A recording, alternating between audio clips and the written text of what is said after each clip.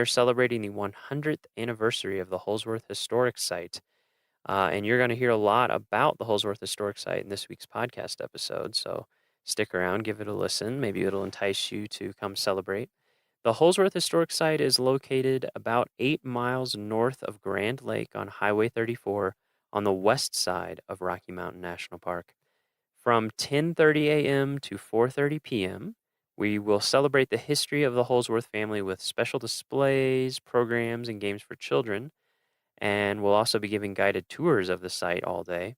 Then, starting at 5 p.m., join us for a special campfire program with actual Holsworth family members at the Holsworth Historic Site Campfire Ring. So, a full day of celebrations for the 100th anniversary of the Holsworth Historic Site. We are also on Tuesday, July 18th, celebrating World Listening Day. From babbling brooks and thundering waterfalls to bugling elk and singing birds, the natural sounds in this park and all over the world create immersive experiences that are important for visitors, wildlife, and ecosystems. The unimpaired sounds of nature are fundamental natural resources worthy of protection. And this day celebrates that. So there will be activities, art projects, and interactive games at Fall River Visitor Center from 10 a.m. to 2 p.m. at Fall River Visitor Center again. Then you can meet in front of the Fall River Visitor Center at 6 p.m. to join Dr. Jacob Job, a scientist with the Sounds and Light Ecology team at Colorado State University. He is going to guide you on a 1.5-hour sound walk that will focus on listening to the sounds of Rocky and what they tell us about our surroundings. So again, for that walk, meet at 6 p.m. in front of the Fall River Visitor Center. One thing to note is that you do need a park pass of some kind because you will be going into the park. So either a day pass, week pass, annual pass, interagency pass, some kind of pass so that you can get entrance into the park. All right, so those are our news and announcements. We're going to lead straight into this week's episode, which is a very cool one. We traveled over Trail Ridge Road to the west side of the park and joined Macy McPherson and Michelle Simmons, our two year-round interpretive rangers on the west side of the park at the Holsworth Historic Site. So we sat out in front of Holsworth. We were at the picnic table and chatted all about not only Holsworth and why it's important and what you can do there, but also about Macy and Michelle's career, what it's like on the west side of the park versus the east side of the park, and things to look for over there, about the town of Grand Lake. It was just a great conversation. We had a really good time, and we hope that this will help you learn about some of the lesser visited areas in Rocky Mountain National Park on the west side. So we hope you enjoy, and here we go. Here's Macy and Michelle.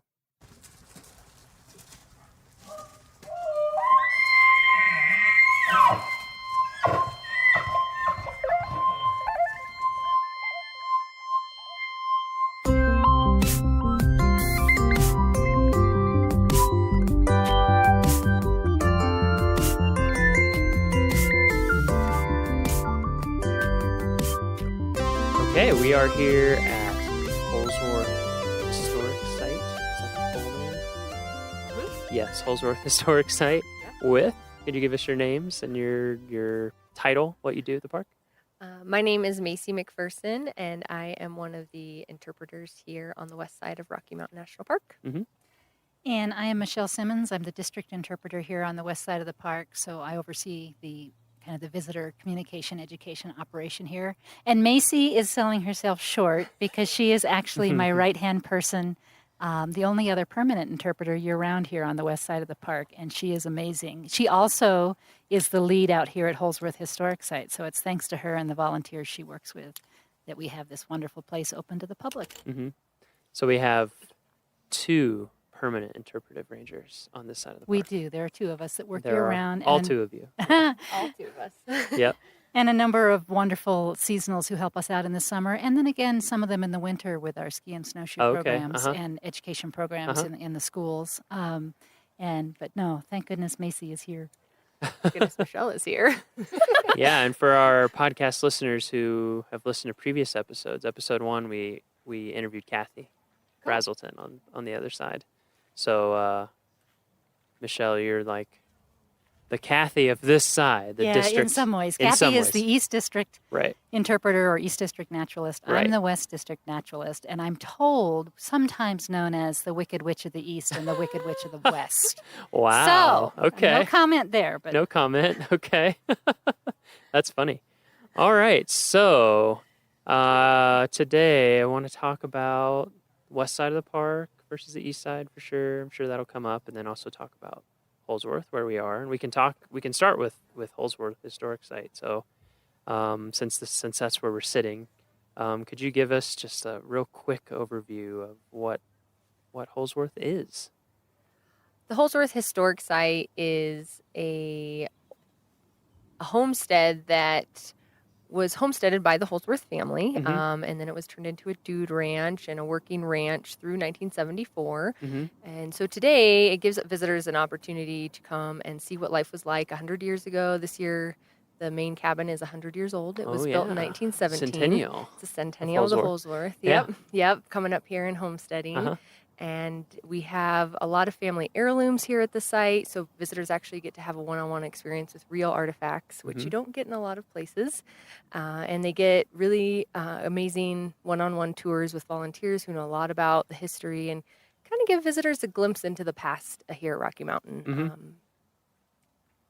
yeah, and expanding on what Macy said about the artifacts, one of the neat things about the story here is that when the site was sold to the National Park Service, actually via the Nature Conservancy, when it happened back in the 70s, the Holsworth sold it with their belongings intact. So you really do, when you walk through the cabins and you look in the cabins, you're seeing it as they left it, and you're really catching an authentic glimpse of what homesteading life was out here was like out here.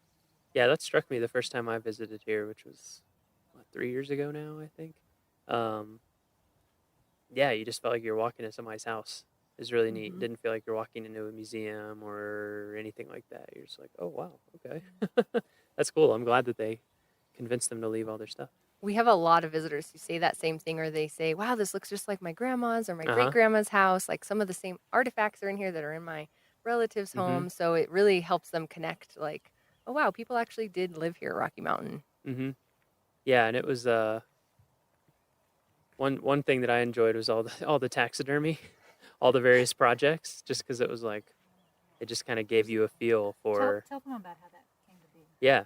So there are a lot of taxidermy items out here. Yeah, for people who haven't And visited, number one, you should come visit. And yeah, it's just like there's an coat incredible, racks, lamps. coat racks made with feet of animals, lamps. Exactly. There's all kinds of different types of items, and there's actually a whole taxidermy shop where all of Papa or John Senior Holsworth, he has all of his tools and everything are still here. And one of the reasons why he started taxidermy was because he got in a really bad wagon accident just right at the bottom of the hill here when they first homesteaded up here, and he couldn't really work anymore. And so he went back to school or to school long distance. Like correspondence courses to Nebraska, Uh, and which I'm still puzzled of how you do that in the early like, how do you 1920s. get stuff here. Right.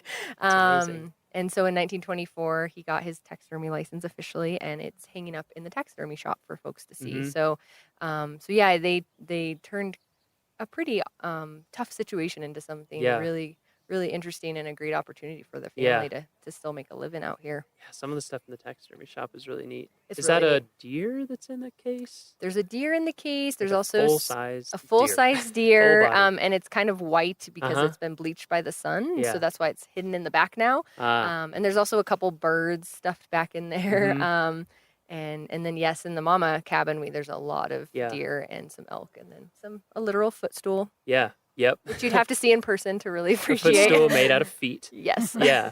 So they first came here then in 1917, correct? Yes. When they built the first cabin. Yes. So paint the picture. What was homesteading like here And in tell 'em why they 1917? came. Yeah, and why That's did they interesting. come here? Yeah, so if you can try to imagine being a family in Denver in 1916 and operating in a saloon, Colorado was one of the first states to pass prohibition. And so this family, the Holsworths, lost one of their main businesses in 1916. And so they had to start all over again. They had a huge change happen to their family, and had to figure out what to do. What to Wow. do. They were in their early 50s. So they had to Wow. really start over in the middle of their lives. And they still had one son at home who was 14, Johnny Jr., and they decided to come up and homestead. John Holsworth Sr., or Papa, had homesteaded before in his younger years, but it didn't really work out for him up here in the county. So they decided to try again. And luckily enough for them, there was still homesteaded property available up here on the edge of Rocky Mountain National Park in 1916, which is pretty incredible to think about. So the park was already a national park, but where we are right now was not parkland. And so 1917, they came up here and built a cabin and started working the land, which is what you had to do to homestead. And then really quickly after that, Papa injured himself. So that 14-year-old son, who had been probably 15 or 16 at the time, had to take on everything: farming, building the cabins, keeping up all the work. They cut ice off of Grand Lake for a living in the winter, but also to keep their food cold. So there's a lot of work year round. And so this place was very different, I imagine, back then compared to today. There wasn't a paved road. Fall River Road wasn't open yet, or Trail Ridge Road. Grand Lake was a little community, but there wasn't a lot there. So it's just under 8 miles south of us. So they had to somehow get back and forth to town, even in the winter. Seems very remote. Very remote. Very remote. So they were tough. And just hard winters. Very hard winters. Up here. When you come out here in the winter nowadays, you're snowshoeing on a good 4 or 5 feet of snow. Yeah. So I can imagine it was pretty incredible back then as well. Too. I just can't imagine trying to homestead. I know. Just like trying to grow food or anything. Well, and indeed, the homesteading part, particularly the ranching and trying to raise cattle or horses, proved to be a real challenge. And like many of the homesteaders in the valley here that made it work, they discovered as the park became more popular that it was far easier to make a living in the recreation industry than it was actually being, relying on ranching and cattle. And so they did. As the park grew in popularity, as Fall River Road did open, and then eventually Trail Ridge Road, they made their living by building more cabins and catering to tourists who would come through here, offering lodging, offering home-cooked meals. Johnny Holsworth, Johnny Jr., catching fish down in the Colorado River, which is here on the property, and serving visitors. Now we don't do all of that today, but we're still in the business of serving visitors, and that's what's really kept up here in the Kawanichi Valley. Yeah, when did they start making that switch from homesteading to starting to do the It really tourism, happened in the early 1920s. Okay, so they weren't homesteading too long before they were like, okay, we need to do something else here. Yeah, and they actually had a lot of Papa's friends coming up from Denver just to stay here. And Mama or Sophia Holsworth was kind of getting tired of taking care of them all without, getting anything. And Johnny was doing all the work. And so she said, I'm going to start charging people to stay here and cook for them and that sort of thing. And so they built one of the first guest cabins in 1921. And that one you can go in today. It's called Twin One, and see kind of what it would have been like to stay here. Little log cabin. And Mama Holsworth would cook and really great German food. She was a German immigrant, as well as really? John Holsworth Sr. They both immigrated into America separately, but met in Denver, and very strong German roots. So she had some apparently great German food coming out of that kitchen. Wow. That sounds great. Come stay back here for how long would people stay? Just totally varied, or was it more long term? I don't know exactly how long they would stay. I know in the 20s they charged $2 a night or $11 a week to stay here. Wow. And that included food and whatnot, and probably horses to go on trips, Wow. pack trips with. I could handle that. Yeah. I would imagine for how long it probably took to get up here, it probably took in those days, even in a Model T pickup truck or something like that, it would have taken a while to get up here from Denver over Berthoud Pass or over Fall River Road. It would have taken forever. So I'd assume once you got up here, you'd probably stay for a while. Yeah. Which people still do today. A lot of visitors come up to the Grand Lake area, and they don't just come for one day. Usually they're here either camping here in the national park or outside, staying in a little cabin or whatnot for a good few days or a week at a time. Yeah. Or even for the whole summer. Actually, one of the fun things about how much time people spend a lot of folks are driving through the valley here and see the sign for Holsworth Historic Site, don't really know anything about it, but stop in. The bulk of the buildings are about a half a mile across the valley and across the Colorado River from the parking area. But we have one historic cabin that's right by the parking area. And so during the times that we're open, which is about 10:30 to 4:30 daily here in the summer, you'll meet you'll meet a volunteer at that cabin who will tell people a little of the history and encourage them to take that half a mile level stroll across the valley to come see the main part of the historic site. Mm-hmm. And what often happens is people think, oh, well, we'll trot back there quickly and spend a few minutes and come back. And it is not uncommon to watch people spend 2 hours, 3 hours. They get out here and there's so much to see. And the volunteers who run the site are so knowledgeable and friendly. And there's a few activities for kids to do. We've just actually, thanks to one of our interns this summer, another amazing volunteer, Emily, have started up a bingo, a little bingo game that you can play out here looking for some of the artifacts. Like, is the footstool on it? The footstool's on it. The toilet seat and twin one is on there. Which Oh, really? You have to come find. Don't tell them where it is. I won't. Okay. It's in there somewhere. In there somewhere.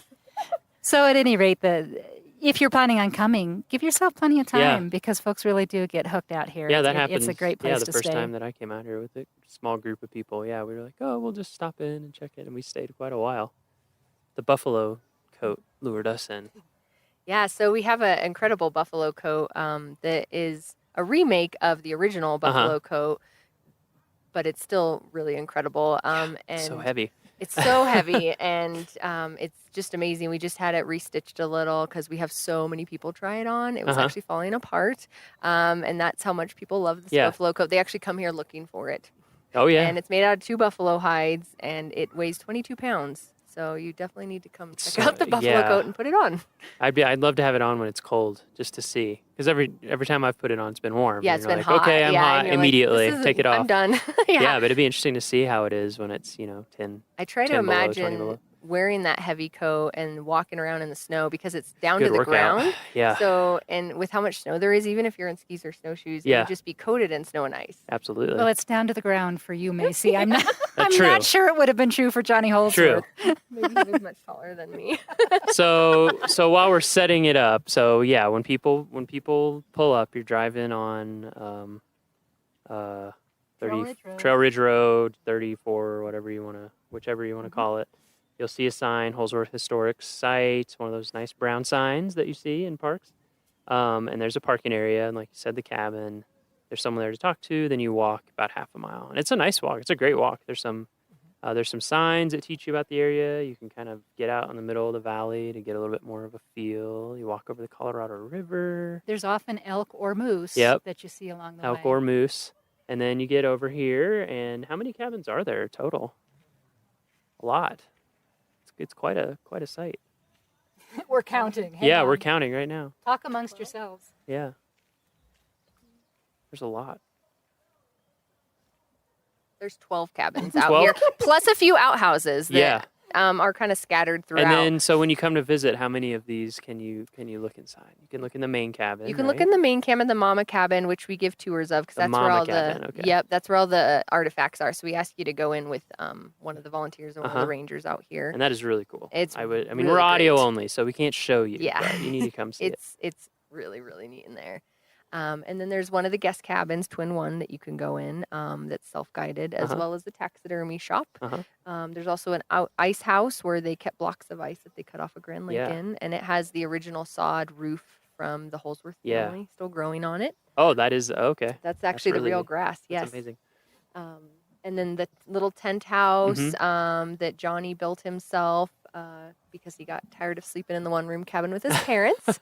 Wonder why. And those are the main public buildings, and then the one down by the parking lot as well, the Fleshy cabin, which is a little older than the cabins up here. So people can look at those. They can get they have to get a guided tour through Mama House. Yep, Mama House. And then there's bingo. There's bingo. There's a coat you can try There's on. a coat. There's also a washing machine where you can wash like socks. a hand wash There machine? is a hand wash machine with a crank. Yeah. And wring out the socks. You can also dress up like a pioneer or a cowboy. So we have Wow. clothes for you all to try on. And you can also rope a horse and sit on a saddle. Wow. So So much to do. Well, explain the horse. It's not a live horse. Oh, okay. Yeah, Miles was getting really excited. No, we do. Oh, We I do wanna have be a on a little horse. saddle you can sit on. And Oh, I you can. see. You can. Is that a sawhorse? What would you even call that horse? It's so certainly an original artifact. log horse A or log something. horse. A horse Saw made out of log. horse. Yeah. There is a log horse. Yes, There's but a lot to do. definitely you can try Yeah. your roping.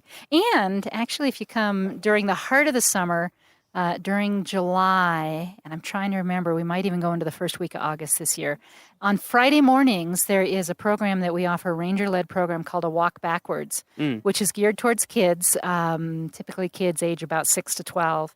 And it's by reservation, so you can call the park ahead of time to sign up your kids.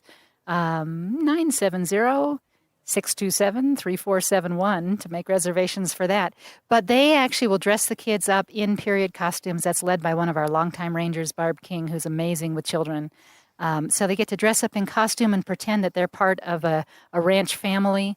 They come back, they get a tour of the mama cabin, and then they get to engage in a bunch of different period-type chores, whether it's mixing some biscuit dough together, or cleaning fish, or milking a cow. Wow. Again, the cow may also be made of wood, but it's a whole lot of fun. And what else? Well, sewing on buttons, or Wow. making period dolls. Period dolls. They weave a little rug.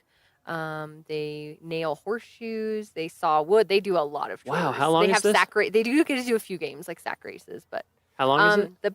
the program is about 2.5 hours. Oh, wow. That's a lot. That's a lot of stuff. Yeah, and it's actually, when you look at our statistics, is one of our most popular programs here on the west side of I the bet. park. Sounds fun. Which is why we ask people to reserve in advance, so that it doesn't get too unwieldy in terms of the numbers. But that's Friday mornings. I'm sure it runs through July. I think it might run through August 4th. But if you access the website Yeah, you that can check Miles our takes online care of, calendar, you yeah. can check the online calendar. Yeah, when you go to our website, if you look in the upper right-hand corner, there's a little icon, and it says calendar. Click on there. Search, put in the dates when you're going to be here, and it'll show you everything that's going on then. So you can confirm all the details. It's also in the park newspaper. When you come in the park and they hand you the newspaper, look in the middle of that, and it has all of our programming. Ooh, that's right. Yeah. Oh, another program. Yeah, another one of our really this one's special neat, too. programs Yeah. that happens out here. Happens on Friday evening. So Fridays are a big day out at Holsworth Historic Site. But Friday evenings, another one of our rangers who's worked here more than 20 seasons, Harry Cannon, does a program called Old Ranch Campfire. I have to be careful not to say Old Ranger Campfire. Wouldn't want to offend anyone. No, but Come see an old campfire it wouldn't with an offend old Harry. ranger.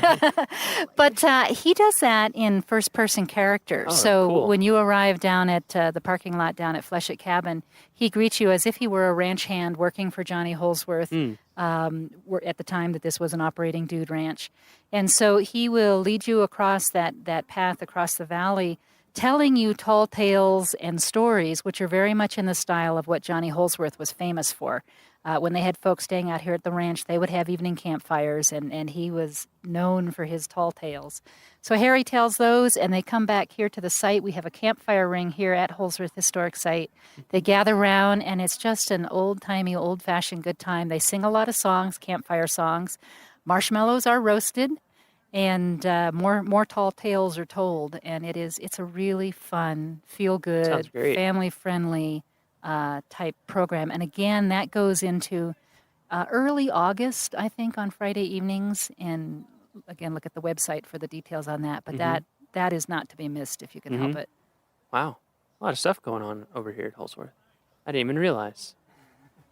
I mean, I did, but I don't think of it all at once. On the 18th, Tuesday, July 18th. Yeah, that's a big we're one.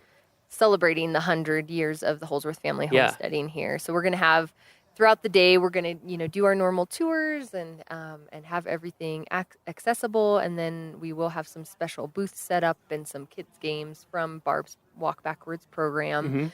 And in the evening, around 5 p.m., we're going to have a campfire with some of the Holsworth family members. They're going to come out and tell some stories and answer our questions. So if you're in the area on July 18th, that would be a great time to stop by the Holsworth Historic Site. Yeah, come on by. We've had a couple hundred. There's that for here, the 100th anniversary of Holsworth. And then not too long ago, we had a centennial celebration here for the whole park. So this wasn't part. When did the Comanche Valley area become part of Rocky Mountain National Park? Well, It's okay. it changed little by little. Uh-huh. Slowly, the park accumulated some of the private Just in in-holding parcels? lands Okay. and parcels. Yeah. 1975 is when the Holsworth property, which was almost 800 acres at that point. Oh, wow. I didn't realize it was that big. Yeah, they accumulated a lot of land That's a over lot. the period of them living here. Yeah. And so it was called the Never Summer Ranch at that period. And so the whole Never Summer Ranch was turned over to the National Park Service in 1975. So that was a good chunk of the Comanche Valley, but there's still, even today, are a couple in holdings in the valley, and we're still acquiring land here and there. Yeah, didn't one just recently get acquired? And yeah. Yeah, there's just a few Just a few, right? private in-holdings here, people who own property since before the time that the park was established. And there was, I think it was the Johnson property. That's right. That was acquired with the help of the Rocky Mountain Conservancy just a couple of years ago. And so, yeah, these things, as they become available and as we have willing owners, there's an attempt to try and make the park whole in terms of the boundaries of the private property. So more sites that people can go visit. That particular one is kind of in an obscure location. Hard to get to. Yeah, kind of hard to get to. It's not on the main road. But what that protects it from, though, going forward, is that a private owner could sell to another private owner who could look at things like development. Whereas when it does get purchased and given to the park eventually, it ensures that it'll be preserved in a natural state for generations to come. Yeah, forever. Hopefully, Yeah, at least that's what we're supposed to do. Yes, Yeah. indeed. So,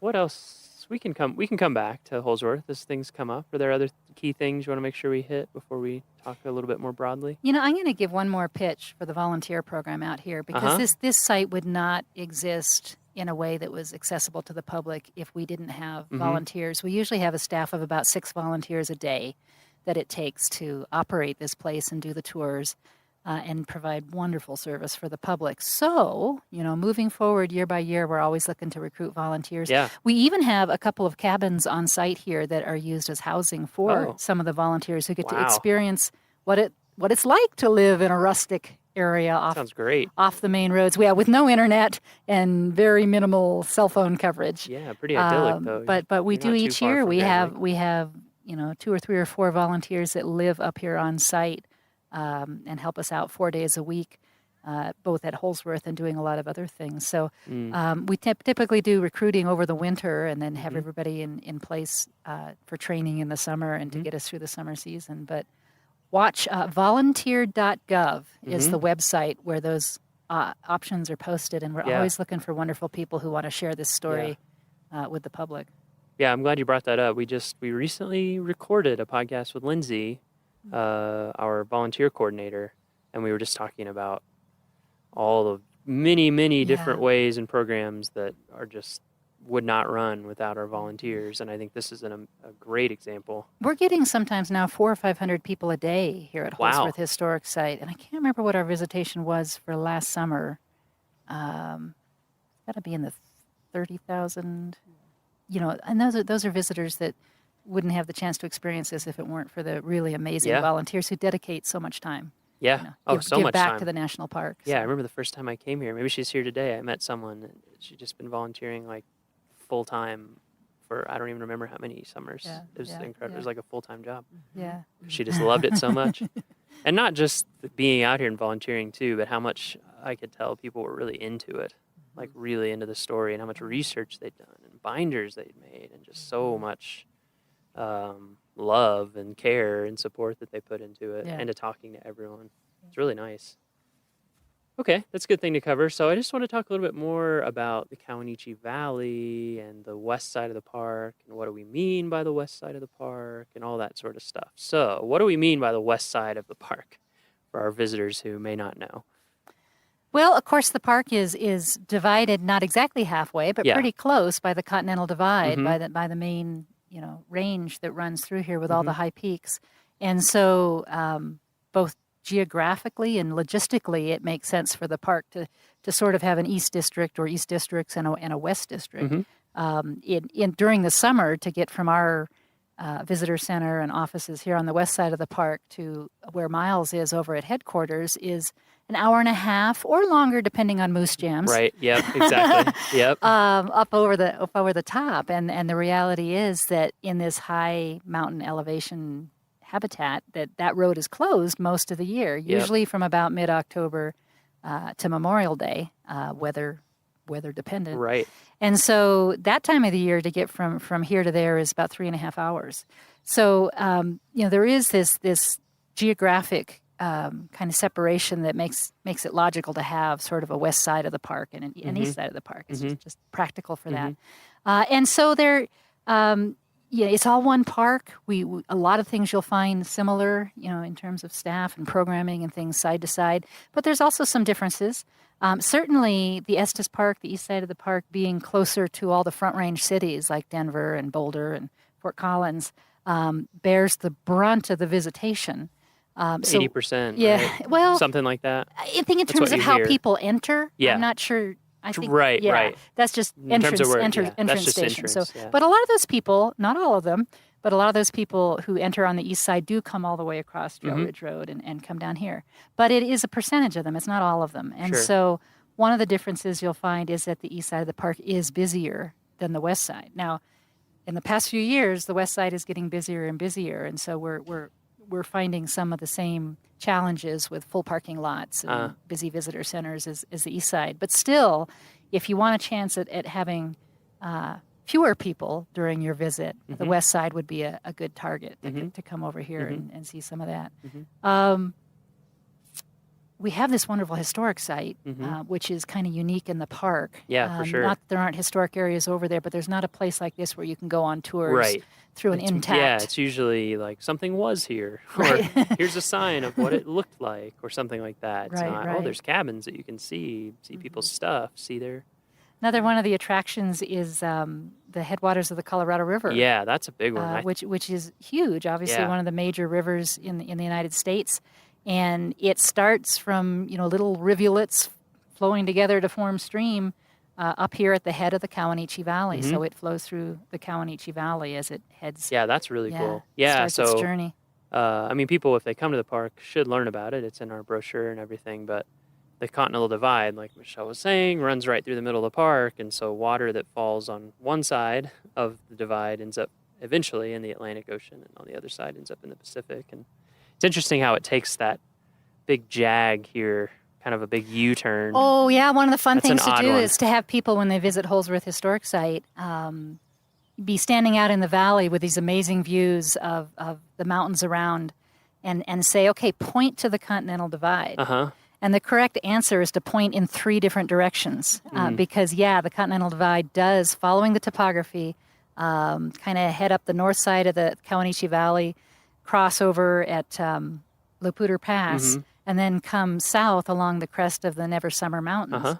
And so it's kind of funky to be up here at the head of this valley and be almost surrounded by the Continental Divide. Yeah, it makes a pretty weird turn. Yeah. It's amazing. That's one of my favorite things about here, actually. It's just because if you've been in the West and been to lots of other parts of the Colorado where it's this huge, muddy, raging thing, and you're like, oh, it almost looks like a little creek. Yeah. It's really neat. Yeah. It's really neat to see where it starts. I haven't hiked all the way up. I should. Yeah. All the No, way we up have to the headwaters. One of my favorite little hikes over here that sometimes people overlook because it's a simple little hike is the Coyote Valley River Walk, which is kind of halfway down the valley. It's also an accessible trail, so the trail is designed so that wheelchairs can go on it. But it's maybe a half a mile one way. Yeah, that sounds right. But it's right on the river. You got the river on one side, the valley on another side, some scattered trees, and it's often a really good place for wildlife. Plus, there's a real pretty picnic area right there. So Yeah, If I you're like that looking walk a for lot. something short, especially in the evening, right at sunset, it's Mhm. just beautiful out Mhm. there. Yeah, what are some other kind of, not all day hikes, but just short things people can do if they're coming through? The East Inlet Trail is definitely the most popular Ah. trailhead on the west side of the park, mostly because it has awesome views of the mountains and you're along a creek the whole way. But it also is really close to the town of Grand Lake. It's just on the outskirts of Grand Lake. Mhm.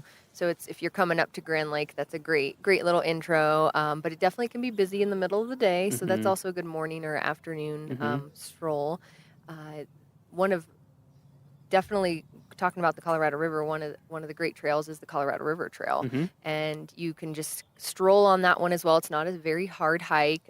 You kind of meander in and out of the woods and the meadows, and then sometimes you're along the river. And if you want to go for a longer hike, about 3.5 miles from the trailhead is the site of Lulu City, which was an old mining town. Mhm. There's not a lot left, but there are some logs and some foundations. But it's a really pretty site, and you can really kind of picture people living up there.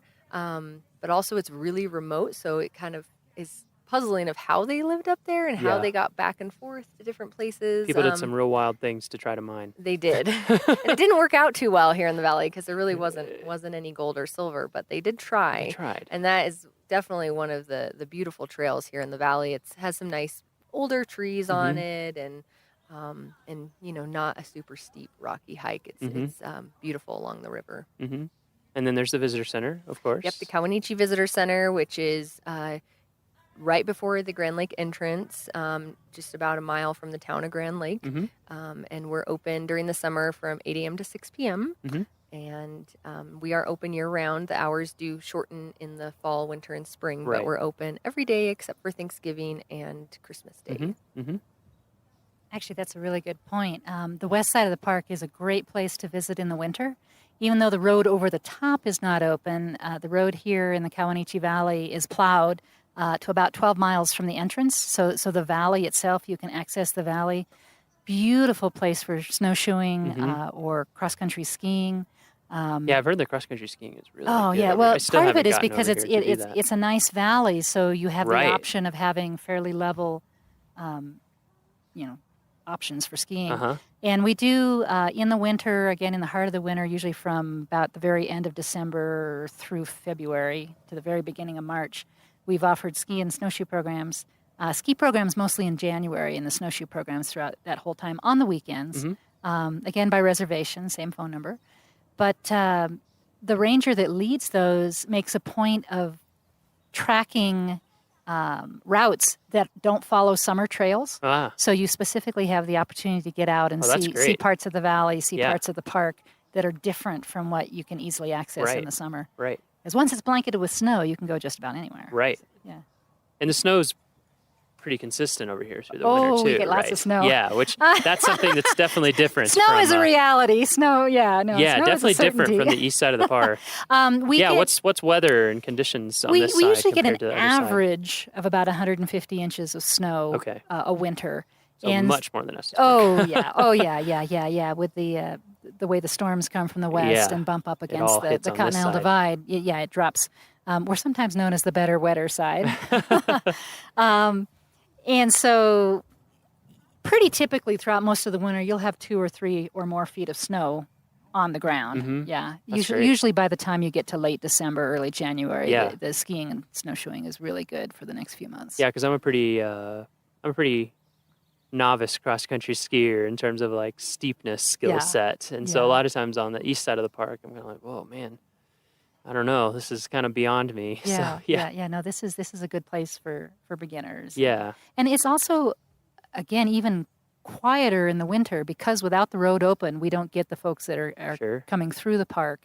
And so you'll have a lot of peace and probably a fair amount of solitude if you come in the winter. What about the wind over here compared to the east side?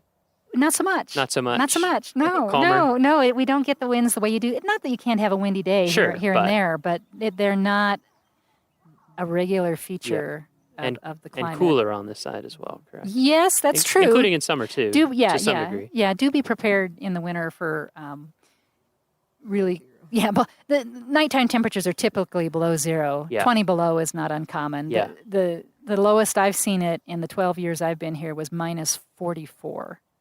A little chilly. Yeah, Yep, a little bit. yeah. That's not when I would recommend skiing and snowshoeing. No. But the good news is it's usually sunny. I mean, Right. we obviously get storms, we get the snow, but there's usually beautiful sunny days in between. And when you have sun and it isn't windy and the temperature is 10 or 15 or Yeah, 20 or feels warm. 25, it's really Especially if you're comfortable. skiing or It's snowshoeing, amazingly really comfortable. That's one of my favorite things about Colorado is just you get that Yeah. nice crisp. I worked at Black Canyon, the Gunnison for a while, and so I lived, in the winter and lived up on the rim. Yeah. And I would just, like you said, it'd be 10, 15, and you get out and you hardly need, just like a long sleeve shirt, some pants with long johns, and Yeah. Oftentimes, almost too hot. even if it's uncomfortably cold overnight, it'll warm up into something that's very nice for recreation during the day. So winter recreation, West Side, don't forget. Don't forget us. Come see us. And then I'm trying to think of what else feels different on this side to me. I mean, you have the whole valley set up, which I feel like is and it looks like a valley. I mean, on the Estes side, it's a valley sort of. It's like this circular sort of basin almost, whereas here you really have that feel of... This Kawanichi Valley, going back to, we talked about the headwaters of the Colorado River, but back in the last ice age, this was carved by a glacier, the Colorado River Glacier, which extended from the head of the valley, 20 miles, maybe more than 20 miles down beyond where the park boundary is now. But that's part of the reason it feels so valley-like, and also part of the reason that it's wide. The glacier was 1,500 foot thick, and one of the fun things here is as you stand on the floor of the valley and look up at the sides of the valley, you see these lumpy ridges up and down, and those lumpy ridges are the lateral moraines, the side of the glacier where the debris and the rocks that the glacier was carrying melted out to the side. I've never noticed that. Oh, man, no. So you can get a feeling for just how deep the ice was by looking up above you at the lumpy ridges. Yeah. And then if you head south of the park, as you head south on Highway 34, you drive alongside Shadow Mountain Lake, which is a reservoir adjacent to Grand Lake. But as you drive along Shadow Mountain Lake and get to the southern end of it, there are some lumpy ridges there and some little crescent-shaped islands. And the crescent-shaped islands and the lumpy ridge, actually the lumpy ridge represents kind of the terminal moraine. And as the glacier receded and would pause in its melting, it would build up these little ridges, which are now the islands in Shadow Mountain Lake. So the geology, there's glacier geology on the other side of the park too, but here it's got this really nice, well-defined, it's just so big. Massive It's valley. just massive. Yeah, it almost... Well, you worked up in Alaska too. Yeah, I did. Yeah, it's interesting being back down somewhere where the glaciers are pretty much all gone and being in like a post-glacial landscape. Exactly. And thinking about the two and what it would have looked like filled with this huge glacier. Yeah. It's pretty incredible. Yeah. And then the Never Summers as well, which is the range that is really prominent when you're in the Kawanichi Valley. It's to the west of the valley. I think is really neat too because it's all volcanic, correct? Yes, and one of the neat things, actually a couple things that I thought of when you were talking Never Summer Mountains, the Never Summer Range. We're in the Kawanichi Valley. We have the Tanahutu River. Good names. Yes, a lot of the names here, certainly on the west side of the park, and I know some of them on the east side too, but date back to a tour that was taken with a group of Arapaho Indians who mentioned their names that they had for some of these features. So Kawanichi Valley, the term Kawanichi refers to coyote.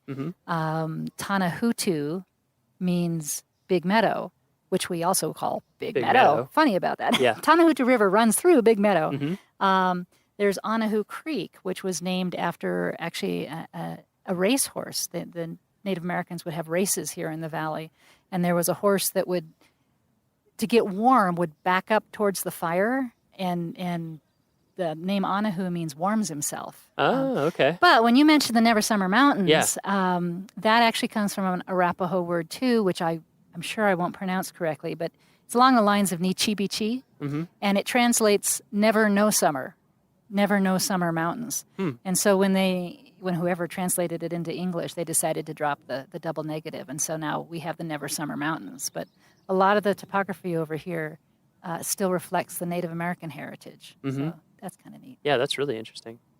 Yeah, the Never Summers are just just so cool. Oh, and you mentioned volcanic. Yeah. Yeah, they are. They're definitely igneous.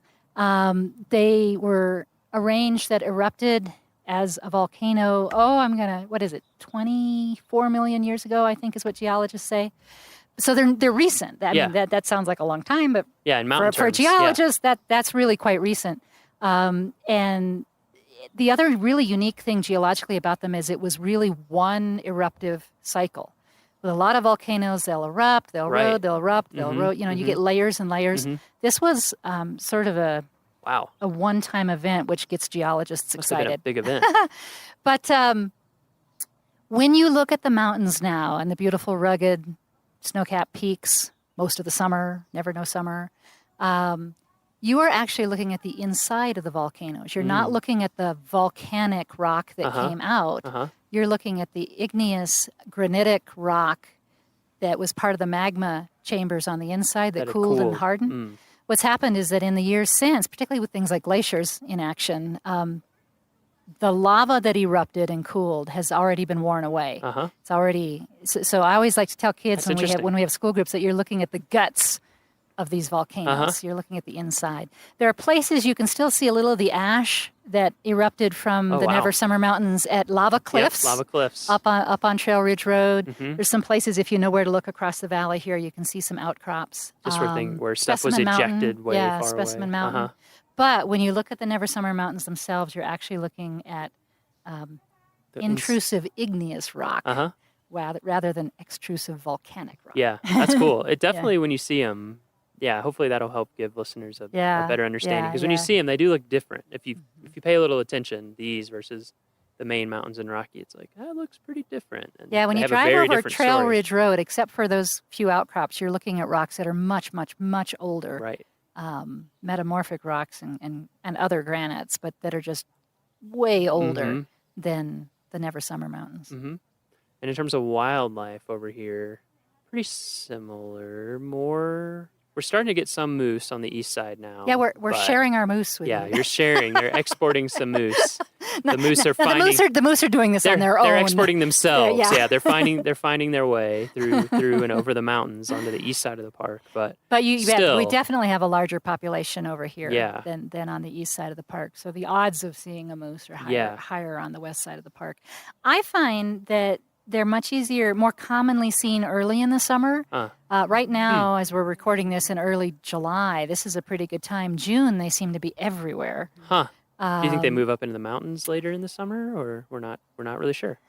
You know, what the time of the year I find it hardest to find them is September, October, right? And I don't know if that's because it's the rut and they're more shy, busy with that, or if it has to do with hunting season in the forest around us. Right. But certainly, I think you've got a higher probability of seeing moose June, July than late August, That's September, good to know. October. Yeah, one of the first, other than coming over here for a brief tour and going to Holsworth and stuff, one of the first things I did on this side is I hiked up North Inlet all the way and actually went up to Lake Nanita and what's the other one? Nakoni, yeah. And then up and over that saddle and then up into the upper end where there's no trail and came down through there trailless. A lot of moose sign. Yeah. Oh, yeah. A lot of moose sign up in there where there aren't any trails. Yeah. And if you come in the winter, I can just about guarantee you'll see lots of moose tracks. Whether you see moose, right? You know, maybe not, but you'll definitely see moose tracks. And moose sign. are amazing.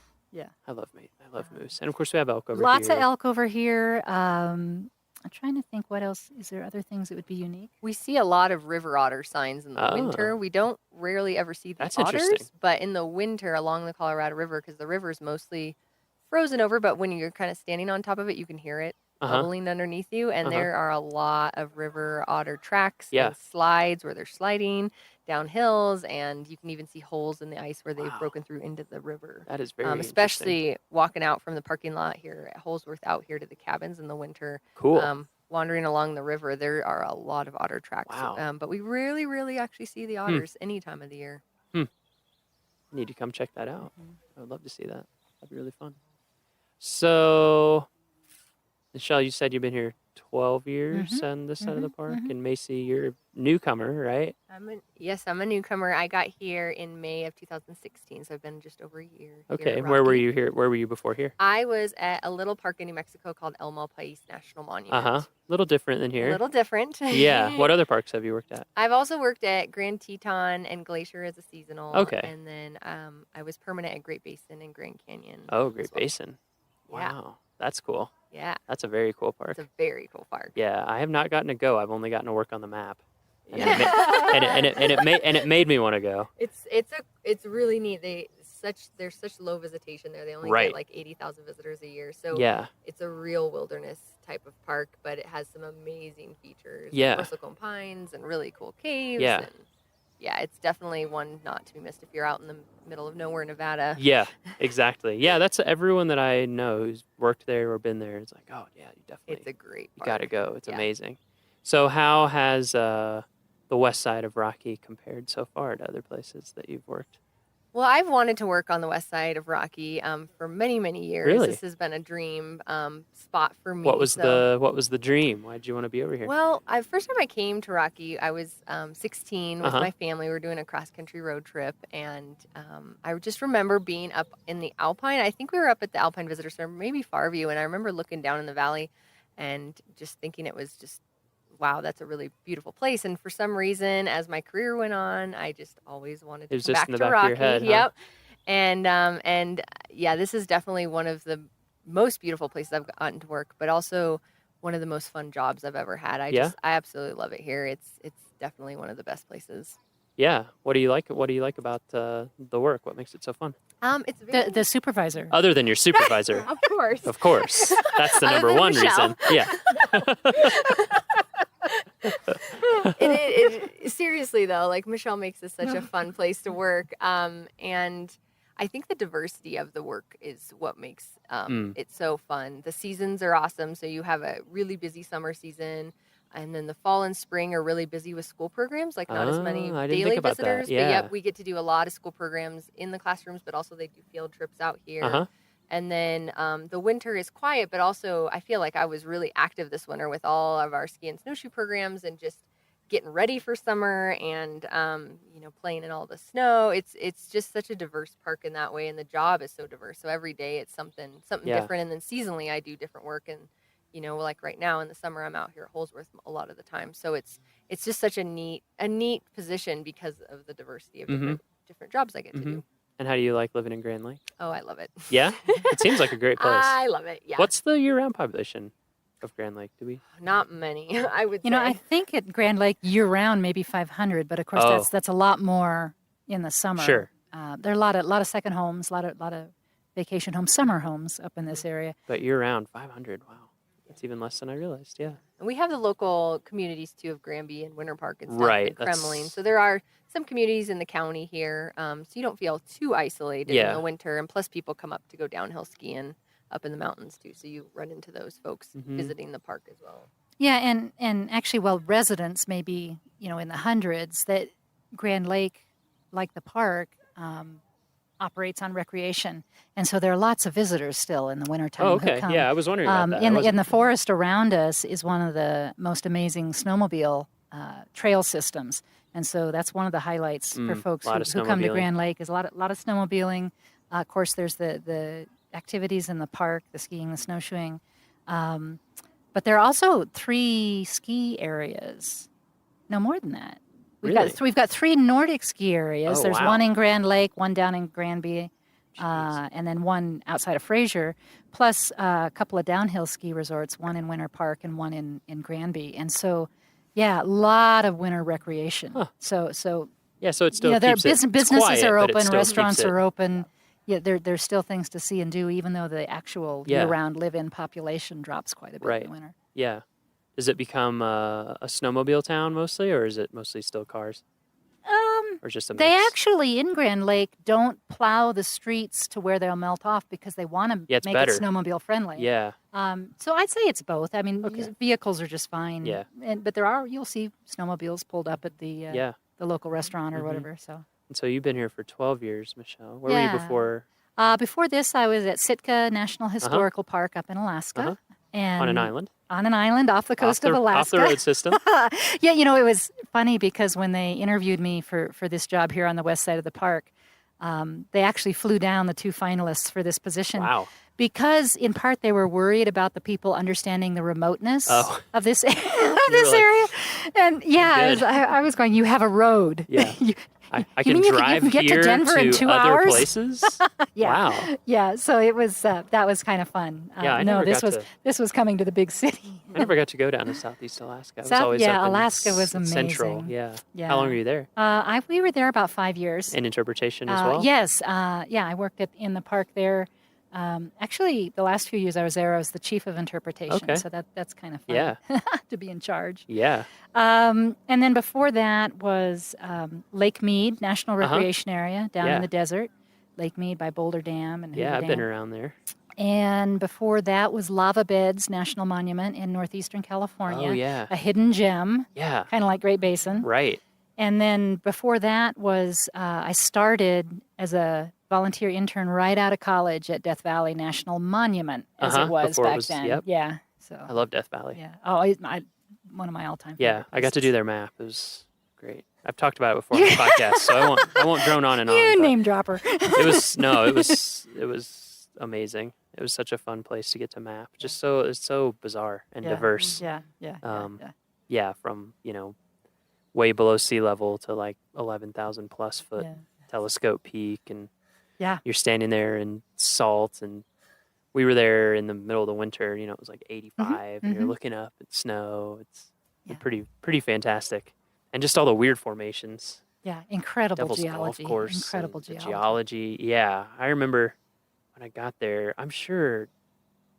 Oh, well, I shouldn't say I'm sure. I bet this person was still there when you were working there. I can't remember his name. An interpreter. He's been there for a really long time. But anyway, I was like, Yes, listeners, this is what rangers do. Yeah. Do you know so and so? yep. Have you met so? Oh, you work there. You must know so and so. Oh yeah, yeah. When I was talking to Lindsay. It's as bad as a family reunion. When I was talking to Lindsay, she had worked on a small, like a pocket cruise company up in Southeast Alaska, and I mentioned, oh yeah, one of my best friends my entire life did that too. That I worked with in Alaska for a few summers, and she was like, "What's his name?" I said, "Eric Toussaint." She's like, "Yeah, we know each other. We work together all summer, so happens all the time." So you've been here for 12 years. All those other places. What about you? What do you think? You've got Macy has the new experience. You've got the 12-year experience. Oh, this has been an amazing place. Yeah. You don't spend 12 years in one place unless you've really fallen in love with it. True. Some of it is, the people I work with. I have wonderful staff members like Macy and the seasonals. One of my seasonals has worked at this park for over 40 years. Whoa. 42 or 43 years. Wow. And she's amazing. And so Seasonal. Seasonal, yeah, seasonal. She's a teacher the rest of the year, That's and so amazing. it works out really Yeah, well that's for her. great. But this is just a very, very special place because it's somewhat smaller in size and in visitation and in staff than the east side. People on this side of the park do tend to have a more diverse role, like Macy said. It's less specialization just because the size is smaller, so each person tends to do more things. So that the diversity is fun, but it also makes for kind of a family atmosphere on this side of the park. Those of us who are division leads over here actually work in the same hallway, so there's a lot of interaction between specialties, and that's really fulfilling. Yeah. The communities, are amazing, and it's my son is now 13. Oh wow. So this is, he's kind of grown up here, and it's Yeah. been an amazing place to raise a kid and have him have the experience both inside the park and in this community, in this area. So yeah, happy times. Mm-hmm. Yeah, it seems like a great town. That's another thing. When people come over, go into Grand Lake, of course, visit, has a very different feel than like Estes and the east side of the park. Very, very different feel in a lot of ways. Yeah, it's interesting how diverse different Park Service sites are. Oh Just- yeah. Even district to district. Yeah, exactly. Because like you said, even in a lot of the bigger parks, there's almost always one or more smaller districts that are just so much more quiet. I remember like one summer I worked in Yellowstone. I worked at Tower Roosevelt Junction right there. and it's just, it's like a little ranger station and a few people, and that's pretty much it. And yeah, exactly like you said, it becomes very, very tight knit. The culture, it's almost like one big family. Definitely a different feel on the east side of the park. It's just there's just way more you got to people. see them both. There's just so much going on. Yeah, you have to experience both. Haven't See the experienced differences. Rocky Mountain National Park till you've seen both sides of the park I agree. in multiple seasons. Yeah, yeah. See, I haven't come over in the middle of real winter here. I really need to do that. I mean, autumn is spectacular. We haven't talked about autumn, but yeah. when the colors usually peak around the third week of September. And generally, you've got the elk doing the elk rut and bugling at the same time. And again, things can be sometimes gridlock over on the east side of the park. And over here, it's a much more, less crowded viewing experience for those kind of things. So. Yeah, I remember we came over last year to film and take some pictures of some of the fall colors, and it was beautiful. Yeah. And significantly earlier, too, than our side of the park, at least last year. I mean, I'm sure every year it varies somewhat. I think that's true. We're a little higher. Yep. And we're a little higher. A little higher elevation. Things start faster. Winter comes sooner. Quite a bit Spring sooner. comes later.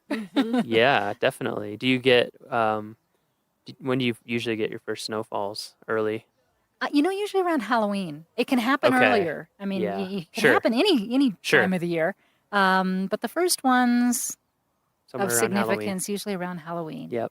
This is one of those communities where you design your Halloween costumes around being able to be worn over a big coat. My fiance and I joke about that because she grew up in Wyoming, in Douglas, and for a while when I was growing up, I lived in Iowa, in southwest Iowa, and we actually, believe it or not, we would have snow. It'd be pretty cold in end of October, and yeah, we were just like designing your costume around exactly, or a huge coat. We would often do like a huge coat with a trash bag over the top and a mask or something, so you didn't freeze.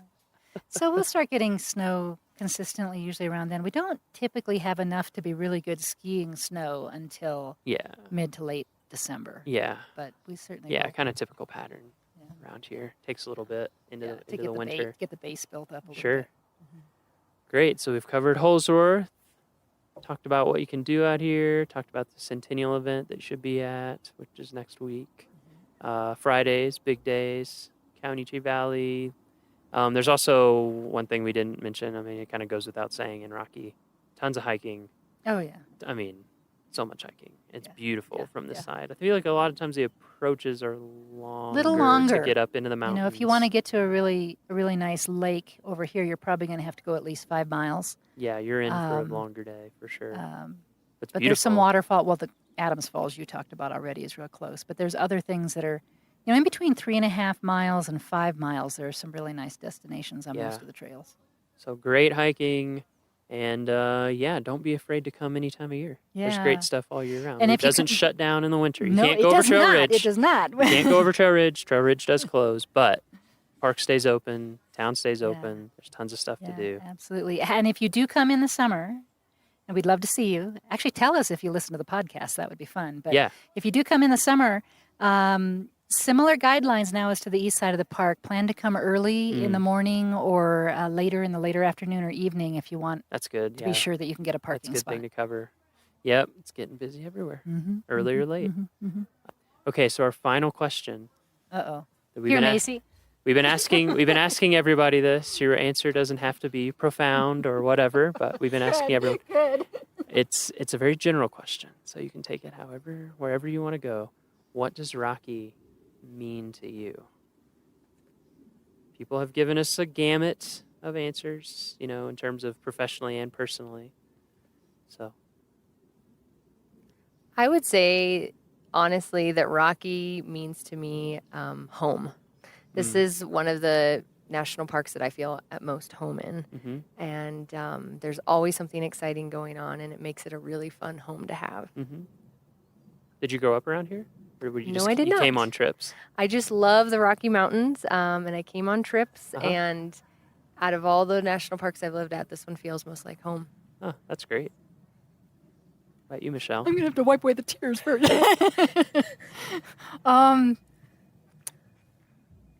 I think I'm actually going to steal something I learned from Barry Sweet, who is our wilderness office, wilderness backcountry system coordinator. But he talks about Rocky Mountain National Park as being a place where people can come and remember how to be their best selves. How when you get out of the everyday routines and you get out of the, whatever business or whatever pressures you have, and you come and you spend time in this place, whether it's, touring the road and seeing the scenery from the road, or whether it's getting back on a backcountry experience, a wilderness experience, it gives us time to kind of reflect on who we are and what we're about, and remember our best selves. Mm-hmm. And I love that. It's true of our national parks in general, and it's really true here at Rocky Mountain National Park. You can come to Holsworth and you can learn about how people overcame setbacks and persevered and created something wonderful here. You can spend time in the natural world and contemplate what things were like if you were standing under 1,500 foot of ice. But yeah, I think it lets us remember some of the good things about who we are, about the country we live in, about what we can be. Great. All right. Thank you guys so much.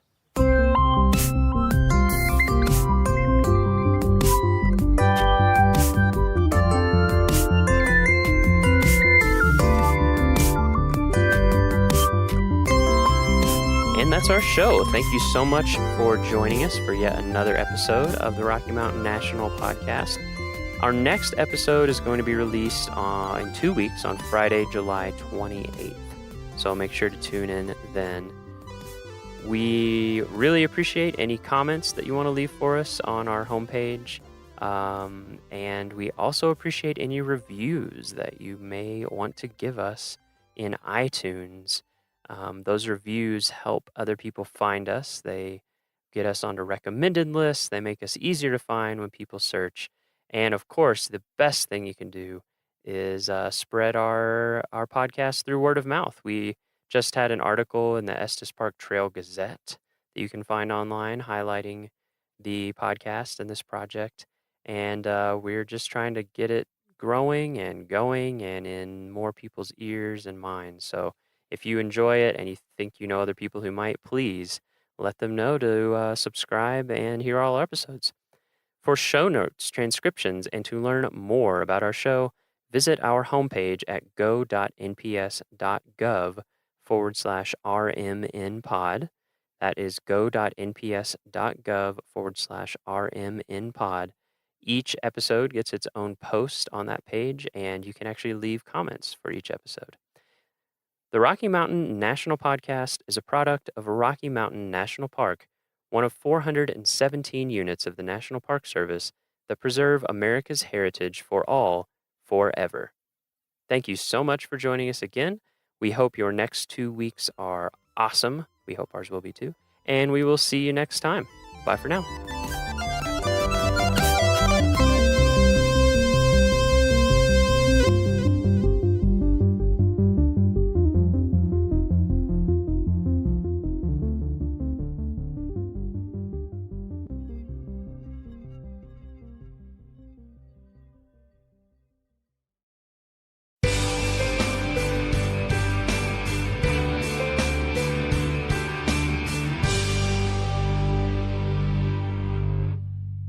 The East Side Tunnel was one of the most difficult challenges on the entire Going to the Sun Road.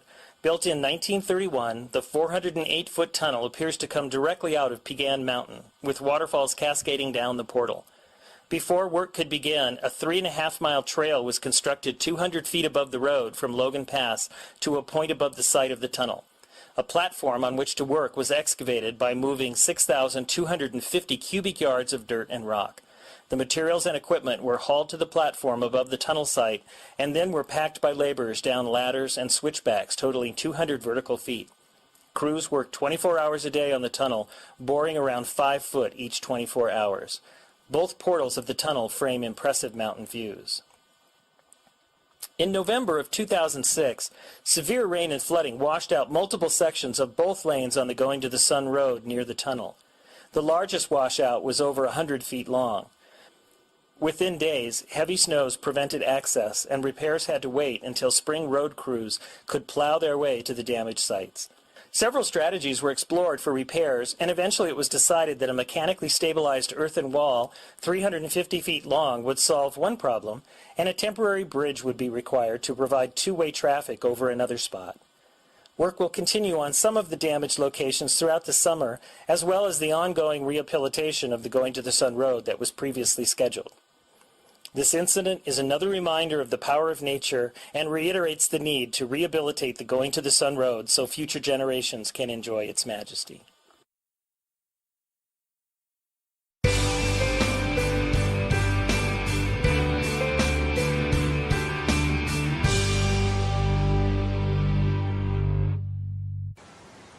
The observation platform at McDonald Creek Overlook allows visitors to get an up-close look at this beautiful and powerful force of nature.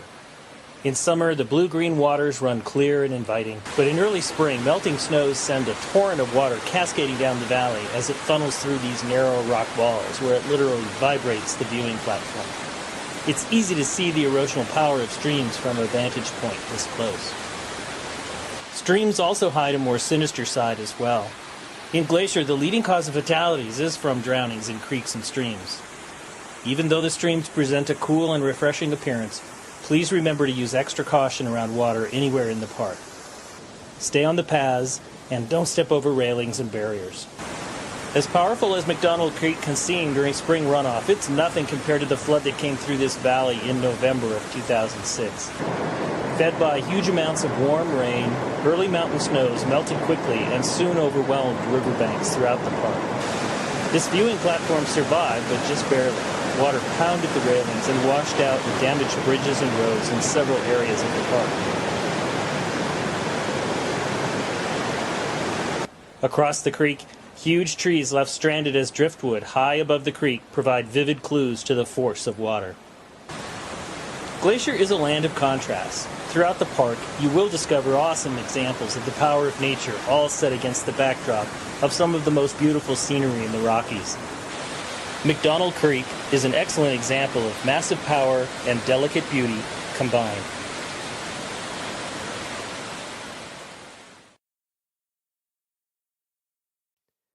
Hello, world, and welcome to the Rocky Mountain National Podcast, the official podcast of Rocky Mountain National Park.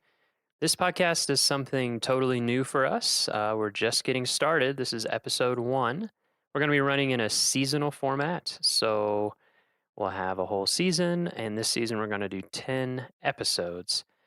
What we're trying to do with the podcast is connect you to Rocky Mountain National Park through sounds and stories, with things like days in the field with climbing and backcountry rangers and park researchers, interviews with rangers about both their own lives and what they do in the park and the key park issues, soundscapes around the park, news, upcoming events, tips for your visit, all that kind of stuff. I'm your host, Miles Barger. I've worked as a guide in Yellowstone, Denali, and Black Canyon of the Gunnison National Parks. I've also worked as a cartographer for the NPS. NPS is Park Geek speak for the National Park Service. So you're going to hear a lot of people this season use that acronym, NPS, National Park Service. I made maps for the NPS brochure program, which makes the official brochures for all our National Park Service units. And now I'm here at Rocky, where I manage our webpage, social media, audio, video production, waysides and signs, printed publications, and other stuff. I'm not going to go too much into my story here right now, because as you'll see, the interviews on our podcast are not going to be formal and stuffy, blah, blah, blah. You know, we're not doing highly produced stuff. We're doing conversations with real rangers, with real park staff, volunteers out in the field.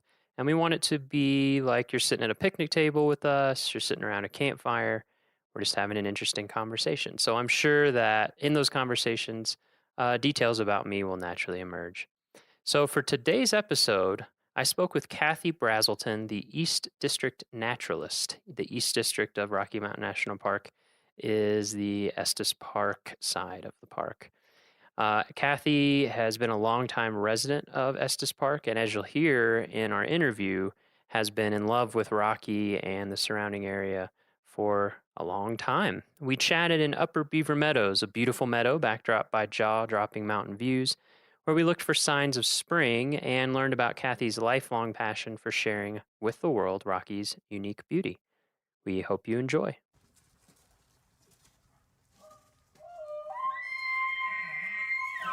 Welcome to the Rocky Mountain National Podcast.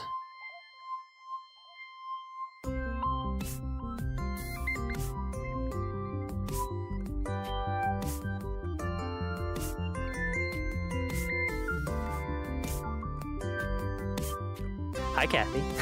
Hi, Miles. Thanks for joining us out here. Where are we right now? We're in Upper Beaver Meadows in the picnic area. I like Upper Beaver Meadows. I think it's a beautiful place. Good birds up here. Yeah. I'm nodding. Yeah, that's okay. We'll nod. We'll have nod on audio. Okay. So, how's that big snow? For those of you who might be surprised, what's today, May 23rd? Yeah. And we're standing in snow. Because it's springtime in the Rockies. Exactly. It's springtime in the Rockies. We just a few days ago had, my house we had over 3 feet. Yeah. I think in the park we had over 34, 3 feet. something like that, 34 or yeah, something yeah. like that. I think Craziness. Allen's Park had like 42. Oh, Have you seen a lot of snows that big here in the spring? not quite that big. No? One year in March we got 56 inches. 56. Yeah, it was phenomenal. Whoa. But those are odd little Yeah. weather events. Yeah. It's kind of amazing how it will snow and then melt very quickly. It's kind of nice. It's like a little hint of winter. All right. We'll just head into background stuff. So, Kathy, what do you do here at Rocky Mountain National Park?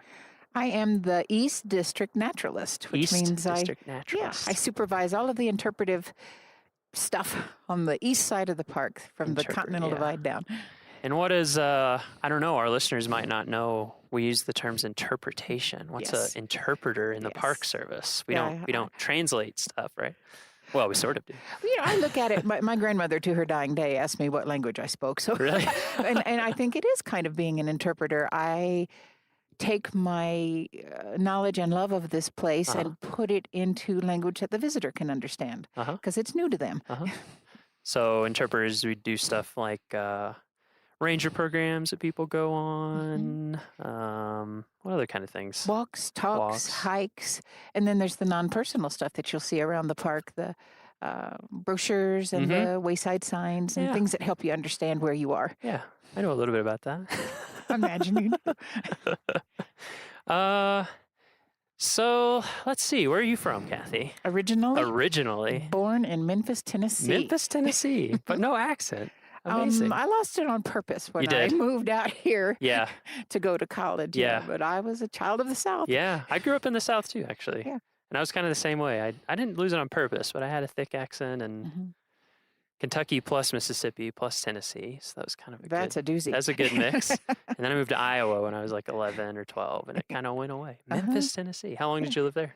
2 years. 2 But years? all my family was from there. Oh, really? But Daddy's company moved him all around. Yeah. And my family loved to travel, Yeah. and we came west Yeah. in Like the a lot. station wagon with the wood paneling on the Oh, side. Like National Lampoon Vacation Exactly. style. And 3 little girls in the back seat driving my parents crazy. Oh, that's great. But that's when I fell in love with the West. Yeah. So it was you and 2 sisters. Yes. Is that right? Yes. And then ever since you can remember, you took trips out west? Yep. How did your parents get into that? I'm not quite sure. They just, Dad was a crazy birder. He okay. wanted to get lots of new species. uh-huh. And Mother was really enthralled with the beauty of the Native American lands. Uh-huh. So we did a lot of poking around down in Monument Valley and Gallup watching the dances. Oh, wow. And yeah.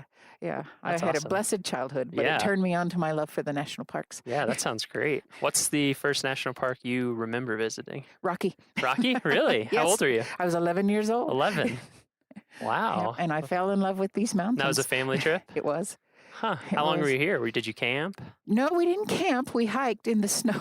We Yeah? all fell through. We had on our cotton jeans and our cotton boots. Uh-huh. And Uh-huh. it was May, though. We, coming Uh-huh. from the south, we thought it would be warm. But Oh, no. yeah. But no, Yep. we had so many good experiences here. And then later we camped and backpacked and hiked all through the Yeah. park. But So you came here a lot. we did. Growing we up. did. Like how often? Would you come yearly or every few I years? think we came once a year for probably 8 years. Wow. Yeah. Okay. And then once I came out here and went to school, my parents kept coming back to visit. So I was their excuse. You went to college here? I went to in this part of Colorado the country? State. Colorado State. Did you come? Was that because you loved Rocky so much, or do you love this area so much, or was it coincidence? It was a combination of things. I adored the area, and I was going into forestry and natural resources, and Okay. CSU is the best school for that. Okay. So do you think, I guess it's hard to say. I mean, it seems like your parents and visiting all the national parks would make you like resources and all that. Oh, Were yeah. you into that ever since you can remember as a little? I wanted to be a ranger little ever one? since I was a little girl. Really? We went on a hike at the Grand Canyon, and I remember trotting along behind my wonderful ranger, and I asked him, "Do you really get paid for this?" We still ask ourselves that We do. sometimes, don't we? But Yeah. I knew, and I Wow. was so lucky and blessed to have it happen. Yeah, that's great. So you went to school at Colorado State in Fort Collins? Uh-huh. Okay. Mhm. Did you work? When was your first job as a ranger? As a ranger? Yeah, or in a national park. Did you ever do an internship? Or Oh, yeah, I anything did like that? internships. I worked for state and national parks. I worked for Forest Service.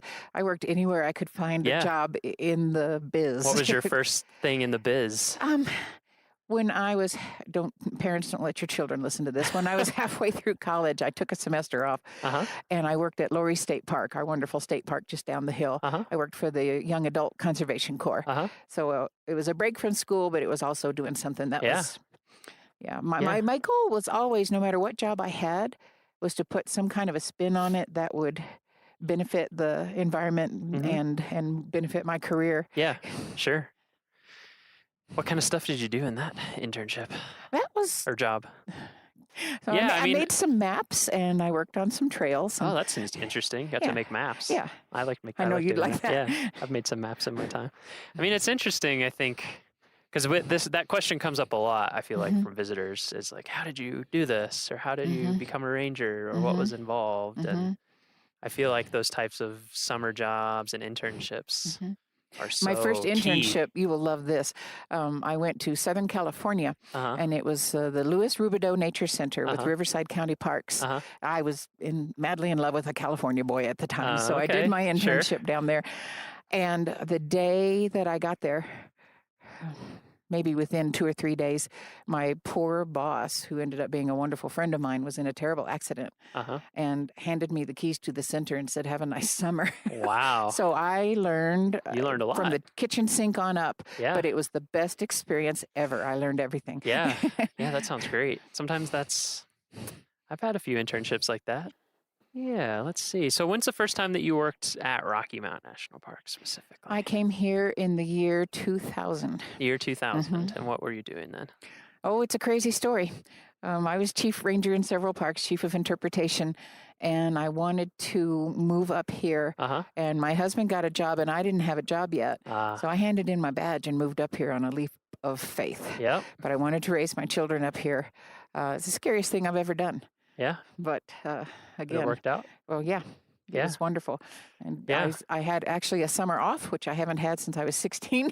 Yeah, that sounds great. And I hiked and hiked and hiked and hiked. Yeah, I mean, you already knew the park, but But you got to know got it to so re-know much it, better. right? Yeah. I'd sit down Yeah. every morning with a topo map and a cup of coffee and just go, here we go. it sounds like heaven. It was. It That's was a great heaven. intro. Yeah. And then I got hired on as a seasonal again. So Yeah. I got to have all the fun and none of the responsibility of a Yeah. supervisory Yeah. position. Yeah. And then just moved on up. So Yeah. Yeah, I guess that's something too we should explain for listeners, because this is our first episode of the podcast. So, people are new to this stuff, is that we kind of have different groupings of types of employees. We have kind of interns that are through different programs, Student Conservation Association at some parks, or here we have our own programs. And then we have seasonal employees, which are actually official government employees, but they're just working for up to 6 months or less. And then we have term employees, which are on kind of multi-year projects, but they're a defined limit. And then we have permanent employees, right. which is like what you'd normally think of as a full-time employee, I guess. Right. Yeah. So you started out seasonal again when you're doing that, but you've been a chief other places. Yep. At Where a did couple you of parks. Where did you work before that? I have worked. I started in Redwood National Park. Ooh, I beautiful. was going to graduate school in the Pacific Northwest. It was beautiful. When was Redwood created? Oh gosh, I'm trying to remember. 78, I think. Yeah. Okay. Yeah. Yeah.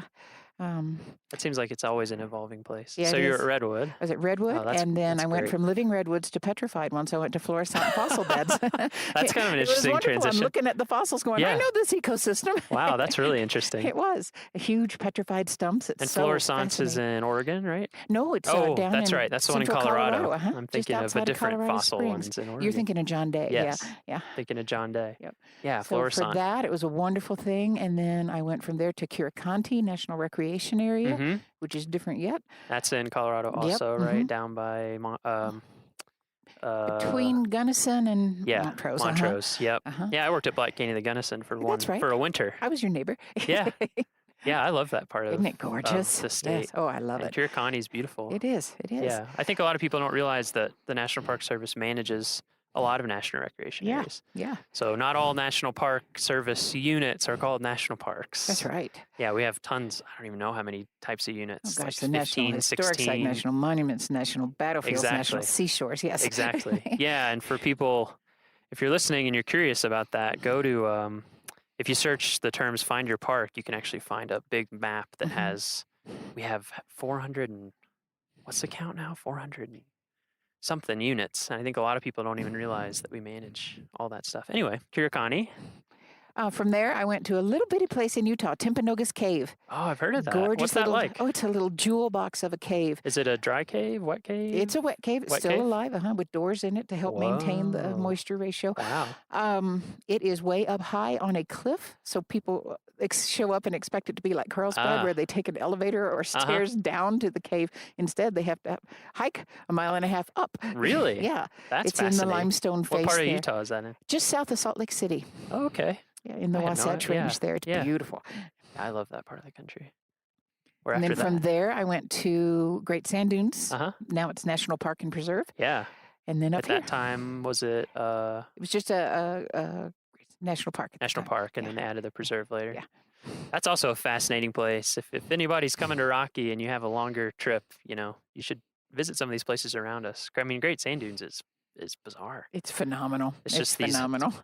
Hundreds and hundreds of foot tall sand dunes up against the Sangre de Cristos, and there's a 14er like right behind sand dunes. Yes. It's very bizarre. Yes. And then what's that creek that flows down? Medno. Yeah, and it flows like under the sand and kind of emerges on the other side. It And there's comes a in wetland. and out. I mean, it's Oh, yeah. just, There's pockets, secret pockets back in there. it's a bizarre And place. bison herd and an elk herd. And Yeah, it's definitely worth.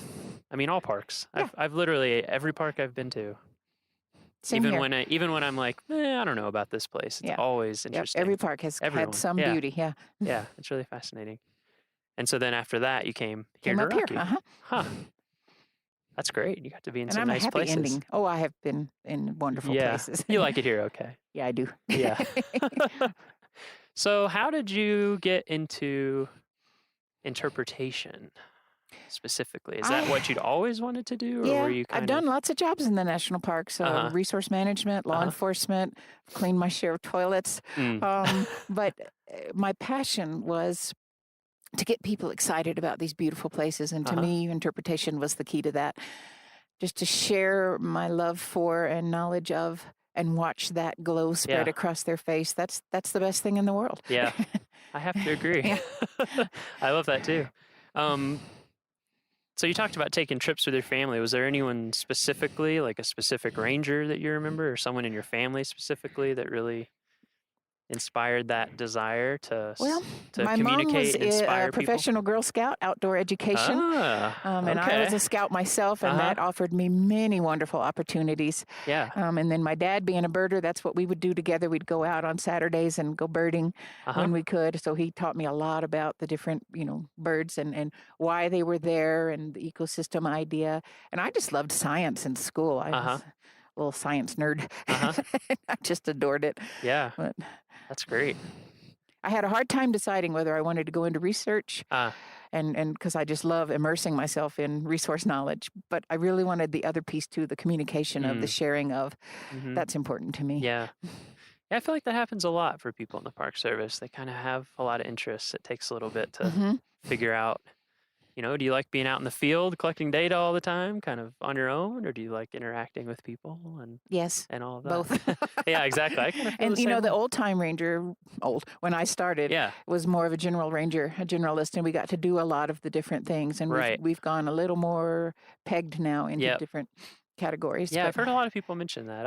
uh, I guess I've only been doing park stuff for about 10 years, but I've heard a lot of people say, yeah, it used to be much more general, mhm. and it's just gotten more specialized over time. And it Why do you think depends. that is? Well, a lot of my first parks were smaller parks, Ah, so you wear a lot of different hats right. because you don't have a lot of staff. Yeah, exactly. And then if you move into a bigger park, there's Mm, just more people to assume yeah. more roles. Yeah, makes sense. Yeah. A lot more everything. I mean, at Rocky, you were just a little under 250,000 acres, right? Yeah. And a lot of visitors. Yes, we do. I bet that's changed a lot. Do you know what the visitation was when you were here, like in 2000, approximately? I think it was still, don't quote me on this, but I think we're still under 3 million at that time. Yeah. And now we're at 4.5 Yeah, last year we had and four and a growing. half million. Yeah, so what kind of changes have you seen at Rocky since you've been here? Oh, Any kind of I changes? think the interpretive role becomes more and more important because we are trying to help people understand where they are so that their visit can be as low impact as possible and they can see the beautiful places and enjoy it, but still in the spirit of national parks, leave it for that next generation. So even though there's a lot of visitors, most of them really want what's right for the park, and we just help them understand how their behaviors can help the park. Mm-hmm. So, again, just in case some people listening don't know all the details, what are some things that we mean by impact, or like remaining low impact while we visit? Oh, it can be as simple as going to the bathroom in the correct place or That's in the true. correct manner. Yeah, that's true. There's nothing worse than thinking you're in God's own wilderness and looking down and seeing a big pile of human leavings Yeah. or a pop top or things like that. So, with that whole leave no trace idea is a good one. Mm-hmm. Yeah, I know that's a big one, and one that we've been having to work with people on just because we do have so many visitors now. That's right. And it's understandable, That's right. but And using trails, if there's a trail available, use that. Don't make your own. And that can really help the undergrowth and the vegetation around our heavily used areas and little things like that. And people need to remember that it's a little thing, but it really does make a difference. Yeah. Because we have 4.5 million Exactly. people doing that little thing. Exactly. Yeah, that's what I always try to think about, because it's understandable. Like it's understandable why people do little things and you don't think about it. But Right. I always try to remember, like, okay, what am I doing right now times 4.5 million? Right. That's a good way to look at it. Can make a pretty big difference. Yeah. And then the other thing I try to think about too, that I think you're right, this is where interpretation is so helpful, is that national parks are really fun, and they're fun to come to, and they're fun vacation, but they're so interesting because they're set aside forever. They're supposed to be here forever for everyone. Right. Every generation, grandkids, great grandkids, everybody. And so that always helps me isn't that too. the best dream ever? It is. I know. It's an amazing idea. And you get up in the morning and put on your green pants. If that's the reason we're getting up and putting on our green pants, we could have a lot worse troubles. I agree.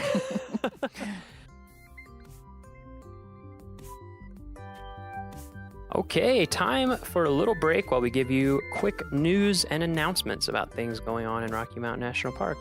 First of all, summer is here. So it's hard to believe, wasn't that long ago we had a huge late May snowstorm, over 3 feet of snow in Estes Park, way more up in the higher elevations. But Trail Ridge Road is now fully open for the season. Roads are clear, but watch out for ice. It can get below freezing at night, and any water from melting snow on the runway can freeze. And be prepared for cool temps and high wind. It can really surprise you. For example, on Monday, I went up to the Alpine Visitor Center. When I left Beaver Meadows Visitor Center, it was 76 degrees, light wind, sunny. Up at Alpine Visitor Center, it was 46 degrees and very windy and pretty clouded over. So the weather changes really quickly, and temperatures always get colder as you go up in elevation. I was really glad to have a jacket, hat, and gloves and to not be in sandals. And we recommend that any of you coming to visit bring all those items as well. Warm clothes, hat, gloves, and if you're wearing sandals, some extra shoes in case it's really cold up there. Wildflowers are starting to bloom in the lower elevations of the park, and wildlife are out and about with new elk and moose calves being spotted around the park, and lots of species of birds joining us from near and far, including the hard to miss ruby-throated hummingbirds. They buzz and chirp, you hear them through the air. Ranger programs. Have you ever joined a ranger-led program? They are a great way to learn about the park and have fun doing it, and they're free. So on a ranger-led program, you show up at a location, a ranger is there with you. We have walks and hikes, we have evening programs, we have more like presentation style, hands-on. We even have things especially for kids. They're absolutely great benefit, and like I said, no cost to you. Uh, we have a special program coming up on June 16th at 8:30 p.m. at the Upper Beaver Meadows Trailhead, and we call it Party with the Stars. So if you have not been to Rocky Mountain in the at night and seen our night skies, they are incredible. The Milky Way, all the stars, it's just, I can't even describe it to you. You have to see it yourself. So on this program, you show up 8:30 p.m., Upper Beaver Meadows Trailhead, and you watch as night descends on Rocky Mountain National Park.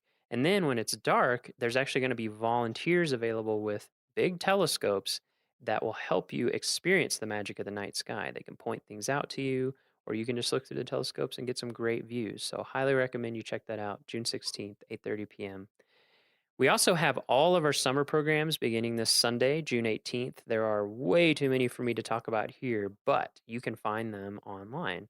For a full list of our ranger programs, check out our online calendar at go.nps.gov/RockyCal. That's Rocky, C-A-L. Or if you're here visiting us in the park, you'll get a park newspaper when you come through an entrance. Just turn to pages 3 through 7 in that newspaper, and you'll see our full list of programs for the summer. Finally, a few updates on our park roads. Old Fall River Road is currently closed to vehicles. It's open to bikes and walkers. It is set to open as usual in early July, weather permitting, so stay tuned on that. There's construction going on Moraine Park Road from the intersection with Bear Lake Road to the Moraine Park campground. You can expect delays of up to 15 minutes there during the day while construction is going on. And all throughout the summer, we have a park-wide project to repair and preserve pavement in the park, and that also might cause short delays in a few sections of road, and those sections will be changing throughout the summer. So just something to be aware of as you visit us. All right, there is all the news that is fit to speak for you this week, and let's get back to our interview with Kathy.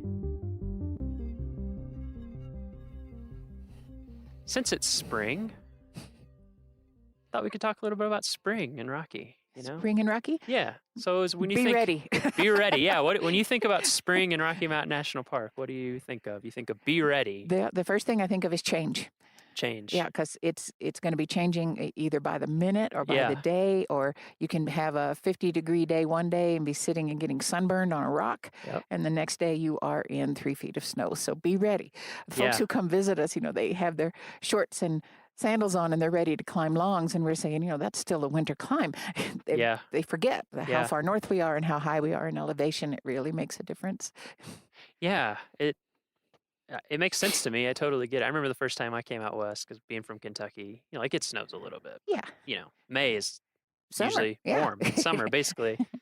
And I remember we came out here. I think it was early June. We went to Yellowstone, and a snowstorm was coming in, and they were basically like, you can either stay here for 3 days or you can leave, but you're not going to be able to get in or out. And we were just like, what? It kind of blew our minds. Yeah. So that's a good tip for everybody. Be prepared for anything, like you said, sunburn and 60, or 20 degrees and dumping snow, or 3 feet of snow like we just had in May. Yes. What else what other things are changing here? I think it's interesting when you live in different types of environments, there's always change happening, and we have spring, but I think a lot of people wouldn't maybe think of it as spring or recognize it as spring. It's not a long drawn out spring like other folks have. I think of my senses when I think of spring. There's things you smell. You can smell the current blossoms or the current leaves. You can that's one of our shrubs. You can smell the willow catkins and that green meadow waking up smell. This just really is strong sense in the spring. I think of sights. I think of the blue of the bluebirds coming in. They're in their breeding plumage, and they are an incredible color blue. Your eyes just can't register it. Yeah, it is shocking when you see one. You're like, And whoa, is that real? extremely pregnant cow elk I've waiting seen a to lot of drop those their around town. babies. Yep. Yes. I think of sounds. You have the red-tailed hawk coming in to build their nest, and they do a lot of calling back and forth, the breeding pair. I think of the broad-tailed hummingbird when he swoops down, the male, the wings vibrate, and you hear that funny little noise. Yeah, it's always exciting when those show up. Yes. Yeah, maybe we'll be able to drop some of these sounds in. Yes. Oh, yes. Wouldn't that be to the great? podcast, so you can To me, it's kind of all know what about those timing. sound like. Because when the ribes, the current, when it puts its little blossoms out, it's one of the first ones. That's about the same time that the hummingbirds show up, and it's a vital food source for them. So it's all about, we call it phenology. We study the timing of different events. And springtime is boom, boom, boom, event after event. Yeah. Yeah, it can happen really quickly once it gets rolling.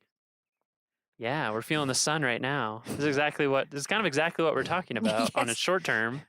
Because when we first came out here, we were pretty cold and it was cloudy and everything. And now the sun's out and we're like hot almost, especially with the sun hitting it below your face. That's another tip for people when you come anytime. Sunscreen in the summer, in the winter. I think some of the worst burns I've ever had have been in the winter because it hits you from below. Yep. I like the sunburn in the nostrils. Yes. That's always a good one. I remember the first time that happened to me. I was like, what's going on? Yes, plan ahead. Yeah, those are all great things to listen for. We hear robin right now, right?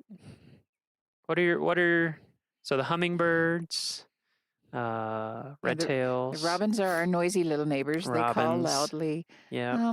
This time of year, you see a lot of juncos, finches, chickadees, white-breasted nuthatches, and the red-breasted nuthatch, speaking of sounds, who sings its beautiful little call. I always just say, okay, honey. Sounds like a trombone with a cold or something. It kind of does, yeah. Yeah, that's pretty good.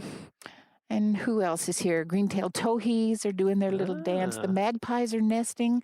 They build that huge nest with a front and a back door. Magpies are fascinating. They are my favorite bird. They're so smart. Oh, and beautiful. Yeah, they are. They're beautiful. Yeah, when I guess on the blog we'll try to put up a picture of magpies for you to watch out for. They're pretty unmistakable. Yes. You know, they're big, white body, long, kind of blue-black iridescent tail. Yeah. And yeah, they build, if you see a nest, it's pretty unmistakable. They're just big dome. Big structures, big dome structures. And they're corvids, so they're smart. Yes, and exactly. Along with the jays and the... Yeah, our Stellar's jays, ravens. All the corvids. Yeah. So you like birds a little bit. I like birds a lot. I get the impression. I like birds. I like everything. That's why I'm a naturalist. Well, that's true. It is a generalist. I have a real plant obsession, and I love the trees, and I love the rocks, and it all works together to make a very nice world. Yeah. Have you always led spring bird walks in the spring here? Yeah. Tell people about that a little bit. Oh, it's a wonderful time to get out and see what's going on our calm spring mornings. There's no place more beautiful than out in the meadow, listening and watching, and again smelling. I love to smell everything too. Yeah, it's an important sense. It is. People forget about it sometimes. It is. Or But I do. you know how it's so linked to memory? It is. Yeah. So I think folks will come here and they'll smell something, and later they'll get a whiff of it and go, "Oh yeah, Rocky." So the spring bird walks are at 7. Or excuse me, they're at 8 now, and they'll be at 7 in the summertime. We have a wonderful mix of rangers and volunteers, our wonderful skilled volunteers helping us lead these. And this is the time of year when the migrants, the bird folk who go thousands of miles away, come back up and come home to Rocky. So it's great to see them arriving. It's amazing. It's really amazing. Yeah, bird walks are one of many types of walks and talks. We have so much stuff going on, especially in the summer. When you arrive at the park, for listeners, you will get a newspaper when you go through the gate, and that will have all our programs. But if you want to look ahead of time or while you're visiting, if you're back in your hotel or whatever, if you go to our website, there's actually a little calendar up in the right-hand corner, and you can search for your specific dates, and it'll tell you everything going on those days. And all of our ranger programs are free. Yeah, you betcha. Right? All included in your price of entry. Exactly. And boy, I sure want to encourage you to plan ahead if you can. Yeah. Because we are getting so busy, and there's times when there's no parking, and I know how frustrating that can be. But if you plan ahead, you can be where you want to be before the crowds get here. Yeah, that is a really big thing as it gets more as Rocky gets more popular. I mean, it's great that we're more popular because that's what we want. We want more people to come learn about not just this park, but this place as a representation of, the Southern Rockies, the Right. Colorado Rockies. But yeah, planning ahead is so key. Our website's great for that. You can do a lot of research, and we actually are going to have an article up there that you can go and see about planning ahead. And a lot of it is, look at ranger programs you might be interested in, see exactly what time they're going to be, kind of think about your day. Yeah. We want to give you all the tools so your visit will be very successful and fun. Exactly. Yeah, I mean, I think that's the thing. We want everyone's visit to be great. We really do. I mean, that's what I think about all the time. Sure. Is all of you who are coming to visit us, we want you to have a beautiful visit. I see people who get grumpy with the traffic in town. Yeah. And I always just laugh because I said, that's a mom and dad and 3 little kids, just like my car. And they're all having the adventure of their lives. I'm not going to get mad at them. Exactly. Yep. You just think back to that time. Yep. What are some of your favorite visitor questions that you've ever gotten? Oh. Are there some that come up on a regular basis that are... There was one time that I gave terrible misinformation to a lady without thinking about it. She came to me at the front desk and she said, I've been here looking for elk and I can't see any of them. And it was a very warm spring day. So I said, oh, they're up in the trees. Their coats are so hot.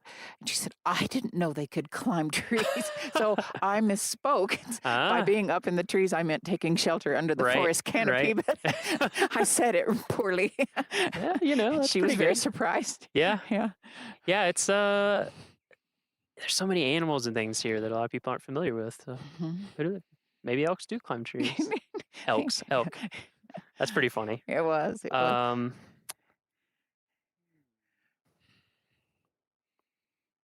If you could give listeners you can give more than one, but one piece of advice for their visit, let's say this summer, because we're going to put this podcast up in mid-June. What do you think it would be? Doesn't have to be practical. It can be anything. Oh,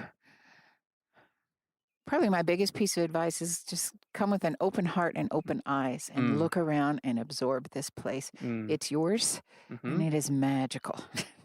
Be open to that. Don't get caught up in the traffic and where we're going to eat lunch and all the day-to-day things. Let those slide to the back of your mind and your heart and just be here now. Yeah, that's a great piece of advice because I experience that too in the park. Sometimes you have an idea of I want to do this specific or go this specific place. Right. And yet everywhere you go in the park, anything you do, I always find beautiful and enjoyable. Yeah. It just kind of... Yeah. And the mountains will, John Muir said, their peace will flow into you. It's that, I find myself on the way to work thinking about getting the kids to the dentist. And I look up at the mountains and go, oh yeah, that's what's important. Exactly. Yeah, let it kind of, like you said, let it flow into you, let it calm you down. It's important to remember sometimes, all times.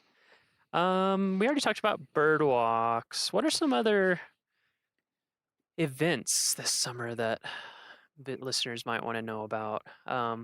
Or what about some of our night sky stuff? Oh, we have several. They're primarily on Friday nights. Yeah. And I have a wonderful ranger on my staff who is a dark ranger as well as a park ranger. Yeah. Which means she is highly skilled in astronomy and the skills to teach that. We go out into these meadows here and we look up and I promise you've never seen stars like this. It is so magical. There are thousands. And we have a wonderful cadre of volunteers who come and bring their telescopes so we can all get a look. Last summer, I sat out here probably till about 2 a.m. watching Saturn and you could see the rings and it's just, it's impressive. Yeah, it is stunning. It's really amazing. And the difference between near to town and then when you drive into the park a little ways is if you're used stark. to a lot of light pollution in your urban sky, when you get out here and look up, you're going to be just amazed. I mean, a lot of times you can see the Milky Way just before your eyes even get adjusted. Yes. You just look up and there it is. You don't even have to adjust. Yes. Yeah, those are great programs. What do we like to say? Half the park is after dark. That's right. But it's really true. It's really true. There's just so much amazing stuff. And in the winters too, we do some full moon walks sometimes. We do. Because that's a magical night to be out. Yeah. Sometimes we have to go in snowshoes, but we're out in the winter landscape under that full moonlight, learning about how the planet works and how the moon works, and it's just wonderful. Yeah, so we have our night sky programs. If you go on our website, you'll find all of those listed. We also have evening programs, so not quite around when it's getting dark. Can you tell people about those? Yeah, those are primarily located in our campgrounds, but you don't have to be staying in the campground to come. You can pull in and attend the campfire program as well. Actually, we call them campfire programs, but we don't do the fire part anymore because of fire danger. Yeah. We have wonderful evening programs on every topic imaginable. It's so a those great are, way to learn about the park. Those are in our amphitheaters, right? Campground amphitheaters. And all kinds of different topics, different people. Yeah. Different show every night. Yeah, exactly. Yeah, and those are nice because there's a lot of visitors around. It's kind of a nice, fun way to meet people. Yeah, communal they're real spirit. family oriented, and some we do early before the sun goes down because we know we have some campers who need to be in bed. Sure. And then some we do as it gets dark, and we use a slide a PowerPoint projector for that. I'm trying to think of some of our other programs. We have lots of walks. We have visitors. Yeah, we have walks. We have programs that are tied to the visitor center because we know you're busy, but you might want to learn something but don't have time to go on a long walk. Walks, talks, everything imaginable. Just, again, check out those web listings and see what fits your needs. I'm also thinking we also have some kind of fun, like Coffee with a Ranger. I think that's kind of an interesting program. That's a fun one. Meet the ranger at 7:00 in the campground. Yeah, exactly. And you can just, we try to keep it informal. It's just a chance for you to talk and ask questions. And you know what we really use it for? We use it as a chance to really put our finger on the pulse of what the visitor is doing, thinking, feeling. And we really like the feedback of what your experience is like and how we can do better. Yeah, that's true. I haven't even thought about that part of it. But that is a great opportunity to just talk and see how things are going with people. And then visitor centers, we also staff those. Oh, yeah. Swing in and you can find maps, information, trail information, anything you need. And then also the bookstores. Oh, yes. Wonderful sales items with our partner. What are some of your favorite books about Rocky? Oh, let me think. Other than anything. Yeah. Well, field guides, yes. Field guides are great. That's what makes my knee go. Anything by Enos Mills. He was he's the father of our national park, and he was the father of really the rangering profession of taking people out into the field and learning. And he writes lyrically. You will fall in love with the mountains by reading anything Enos wrote. Yeah, Enos. Maybe we could talk about him for a little bit because I think that's pretty fascinating, and definitely I encourage anyone to read because it's almost it's like halfway to poetry. Yes, it is. It's kind of halfway in between prose and poetry. It is. When did he come to this area? He came when he was a kid. Yeah. He was like same. Same but different reasons. He was quite ill back in Kansas where he lived, and they had thought that maybe if he came out here and lived with his uncle in the rarefied mountain air, he would get better, and he did. He got strong and wonderful. And, really? Set up a mountain school, a nature school on the side of Long's Peak. And I can't remember how many times he climbed Long's Peak, but it's in the 300s, 400s. Yeah. He was like the king of that area. He knew it. He was such a good naturalist, and he could tell it in such beautiful ways that everybody got excited. And then he used that skill to get the idea of the national park going and campaigned for us all across the nation.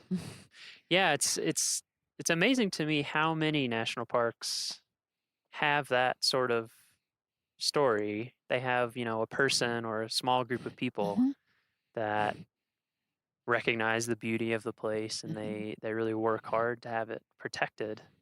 I always find that really inspiring. I do too. Because it's just a few people who spearhead it, and then now we've had this park for 102 years. Yeah. 102 years. Thanks to their efforts. Exactly. Yeah. So never think that you cannot help or make your dream come true. You can. Yeah. It really is amazing to read about all those folks. And so Enos Mills, basically, I mean, what would you say? Did he create the idea of a naturalist as like a defined profession, or do you think he pushed it Nature forward? guiding is Nature what he guiding. called it. And he said, don't tell them so much the what, but get them excited about the how and the why and what it means to them. So he had the answers way back then. And his nature school was just a wonderful place to come and learn, and people would go up. Yeah, I think that's an interesting thing for me that maybe surprises some people when they go on interpretive programs, and that's why I think that's part of the reason why we have our own term, interpretation, as opposed to education, because we're not just trying to bring people out and just throw facts at you all day. Could you talk a little bit about that? Oh, I think our main goal is, we know that people want to learn. Sure. We like it too. So we do that part, but we don't let it in there. We try to take it to that next step, which is something transformative, something inspirational. That's where people's hearts are touched.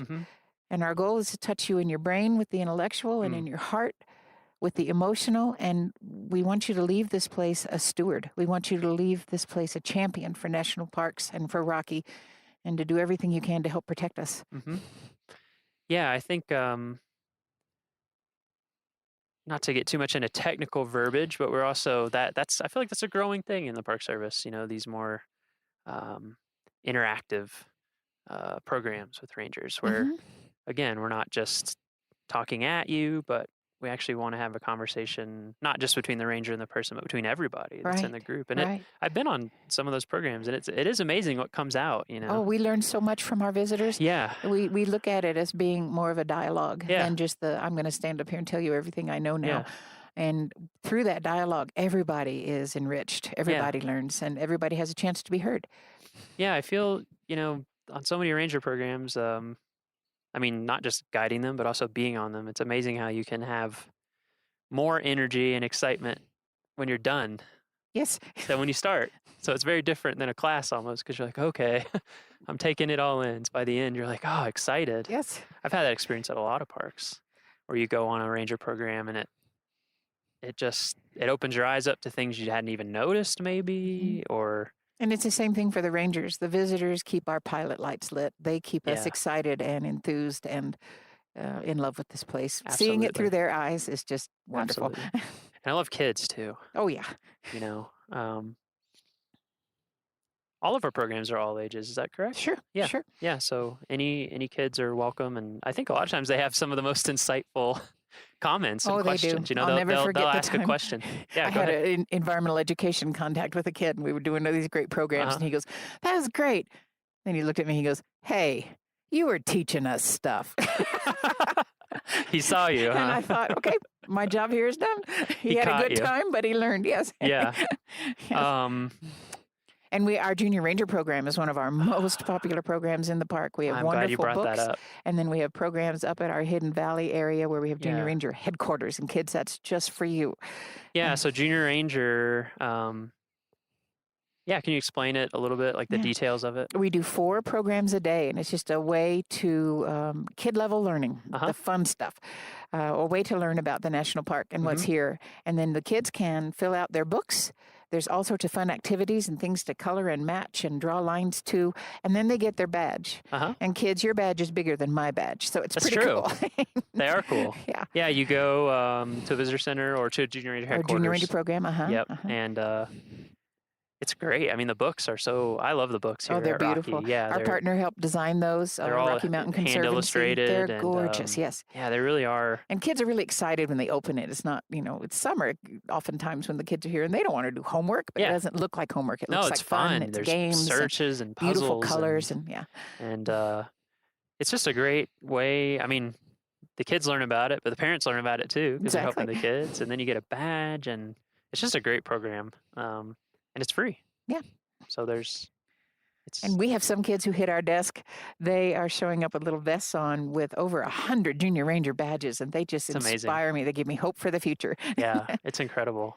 So we have Junior Ranger books for different age groups. So, Split up. whatever the age of your child or yourself, we have something. Say, literally, whatever the age, I awarded a Junior Ranger badge to a 91-year-old gentleman once, and it was just a high point in my life. Yeah, that's amazing. Wow, what a good story. 91 years old. He was grinning from ear to ear. Yeah, it's a great program. I feel like I'm 32. I have tons of friends in their 20s, and who go and they collect them just like an 8-year-old. Like, it's just as fun. It's just as fun.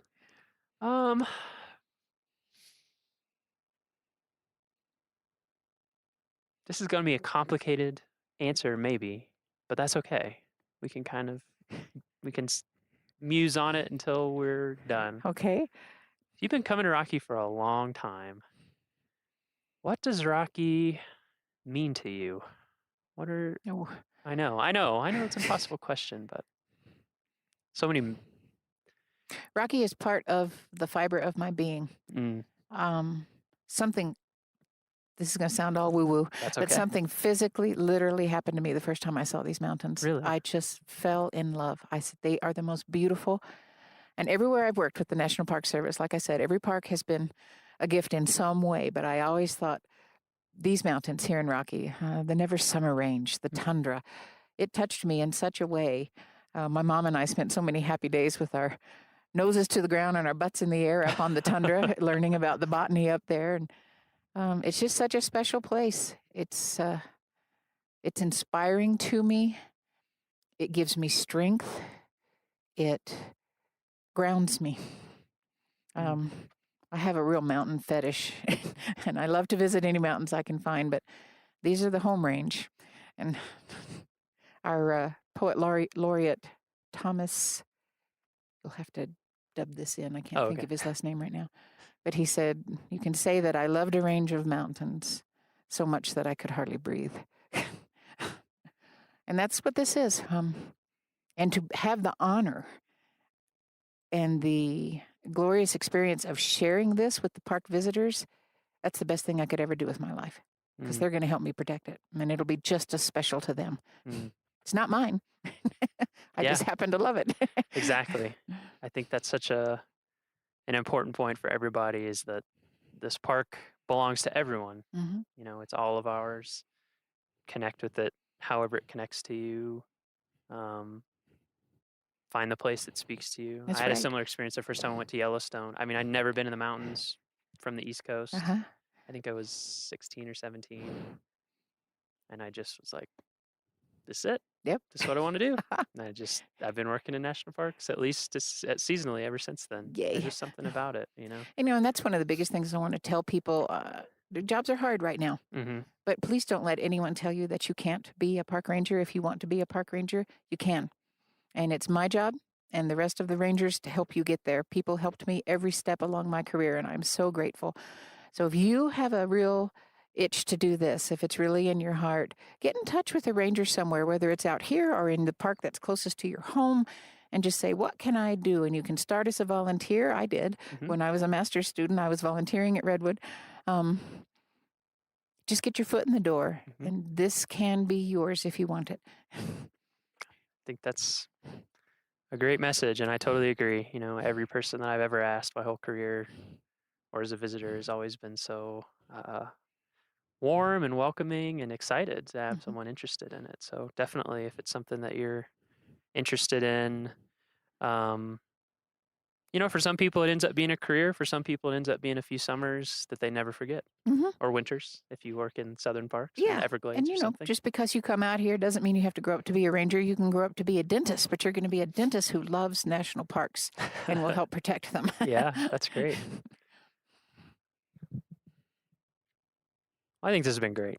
Thank you, Kathy, so much for coming out and talking to us. It's super fun. Who knows? Maybe we'll get together another time. Sure. It'd be fun to go up and bring coffee next time. Okay. Good note. Good note. We'll bring coffee next time. Well, thank you so much for coming on the podcast.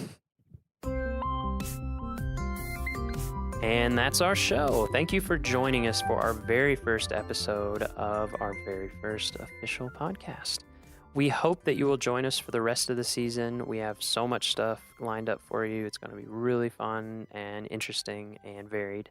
Our next episode is on June 30th. We really hope that this podcast grows into something that's useful to you and useful to people all across the country and the world. So if you dig our show, please tell your friends to join us too. You can tell them in real life. or if that's getting too passe, you can tell them on social media or however else you want to tell them. And if you really want to help us out, please make sure to give us a review on iTunes. Reviews make it easier for people to find our podcast when they do searches in their podcast app or on iTunes or whatever platform they use. For show notes, transcriptions, and to learn more about our show, you can visit our homepage at go.nps.gov/RMNpod. That's RMNpod. The Rocky Mountain National Podcast is a product of Rocky Mountain National Park, one of 417 units of the National Park Service that preserve America's heritage for all, forever. Thank you so much, and we'll see you in a couple weeks.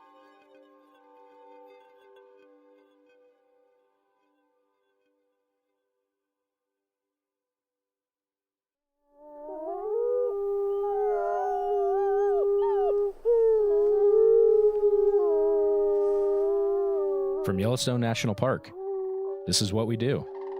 I'm Jake Frank. And I'm Miles Barger.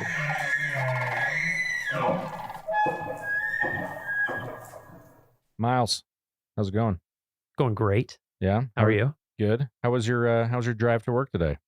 Very short. Yeah. How are the roads? Very clear and in excellent condition. That's good to hear. Honestly, yeah. So, speaking of roads, to start, I have a trivia question. I'm curious if I would say this is on the easier of some of the questions that we've been hearing, but Okay. Do you know how many miles of road are in Yellowstone National Park? 475?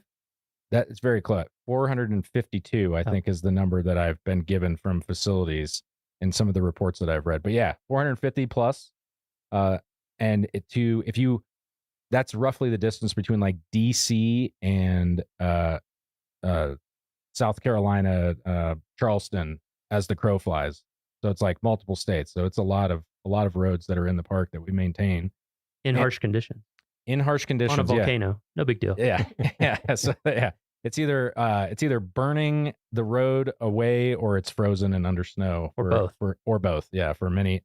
And so to talk a little bit about that, I think when people come to the park, they just drive on the roads. You kind of take that for granted. But there's a lot of work that goes into keeping those up to date. So today we're joined by Brian Batzloff. He's the engineering equipment operator supervisor for the special projects crew. Did I get that correct? You got that correct. All right. Well, Yep. Thanks for joining us. Thank you. Yeah. How are you Thanks doing for today? having me. Good. Yeah. How was your drive to work today? It was wonderful. Yeah. And when the roads are in bad shape, and you're like, man, that pothole, like what happens in your mind when you're driving and you hit a pothole? I try to figure out why it's there. Who do I need to More call to than get this anything. fixed? Yeah, exactly. Yeah. So, we'll go ahead and get started.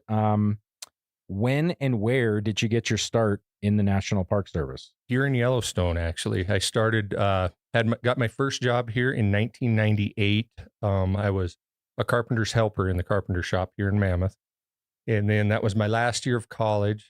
And then I went back to school, tried out some telecom work for a little bit in Atlanta, Georgia, and then decided I wasn't a city person. So I came back here. My family's from the area here right outside the north entrance. So I'm actually a third generation to work here in Yellowstone. Oh, that's awesome. My dad and my grandfather both worked up here in the park. Actually, my grandfather's on both sides. What? Whoa. Wow. So, what jobs did they do? So my grandfather, ironically, he at one time held my position for a short time, which is, I didn't know that until recently when I was going through some of my dad's stuff, and I actually found his old nameplate from his door on there. So I have it in my office now. Oh, that's actually super cool. too. But no, he came, I believe in the 50s, shortly after World War II, after he got out of there, and he came with his uncle to Yellowstone and started his career out in Grant Village, and then kind of worked his way into Mammoth here. And then I think when he retired, he was the foreman for the carpenter shop. Awesome. And you mentioned him working at Grant Village. You are on special projects that's based out of Mammoth. Yep. Have you worked at other areas in the did. park? My first full-time position at Yellowstone was out at Old Faithful. And I was a heavy equipment operator out there for about a year. And then an opening came back with special projects, and they actually approached me for a lateral transfer for that position.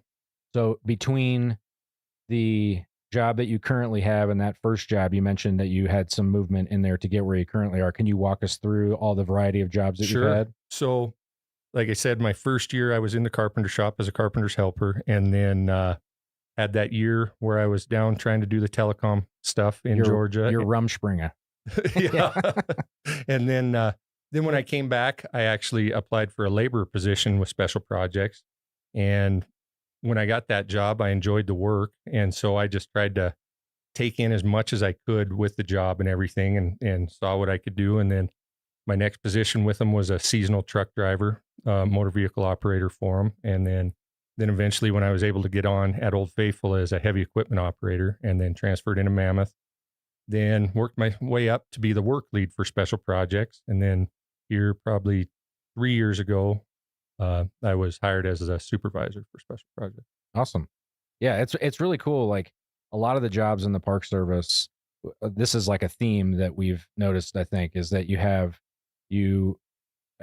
people need to move around a lot to kind of, have to find advancement. But Yellowstone, because it's big enough, that there is also that opportunity for a lot of people, that there's more linear ladder opportunities here than other parks. Like a lot of times it's just, you might be the only heavy equipment operator and it's at a certain level. And if you want to promote, you got to go somewhere else. That's correct. So yeah, that's cool to hear. Do you have a typical day? And like, I know that there's seasons, like, sure. But like, for us, there's really not a typical day. I mean, we have our big projects, our large projects in the summer, which consist of paving projects and chip sealing projects, which are road maintenance that we have to do every year, certain sections of the road.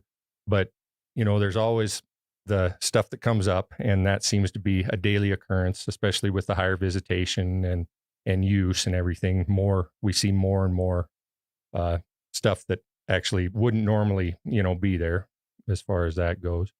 But a typical day, I try to get into work probably about an hour before our team shows up, and then get everybody rolling, as my group likes to be out the door and working. So I try to have them out the door by 7:00 on the dot there, so they can get after it. And then kind of whatever the day takes us is where it kind of goes there. So if not a typical day, do you have typical seasons of the, you mentioned a summer season. So like what sort of projects do you guys do in different times of the year? So like for the summer season, like I just mentioned, basically the chip seal and the paving projects. And unfortunately, it's the time where we hinder the most with the public and the visitors.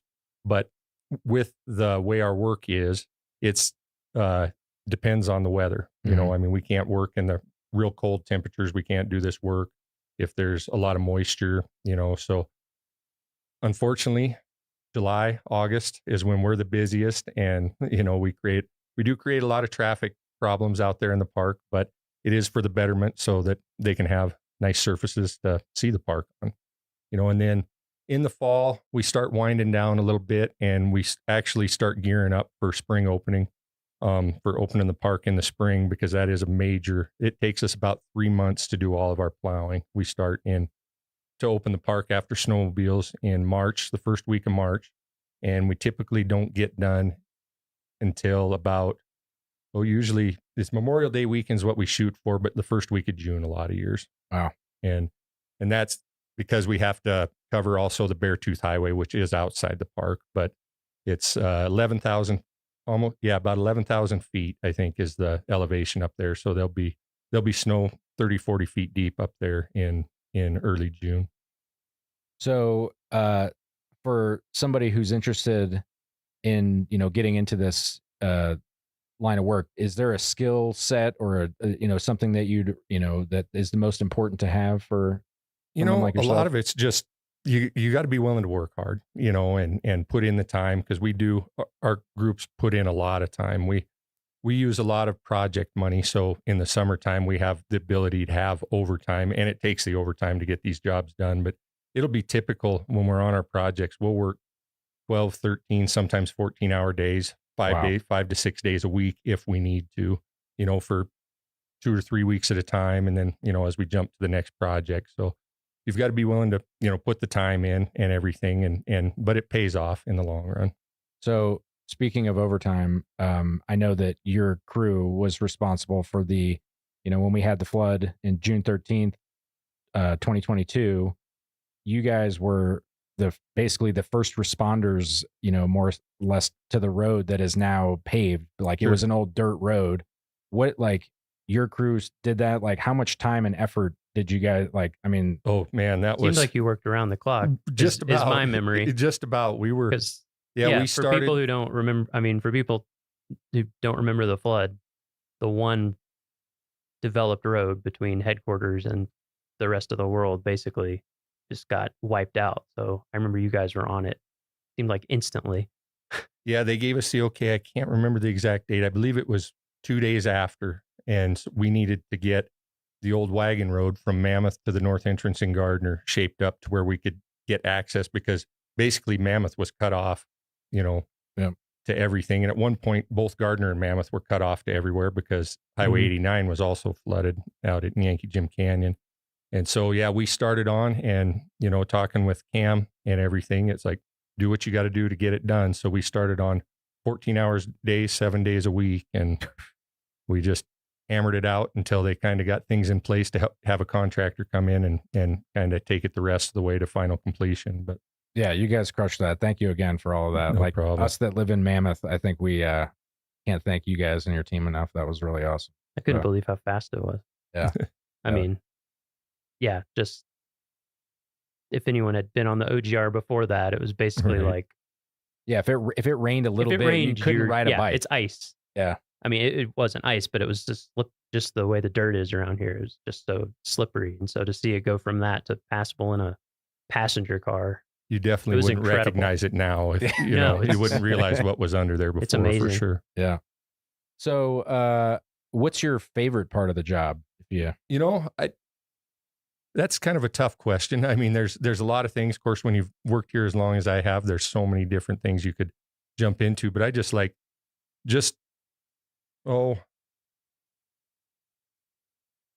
more of the challenge, of everything. And like I mentioned before, with the higher visitation, so that creates its own challenges, and to try to not ruin the visitor experience for everybody. So the challenges that go into planning the projects and making sure that everything's up and running, I think is probably what I enjoy the most of it. And it creates a lot of stress as well. But so like on the flip side, you have things that we all love about working in a national park. Are there any, what's your biggest challenge or the hardest part of your job? Again, I think it would be the planning phase, because there's so many variables. I mean, between weather, between traffic, between just anything just for instance, the OGR, just all of a sudden that threw our whole summer into chaos, because we still had to get our normal work done too that summer. And it just, and that's kind of the way we run a little bit, is get our stuff done. And then whatever else pops up, we'll try to fit that into and go from there. Were you guys able to take a break that winter once it snowed and the road was there? Somewhat. We ended up having a fairly decent winter that winter also. So this winter has actually been kind of a blessing for us. Yeah. So, with the challenges, obviously if everything's great all the time, then there's no, reason to leave. But with challenges, even with those, what keeps you here? What keeps you in the green and gray? It goes back to the challenges. I mean, I like the challenge. I like to be able to push myself and push my team, and they like to be pushed, and me to be able to say that I went out and look at what we did for that project and be happy with what we did, and have people to come back and even tell us and compliment. I mean, just like you guys' compliments with us, here, that the pride that we have in our work is really. Do you have is there a moment in your park service career that kind of stands out as like a defining moment, or something that you did, or like something that you look back on and you're like, man, we did that? If you put it that way, there could be so many, just because of what we do with what we have and what we have to do. I could probably say that for a lot of things, and everything. I can't say that there's one specific thing. I mean, I just look back, there's a lot of years, and I look back and say, wow, we accomplished that much. I mean, I guess the OGR would be a great example, though. for that, because that's not just us either. The whole team, the whole park came together for that. Yeah. We had a major role in it, but there was a lot more involved than just us. Yeah. So, we've had a lot of people talk about, how they feel like, the mission of the National Park Service and, keeping this place in great shape for visitors and for future generations. When we think of, national parks, a lot of people think about the resource itself. You guys are working on roads. How do you see yourself fitting into this mission? Like, what is the, how do you feel that you personally and your team contributes to that larger mission? Well, the infrastructure is major. That's the major of what the visitors, that's their main travel ways, and that makes the experience of their trip to the park.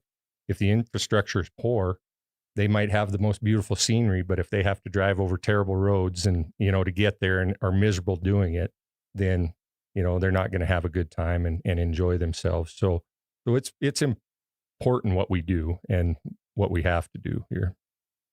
Do you have a lot of employees that come into the Park Service from like private industry, contractors, things like that? We get a few. Because I'm just curious what the experience is like. Like it's different. I'm sure. Like you said, planning around the visitors and yep. And it's so with what we do, we're so varied in the different tasks that we perform.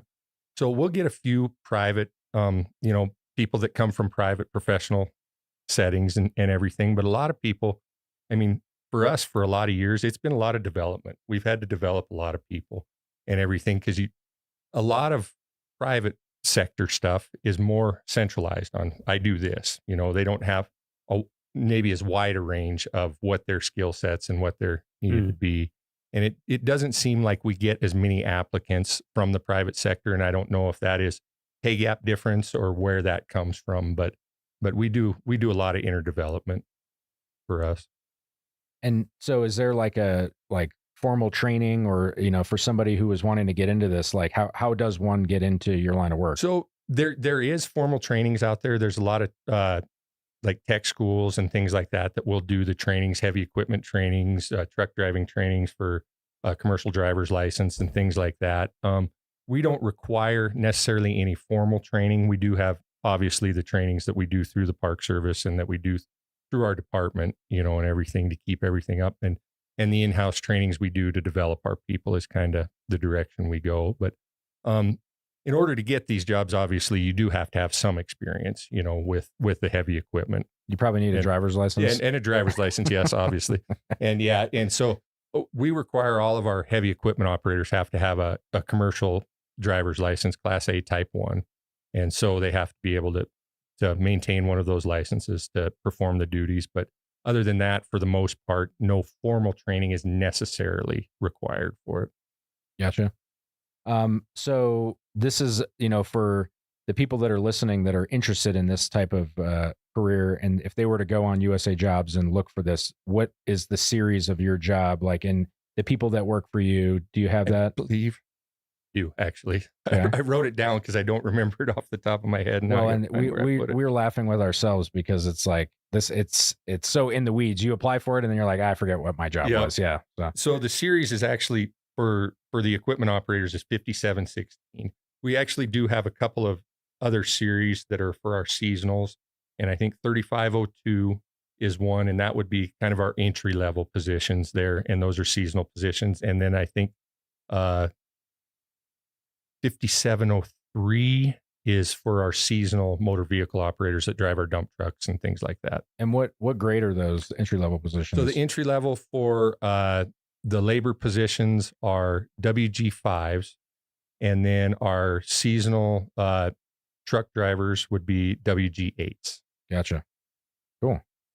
So, do you have any advice for somebody other than, obviously have your grandfather work in a park and Sure. you're born into it is, not everybody can do that. But Right. now that you've been in it, you've been doing it for a while, for somebody who is, looking at, transitioning, getting out of the city and wanting to come drive a truck in Yellowstone, what sort of advice? I would say, first of all, get your license. Yeah. Obviously, your commercial driver's license, and apply. just apply, get out there and apply for multiple jobs. I mean, see what you can get, because there's different things. What we do might not be best suited for what you want to do, but you don't know till you get there. I think I've heard that Yellowstone has one of the largest fleets of vehicles out of like every park. We have like 1,200 or something like that.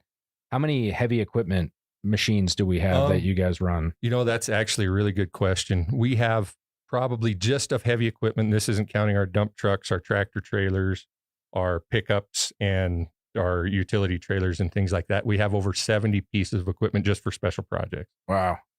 Different piece of equipment. So for all the 5-year-old boys that are listening that want to know all the different pieces of equipment, can you rattle off some of the ones that you guys have that you use? Yeah, I can. So we use road graders. We actually have 5 of those just on special projects. We have front end loaders, bulldozers, rotary snow plows. That's usually everyone's favorite. I got to ride in one with you. Yep, yeah, that was awesome. Yeah. Yep. And those are pretty amazing machines. The ones we have right now will move, I think, 3,500 tons of snow an hour. Oof. And we have 7 of those. Wow. Because like you were saying before, we have over 400 miles of road in the park, and as what we plow in the spring, we have to plow over 300 miles of that in the springtime over packed snow that's been groomed all winter and packed down like concrete, basically. So, and we have basically 2 months to get that done. Yeah. So, yeah, that's crazy. Have you seen the operation before, Miles? Like, have you ever seen like in person? I haven't seen the full operation. I was just wondering I've seen pictures, but I was wondering what the full cadre of vehicles is. It's pretty, if you get a chance, I think if you can look on YouTube and look up Minute Out in It. Yep. I think is what it's called. And that gives a pretty good show. It's a pretty good video of most of the equipment working. And that's our park plowing here, which that operation is a little different than when we're up on the Beartooth Pass, because snow conditions are a little bit different. But in that operation, we have one grader that has a V plow on the front of it, and we hook 2 bulldozers to the front of it, and we have to pull it through the snow, break up the snow. Yeah, it's crazy that's to wild. see. Yeah. And then you got the cleanup crew that comes in behind and widens everything out with do you have a mechanic with you? We run 2 mechanics with us the whole time out there. And then we have 2 actually separate rotary plows that run in the areas when they get out in the park. So they'll split off from the main crew and they'll work in the areas, and they'll have a mechanic with them so that we can open up the areas while we're still opening the roads.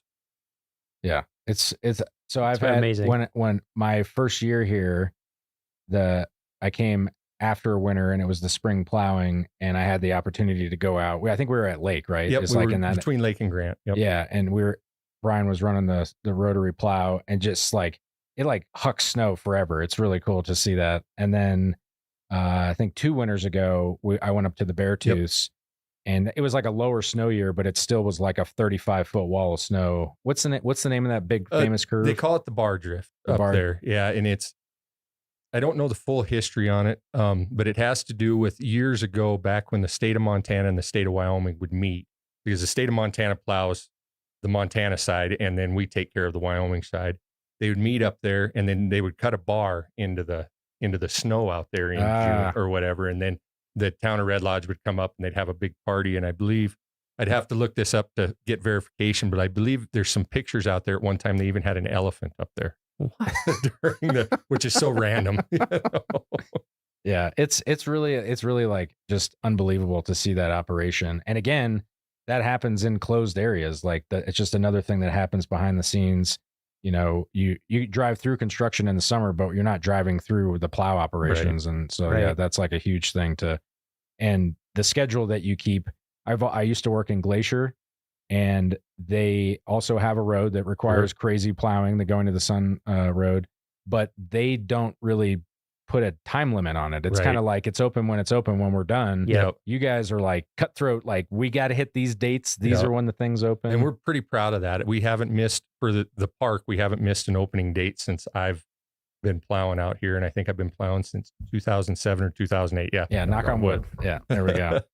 So, yeah. Another thing I was wondering about is like, I assume you kind of get to know different areas of the park when it, being on a volcano is so weird. Sure. It's just like, Is it been interesting over all these years to get to like, there's probably going to be a pothole there this year, Oh, sure. and like, because the weirdest things pop up on the road. You know, I'll Right. just one day I'm driving, it's fine. I'd come the next day, and there's just like a 3-foot tall, 3-foot wide bubble in the Yeah. road, and some of it's so unpredictable because the geothermal stuff moves so much.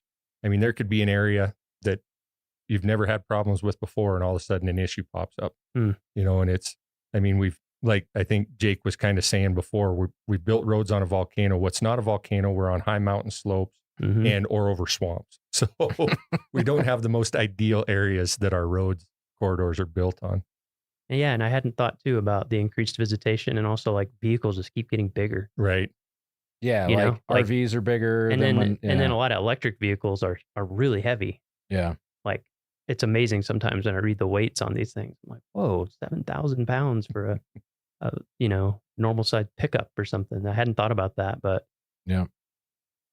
So before we go, one of the last things that we like to ask everybody is, it doesn't have to be work related. I mean, if it was, then that's great. But do you have a favorite story of, in a national park, whether vacation or on work time, just like something where you're like, man, this is such a cool thing that I'm a part of that I get, Probably, and it's not really a story because it encompasses a few years of time, but I was able to actually, when my dad's last few years here, I was able to work beside him a little bit. He worked in a separate crew. He worked for the North District maintenance crew at the time, but I was able to work alongside him on a lot of projects and stuff his last few years before he retired. So that's pretty amazing when you look at the scope of what the Park Service entails and everything. Yeah, that is pretty cool.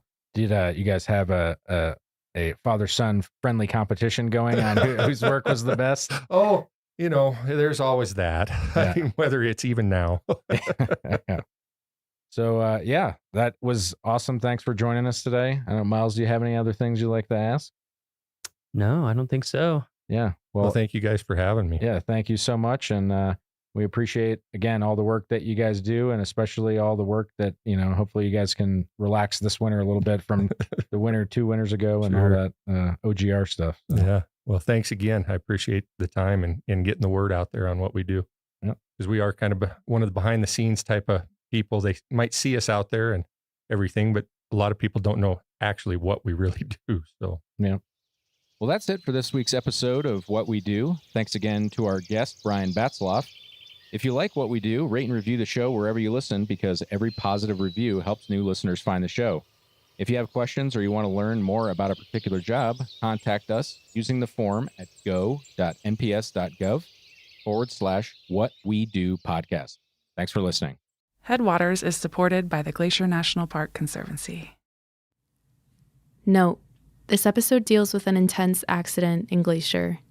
Please take care while you're listening. I remember this distinct feeling of getting off that hitch and having that weekend to myself and just being completely content with life. I remember that moment of just like, oh, I am so happy. And I feel so good with where I am and who I am right now. So what happened on the walk back? I was on an incline, and when you walk on an incline in snow, you kind of like lean in, kick, kick, kick, dig, kick, kick, kick, dig. So I had kicked into the snow, but there was enough where I had kicked in and exposed it that I actually kicked in to ice. And I stepped on it, and it just took me out immediately. You fell. I did. You fell off the High Line. I began to slide. Yes, I fell off the High Line. Every community, a high school, a workplace, a national park has its set of stories. Local legends, colorful rumors, and cautionary tales told in hushed whispers.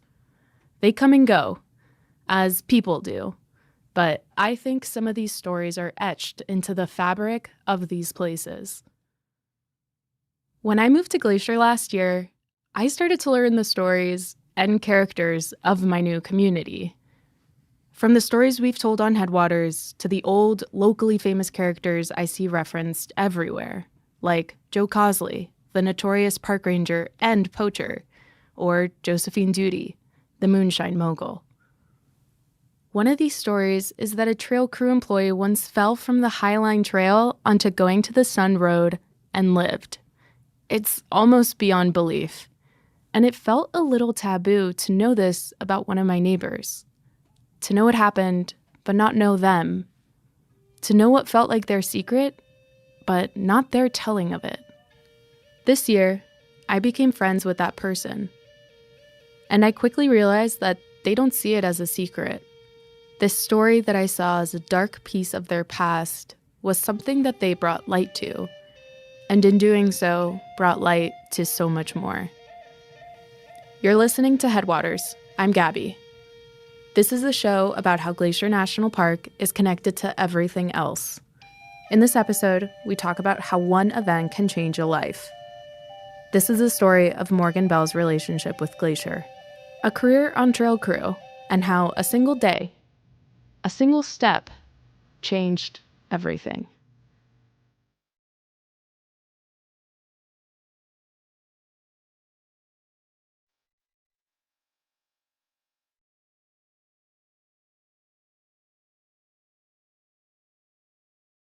Do you get the sense that you'll go down in park history, park lore? I think with such a substantial experience and story of survival, yes, I think my name will be associated with this place for a very long time. My name is Morgan Bell. I am a concession management specialist here at Glacier National Park, and I have been employed here for 22 years. What brought you to Glacier then? What brought you to Montana? I had received a letter from Glacier National Park in the mail advertising positions for trail maintenance. Had you ever been to Glacier? I had never been to Glacier. Okay. In all honesty, I had never even heard of Glacier National Park. Okay, cool. Mm-hmm. So when you came out here at 22 to work trails, this place sort of represented adventure. Yeah, it really set a stage for me to be my own person. It was my first time on my own. 22. Yeah. So what was working trails like here when you started? It was super intense. It was exposing not only to the elements, but emotionally, like personal level exposing of being embodied in the woods with strangers for 6 months. And you're physically doing a lot of work because you're clearing trails. Yeah. Right? Yeah. Okay. What does that actually mean? What are you actually doing? It consists of typically a season that runs from April to October. And you primarily in the spring are focusing on clearing down trees that would have fallen through winter storms. Okay, to get them ready for visitors. Yeah, for hiking. So we'd go out and clear trails with chainsaws, sometimes crosscuts, clean all of the drains so that water can move off of the trail. We built structures, so all of the bridges that you cross across creeks and rivers. So it's taking a lot of you physically to be able to do all of that. Physically, and then mentally, you're put into the wilderness and working hard in building relationships. But it really laid the foundation and gave me a glimpse into my ability of self, what I could and couldn't do. It was a really strengthening period for me. So tell me about this culture of trails. There's a lot of pride in it. There's a lot of ownership, and there's a lot of longevity. If you're a newbie, it's like, are you going to stick around? Are you going to stick around? Yeah. Are you going to be what do trail people call themselves? Trail dogs? Trail dogs. Okay. Yeah. Trail dogs. It's a right to become a trail dog. You have to work for it. It's a sense of pride to become one.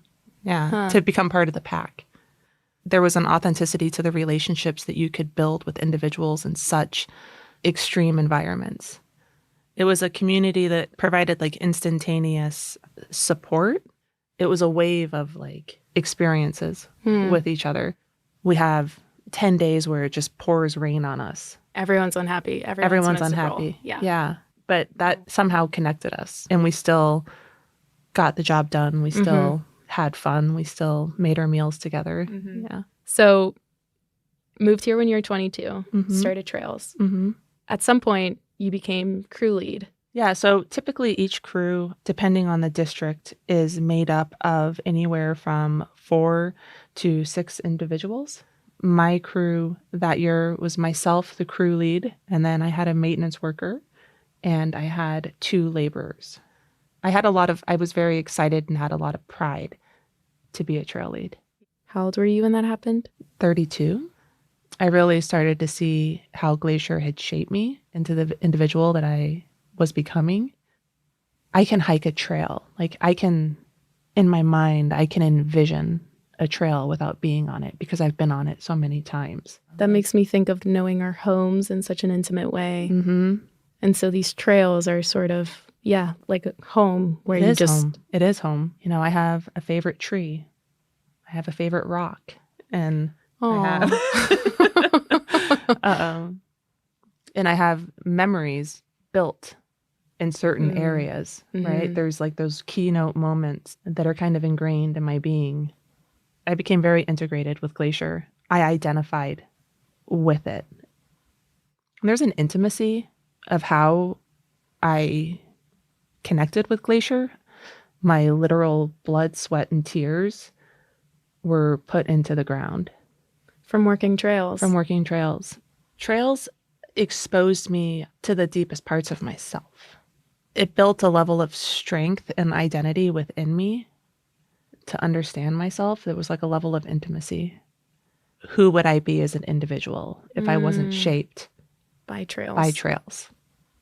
It solidified that this was where I was supposed to be. I'm all about universal signs. And there was a moment before I came to work here. I was working in a physical therapy office at the front desk, and there was a calendar that I had. And one of the photographs I really admired. And so once the month had passed, I tore that page out and stuck it on my wall and would just look at it. Fast forward, and I'm standing at the top of Logan Pass, and I look around, and I was like, this is that picture.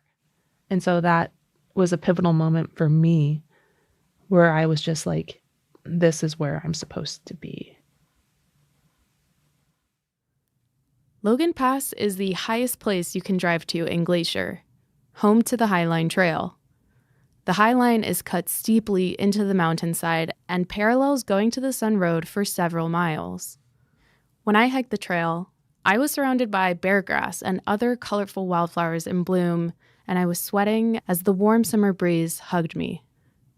When Morgan and her crew were there on that day in 2012, it was still spring, gloomy and snowy, and her cheeks were pink from the cold mountain air. She was there to get the trail open, clearing it of snow and debris to get it ready for the thousands of eager boots that hike the Highline every summer. This is no easy task on any trail. But now imagine one with drop-offs so steep that it feels like every butterfly in the world made its way to your stomach.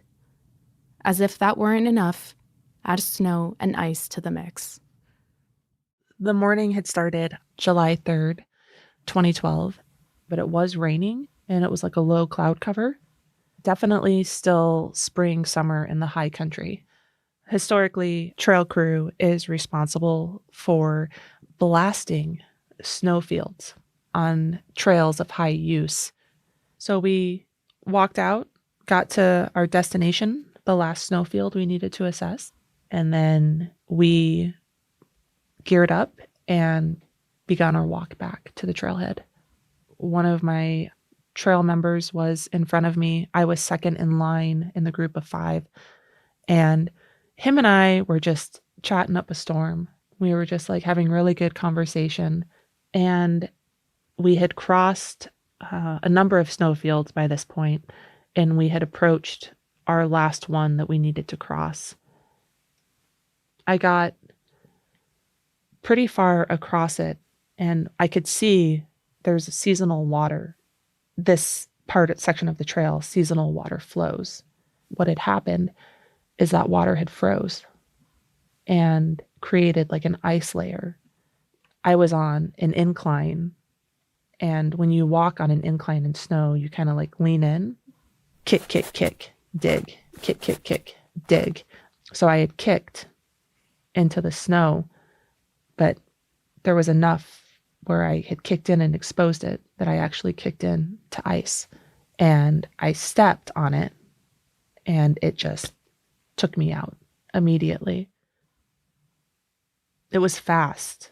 Like, it wasn't like a whoopsie slip. It was like a slip, hit the ground, start sliding. You're still on snow and ice. I'm traveling still on snow and ice, yes. And I was crossing, the snow had kind of collected in a couloir of sorts, or like a natural chute that had been created through this water feature. Okay. So snow ran from the trail all the way to the road. It's not fluffy, it's not soft, it's not playful. It's icy, hard-packed, compacted snow. Very rough, and hard. And if anything, is only making you slide faster. Faster, Yeah. And the slope of which I was sliding was also steep. I hit the snow immediately and began to slide. And I recall when I first fell, I was on my back and I was going headfirst down the hill. I attempted to self-arrest with the hand tool I had, which was a shovel.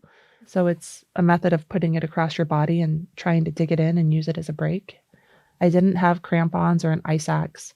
That wasn't something that we typically carried with us. I was able to spin myself around with my shovel, and then I was feet first going down, trying to brake. So now you're seeing. Now I'm seeing the ground and where I'm going. But I'm laying on my back still and trying to use my shovel. At some point, my shovel was ripped out of my hand and I lost it. And I remember in that pivotal moment, it was so fast, but everything was so slow in that moment. And I remember just being very aware of what was happening, but extremely methodical in my actions. So once I lost my shovel, I flipped myself back onto my stomach. And so now I'm traveling feet first on my belly. And my only attempt to slow myself down was to expand. So I put my arms out, starfish, essentially, put my arms out really far, began to dig in with my hands and my nails. My feet started to kind of really push my toes into the snow. I remember the sensation of my face dragging on the snow and the sound of it, the speed of it, and the snow that I was gripping and moving across, flying around me, and screaming. It was incredibly loud. Really, really intense. Primal fear, loss of control, and completely terrified. What my crew members experienced as well is that they heard me yell, "I can't stop." So they're hearing you while they're still standing on the high line. Yes, and they're watching me. They can see me sliding down. At a certain point, they lost sight of me and didn't know what the outcome was, but knew that I had made it to the road. Because from the high line, they could see the road itself, but they could see vehicles going around. Something. On a slippery patch of hard snow and ice, Morgan slid 350 feet from the high line. That's more than the entire height of the Statue of Liberty. Then she free fell another 12 feet onto unforgiving pavement, onto Going to the Sun Road. So I remember a majority of the slide, and at some point, I lost consciousness on the snowfield. And I came to on the road. I don't know the duration after I fell, if it was seconds, minutes. remember like being on all fours, on my belly and just kind of like lifting my head and seeing blood everywhere, like pooled up on the road, all over my face. I was like, oh my gosh, okay, I'm on the road. And at that very moment, it was like these little black shoes came running up and came within my view. And I was almost like in child's pose, hunkered down. And this individual was saying to me, like, are you okay? Where did you come from? I don't know how clear I was in communicating, but I recall saying, I fell from the high line. I'm trail crew. I was on the high line. I slid. I recall laying down and instantly feeling a lot of pressure in my head, intense pressure in my head and my face, just holding my head.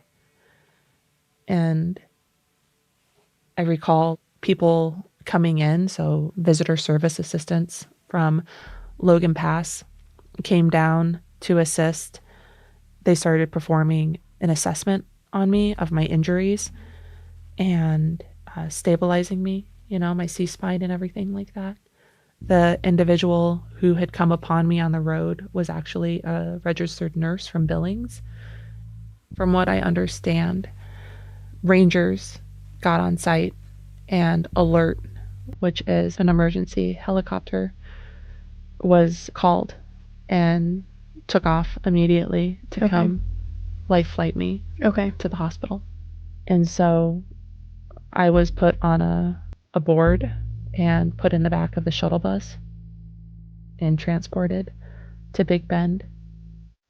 And once alert was on site, they put me in an induced coma and got me in the helicopter, and we took off.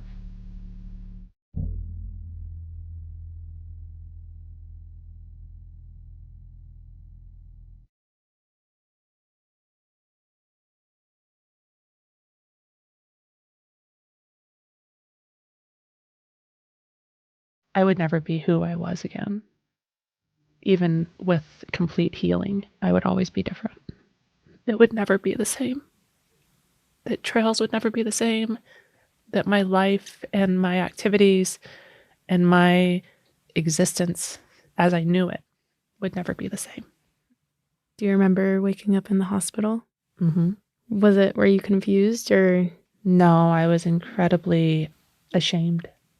I remember my supervisor, who I have great admiration for, he was there in the room. They got the call that I had woken up. I was in the ICU, and the first thing I said was, I'm sorry. I remember him just being like, will you stop it? Like, why are you apologizing to me? Like, no apology is necessary. Yeah, I felt embarrassed. I felt ashamed. I felt that I had let the team down through my actions. Because I understood the consequences of what had happened, not only to me, but to the program as well. In the days following, the park halted all trail crew operations while they investigated the accident. For the next season, there were new safety guidelines in place for snow travel. And every year since, trail crew does mandatory snow and ice safety training, where they practice using ice axes and crampons and setting up fall protection. Morgan's accident changed the trails program and the culture of snow safety throughout the entire park. Heads up, Morgan is about to describe her injuries. If you're not interested in listening to the details, you can skip ahead 2 minutes. So, when you woke up at the hospital, what were the physical injuries? Starting from the top, traumatic brain injury. So I had swelling of the brain. So to stop that, what they had done is shaved my hair, just the top portion of my scalp, front portion, and created a laceration from my right ear to the apex of my head. Like they cut that open? They cut that open. Wow. And essentially peeled that down and drilled 3 holes into my skull, which alleviated the pressure of the fluid building up inside of there. And while they did that, I had also sustained multiple fractures to my face. And one of the more sustainable fractures that I had was completely shattering my forehead. So they went in and pieced it together with metal pieces that ironically are called dog bones. I broke my nose. I lost my front tooth, chipped it. I had multiple lacerations on my face, the most extreme being my upper lip, which had been torn off. In my cervical area and neck, I had a bilateral dissected carotid arteries, which essentially is the bands around my carotid arteries had exploded. I then had a right dislocated shoulder and a lacerated liver. So majority of the injuries were head and neck. Every single one of them was life-threatening. Did you feel like you looked different? Like it was a different person that you were looking at after the accident? Yeah, and that was really hard to look at myself. Really hard to look at myself after the accident. A lot of like sadness for what I had done. It was just hard. It was hard to like, I don't feel myself as vain, but it's hard to look at yourself in a different context when something on your face changes or on your body changes. Essentially a stranger. The shell of me had changed. I had identified with myself for so long as someone in the mirror. And then to be looking and seeing the holes in my head and the scar on my forehead and the abnormal angle of my nose and the shift of my eyes and all of it, the missing tooth, the shaved head. So there is this reckoning that you're going through with identity. There was a reckoning of the identity, not only like physically, but a reckoning of the loss of my identity of self and who I presented myself as, what I did. Yeah. Who I was. It was wiped clean in one call.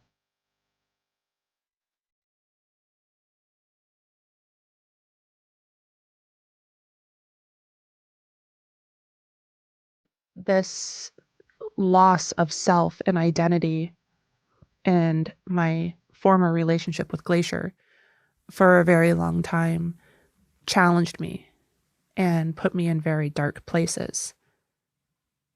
You know, depression came naturally with it. I get covered by the darkness, and there's times that I can let it put me on the ground and be at the depths of it.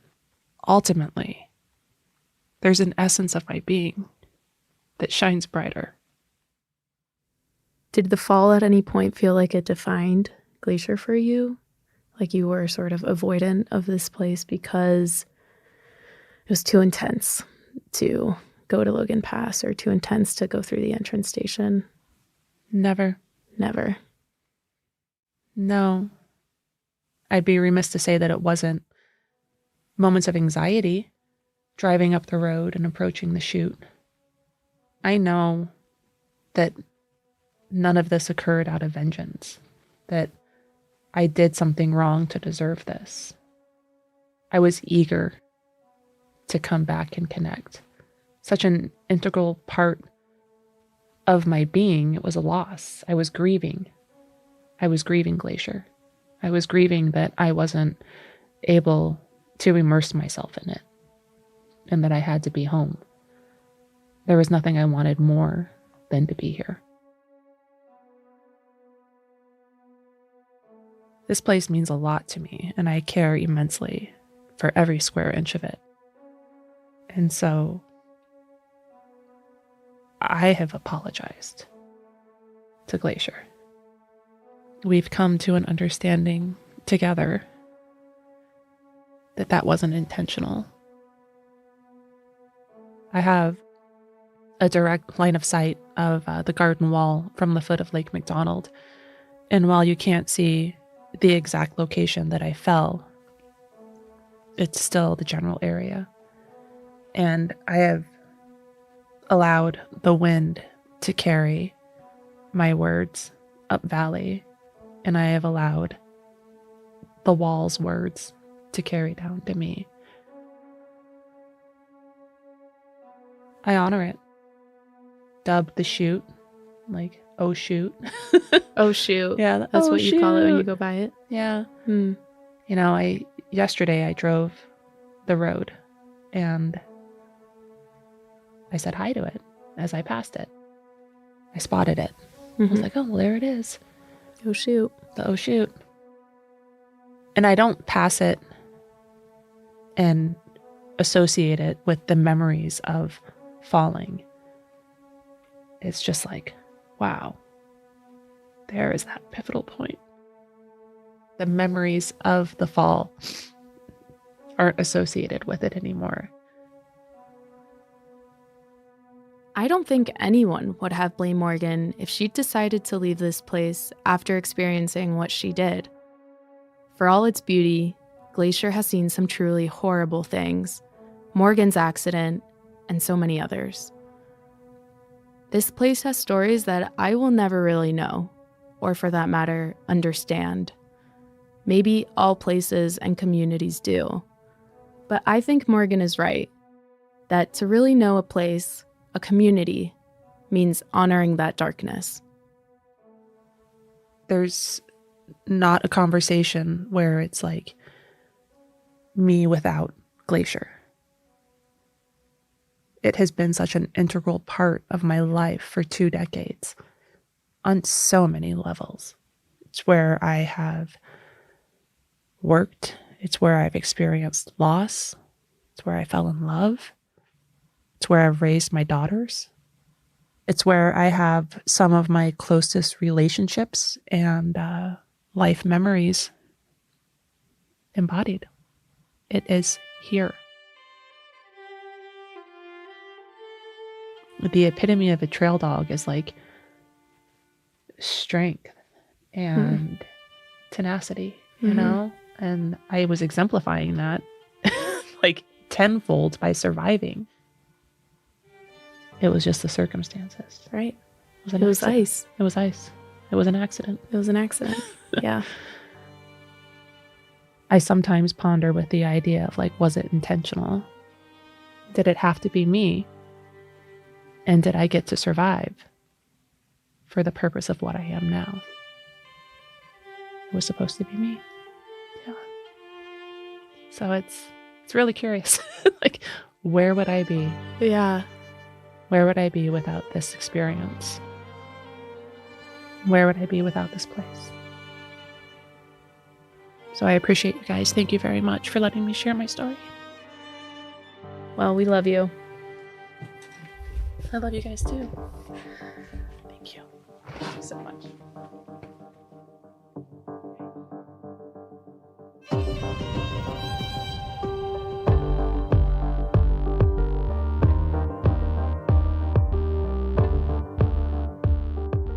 Headwaters is a production of Glacier National Park and is supported by the Glacier National Park Conservancy. We could not make this show without them. You can learn more about what they do at glacier.org. Headwaters is made possible with help from Lacey Kowalski, Melissa Slottick, and so many people throughout the Glacier community, especially the natural and cultural resource teams. We're grateful for all of you. Our music this season is by the brilliant Frank Walm. The show's cover art is by our sweet friend Stella Nall. Check out Frank and Stella's work at the links in our show notes. Special thanks this episode to Morgan Bell for sharing her story so candidly and gracefully. We also appreciate Duncan Lennon and Cameron Avison for all of their insight into the Trails program. Besides sharing this episode with a friend who might appreciate it, you can help us out by leaving us a rating and review in your podcast app. Thanks for listening.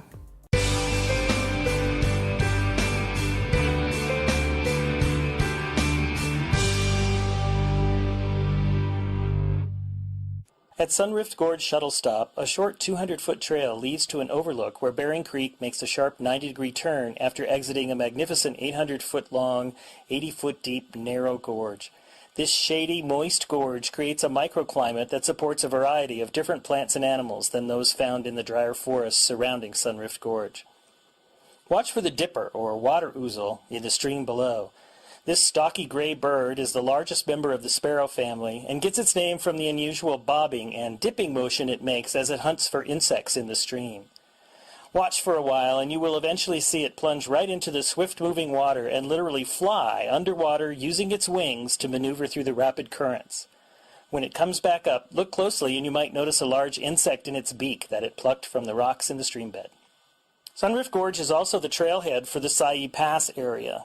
Hikers can explore the high country of Glacier National Park on this spectacular high-elevation trail.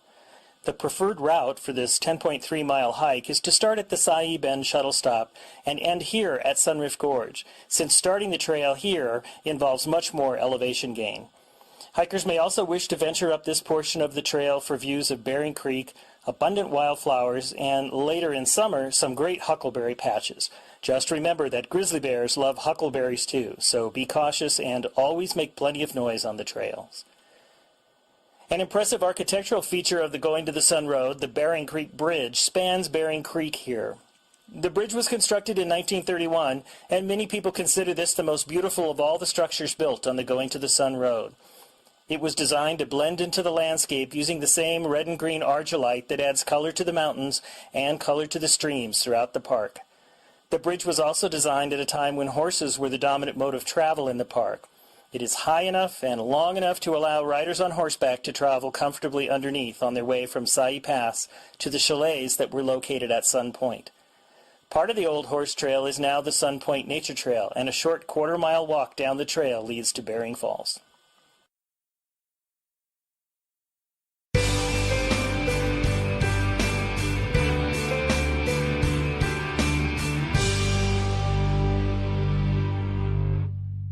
As you drive through the West Tunnel, imagine the time and manpower it took to bore through 192 feet of mountain using 1926 technology. Dynamite and jackhammers were used by men working double and triple shifts tackling this monumental task in October of 1926.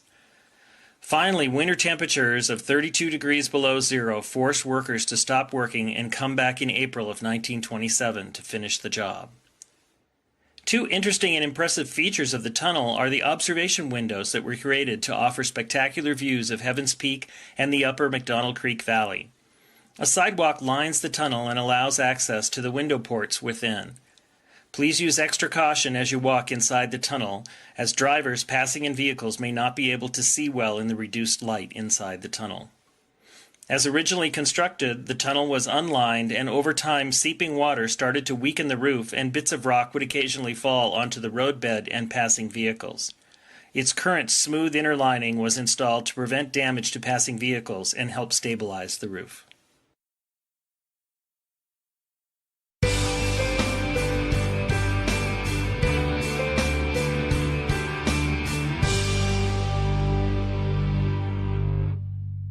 From this spot, visitors often confuse the series of cascades on Haystack Creek directly in front of them for Birdwoman Falls.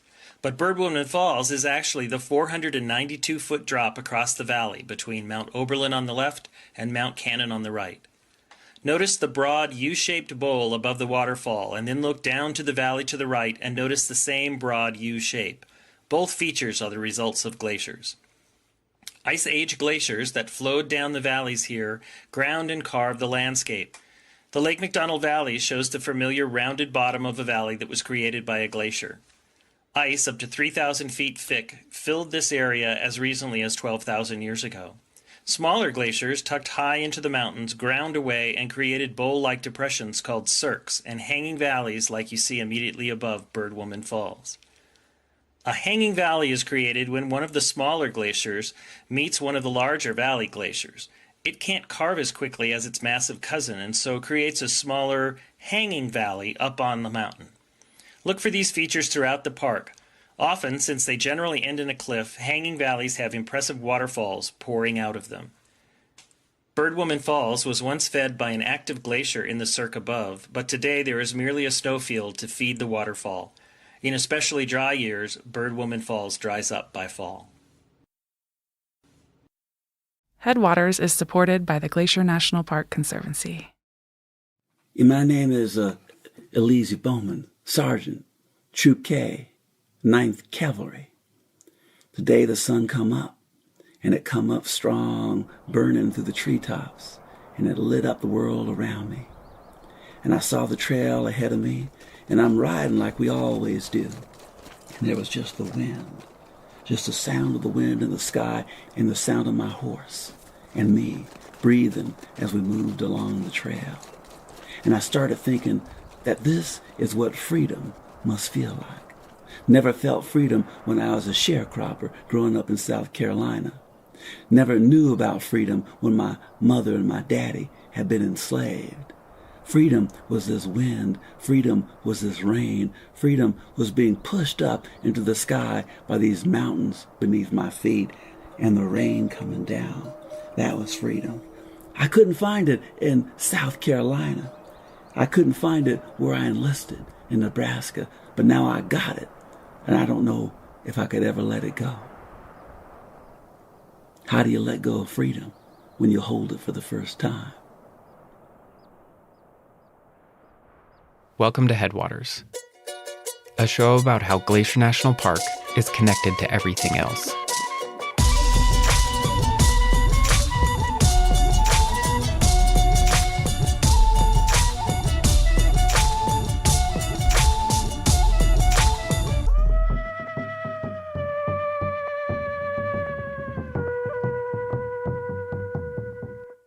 We're calling this season Becoming. It's not a complete history, but a series of stories about how Glacier National Park became what it is today. Landscape and history are inseparable. No history can be understood apart from the place in which it happens. And like landscapes, histories can erode. Stories can disintegrate or be buried under the sediment of those that follow. This episode is about a story that has been poorly preserved and deeply buried. Why that happened and why it matters. It is the story of the first Black park rangers and how so much of their history has been overlaid by the grains of 1,000 others. Perry, this episode is about the Buffalo Soldiers here in Glacier. Yes. Get us started. So when I think of the Buffalo Soldiers, I think of our Park Service uniforms. You guys all have one, right? In my closet. Of course, it's pretty iconic and not very breathable, but the gray shirt, green pants and sweater, and then the big flat hat. Well, did you know that those are based on the hats worn by the Buffalo Soldiers? No. And just to spell that out, Buffalo Soldiers were regiments of African American soldiers in the Army.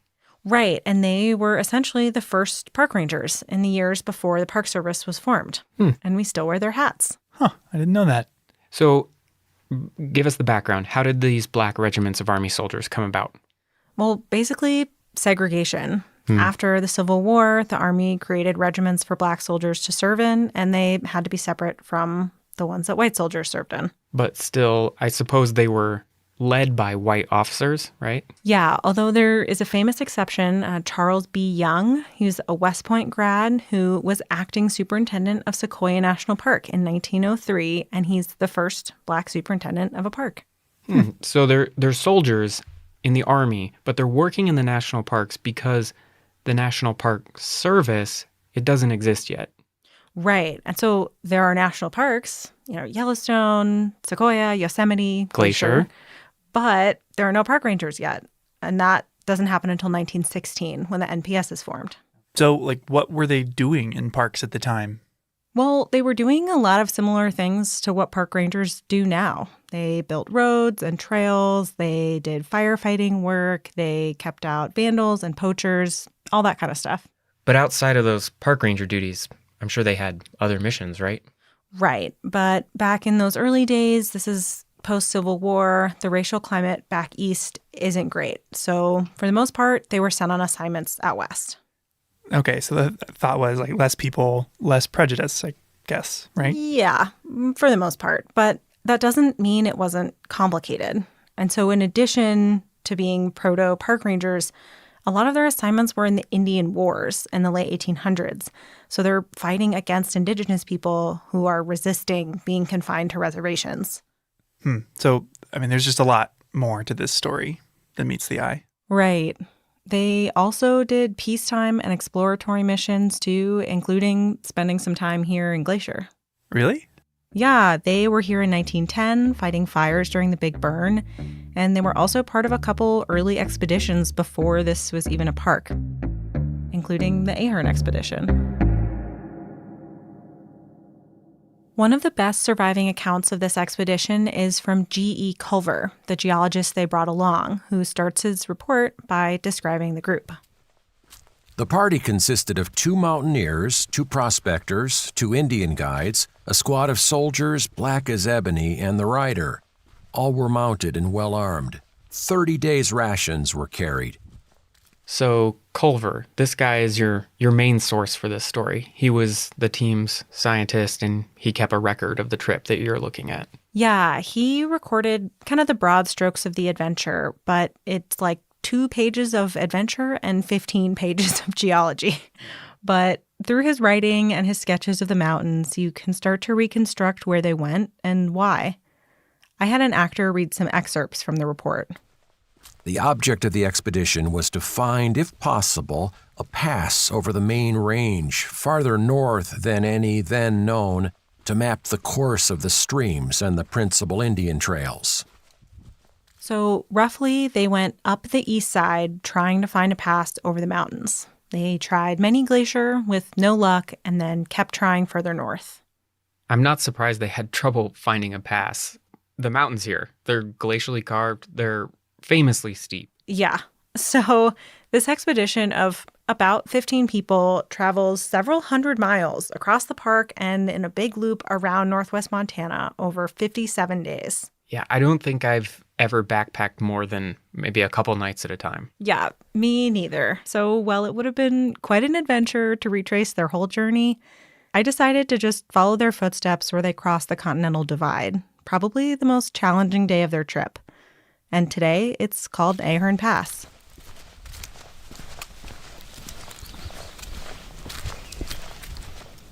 It takes a solid day of hiking to get to Ahern Pass, if not a couple days. And I'm heading out with Michael and Gabby to see it for myself. If you want to figure out what you don't know, go hiking without any cell service. As soon as you can't look something up, you realize how little you understand. And as I hike, I'm realizing how little I know about the soldiers themselves. Why aren't there any first-hand accounts from them? What do they think of this place? My name is Shelton Johnson, and I currently work as the Community Engagement Specialist for Yosemite National Park. Shelton is one of the most renowned and respected rangers in the Park Service. He appeared in Ken Burns' National Parks documentary, and he's one of the foremost experts on this history. He's studied, portrayed, and written about buffalo soldiers for decades, including the first-person narrative that began this story, which was a clip from his podcast series, A Buffalo Soldier Speaks. And so based on your research, can you speculate, what their experience was like? What did they think of the landscape? What did they... Yeah, no, I think that they felt what most people feel. It's a universal sentiment, if you will, to be impressed by a landscape that is literally overwhelming. That happened in Yosemite, it happened in Yellowstone, it certainly would have happened in Glacier National Park, because the landscape itself sparks that sense of wonder. And I think that's a human trait that is universal. The morning when we looked out of our tents, the fog was slowly drifting away, and glimpses of the lofty peaks could be had through rifts in the fog. The effect was quite striking. This was one of the earliest mapping expeditions of the region, long before the park existed. They climbed peaks, made camp, and spent weeks in this rugged mountain ecosystem. It's the sort of trip that people take today to get away from it all, to escape everyday life. The difference would be that they lived in and operated in a virulently racist time period. When you're part of an expedition, there's a certain level of interdependence and respect that has to be there in order for it to function properly, in order for everyone to benefit from that association. If you've ever been camping or backpacking with a group, you can understand this sort of teamwork. You figure out who carries what, who sets up the tent, who cooks the food. A few ducks, grouse, and ptarmigan paid our cookhouse a visit, as did numerous fine trout. Of large game, we secured 1 bighorn and 16 mountain goats. The young of the latter are very fine eating. The old bucks, taste of musk. So, and as you get to know people, you see beyond, to a great degree, ethnicity, you see beyond gender, but be that as it may, they were still, quote unquote, colored soldiers of that time. America's prejudices followed them everywhere, even into the wilderness. If you did something that was done very well, you did that in spite of your race. If you failed at a task, you failed at that task because of your race. But race was always part of that dynamic. You were viewed fully through the lens of race and through the lens of class. And there wasn't an escape from it at any point. At one point, the group reached a dead end, a high-walled mountain basin, where they met a group of Stoney Indians, also called the Nakota people. Ahern loaned their chief his rifle, and the chief gave them directions. And this wasn't the first time they'd encountered indigenous people on the expedition. By one account, they shared a third of their rations along the way with Blackfeet people. But elsewhere, regiments of buffalo soldiers had been fighting wars against tribal nations, most famously in the Southwest, fighting the Apache. I have often wondered what the buffalo soldiers thought of interacting with the indigenous people. Would they have felt like a solidarity with another oppressed people? When you read a lot of the colored newspapers of that time period, there was certainly a sentiment that why should we aid and abet the theft of a land from another group of people who are not that dissimilar from ourselves. Dissimilar certainly in terms of culture, but in terms of the racial attitudes of the time, they were all cast into the same box. But at the same time, there were African Americans who felt that by enlisting in the United States Army and potentially sacrificing their life, it was almost like, we have done this for you, for this nation. And so it was an investment in the future by potentially sacrificing yourself for a nation that did not recognize the fullness of your humanity. Perhaps the fullness of that humanity would be recognized for your children.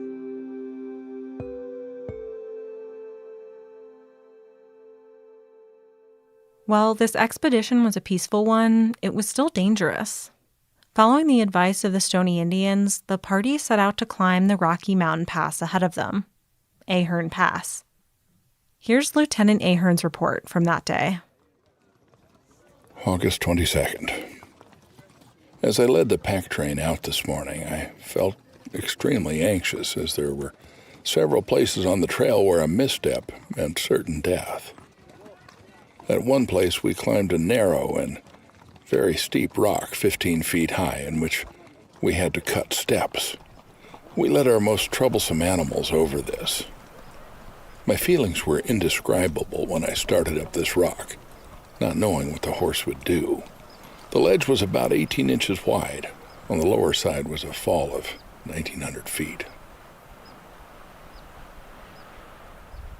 I can only imagine riding a horse through this kind of terrain, but Shelton doesn't have to. He's done reenactments of buffalo soldier patrols in Yosemite on horseback, in full uniform with saddles and gear of the period.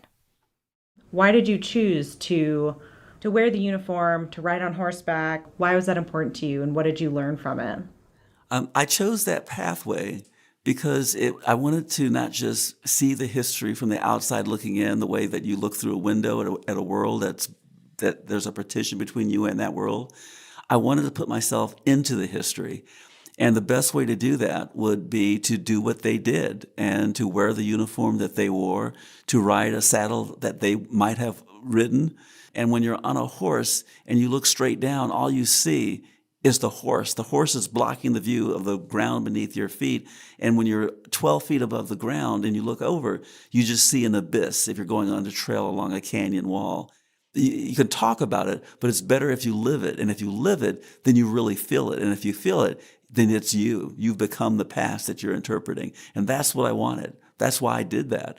And it did deepen my experience, and it did deepen my perception of this entire history.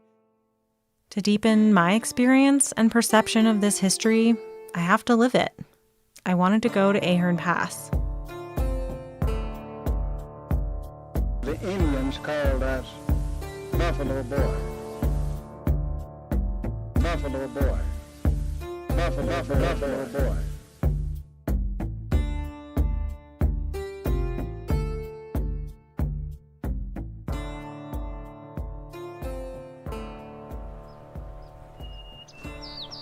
Hello. Hi. Where are we? We're almost at Ahern Pass. Very close. But not quite. How are you feeling right now? Tired, hot, a bit out of breath. Pretty excited about the view. It's been a long hike, but since I'm being recorded, I'm trying to act like I'm not too out of breath. Look around. What do you see? I see a snowfield, this flat, grassy pass. Sheep! There's like, oh my God, there's like a dozen of them. Are those little baby sheeps? I love them. We finally made it to Ahern Pass. The mountains on either side are towering and impenetrable, but the pass itself is a low point between them. A small meadow full of wildflowers and tiny trees with a view down to Helen Lake and the plains beyond. There's even a trail up here now on the west side, but that's not the side the Buffalo Soldiers came up. How steep do you think it is down to Helen? I don't know. Let's go peek over the edge if we can not fall off of it.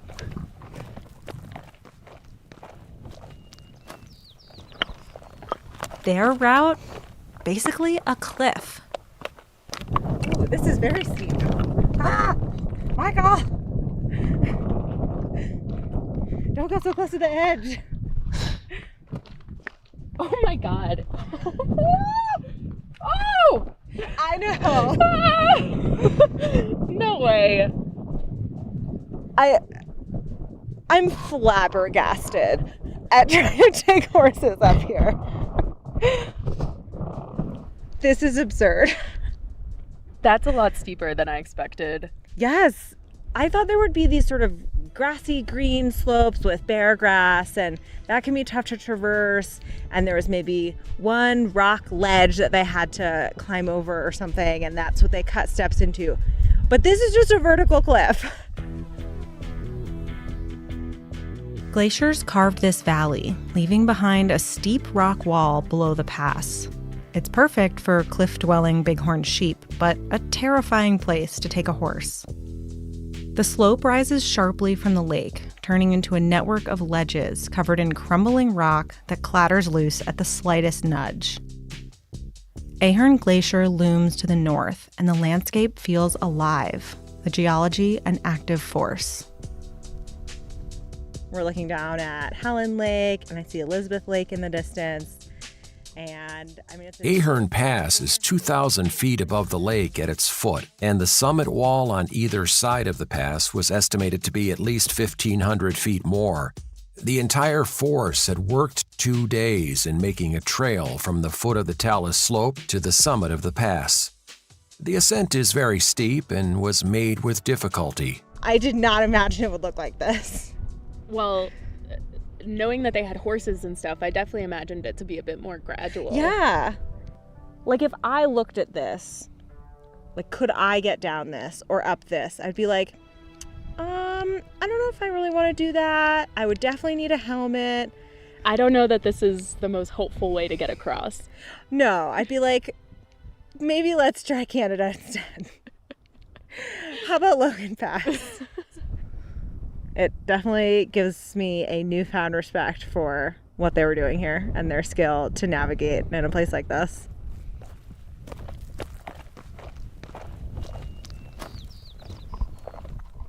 because they still had hundreds of miles of journeying left in this expedition, but I think this was probably the toughest point. It makes me feel like really reflective, because this was 1890. 1890. Yeah, 20 years before the park was even established. So in a way, their presence probably hastened or contributed to the eventual formation of the park. But yeah, it was 132 years ago. And so, it's pretty cool to know that they walked right through this spot.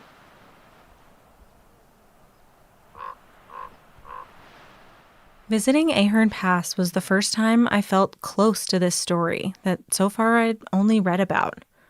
Retracing their steps feels like another way of reaching out, in the same way that Shelton has tried to understand the Buffalo Soldiers by writing and performing from their perspective. But around here, I noticed these rocks got a tendency to remember everything that's ever happened to them. This place got a tendency to remember everything that has ever happened to it. Nothing. It's easy to think of the backcountry here as a place where, you go to get away from people. But I don't know, it's been really cool to think about all the people that have been here before me and all the stories that this landscape contains. And we call that an echo. We call that something over your shoulder that makes you pull back and look quick to see if you can catch it. But nothing that ever comes through this place is ever forgotten. And you ain't got to lie down in a bedroll for too many nights before you realize that it's all being remembered and it's all being held on. In a way, it feels less lonely to be out here when you think of all the other people who've come here before me. So I'm wondering this. Will this place remember me? Will it remember my shadow cast on the earth? Will it remember the sound of my horse as it moved through that canyon? Will that be remembered?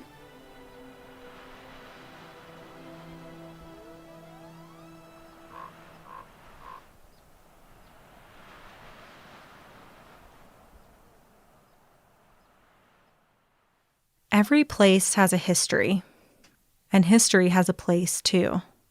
But most people have never been to Ahern Pass, and most people don't know this story.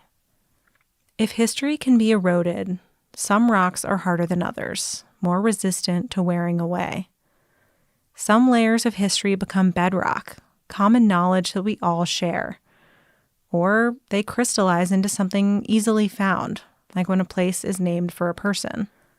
Like George Patrick Ahern, the expedition leader. A peak, a creek, a glacier, and, of course, a pass are all named for him. The white leader of this diverse group that mapped this section of the park. His story might not be common knowledge, but his biography isn't hard to find either. Can you tell that story and talk about, how you talked about expanding the frame? Yeah, and that's the photograph of Theodore Roosevelt next to John Muir in May of 1903 at Glacier Point. And then I discovered through my research that in 1903, Yosemite and Sequoia National Parks were protected by the 9th Regiment of Cavalry, one of the Buffalo Soldier regiments. And so since the official escort for Theodore Roosevelt at that time, for President Roosevelt, were these African-American troops that belonged to the 9th Cavalry, they're there. And yet there's no photographic evidence of them being there. And so when I give my performance, I share that story, I talk about how a soldier might be standing there and being within 10 or 15 feet of the president, and they get kind of moved. No, could you guys move back? Could you move over there? You're in the picture. The picture is a focus on Theodore Roosevelt and John Muir. The picture is not supposed to capture the African-American soldiers who are there, who are actually protecting the park all summer long. And so the question then becomes, who also, throughout history, who are the folks that have been pushed away to the boundaries, to the frontier of that light that tries to capture a moment in time? And frequently, it's women, and frequently, it's people of color. And that's how history is lost. What I like about kind of how you tell that story is that you don't need to rewrite history. You're expanding the frame. You're expanding our understanding of what happened in these moments that we think we already know about. Yeah, that's what it really is. If you look at it from the point of view of a tapestry, the threads, those colorful threads of ethnicity, were always there. It's just that the perception that we have of that tapestry has literally been put into black and white. And the black part's not there. The red part's not there. The yellow, these other colors that were always present weren't there. And if that became and established the template for our perception of who was in the West at that time, then we've been gifted with a distortion. Buffalo boy. Buffalo boy. The Indians called us Buffalo boy. I was also curious about some of the structural reasons that this kind of distortion might happen again and again. I reached out to Anthony Wood, a historian who has focused on Black history in Montana. I started by asking him why stories about people of color, like the Buffalo Soldiers, and especially the ones on this expedition, can be so hard to find in history. Because that's one of the things I've been wondering about with the Buffalo Soldiers is like, we don't really have many of those primary sources. So it's like, what existed in the first place and what is preserved over time or not? So in this particular case, I'm fairly confident in saying there is a high likelihood that everyone involved was probably literate. There are obviously a handful of Black soldiers from these divisions that were very eloquent writers and really, and more so, excellent storytellers. But those are stories that certainly were existing. The primary sources, the letters of this is what we did today, even if they were short, certainly existed at one point, probably on a fairly large scale. So then what affects whether those are preserved over time or not, like whether we have those today? Right. Well, there's the very practical matter of whether or not families, a lot of working class, people did not keep papers in the same way that wealthier or upper class people did. But it's also probably something else. I think that by the time you get into the 20th century, the narratives, the stories that have been taken up and carried about what types of people went out and, quote unquote, conquered the untamable wilderness and so on, and the role that soldiers often played in this is a very racialized one, and it's predominantly the figure of a white, hyper masculine, man who's going out and is that mountain man. That mountain man. And so you're kind of saying that, like, if people had these letters, maybe they were their parents or their grandparents from when they were in the Buffalo Soldiers out in the West, that wouldn't seem like it would fit into the narrative. It wouldn't seem like something important that maybe they should preserve, that it wasn't part of that history. Right. Yeah. So one way that some histories erode away is when the keepers of those stories don't recognize their importance. Sometimes because the stories don't fit into the dominant narrative. Anthony has studied the Black community of historic Helena, Montana, but since there are so few firsthand accounts from early Black Montanans, he's often looked to other sources, like Black-owned newspapers. In my case, I spent a lot of time working with and relying on the 3 Black newspapers in town, 2 of which were incredibly useful, but they also gave a window into a type of social history, the everyday lives, which I'm also really fascinated with, that just does not exist anywhere else outside of one person's perspective in, maybe a journal or a diary. And that's these sections of the paper that are like the community notes, or they sometimes in the Butte newspaper, they call them the dope book, where they just do funny, sometimes serious, sometimes just newsy briefs. This person went hiking today, they caught this many fish, or, this person went over and had, lunch in Helena. But these Black newspapers were only in print for a limited amount of time. 1 year, it's 8 months in 1894, 1 year in 1902, and then from 1906 to 1912. Wow. And very limited. It narrows my scope to what I study, certainly. So for all the rest of those years, outside the handful that those Black newspapers operated, often the sources you end up with are from white writers, white journalists, white expedition leaders. That if you were to read them and try and reconstruct what life looks like for a daily Black Montanan, those sources just simply can't speak to it. The topography of the source world, it's not neutral. It's has real and perceptible biases to it. Anthony uses landscape as a way to explain these aspects of studying history, especially the ideas of sedimentation and erosion. landscape is the dominant metaphor for the study of race in the United States. We say the racial landscape, and it's just an assumed metaphor. So how does that fit for you into the historical record? How do you apply those terms? So the way I apply the idea of erosion and sedimentation is to focus on the way that stories are told or not told. A story that is, left aside and not told, we can think about it as being eroded.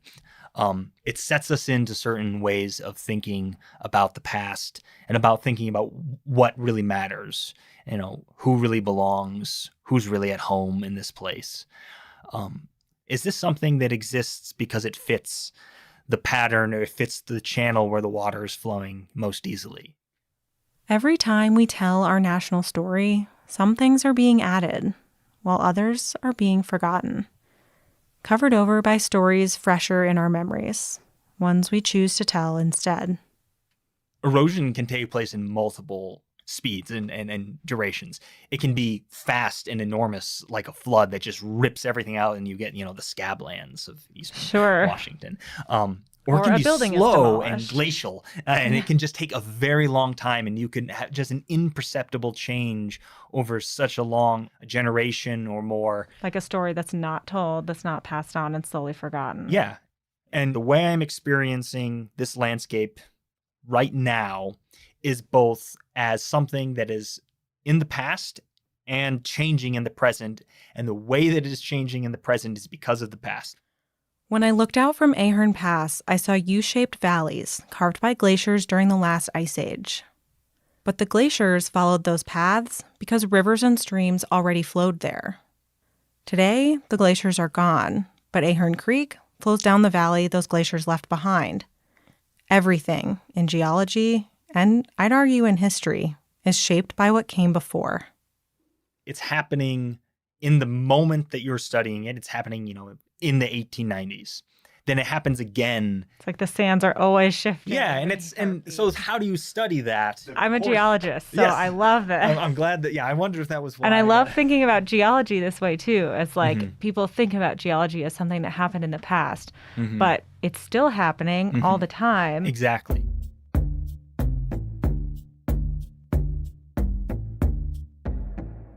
So many of these choices happened in the past.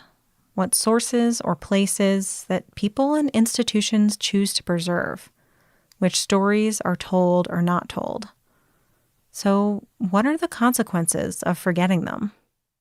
The past isn't dead. It isn't even past. That's the William Faulkner quote that I've often used. It lives on into the present. And that is one of the problems that we have today, is that we do not fully see the challenges and the iniquities that exist in the past, which is why so many people do not understand the anger that exists today, that you see and hear in the newspapers among people of color, among African Americans in particular, but also among Native Americans, is rooted in the iniquities of the past.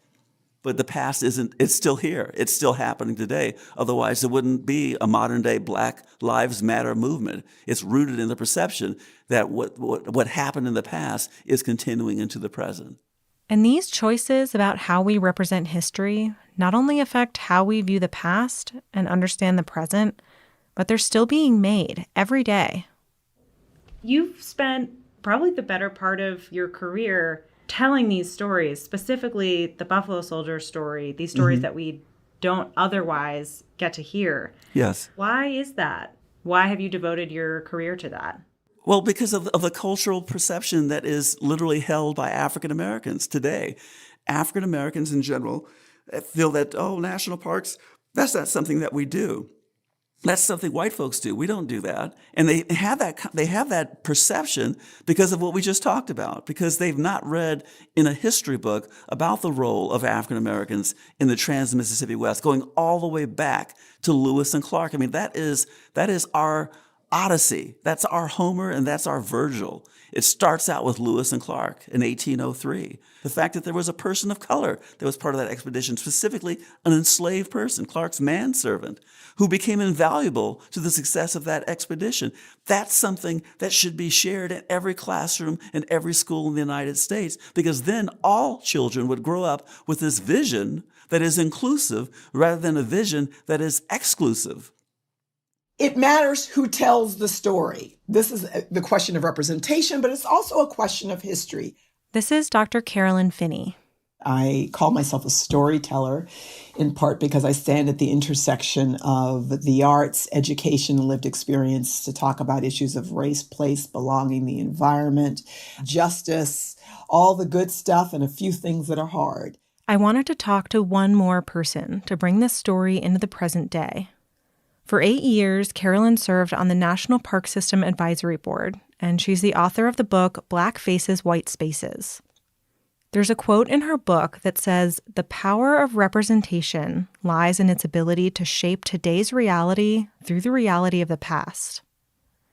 Dr. Finney explained that if you exclude the histories of certain people from national parks, then you're less likely to see those people in national parks. And so I can't talk about the past without talking about the present. There could be 100 reasons for reasons why the Buffalo Soldier story took so long to come to light. Yeah. Part of it is going to be Jim Crow. Part of it is going to be we're living in a country where, and I'm only talking about Black folks here, that Black folks weren't seen as fully human, until sometime in the last 50 years, but not just Black people. All kinds of people from all walks of life have been challenged in terms of their skin color, their gender, where they live, how much money they have in their pockets, their religious beliefs. I mean, we're still doing that today, and that's going to matter. So when I look at the history of Buffalo Soldiers or any group of people and wonder why it's taken this long for them to get there, I understand, the first question I ask is, well, who was doing the telling? Mm-hmm. Representation is important. If you leave a whole lot of stuff out, then I'm only getting part of the story. Mm-hmm. And somewhere that means I am only partially who I can become. What do you think the role of national parks and public lands is in interpreting history and in exploring this relationship of people to place and landscape and land and environment? Well, public lands for whom? That's why I say it's really, and I always tell people it's not like you crossed over into a public land and suddenly there was no racism. Mm-hmm. And people carry those beliefs with them, whether they work in a park or are visiting a park or not, right? The public lands are for everyone is a really nice sentiment. Yeah. Who are you talking about? Who's claiming that? Where is that? I think I understand the common good, the idea of land being for the public. This is for all of us. And I think it sits on a complicated history of blood, sweat, and tears for real, And I think the only way that public lands can really serve us all is that we engage that blood, sweat, and tears as part of the story. This is where our redemption lies. For me, the beauty of public lands is that we can actually find redemption in who we've been and who we are right now. The public lands give us that opportunity. To keep these histories from eroding, we need to do the work of preserving them. I think when I look at the Buffalo Soldier story from the inside out, what becomes obvious to me, what becomes perceivable to me, is that there are so many stories involving women, involving other people of color, other communities, that are not told or not heeded, and that those stories could have a profound impact on how we see ourselves and how we see our own country. I think in parks like this, the history is often left out of the landscape. A big, beautiful park like Glacier that people think of for the mountains and the rivers and the bears, all of those things are part of the story, and so are people, and so are the history. Yes. Yeah. All those stories need to be told because we are not the America we think we are. We're still on the road to becoming the nation that we think we already are. We're not there yet. And people who feel that we are there yet do not understand the fullness of our history. That in and of itself should make us recognize and revere the idea of public lands so much more, not avoid the telling of that history because it's not a pretty telling. That should make it cost people something for us to be able to call a piece of land public. And we as the public have a responsibility and an accountability to that idea of public lands. That's the conversation I want to have around public lands. And that is what's powerful about telling these stories. It makes American history, reveals American history to be much deeper than we give it credit for being. And anything that results in a deepening of light, a deepening of sound, a deepening of color, results in a clearer vision of who we are as human beings, who we are as Americans.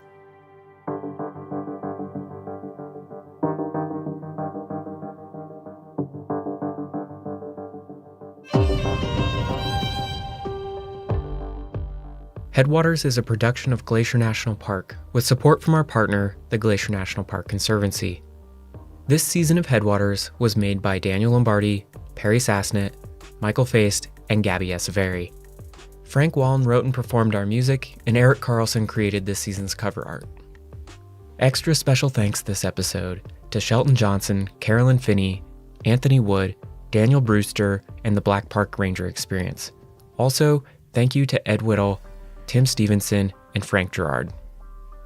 We could not have made Season 3 without Lacey Kowalski, Melissa Sloddick, Sierra Mendelko, Brent Rowley, Darren Lewis, the Glacier National Park Archives team, and we relied on so many great resources from the Montana Historical Society, so thanks to them too.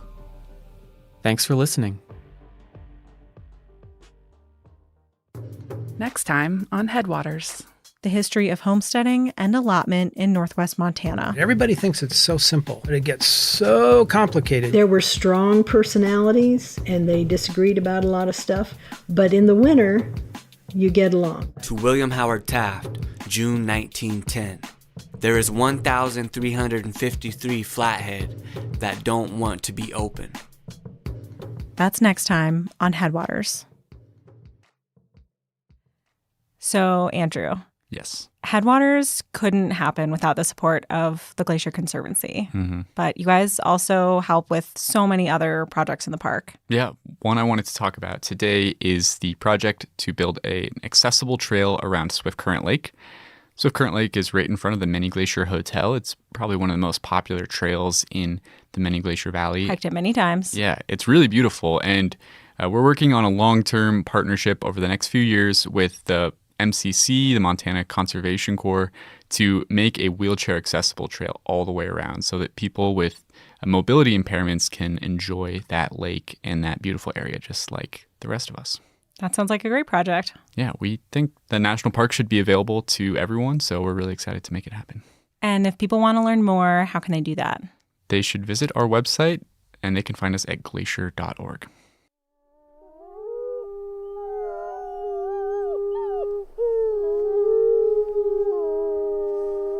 From Yellowstone National Park, this is What We Do. I'm Miles Barger. And I'm Jake Frank.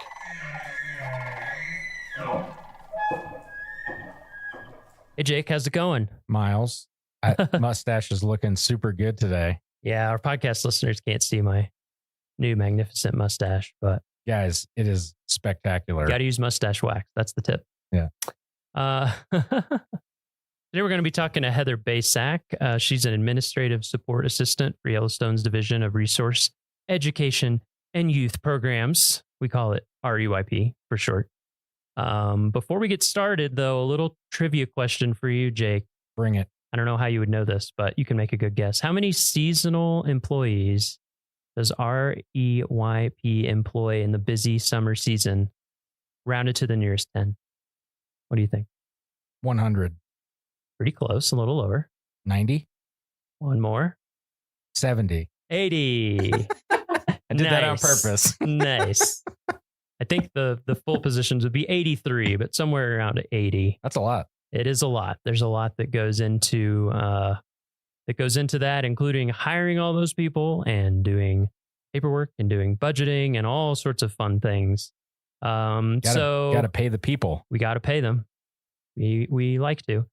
And then one note, if you notice a difference in sound quality for this episode, there's a good reason for that we're going to get into during this episode. Heather is a fully remote employee, so we're doing our interview via video chat. So the sound might be a little bit different, and that's on purpose. So, you ready, Heather? You ready as you'll ever be? Yep. Good to see you, Heather. Yeah, it is good to see you. As always. So, first question to kick it off: when and where did you get your start in the National Park Service? Or if you got started in something that led into the Park Service, you could even start with that. Sure. So I never thought I would actually be working for the National Park Service. When I grew up, my family, we didn't really visit national parks. We didn't really do that type of thing. We did other types of vacations, but never the parks. So that was never on my radar. And it wasn't until I was in college that I visited my first national park, Big Bend National Park in Texas. And it was a wonderful trip. I had a blast. It was beautiful. But again, didn't put two and two together. Never thought that I would work for them. And it was getting towards the end of college, and I didn't have a job lined up. I wasn't exactly sure what I wanted to do. I was thinking about going the museum studies route because I was an anthropology major. But I just didn't have anything lined up. And so I actually saw a poster on one of the buildings in my college, and it was for the Student Conservation Association, or SCA. And it talked about internships on public lands. And I thought, that could be something to look into. I don't really have anything lined up. I'll look into it. So I went on their website, and it was a ton of internships. It was with like U.S. Forest Service, Bureau of Land Management, National Park Service, doing a lot of the park servicey, park ranger type jobs. But then there were other internships like archaeologist or curatorial intern that was really interested. I was really interested in, because that's the route that I thought I was going to take. So I did my first internship with a National Park Service site in Kansas called Fort Scott National Historic Site as a curatorial intern. And I was working a lot with their museum collections, taking care of that. And I really enjoyed it. But other part of that internship was doing guided walks around this old military fort.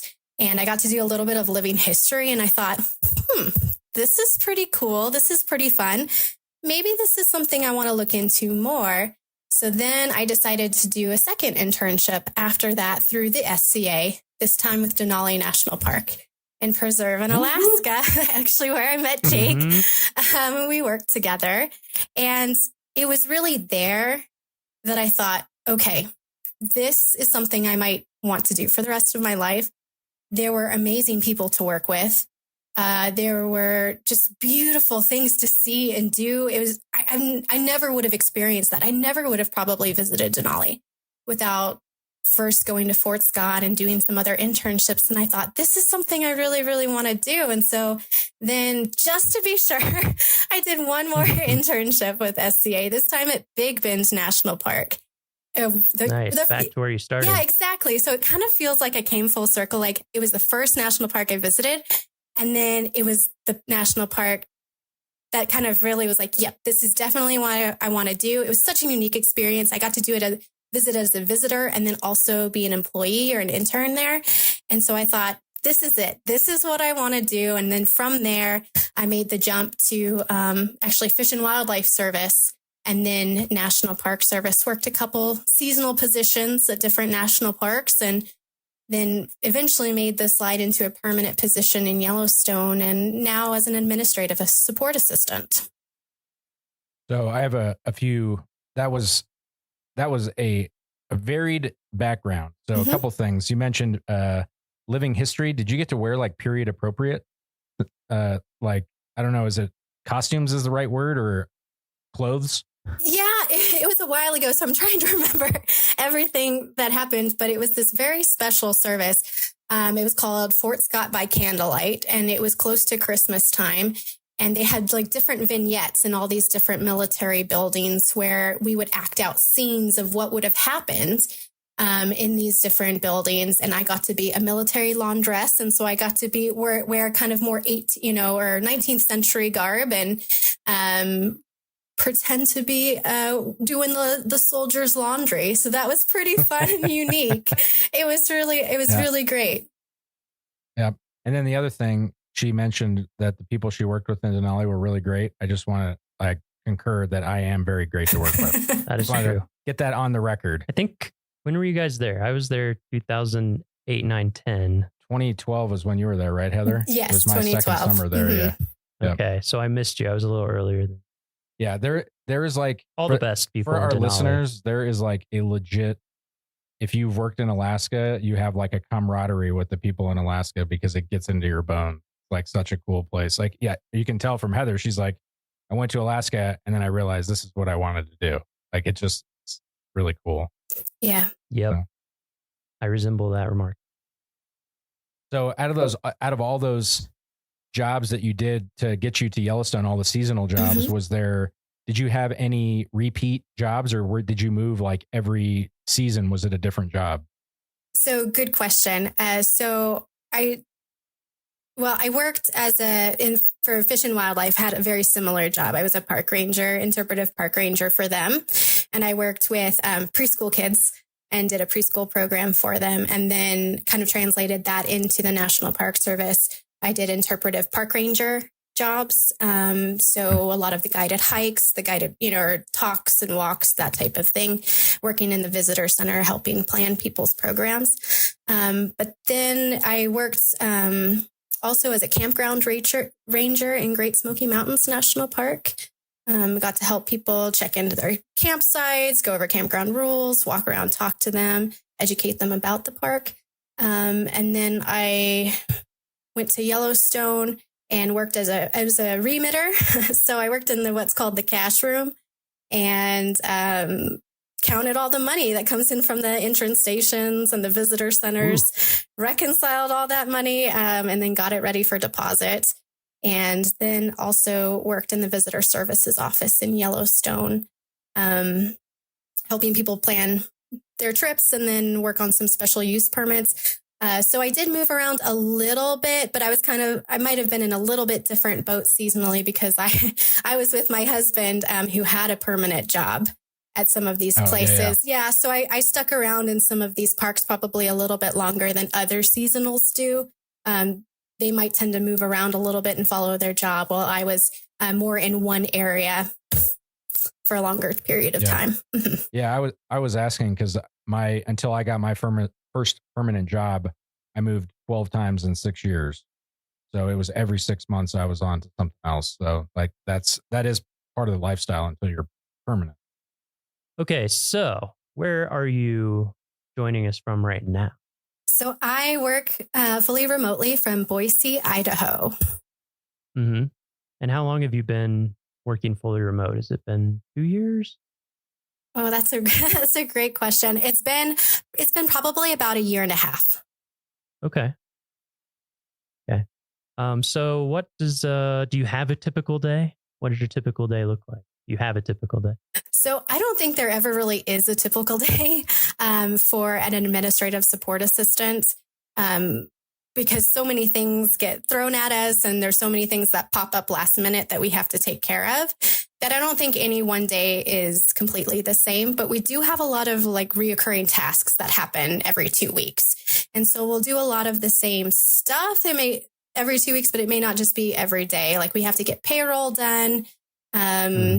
That's kind of the big one. Everybody wants to get paid. It's pretty important. So that's kind of one of our, Thank you. You're welcome. One of the biggest tasks that we have, but we also arrange travel for a lot of our NPS employees. If they have to go to meeting that's outside of the park, any trainings, go to other parks to assist with anything, we help arrange that travel. You can think of us kind of like a travel agent in that regard.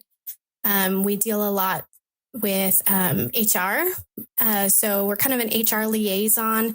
So anytime there's personnel actions for hiring somebody, all those 83 seasonals, we put in hiring actions for them. If anybody resigns or moves to a different position, that kind of all starts with administrative support assistance. And then depending on the park or even the division, you might even help with some budget work, reconciling accounts or tracking expenses and expenditures. Mm-hmm. Do you also have a credit card? I do. Not all do, but I do have a purchase card and I make purchases for some of our division. Yeah, I know that I've never owned a purchase card as a government employee, but that's another thing that administrative folks are worth their weight in gold for managing the purchasing process. It's very complicated and there are a lot of rules. There are a lot of rules with it. Yes. Yes. So what would you say is the most important skill for your job? Or if there's more than one, you can say more. Yeah, I think administrative support assistants really need to be flexible because there are so many things that will pop up last minute. So occasionally you'll be working on something and then have to put that task away and work on something else because it's time sensitive. So you need to be able to jump from one task to another pretty easily and change your priorities on the fly. And then I think you need to have a really good customer service mentality. I mean, administrative support assistants, we don't work with the public, but we can think of our customers like our fellow employees. We want to make sure we give them as much support and as many tools as we can so they can be successful in their jobs. And so they can protect the park. They can also, share it with visitors. So we really need to be focused on our fellow employees. Mm-hmm. What's your favorite part of your job? I think the variety, there's a lot of stuff that you get to do as an administrative support assistant. You're not really necessarily pigeonholed into one thing. You get exposure to a lot of different routes, parks, career routes, like budget, HR. You get exposure to different divisions. Every division needs an administrative support assistant. And what they do for each division is a little different. So you just get exposure to a lot of different things, a lot of different processes. And I really, really enjoy that. And I mean, you get to work with people, which is pretty great too. Mm-hmm. And what about the flip side? Do you have a least favorite part of your job or hardest part? All the emails. Yeah, nonstop the emails. Nonstop emails is just be a little overwhelming at times. But but in all seriousness, I think having to juggle so many different things at once and balancing all the different pieces and being able, like I said, to switch from one task to another can be a little difficult at times. So it's really important, if you do get one of these jobs to take meticulous notes, be really organized. I'm still figuring out really great organization methods for some of this stuff, but but that's kind of the hard thing. And I think sometimes you all have to deal with really long-term deadlines or what seem like long-term deadlines to me. And that, I think that's always hard for me where it's like, oh, we need to have this thing in like 6 months ahead of time or, and they're deadlines that you can't miss really. Yes, those are, especially when it comes to HR, we've got deadlines pretty far in advance for some of our things. And if you miss those deadlines and it pushes back, maybe when somebody can start. And so there are some definite repercussions when that happens. Yeah, a lot of people relying on Yeah. You guys they're like the grease of this machine. They make sure that everything keeps chugging along and without all the little actions and paperwork and everything. It seems like we're constantly in contact with admin. Yeah. And you all know all the little things and the tricks and the say, wait, what do we do? How do we do that? Let's ask Heather. Oh, she knows. Well, a lot of research. You do have to be a researcher, I feel like, in this job to look at some of this stuff and know who to ask when you've got some of those questions. Because there are a lot of rules. There are a lot of things and I'm still constantly learning. And that's also why I really like this job too, is like I feel like you never really say static. You're constantly in motion. You're constantly learning. Mm-hmm. So you mind if I ask you about when you're talking about moving with your husband and everything? Mm-hmm. Just because I think that would be interesting for people who are thinking about NPS as a career.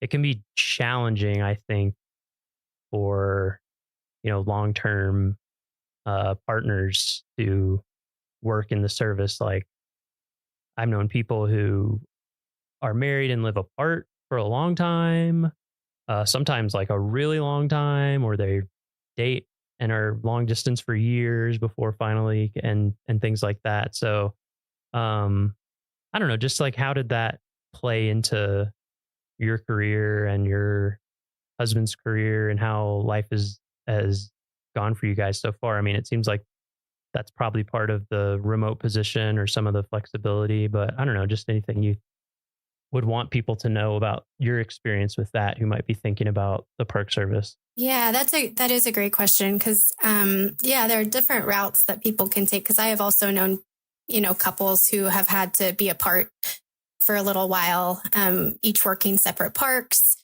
and then making their way to each other. We've been fortunate enough that where my husband has gone, I've been able to pick up seasonal work.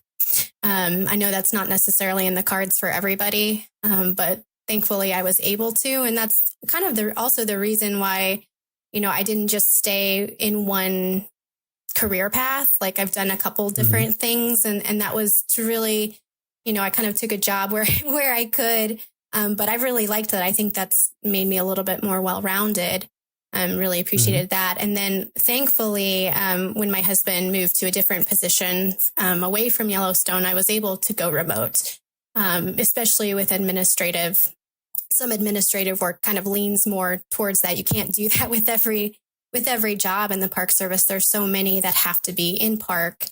But thankfully, this job allowed me to have that flexibility, and my supervisor was very, very supportive, and I was able to get a remote job that way. So that's really helped with us. Yeah.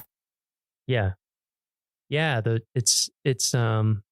I mean, not that we need to dive too deeply into it in this episode, but it is interesting. I think a lot of people would be surprised to learn that, number one, if you work for a national park, it doesn't mean you're going to get like housing in the national park. In fact, it generally means you're not going to. And that it's not just Yellowstone, but like a lot of parks, it's becoming harder and harder and harder to find places to live right by the park just because of how the real estate and things have gone as well. And then sometimes with some of these parks that are really remote, there's situations with like school for kids or extracurricular or all sorts of things. So, that's part of why one of many reasons why we wanted to talk to you is just to let people know that is something that remote positions are something that parks are utilizing for the right positions and the right people. Like you had already been at Yellowstone, so the park, people here.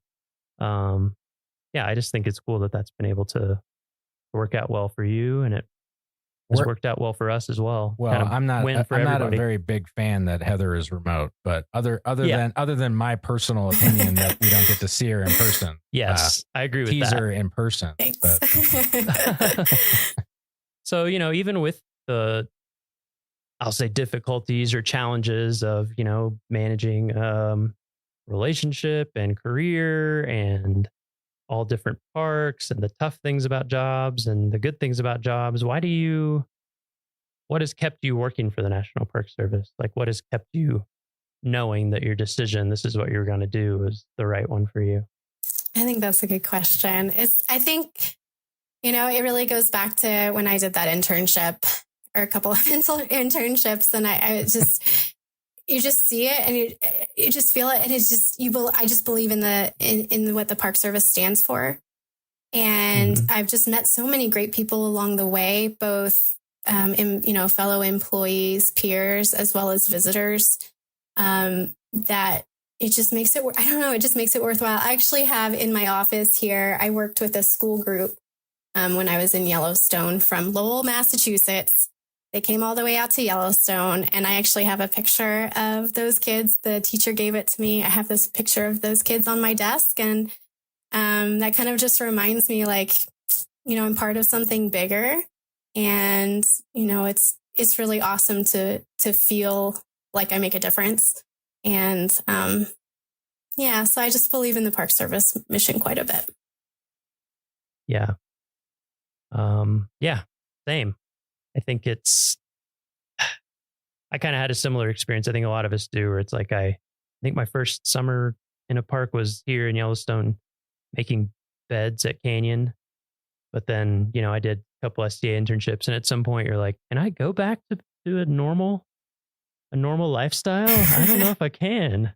And then the mission, and just to remind everybody, the mission of the Park Service is to preserve unimpaired the natural and cultural resources and values of the national park system for the enjoyment, education, and inspiration of this and future generations. So, like you said, even if sometimes a day might be filled with like a checklist of what might seem like mundane tasks or something, I think for me, it sounds like for you, having that bigger mission that you know you're working for really does make a difference. So a question that I have, like with that mission, I think a lot of us, when we have the rough days that like physically work here, you have the rough days, but then you go outside and you hear the wolf howl or you see Old Faithful erupt. Like, how's that transition been for you going remote? Like, and, you know, keeping yourself, like, how do you remind yourself that, you know, when it's not in your face, like it was when you were physically working in the park? Yeah, so it has been a little bit of a transition to remote. I very much enjoy it, and the flexibility it has given me to be, you know, still continue to work for the Park Service and be with my family. I think it becomes more about the people, and than necessarily, I do feel a connection to the place, but I feel a connection to the people even more. And so to me, Yellowstone has not just become like the first national park, an amazing place to experience geysers and hot springs and wildlife. It's really become like a community. And it's about a people connection now for me as well. And so that's kind of helped. Yeah. Yeah. Hashtag Team Yellowstone. Well, and I think that's a good point too, because I know I've talked to people in my family or friends about working for the Park Service. And I think as people will get the impression pretty quickly while they're listening to this podcast over all the different episodes and all the different people that we talk to, you just get to be surrounded by interesting, brilliant people in like every job, basically doing all these things for the park. And it's such a cool community to be a part of. So I think, yeah, that over time, I've appreciated that more and more and more as to like what makes it such a cool place to work. So getting into the details of if someone were interested in this type of work that you do. So your official title is Administrative Support Assistant. Yes. Do you know the job series on USA Jobs? Yes. It's a 0303. And sometimes that it comes up as like a miscellaneous clerk, but it's administrative support assistant, and the GS level can range, I've seen from like 5 to 7. Okay. Do you need formal training to get started in this job series, or like what are the minimum requirements that people would need if they were thinking about applying for this type of job? Sure. So there's a lot of on the job training. Like I said, I'm still learning about so many things. But if you have like a background in budget or HR or travel, you know, those are all applicable to the administrative support assistant. A lot of times how I, you know, came up through it is I just worked my way as a GS5 and seasonal interpretive park ranger, and then switched over to a visitor services assistant as well. So, I mean, if you work seasonally in the Park Service, getting your time and grade in, I think just even that experience can help you along too. But if you could take any, even if it's like informal trainings on budget, purchasing, HR, anything like that, you know, put that on your resume as well. Because a lot of things you may not think apply do, because administrative support assistants are in every single division. And I think if you work your way up kind of through the division as well. So if you're a seasonal maintenance worker, like, you know what seasonal maintenance workers need, and you know the support that they need. So you may not think it applies, but it probably does.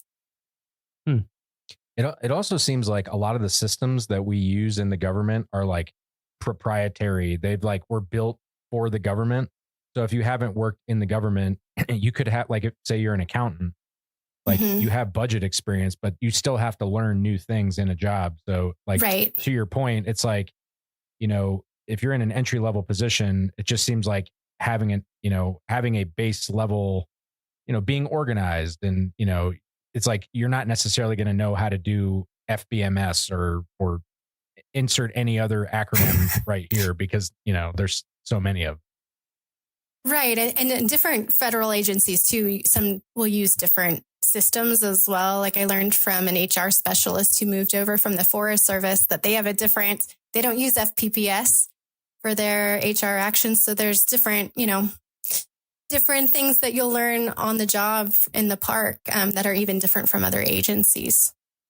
And then just being in government in general, Yeah. having almost over 200 years of laws and things that have developed for different reasons and special ways that we do things, and not just scrutiny, but like we have a high responsibility to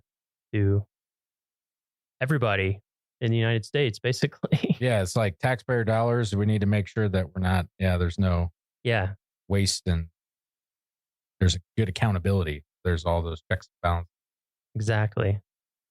All right. So last question. Do you have a favorite story or memory in Yellowstone or any other national park that you would want to share? This is a hard one. Yeah, because they're all, it's like asking to choose your favorite child because they're all unique and they're all special.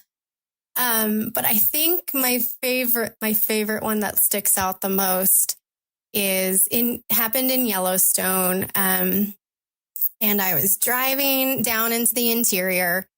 It was late in the season. There was snow on the road. I was the only one on the roadway, in between Norris and Canyon. I think that's where we were.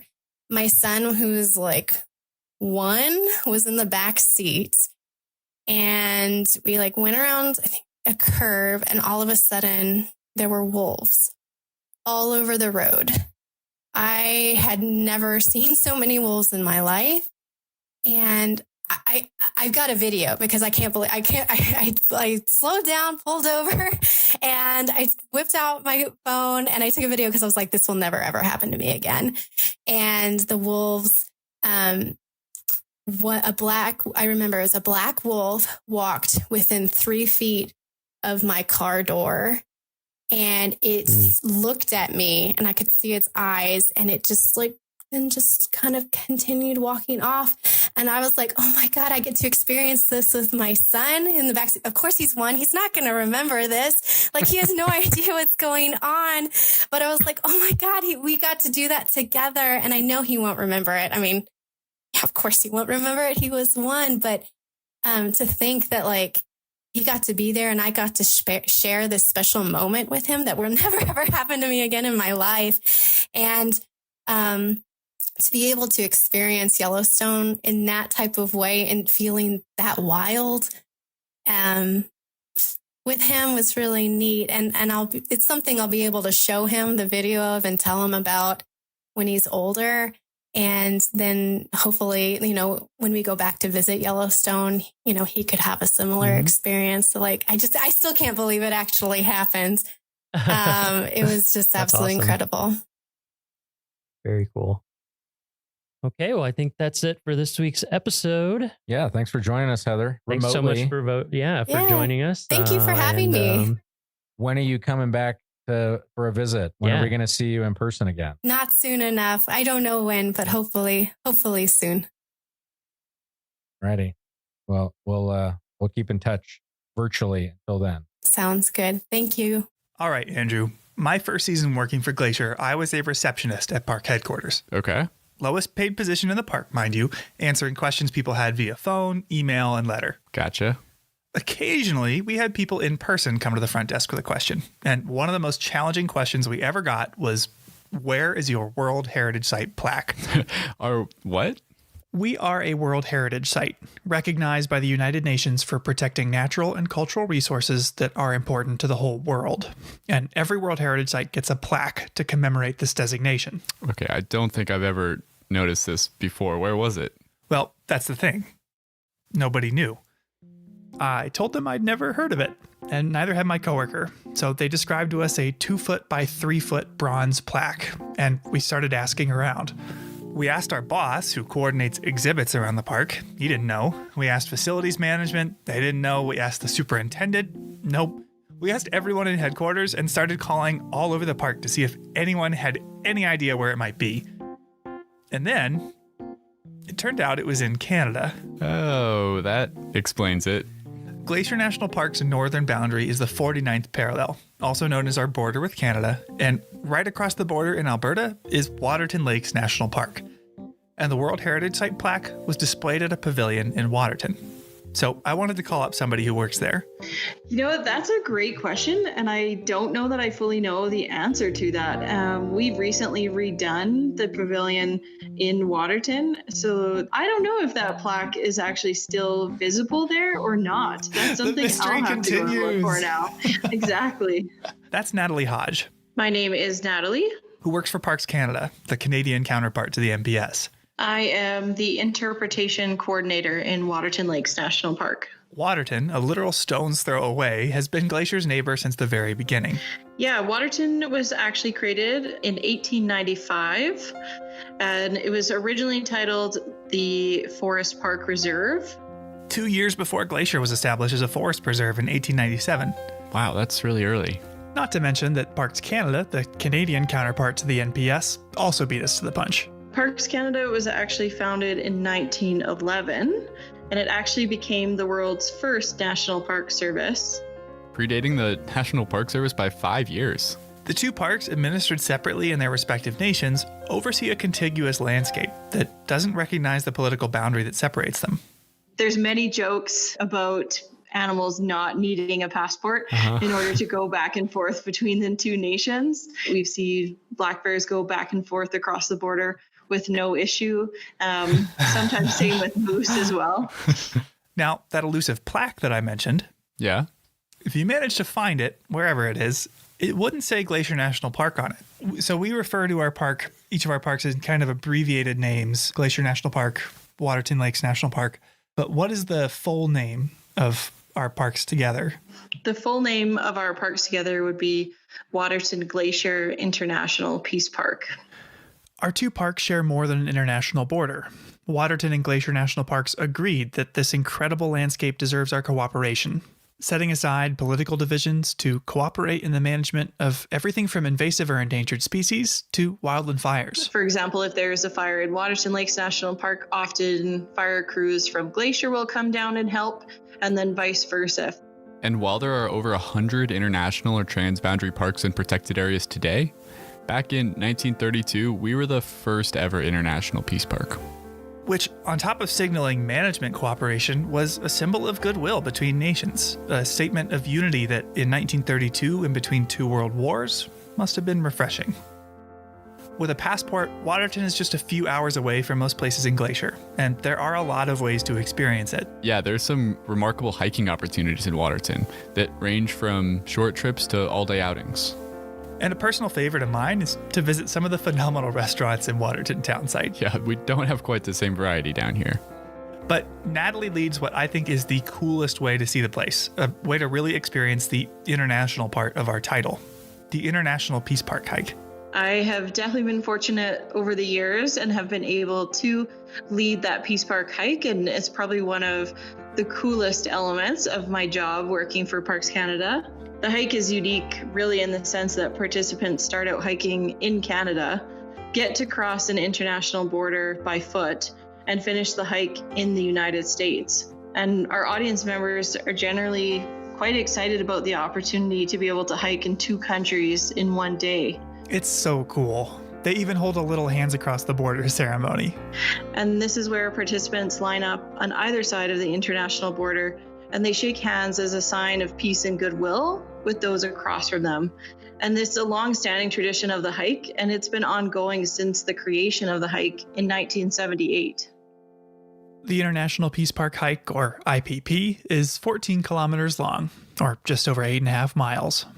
You essentially walk the length of Upper Waterton Lake to wind up back in Glacier, where you'll finally catch a ride on the International, a 200-passenger boat that's ferried people across Waterton Lake since 1928. Yeah, and from having taken that ride myself, it really stands out as one of the most unique experiences anywhere in either park. Yeah, I agree. Even just looking into the other country, let alone getting to hike or boat into it, is powerful.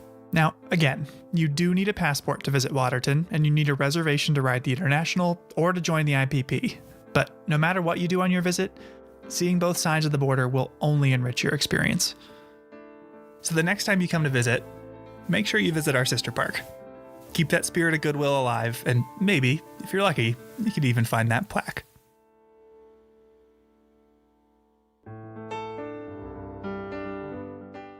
Welcome to Headwaters, a Glacier National Park podcast, brought to you by the Glacier National Park Conservancy and produced on the traditional lands of many Native American tribes, including the Blackfeet, Kootenai, Salish, and Gillespie people. We're calling this season The Confluence, as we look at the ways that nature, culture, the present, and the past all come together here. I'm Michael. I'm Andrew. And we're both rangers here. Now, we've mentioned so far that Glacier has a lot of titles. National Park, World Heritage Site. But today we're going to focus on just one of them, International Peace Park, an agreement between the NPS and Parks Canada to cooperatively manage our shared resources. And no place better represents the International Peace Park than Goat Haunt, one of the most remote and least visited regions of Glacier. Okay, real quick, what's with the name? Goat Haunt? Yeah, it's kind of an archaic term, but a haunt is a place where someone or something hangs out. So essentially, Goat Haunt is a place where the mountain goats like to hang. Oh, I see. Well, odds are, even if you've been to Glacier before, you probably haven't made it to Goat Haunt. And for good reason. Yeah, there are no roads leading to it. And the shortest hike to get there is 22 miles. Shortest hike from the US, that is. So you could either backpack for a few days south of the border, or you can drive to Canada. Yeah, Goat Haunt sits at the southern tip of Upper Waterton Lake, one of the largest lakes in either park, which stretches across the border into both Canada and the US. Meaning Goat Haunt is just about 3 miles from the Canadian border. Yeah, so people overwhelmingly access Goat Haunt from Waterton Lakes National Park. Well, now I understand where the name comes from. Waterton Lake, Waterton Lakes. Okay, whatever. Yeah, so some people get there on foot, like on that International Peace Park hike, but most people arrive to Goat Haunt by boat. Including even the rangers that work there. Yeah, talk about a commute. So in this episode, we'll be looking at what it means to be an international peace park, how it happened in the first place, and how it has affected those that live and work here. All right, Andrew, where is our border with Canada? I think it's about 20, 30 miles north of here as the crow flies. Yeah, well, could you be even more specific? Where is the border? It lies on the 49th parallel. Yeah, exactly. The 49th parallel was first proposed as a border by the Hudson's Bay Trading Company in 1714, which is a story for another day, but it was ultimately adopted by the US and British governments, because at the time, Canada was still under British rule. Now, British and American teams surveyed the border in the 1860s, with brief interruptions for the Civil War, and monuments were erected that cemented a border nearly 4,000 miles long. But did you know that that survey was actually wrong? Wait, really? Yeah. The border was first surveyed when we still thought the Earth was a sphere, but it's actually an oblate spheroid. What? Essentially, it's a sphere that bulges at the equator due to rotation. All that to say, the original line doesn't perfectly follow the 49th parallel. Really? No, it's close, but it's not exact. Spheroid and all, it does transect present-day Waterton Lakes and Glacier National Parks. And visiting the border between the parks today, you'll notice the only thing separating the two countries is a swath of cleared trees, a 20-foot wide unvegetated line continuing into the horizon. And as far as this area is concerned, the most meaningful discussions of that symbolic boundary occurred not in the halls of Congress or Parliament, but on the trail and around the fire. Two of the earliest proponents of a jointly managed park were John Kootenai Brown and Albert Death on the Trail Reynolds. Big fans of nicknames. Yeah, Brown was the first superintendent of Waterton Lakes National Park. And Reynolds was the first ranger stationed in the present-day Goat Haunt area. Yeah, and it was these two that hatched the idea that two parks in two countries could be managed together. And the story of their friendship is an origin story of the Peace Park itself. We actually know an awful lot about John Kootenai Brown. He was raised by his grandmother in Ireland during the Great Famine and led a colorful life after leaving home. He joined the Royal Militia in 1858, but never saw combat. In search of excitement, he chased a fortune in the gold fields of British Columbia, working as a prospector, constable, trapper, guide, mail carrier, swamper. Swamper? What the heck is that? Yeah, it's someone who steers canal boats. 50 years later, he had garnered a reputation for knowing the region as well as anyone, which led to his appointment in 1910 as the first supervisory forest ranger of Kootenai Lakes Forest Reserve, which is now our northern neighbor, Waterton Lakes National Park. At age 70, he earned $75 a month to manage the whole area. Wait, only $75? That's like the highest ranking position in the whole park. Yeah, it's about $2,000 in today's money. Oh, all right. Now, much less is known about Albert Death on the Trail Reynolds. Born in Wisconsin in 1847, he and his wife moved to Montana's Flathead Valley in 1871 so he could work at a lumber mill. And to escape the nervous strain of work, 30 years later, he retired from being the supervisor at the lumber mill to become a ranger at the then Flathead Forest Preserve. When that preserve was converted to Glacier National Park in 1910, he was stationed on the southern end of Upper Waterton Lake. And while there have been biographies written of Brown, most of what we know about Reynolds we learned from his diary. Take this entry from 1912 where he's looking for poachers. Found where some hunters had camped and hauled down a sheep or deer from the mountains, but it was in Canada, about 6 miles from the boundary line. Which had been brought to life here by the voice talent of Ranger Bob Adams. Reynolds lived in one of the most undeveloped and least visited areas of the park, often with only wildlife as company. Friday, October 25, 1912. When I arrived at camp, a bear had been there last night, and he raised hell. All around camp he went, looking into all 3 windows. Took a bath in the wash tub and stood in front of the looking glass and combed his hair with his scrubbing brush. His nickname Death on the Trail was self-ascribed, and his disdain for horses led him to walk everywhere. He regularly walked 17 miles south to get his mail. Wow. I walked just about 1 mile to get my mail, and I thought that was rough. But Reynolds would also walk north to visit Waterton, where he befriended Brown. Yeah, he walked the full 12-mile length of Upper Waterton Lake, which starts in Montana at Goat Hunt and ends in Waterton Town Site in Alberta. Walking that whole way to visit his friend Kootenai Brown, unless he could catch a boat ride. Sunday, October 20, 1912. Left at camp 7 a.m. in one of Mr. Hazard's boats. Went as far as Weeks Landing, where I walked to the post office, got some mail, then went to Mr. Brown's. His duties as a backcountry ranger included looking out for poachers, forest fires, and other, quote, threats to the park. Okay, so what constituted a threat to the park? Well, in the early years, the Park Service was guided by a fundamentally different understanding of ecology than it is today. And Reynolds' writing illustrates this really well. Early park managers were especially eager to protect ungulates, like deer. He would actually follow deer in order to chase them towards better foraging habitat. Left camp as soon as I could. Went up the trail that the deer took up the mountains. I located them up on a high bench, almost to the top of that mountain. I managed to get above them. There were about 40 of them. I got above them after a hard struggle. The snow was deep. He thought he could get them to go somewhere where they'd be happier and safer if he could only jump out and surprise them. Some went one way, while others took my trail and went down. Last of them that I saw was about 2 miles and still going. They're safe. I think if I did that in a uniform today, people would think I was totally crazy. And on top of chasing deer around, he would actively hunt and kill anything that could harm them. To kill coyotes, he even enlisted the help of his friend Brown, the superintendent of Waterton. I went to one of Mr. Brown's baits for coyotes, and I found that a coyote had been there this morning and had taken a meal out of it. I followed his tracks for nearly 2 miles, and he did not show any signs of the poison, so I left. Canadian poison is no good. In the years since, we've come to understand that predators like coyotes, wolves, and mountain lions play essential roles in the ecosystem. The practice of poisoning them has long since been abandoned. It's not part of our job anymore. No, it's nice that attitudes have changed in that respect and decided that all animals have a right to be here, and not just the ungulates. That's Tracy Weiss. Yeah, my name is Tracy Weiss. I've been working here at Belly River for the last 16 summers. The Belly River Ranger Station where she works is one of the northernmost in the park. In fact, To hike in to meet her, I parked at the Canadian border, spitting distance from the customs office. And while Tracy and her husband Bruce work here in the summer, Reynolds worked and lived near Goat Haunt year-round with only a wood-burning stove for warmth.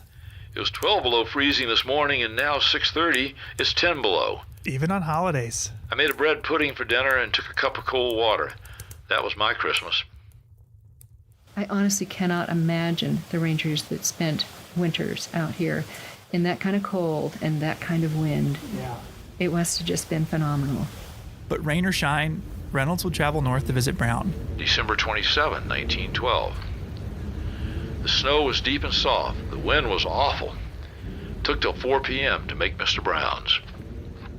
From what we can tell, the two were fast friends. Even though Brown, who wrote poetry and spiritual musings, never seemed to write much about Reynolds. Yeah, and Reynolds, in the journals of his that we have, he doesn't write about his friendship with Brown either. His journals are really utilitarian, the simple summary of what he did that day, often signing off with the number of miles he had traveled. But even still, Reynolds wrote often about his trips to visit Brown. Wednesday, December 4, 1912. Left camp 9:15 a.m. with Mr. Brown. He went as far as Weeks Landing with me to see if I got safe over the river. I had to break ice about 100 feet before I got into the main stream, but I made it okay. They collaborated for work, they shared notes, they sought one another's advice, and they socialized. And as you know, Andrew, the winters here can be pretty drab. Yeah, cold, gray skies, socked in. Which, by all accounts, gave them plenty of time to discuss the philosophical facets of their jobs, like the artificiality of the lines separating the two parks they were sworn to protect. One person who met Brown and Reynolds was Samuel Middleton, an Anglican reverend in Canada. And after meeting the two rangers, he wrote about their discussions of the boundary. Emblematic of the trouble with dividing the two parks was Upper Waterton Lake, which lay partially in the United States and partially in Canada. Reynolds suggested that geology recognized no boundaries, and that as Waterton Lake lay in its glacial cirque, no man-made boundary could cleave its waters apart. It'd be better then to accept nature's creation by removing the boundary line and acknowledging one park, one lake, in its own territory. And Brown agreed. He said that since the lake could not be physically divided, it was senseless to divide its management. This was a powerful idea at the time. A subtle suggestion, through the lens of a landscape, that a political boundary could not divide us. This idea of theirs to jointly manage the two parks would not come to fruition in their lifetimes. Of all the days I ever saw, today has put the cap sheaf on them all. Talk about wind. It has been a corker. I had to face it every step of the way, 18 miles.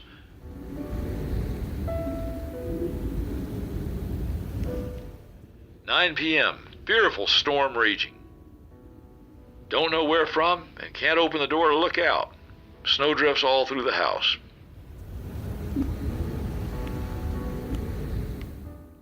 Reynolds was clearly an incredibly tough person with a fortitude that's hard to fathom today. Wednesday, January 15, 1913. Went up to the lake. Had to use my snowshoes. It has snowed hard all day. It was so soft, I sunk in above my knees on snowshoes. I reached home camp, found 6 feet of snow on the roof. I had to go up and shovel away from the stovepipe before I could build a fire. It took over 3 hours. Did not get it nearly all off. We'll finish in the morning. It was 10 below zero all day and snowing hard. Distance 6 miles and 1 frozen toe. But as tough as Reynolds was, the winter of 1913 began to catch up to him, and he caught a cold he couldn't shake. In one last journey, he ventured north to visit Brown, who mentioned Reynolds in his own journal for the first and final time. 4 February 1913. Mr. Reynolds. Here, 32 below zero. Rode and snowshoed west side of park to pass. Miles 20. Reynolds very sick. Up all night with him. 4 days later, Reynolds died. And 3 years after that, Brown passed away as well. Over the course of the next 20 years, the parks remained under separate management. A new Waterton superintendent was appointed to replace Brown, as was a backcountry ranger to replace Reynolds. Visitors came, people enjoyed the parks, and life continued. But Reynolds and Brown's idea of an international park lived on, because in July of 1931, the local Canadian Rotary Club called a get-together of Montana and Alberta Rotarians to discuss for the first time the creation of an international peace park. And while Reynolds and Brown had entertained the notion, it had never before gained traction. In fact, this would be the first international peace park in the whole world. Yeah, and this new idea was drafted in a resolution by the newly inaugurated president of the local Rotary Club, Samuel H. Middleton. Who just so happens to be the same guy we quoted earlier, who had interviewed Reynolds and Brown about their thoughts on the border. The very same. Now, it's worth noting that Middleton first came to Waterton in search of a summer camp for St. Paul's Indian School, of which he was the principal. One of many schools of its kind that sought to suppress native culture, taking kids from reservations away from their families to boarding schools where they were taught, more or less, how to be white. This policy was called at the time, "Kill the Indian, Save the Man." Yeah. But acknowledging his racist efforts towards indigenous people, he was an important advocate for the establishment of a peace park. A bill establishing the peace park passed the U.S. Congress in December, and it was echoed by the Canadian government the following year. The details of this new designation were not clear-cut, leaving park managers to decide how they would jointly oversee the two parks. Parks that have evolved a great deal in the years since. In his day as a backcountry ranger, Reynolds hardly ever saw anyone. But Tracy, the modern backcountry ranger working along the border, she says her main job is to work with people. I really see the main part of our job as educating people in the backcountry. Today, more people visit Waterton Glacier on an average summer day than the parks used to see in a whole year during Brown and Reynolds' time. But that hasn't changed why they're protected or why they're important. People that do come here, and they're more all the time, they're looking for something real. To go backpacking, to reconnect with nature. That's what these parks are all about. And I think every day that goes by, they're more important than they've been in the past. But throughout the last century, with all the changes it's brought, the two parks have strived to work together. So whenever our two parks share wildland firefighting resources, whenever we lead cross-boundary hikes or boat trips, you know who to thank. A couple tough old curmudgeons with an idea. Sunday, December 29, 1912. Oh heavens, how it does snow and blow. A person can't see 200 feet, and it is coming harder and harder. I wish I was back in Helena.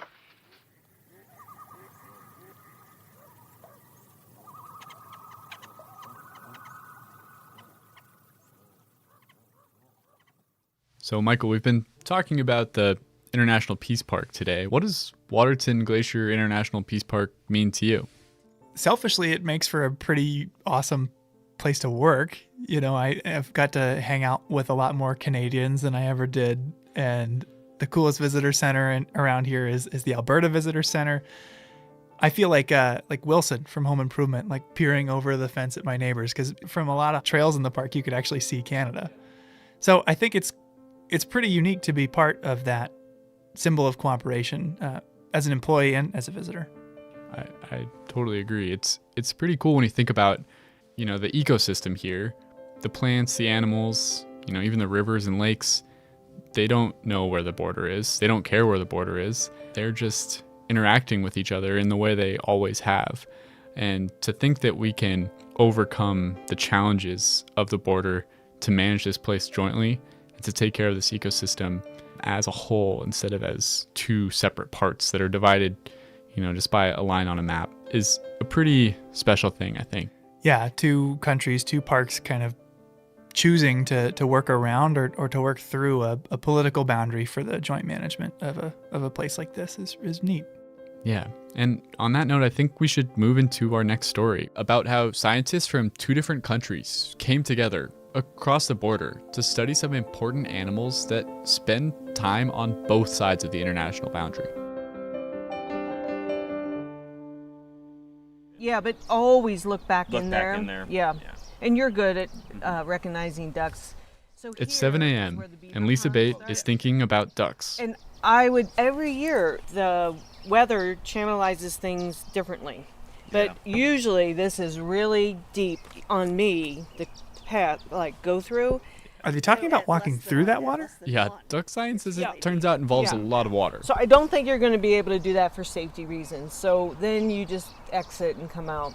Today we're doing a brood survey, where we'll review the river to see if any of the female harlequin ducks there have new chicks with them. And Becca, since you're going to have to wait for a while, what you could do is just walk up the boardwalk and look for ducks on Avalanche Creek, and then when you're finished, come back down here. Lisa Bate is a wildlife biologist here in Glacier National Park, and one of her projects is to study the park's harlequin ducks. Observing these birds takes a lot of eyes, so Lisa enlists a ton of volunteers to help her collect that data. It's a pretty fun project to be involved with, and as it so happened, all of us in the podcast somewhat independently got involved with it. This year, Michael and I and producers Daniel and Alex have all gone out with Lisa to study the ducks. Michael even ended up pretty wet from his experience. Yeah. If you want to hear that story, you got to go to the Mini Glacier episode. Before we get into the study I did that morning, there's a few things you need to know about harlequin ducks. First, the name. Harlequin ducks are named for the male's breeding plumage, which resembles the makeup of a harlequin, a jester-like character popular in early modern European theater.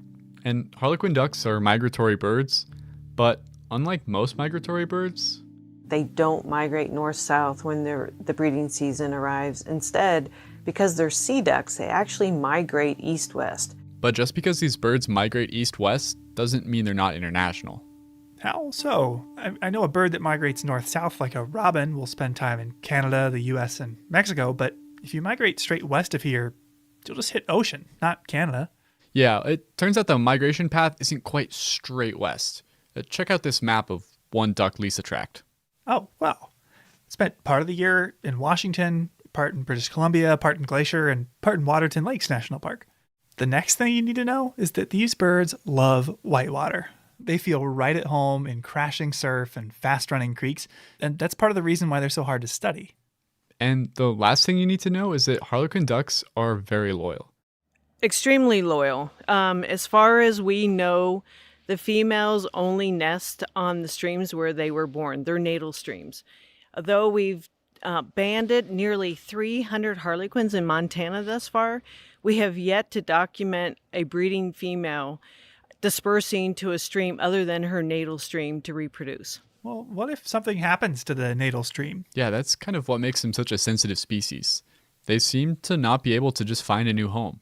I think this is one of the leading reasons that harlequins are a species of concern. Their range has shrunk. We used to have harlequins in Colorado and many streams in Idaho and Montana, and we no longer have for a variety of reasons. And right now, I think it's highly unlikely that those streams would ever be repopulated unless we can document that females will disperse to other streams. It's not just streams they're loyal to. I asked Lisa if the ducks are loyal to a particular mate as well. Oh, if you asked me that question at the beginning of this study, I would say very loyal. The first 3 years of this study, we just saw incredible, I think 100% mate fidelity. Since then, we have seen some so-called divorces, but I'm working on a paper with some Canadian biologists, and they just documented a female with a certain mate 1 year, the next 2 years with a different mate, and then in the 4th year, she returned to that original mate. So we know that sometimes things happen, we don't know why. And if a duck's mate dies? We've documented times when the female died, and the males have already migrated back to the coast, but the following years, those single males will come back here looking for those females. And we've seen 3, possibly 4 males return looking for their females. I assume that's what they're doing. And we have one male who I know now has returned 3 years in a row, always single, never with another female, and never with the original female. And we just assume that that female has died. I can picture the Hallmark movie now. Lonely duck wintering on the coast and spending the summer searching the Rocky Mountains for his missing mate, looking for a love he'll never find. And Lisa told me that there's about 33% more males than females on the wintering grounds. So these single males are pretty unlikely to find a new mate. At the beginning of her research, Lisa didn't really know how many ducks there were here. When I first started this project, I thought maybe there were 40 pairs of harlequins throughout the whole park. And you can't tell because they look identical. It wasn't until we started putting colored bands on them that we realized that we had more ducks just on Upper McDonald Creek drainage alone than we realized. So to tell individuals apart, you've got to catch them and put a unique band on their leg. Biologists have developed lots of ways to safely catch birds, but none of them could really account for the challenges of dealing with a bird whose preferred habitat is whitewater. In the spring, when both males and females are in Glacier, the water on the creeks here is dangerously high and fast. Wading out into a raging creek to try to catch a duck was potentially deadly, so for a long time, we knew very little about these birds. But it's not just raging waters that Lisa has to deal with. There's some years that we're walking over like 40-foot deep avalanche drifts still. So there were lots of challenges, but there was a lot of pressure to understand these birds better because they seemed to be disappearing. Biologists throughout the western half of their range have all documented a decline or a shift in distribution. But today, when I joined Lisa, we weren't catching any ducks. We were just counting them. We broke into teams to comb every foot of the creek and observe if any of the hens had chicks. If we found any chicks, then later in the summer they could be caught and get a band before they migrated back west. But this wasn't just walking down a trail. To stay along the stream was a lot of bushwhacking. Yeah, and it gets really bushwhacky when the water's high. And at some point we're going to just start walking in the creek because it'll be a lot easier than bushwhacking. Okay.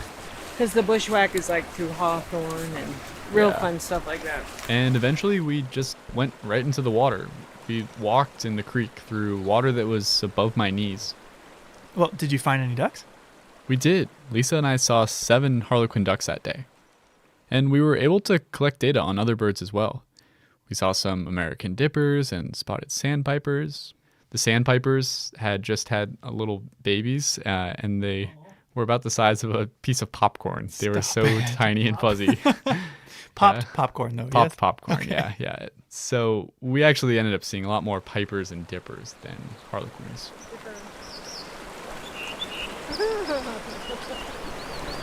What is that? Yeah. That's great. The dipper just flew downstream singing. Hear it? Yeah, that sound. Yeah, it's unusual to hear them this time of year. They're more like February, March, and April when they're really singing up a storm. Flying and singing. Andrew just saw a spotted sandpiper. As far as harlequin ducks, we had seen 5 single females so far. Is that a lot? I don't know. It sort of depends on what they get down low. Yeah. Like I said, like a high count norm would be 12, so we still have a long ways to go. So how did this research get started in the first place? At first, Lisa just wanted to figure out if the ducks were even successfully breeding here. And I was like, okay, well, to do that, we'd need to find the nest and monitor them. And so we started like looking for nests, and we never found one. I think in 20 or 30 years of surveys here in the park, only one had accidentally been found when someone almost stepped on one. They were walking along the shoreline. So I'm like, well, how are you going to monitor nests if you can't find them? Luckily for all of us, we're not just in Glacier National Park, we're in Waterton Glacier International Peace Park. Waterton Lakes National Park and Glacier National Park, every year we have Science and History Day, and we A full-day science conference where experts from both sides of the border present what they've been working on. here. In my first year as a biologist here, I met Cindy Smith. She's the retired conservation biologist in Waterton Lakes, and I knew that she had done research on harlequin ducks in Banff National Park. So I was lucky enough to meet her and introduce myself, and I was like, hey, I'm thinking of doing some research on harlequin ducks and trying to find their nests. I said, we just aren't having any luck. I was like, how did you do it? And she's like, telemetry. You have to put radios on them. And she was totally right, because when we first started trying to find their nest, even with radios on, I mean, I think it'd be a 1 in a billion chance trying to find those nests because they're so cryptic, they're so hidden. And some of them literally were like 2.5 miles up off of another drainage and on a cliff and a burned habitat. I mean, But to put radios on them, first you have to catch them. So Lisa and Cindy, an American and a Canadian biologist working together, developed a mist net method of capturing harlequin ducks. So that must have been what I saw. Yeah. Do you remember how it worked? Well, Gerard Bird, who joined us on the Grinnell Glacier hike in the Mini Glacier episode, and a friend of his paddled an inflatable kayak full of a couple people and a pole across the creek. The pole had a rope attached, so there was the near end and the far end, the one that stayed on shore and the one that went across the creek in the boat. And when the crew on the far side of the creek got out, they pulled the net taut. Oh, that makes sense. So no one had to be in the water. No, that you floated across, but you stood on either side and pulled it tight. And because harlequin ducks, unlike mallards that fly way up in the air, harlequin ducks fly down low, right over the water, so they go straight into the net. Okay, so what would you do if you caught one in the net? So the net is suspended on a cable that runs from one end to the other. And if they catch a duck in the net, the crew on the far side will twist their pole to close it, disconnect it from their side, and then the near side crew will pull the net all the way along the cable until the duck is in their hands. And then they can handle it on shore without having to get into the water. Yeah, precisely. So what was your job then? Oh, I had a really critical, a very important duck catching job. Oh, yeah? What was that? I sat probably a half mile up the road just looking at the creek with binoculars to see if ducks were coming. Okay, that sounds pretty important. How many ducks did you see? None. Well, okay, no, I saw mallards and I saw some mergansers. But no harlequins. They didn't come down the creek that day. Well, hopefully you still felt useful. I did for all the lofty ambitions I had of catching a duck that day. Lisa valued, all the effort we put in. Lisa reminded me that even if you don't find any ducks, knowing that they're not there is useful data for her too. People get disappointed when we don't see many ducks or zero ducks, and I always remind people that 0 is a real number too. It's a sad number, but it's an important number. And even though you didn't see any ducks that day, this method has been incredibly successful here. We have not had any serious injuries to any people, and we have not had any injuries or mortalities to any of the birds. And we have probably captured 250 birds now. Do Lisa and Cindy still work together? Yeah, they do. In fact, Lisa spoke really glowingly of their collaboration. Cindy Smith has been a mentor of mine for years. She's amazing, even though she's retired. As she told me, she's retired from bureaucracy, not biology. So I've worked with her on a number of publications, and she still mentors me on several projects. That's a real Peace Park success story. And the success isn't just with the science they've done. We're not just colleagues, she's become a very close friend. A friendship that's been able to thrive across the international border.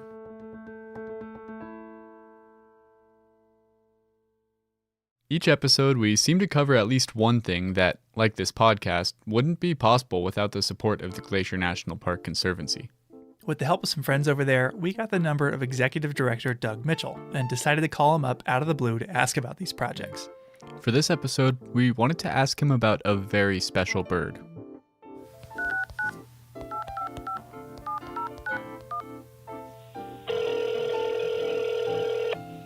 Glacier Conservancy, Doug Mitchell speaking.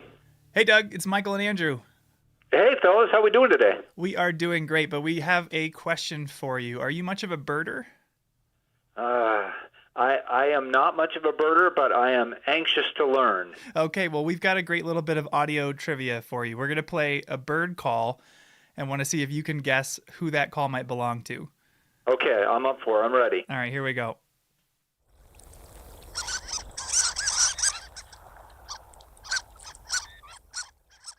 Does that ring any bells for you? I'm going to default to one of my very favorite projects in the park, and I'm going to say harlequin duck. You got it. You nailed it. How do you know about harlequin ducks? I have come to know harlequin ducks, to be honest, through my work here at the Conservancy. We actually got to see a few of them with Lisa Bate. Boy, count me jealous. I have not, to my knowledge, seen one. My wife has. She watched a mom harlequin duck kind of teach her young to navigate the rapids there on McDonald Creek. It was, as she said, a really neat experience. Yeah, they're a very, very special, beautiful animal. So are you involved with Lisa's research at all? We've been very fortunate here at the Conservancy to be able to support Lisa's research in a number of areas, including with these Harlequin duck studies, and also trying to do some work repairing some of the trails. There are some social trails that can be disruptive on the McDonald Creek area. So we've been very, very fortunate to be able to be part of that process as it's been ongoing. That's pretty cool. It sounds like it might allow some more people to have an experience like your wife did when they visit the park.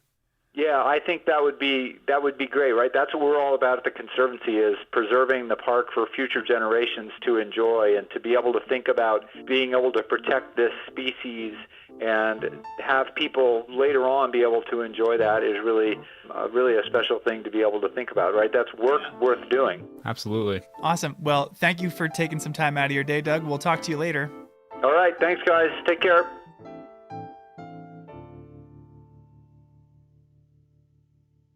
So, Andrew, neither of us grew up in Montana, right? That's correct. I actually grew up in Washington State. Yeah, and I grew up in Ohio. So the fact that we not only met, but became friends is something that just flat out never would have happened if it weren't for Glacier. Absolutely. Over the course of a year, this place serves as an intersection of people all over the world. A couple years ago, I was working as a ranger up at Logan Pass, and a guy asked me if I was the same Andrew who had refereed his kid's soccer game like 6 years ago. What? And I was. No way. So the Peace Park provides a unique opportunity to meet other people and experience cultures on both sides of the U.S.-Canada border. Just by virtue of having the Alberta Visitor Center near the west entrance here, we've had the chance to meet and befriend a lot of Canadians over the years. From the little things like celebrating Canada Day on July 1st to having them go out of their way to get me Canadian candy, ketchup chips, or Fruitopia that you can't find down here. The International Peace Park is like a confluence of two countries coming together into one unique thing. I mean, it's a lot of fun. And just in this episode, we've heard a few examples of employees befriending their counterparts from across the border. But I want to close us out today by meeting some folks that took the whole cross-border friendship thing to the next level. You know, I would say we got the full story from the Peace Park perspective. Meet Justin and Kim. Yeah, I'm Justin McEwen. And I'm Kim McEwen. We're currently at our home in Calgary, Alberta, Canada. Some Canadians? Well, yes and no. I'm from Ohio. And I grew up in the prairies of Canada in Saskatchewan. Oh, I see where this is going. Justin and Kim both worked in Waterton Glacier in the early 2000s. Justin, how did you wind up working here? My uncle was park superintendent down in Waterton Lakes National Park, so I had some exposure of going out there and visiting him and my aunt. It was a job and lifestyle that appealed to me at sort of a younger age. Appealing enough that around the time he went to college, or university as they call it up there, he got a job with Parks Canada. Started at Elk Island National Park and then moved down to Waterton Lakes.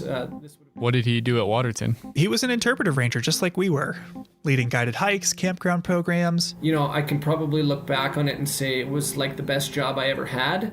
And Kim, how did you wind up working here? So my dad decided to come out and play park ranger from Ohio. I missed him and I came out to work for the boat company in 2003, the year before Justin and I met. What was the name of the boat that you captained? What is the name of the boat?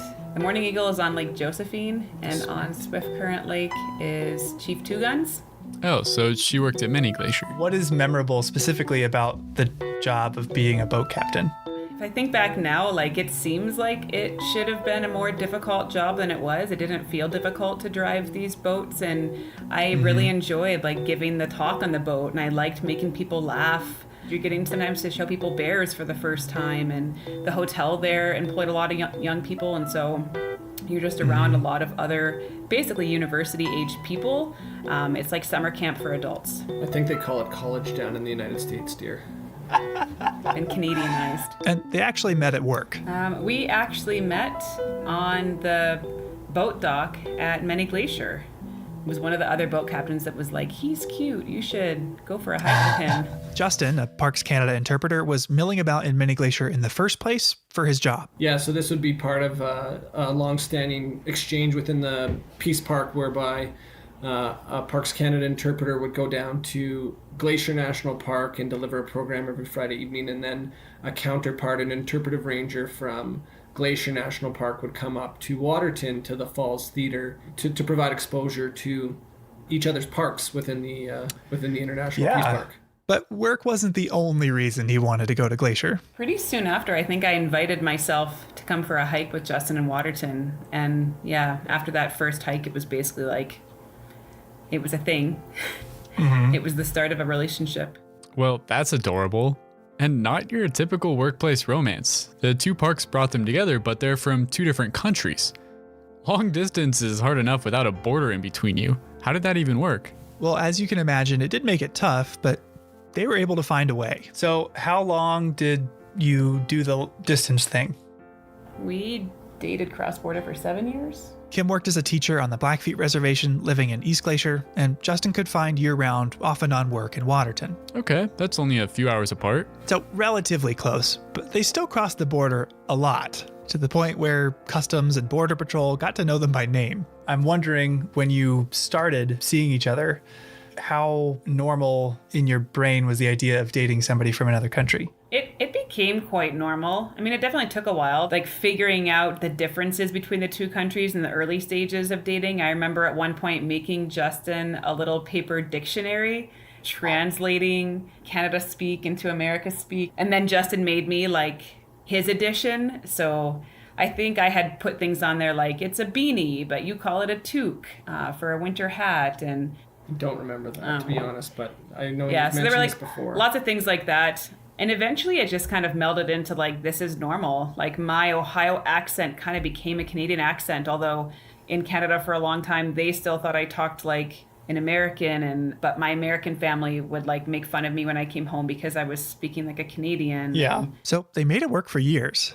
But as time wore on, crossing the border to see one another grew more and more cumbersome. We sort of recognized the fact that we were dealing with an international border, and it was really cramping our relationship style. Yes.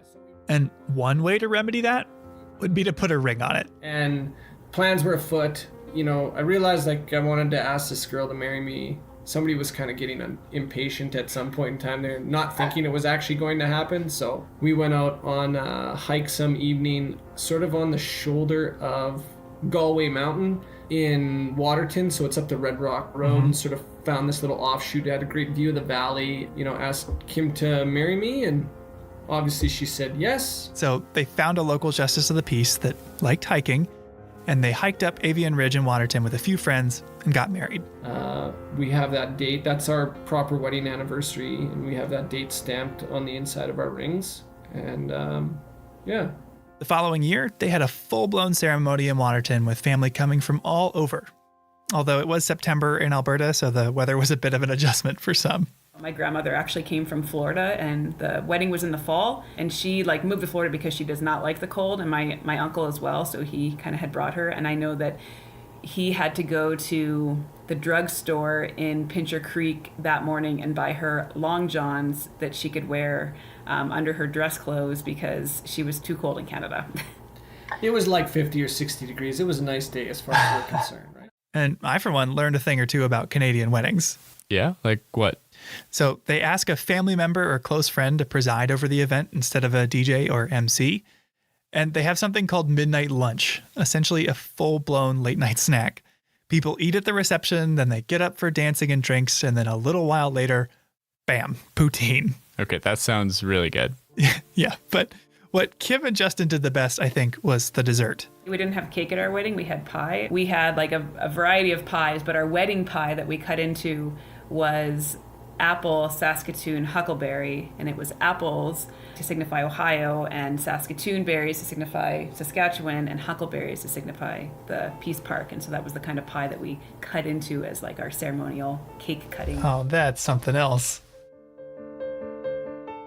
Today, 16 years after they met at the boat dock in Many Glacier, Kim and Justin are raising a family together in Calgary. So not too far away. Right, close enough to visit. Now, we have spent a lot of time talking today about how the International Peace Park recognizes that the landscape we share knows no boundaries. But as this story shows, neither does love, friendship, or camaraderie. Waterton Glacier International Peace Park is an invitation to see ourselves in one another. A much needed reminder to see not our differences, but the things that we share. Justin and Kim lived this firsthand in a way more dramatic than most of us ever will. So I was curious, what does the designation International Peace Park mean to both of you? I think it is a place that you can sort of leave jurisdictions and politics behind to some degree or another and focus on this sort of contiguous landscape. I don't know, to me it means family, you know? If it wasn't for the International Peace Park, we wouldn't be a family. To see what the International Peace Park means to you? Well, you'll just have to come find out.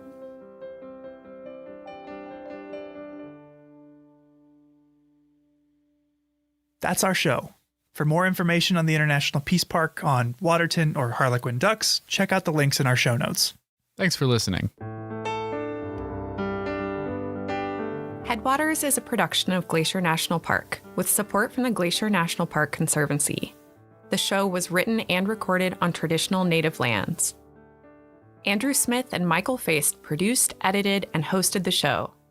Ben Cosgrove wrote and performed our music. Alex Stilson provided tech support. Quinn Feller designed our art. Renata Harrison researched the show. And narrated the credits. Lacey Kowalski was always there for us. And Daniel Lombardi and Bill Hayden were the executive directors. Support for this show comes from the Glacier National Park Conservancy. The Conservancy works to preserve and protect the park for future generations.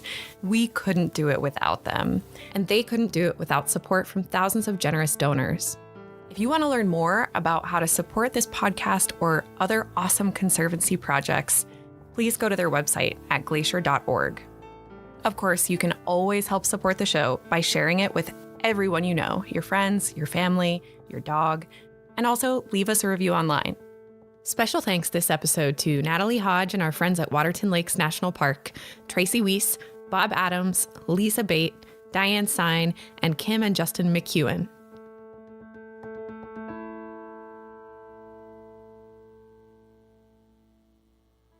Headwaters is brought to you by the Glacier National Park Conservancy. Our purpose is to tell unexpected stories about how Glacier is connected to everything else. But today's bonus episode will be a little different. Instead of telling a story, I'm hosting a debate between Michael and Perry about the best activities to do in Glacier. Ooh. Hi, I'm Sophia. You're listening to Headwaters, a podcast from Glacier National Park. I'm Perry. I'm Michael. Here in my hands, I have a ranger hat full of little pieces of paper with different activities you could do in Glacier National Park. Okay. I will pull one of these pieces of paper, and on it will be an activity, and whoever speaks first, that's their stance, and the other person has to argue the opposite. Okay. Here Michael and I can get in a fight about anything. That's the easy part. It's winning the fight. That's the hard part. I'm ready. So let's pull the first topic and get started. Okay. Camping.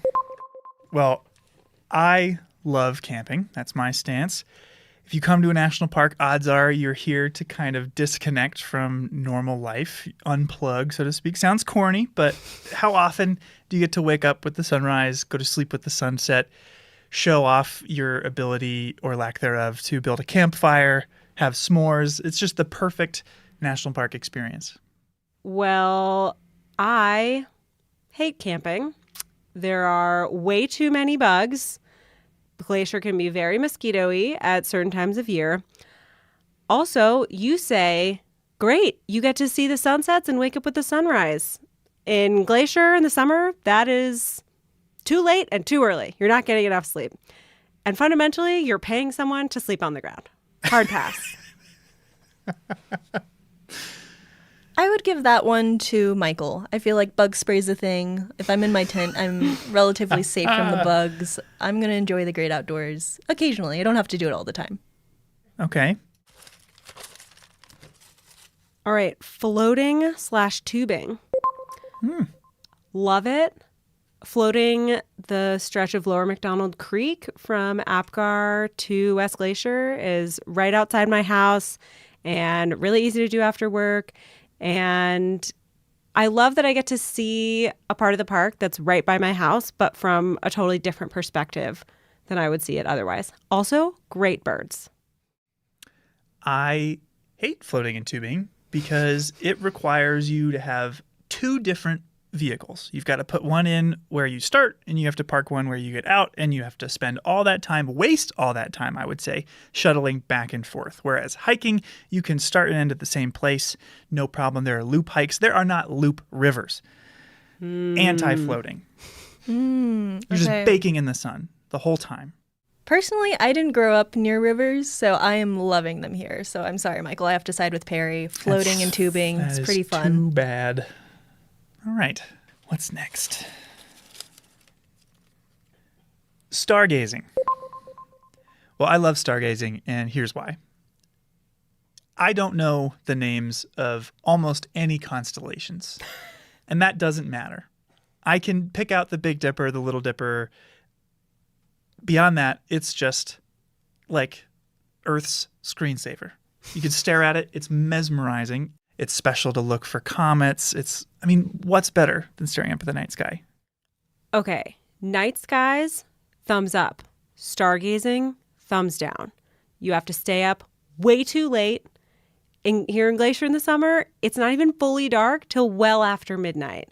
There's too much to be doing during the day. We don't have time to be stargazing at night. It's my bedtime. During the daytime that she's so excited about, it's been like 95 degrees. Nighttime, cool 70s. Beautiful skies. And also, coffee exists. So I'm siding with Michael here. Yes! Yeah, love the stars here. You could see the Milky Way in Glacier National Park, which is pretty special. Yeah. I'm glad I drew first on that one. Okay, fishing. I don't have a lot to say about fishing.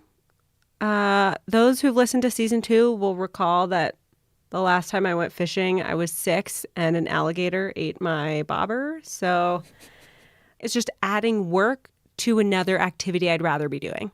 Like, I'm floating down the river on a boat. I just want to enjoy that. It feels like a lot of work to be standing there waving a fishing rod around. Or if I'm like fly fishing, standing in the shallows, like I could just be swimming or eating or picnicking, you know? I don't need it. Well, I love fishing. It is one of the most meditative ways to gain a deep understanding of an ecosystem in Glacier. The park only encourages you to catch or touch one type of animal in the park, and it's fish.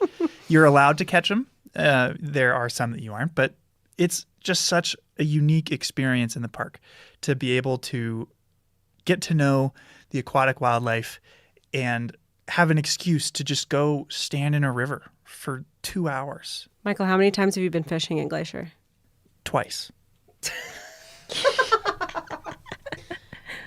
Maybe I need to become a fish girl. I've never been fishing before, which is surprising for being from Texas. But your argument's pretty convincing, Michael. I know you can find out more information about fishing regulations on our website. So if anybody else is interested in hopping on the fish train, check it out. Fish train.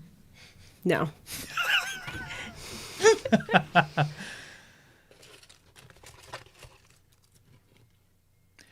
Driving, going to the Sun Road. Big fan.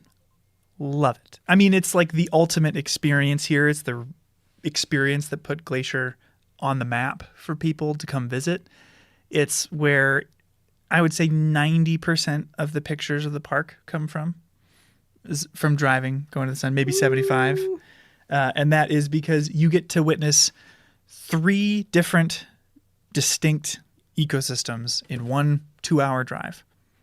You get to have incredible wildlife sightings from the safety of your vehicle. From bears to bighorn sheep, mountain goats, you get to drive to over 6,600 feet. What's not to love? Here's what's not to love: driving. What if you take a shuttle so you don't have to drive going to the Sun Road? You can see all those things, but you can spend way more time actually looking at them instead of having to spend all that thought and energy looking at the road, avoiding other cars and said bighorn sheep and mountain goats. And if you just sit on a shuttle and let someone else do the driving, you can appreciate the scenery. It's type 1 fun. There you go. Honestly, the shuttle sounds pretty nice to me. Or being a passenger, I would say. Yeah, I'm siding with Perry on this. All right, one more. Birding. Oh. I love birding. I love trying to figure out who they are, what they look like, who's singing.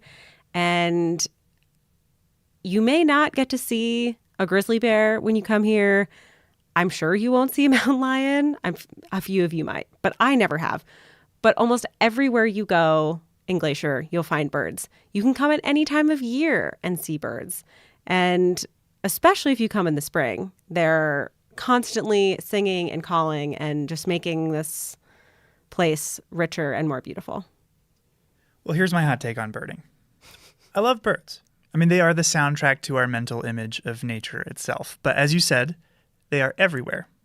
I could see birds where I grew up in Ohio, and I can ID them and have a very similar experience. If I wanted to see a grizzly bear, I'd have to go to the zoo. So, birding in Glacier, it's fun to hear birds as you go out and hike, but it's not an activity in its own right. Birds are the background to experiences you could only have here and that people are coming from across the country to have because they can't have it at home. So that's my hot take on birding. I'm never taking you birding again. Honestly, Perry, your passion for birding speaks to me. There's hundreds of birds you could see here, and that's a very special experience. So I have to side with Perry here, Michael. Okay. I disagree, but it has been decided. It's okay. I won. You just accept it. I feel like we covered a lot, but there are so many other activities that we didn't talk about. What's another activity? I would say berry picking. I love picking huckleberries. Classic. It's an iconic part of a Glacier summer. Just wouldn't be the same without it. If you are trying to plan a trip to Glacier and interested in what sort of activities you can find here, check out our website at nps.gov/GLAC, and it can help you plan a great trip. We're hard at work on the next season of Headwaters. Stay tuned for bonus content like this and more episodes about your favorite national park. Headwaters is made possible with support from our nonprofit partner, the Glacier National Park Conservancy. We are so grateful for all that they do for us. Check them out at glacier.org.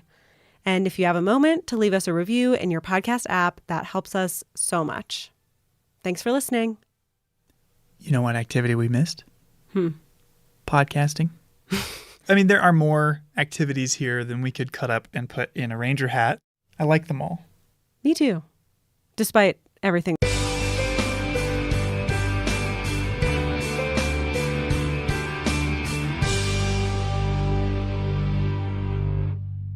The shuttle stop here at St. Mary Falls Trailhead provides access to several hiking areas on the east side of the park.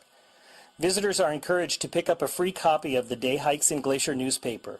The maps and trail information inside the paper will help visitors match their interests and abilities to the mini hikes in Glacier National Park.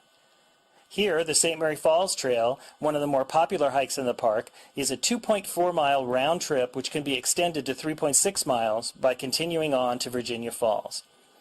The hike offers a short and pleasant stroll down to the valley floor, crossing the stream below the roaring St. Mary Falls.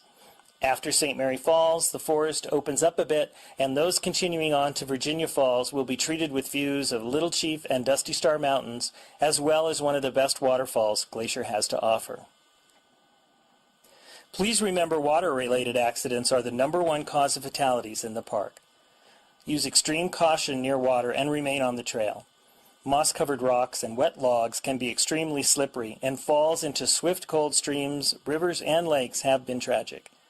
Never walk, play, or climb on the slippery rocks and logs around this or any other stream in the park.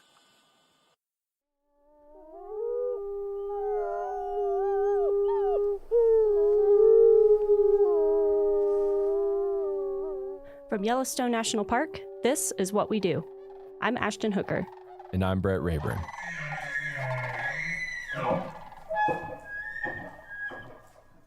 Hey, Brett. Hey, Ashton. How's it going? I'm good. How are you doing today? I'm doing awesome. Good. It's getting close to lunch, so my stomach might rumble a little bit here. But mine is seriously rumbling as well. I hope you can't hear it. Yeah, I have this big lunchbox behind me. I'll try not to rummage in it too much. So we'll see.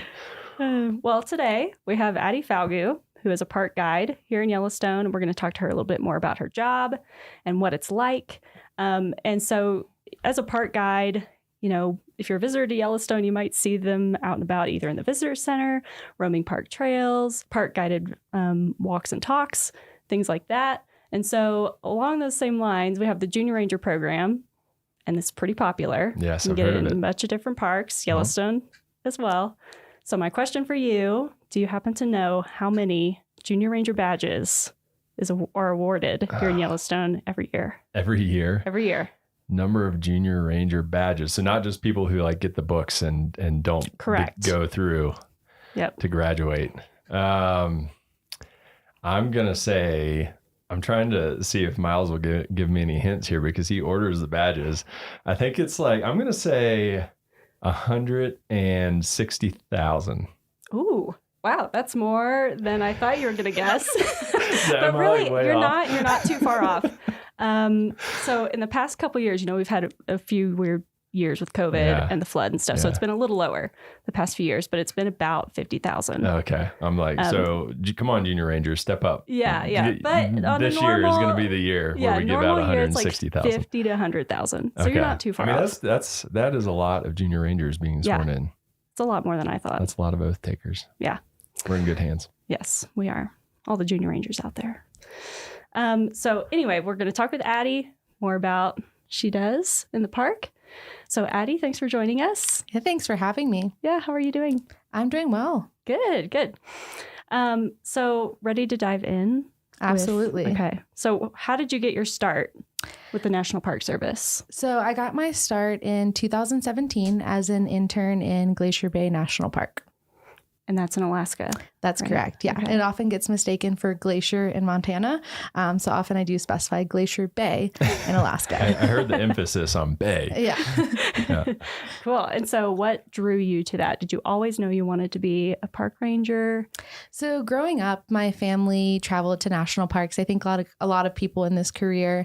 And I kind of was really interested. I fell in love with the Tetons and I was like, well, I want to live there one day. And the way to live there is to become a park ranger. So simple enough. I'll just do that.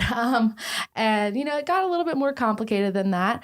But in high school and college, I started to look more seriously into pursuing a career in that direction.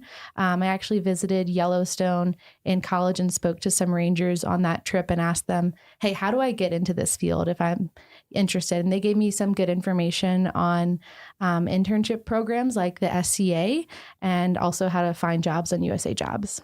What is the SCA, just for those who don't know? Yeah, so the SCA is the Student Conservation Association, and the internship that I did in Glacier Bay was through them. Okay, and so what exactly did you do? Yeah, so the position there was an education intern, and Glacier Bay has pretty little visitors that actually set foot on the land there. And the number of visitors in the winter is pretty much non-existent. And so most of the visitation is in the summer on cruise ships. So in the winter, they have a pretty robust distance learning program. So we were actually using Zoom before COVID and before Zoom really became a thing, and essentially taking students on virtual whale watching tours and field trips to the park. Wow. That sounds like a good gig. Yeah. So you're on a boat like while you're doing this? No. So we were in an office with a green screen. That made it look like we were on a boat. I did get to go out. Shake the camera and rock it. I did get to go out with the oceanography team though, which was really fun one day, and we got to take water samples. So I did get to have that experience in the bay, but most of the time was spent in the office. Okay. So did you go from Glacier Bay and then Yellowstone, or were there other stops in between? There were a few steps in between. Yeah, so after Glacier Bay, I did a couple of seasonal positions as an interpretive park ranger and also an education position in Grand Teton National Park. And then I was pretty fortunate to get offered a permanent job pretty early on in my career, and that was in Hot Springs, Arkansas. That was also a park guide position. I was there for a few months and then took a lateral reassignment to a park guide position here, and I've been here since. It's been about 4.5 years, I think. Okay, wow. And so tell us a little bit about being in Yellowstone. A lot of people don't know that there are actually park rangers that live on the interior of the park. So what that means is not at any of the park entrances. And so Yellowstone closes down in the winter. So you're at Lake Lake Village Yep, that's down by correct. Yellowstone Lake. So tell us what that is like. Like, how did you even get here this morning? Walk us through what that is like. Yeah, so essentially we kind of get snowed in the winter, and often things are complicated, but there's a lot of snowmobiling to your car and then transitioning to take your car to a location. Currently, we have less snow this year, which you think would make traveling easier, but it's actually made things more complicated because my car is at one location, but there's not enough snow for me to snowmobile from the roads that have enough snow on them to my car. So I have to take like an in-between car to get to my car. So to get to the studio this morning, I took a snowmobile and a couple of vehicles. Wow. So, and it took about 2 hours, whereas normally if I could just snowmobile straight here, it would have been probably 30 minutes faster than that. So wow. That is dedication to the complicated show. steps. We appreciate you. Yeah, but those of us in the interior look for excuses to get out. So I was very happy to be out here today. Wow. Well, we're glad you're joining us, and you took the long trek to come all the way up here. What's your typical, like, how often do you get out to get groceries and things like that? So it really varies depending on the year. Typically, I try to stockpile groceries in the fall so that I never need to go out specifically for a grocery trip. But if I happen to be out for another reason, then I always get groceries. But I'd say usually in a normal year, I'd probably leave twice a month each winter. So every 2 weeks. Mm-hmm. Okay. So I've seen some park rangers who live in the interior in winter. They do a lot of canning. Mm-hmm. Are you into that? No, I am the unhealthy ranger that lives off of pasta Ramen. and frozen pizza. Yeah. Yes. Hey, Yeah. it's delicious. I don't do any canning, but if you just eat a lot of pasta, dried goods, that stays really well. So I can really stock up in the fall. Wow. And so in a typical winter, so one that we're not having now with not as much snow, you would normally just snowmobile everywhere, Yes. correct? Yeah, I Okay. would just snowmobile to my vehicle at whatever entrance it's located at. And typically it's not a big deal. I actually really enjoy snowmobiling most of the time. And there's incredible opportunities to see wildlife along the way. Amazing scenery. The sunrises and sunsets in the winter are always really special. So although it has its challenges, overall, I really like living at Lake. There's incredible opportunities for skiing around the neighborhood.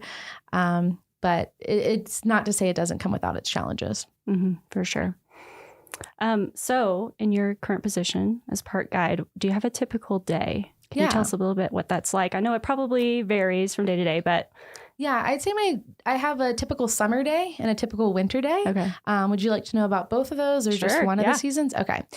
So in the summer, a typical day, a third of it is usually spent working the visitor center front desk, answering questions, helping people plan their trips, answering questions about what birds they're seeing, animals they're seeing. Like the number of questions we get, you never know what's going to come out of someone's mouth. So it can be all over the place.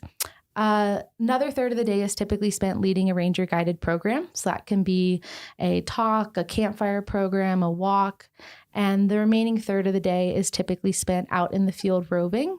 And so talking to visitors on boardwalks in some of the thermal areas, interacting with people at wildlife jams, making sure no one's petting bison at wildlife jams. Very important. Yeah. So that's kind of a typical summer day. In the winter, my job is kind of unique in that I staff a building called a warming hut. And so, most people are kind of putting out figurative fires in their day-to-day work, and my job is literally to go and start a fire. So I go to the warming hut, start a fire, and the purpose of that is to serve as a place for snowmobile groups to stop in and warm up. That's the sole source of heat for the building. So depending on the day, if it's really cold out, it could be 10 degrees inside when I get there. It could take a few hours to get up to temperature, but we try to get it about 60 degrees in the building and interact with groups as they stop by throughout the day. The Fishing Bridge Warming Hut is a quieter location. So on average, we've got about 20 to 40 people that stop per day. And in between groups, surprisingly, cell service is actually really good at that location. So I'm able to plug into a mobile hotspot and respond to visitor trip planning emails. I've helped with social media at times as well. And so I can stay connected and do other work in between groups. So it's more kind of office and admin work mixed in with splitting firewood. Wow. That's a good combination. Quite a variety of skills Yes. required. And so where do you live? Like, what are your living accommodations like? I'm sure a lot of people are wondering. That's the number one question I get asked at the warming hut. And what I usually tell those visitors that are asking is that we have housing at each of the developed locations in the park. So my housing area is only a couple miles away. So it's just a couple miles snowmobile ride to the warming hut. Often groups get there and they're like, how did you get here? And I'm like, well, I snowmobiled here just like you. But like, I had the easy commute. Like they're snowmobiling 26 miles to get to me. I only did 2. So you're like, I just crawled out of the lake. Out of the lake. Which you probably could because it's not frozen. Yeah, I did a training once in the park where I spent the night in a snow trench. And sometimes I do consider telling people that. I'm like, where do you live? Where do you sleep at night? I'm like, just in a trench in the snow over there. I've been here a few years, so they moved me to the 3-bedroom snow trench. Yeah. They take care of us here. So what's the most important skill you'd say for your job? The most important skill in my position is probably communication. Mm-hmm. So as an interpretive position, it's really important to communicate these messages and try to foster a connection between the people that are visiting Yellowstone and the resources that we have here in the park. And so being able to tailor messages for specific audiences is really important in order to communicate that effectively and try to hopefully inspire the next generation of stewards for these lands. Yeah. What's one of the hardest or most memorable questions that you've had asked? Ooh, that's a good one. So this is a funny one, but the most memorable question, there was a girl, she was probably about 12 years old and she was really shy. I was at Mud Volcano and I could tell she was kind of embarrassed to ask this question. Her mom's like, she has a question. And I was like, sure. And she's like, I don't know if I want to ask. And I was like, no, go for it. No judgment. And her question was, how do bison poop in such perfect circles? And I loved it because so often we get the same questions. That's a scientist question, over and over again. And so that I'd never gotten that one before and I've never gotten that one since. And so, I took a moment and I was like, well, it has to do with the consistency in which the poop comes out. So it's kind of like pancake batter. Like if you put pancake batter in a frying pan, it spreads out into a circle. I'm like, it doesn't come out that shape. And I think that helped her out. So I wonder if she thinks about that. I'm not eating any pancakes that you bring to the office, but that's a great way of explaining it. Yeah, I'm going to think about that every time I see some bison poop out there. Yeah. So what is your favorite part of the job? My favorite part of the job is probably getting to re-experience the magic of Yellowstone through the eyes of first-time visitors.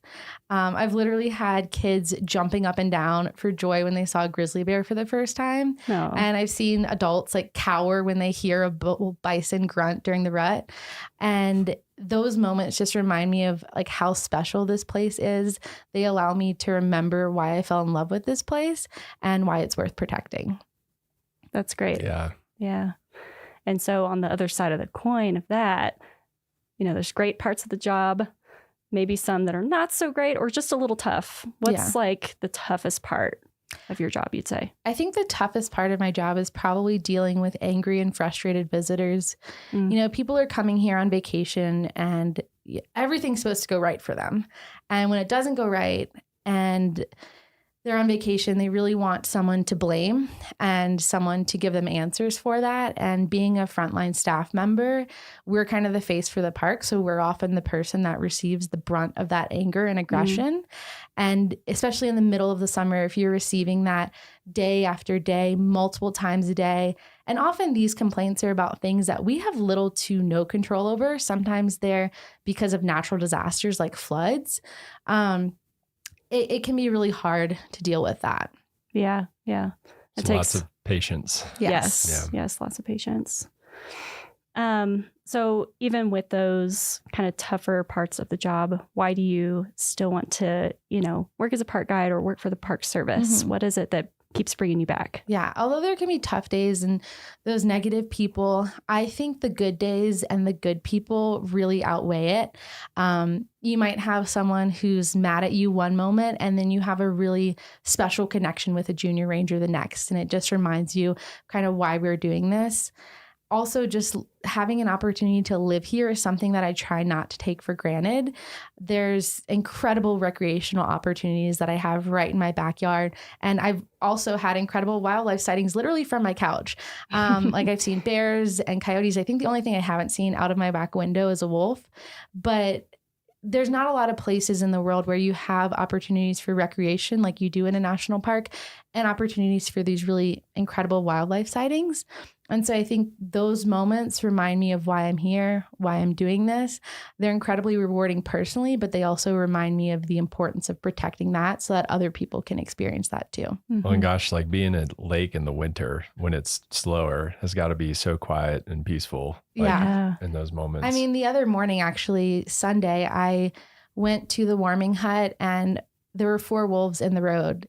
And that was I did my 2-mile snowmobile commute to work, got to my office, and I saw 4 wolves at my office. And I've seen foxes and coyotes passing in front of that building as well. And I was all alone. No one else was there. And so it's a really special moment when you have moments like that. And those moments always kind of take me back to why I'm here. And I find that some of my best moments in the park, best sunrises, sunsets, rainbows, wildlife sightings, have occurred on some of my most difficult days. And so it's like, even though there are those tough days, the park always finds a way to remind me of why I'm here. Mm-hmm.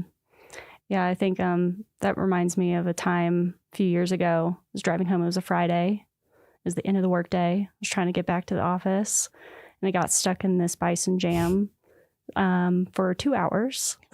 So I didn't get home till like 8 p.m. Yeah. But it's moments like that, like a lot of those people are experiencing that for the first time, and it's super cool. They get to be in a place like that where you get to have those types of experiences and sightings. So, and when you're frustrated in that bison jam, but you look over at like a little kid who's just glued to the window, can't believe what's happening, kind of makes it a little easier. Yeah, at least you're not stuck on an interstate somewhere. Yeah, for sure. So do you have a defining moment?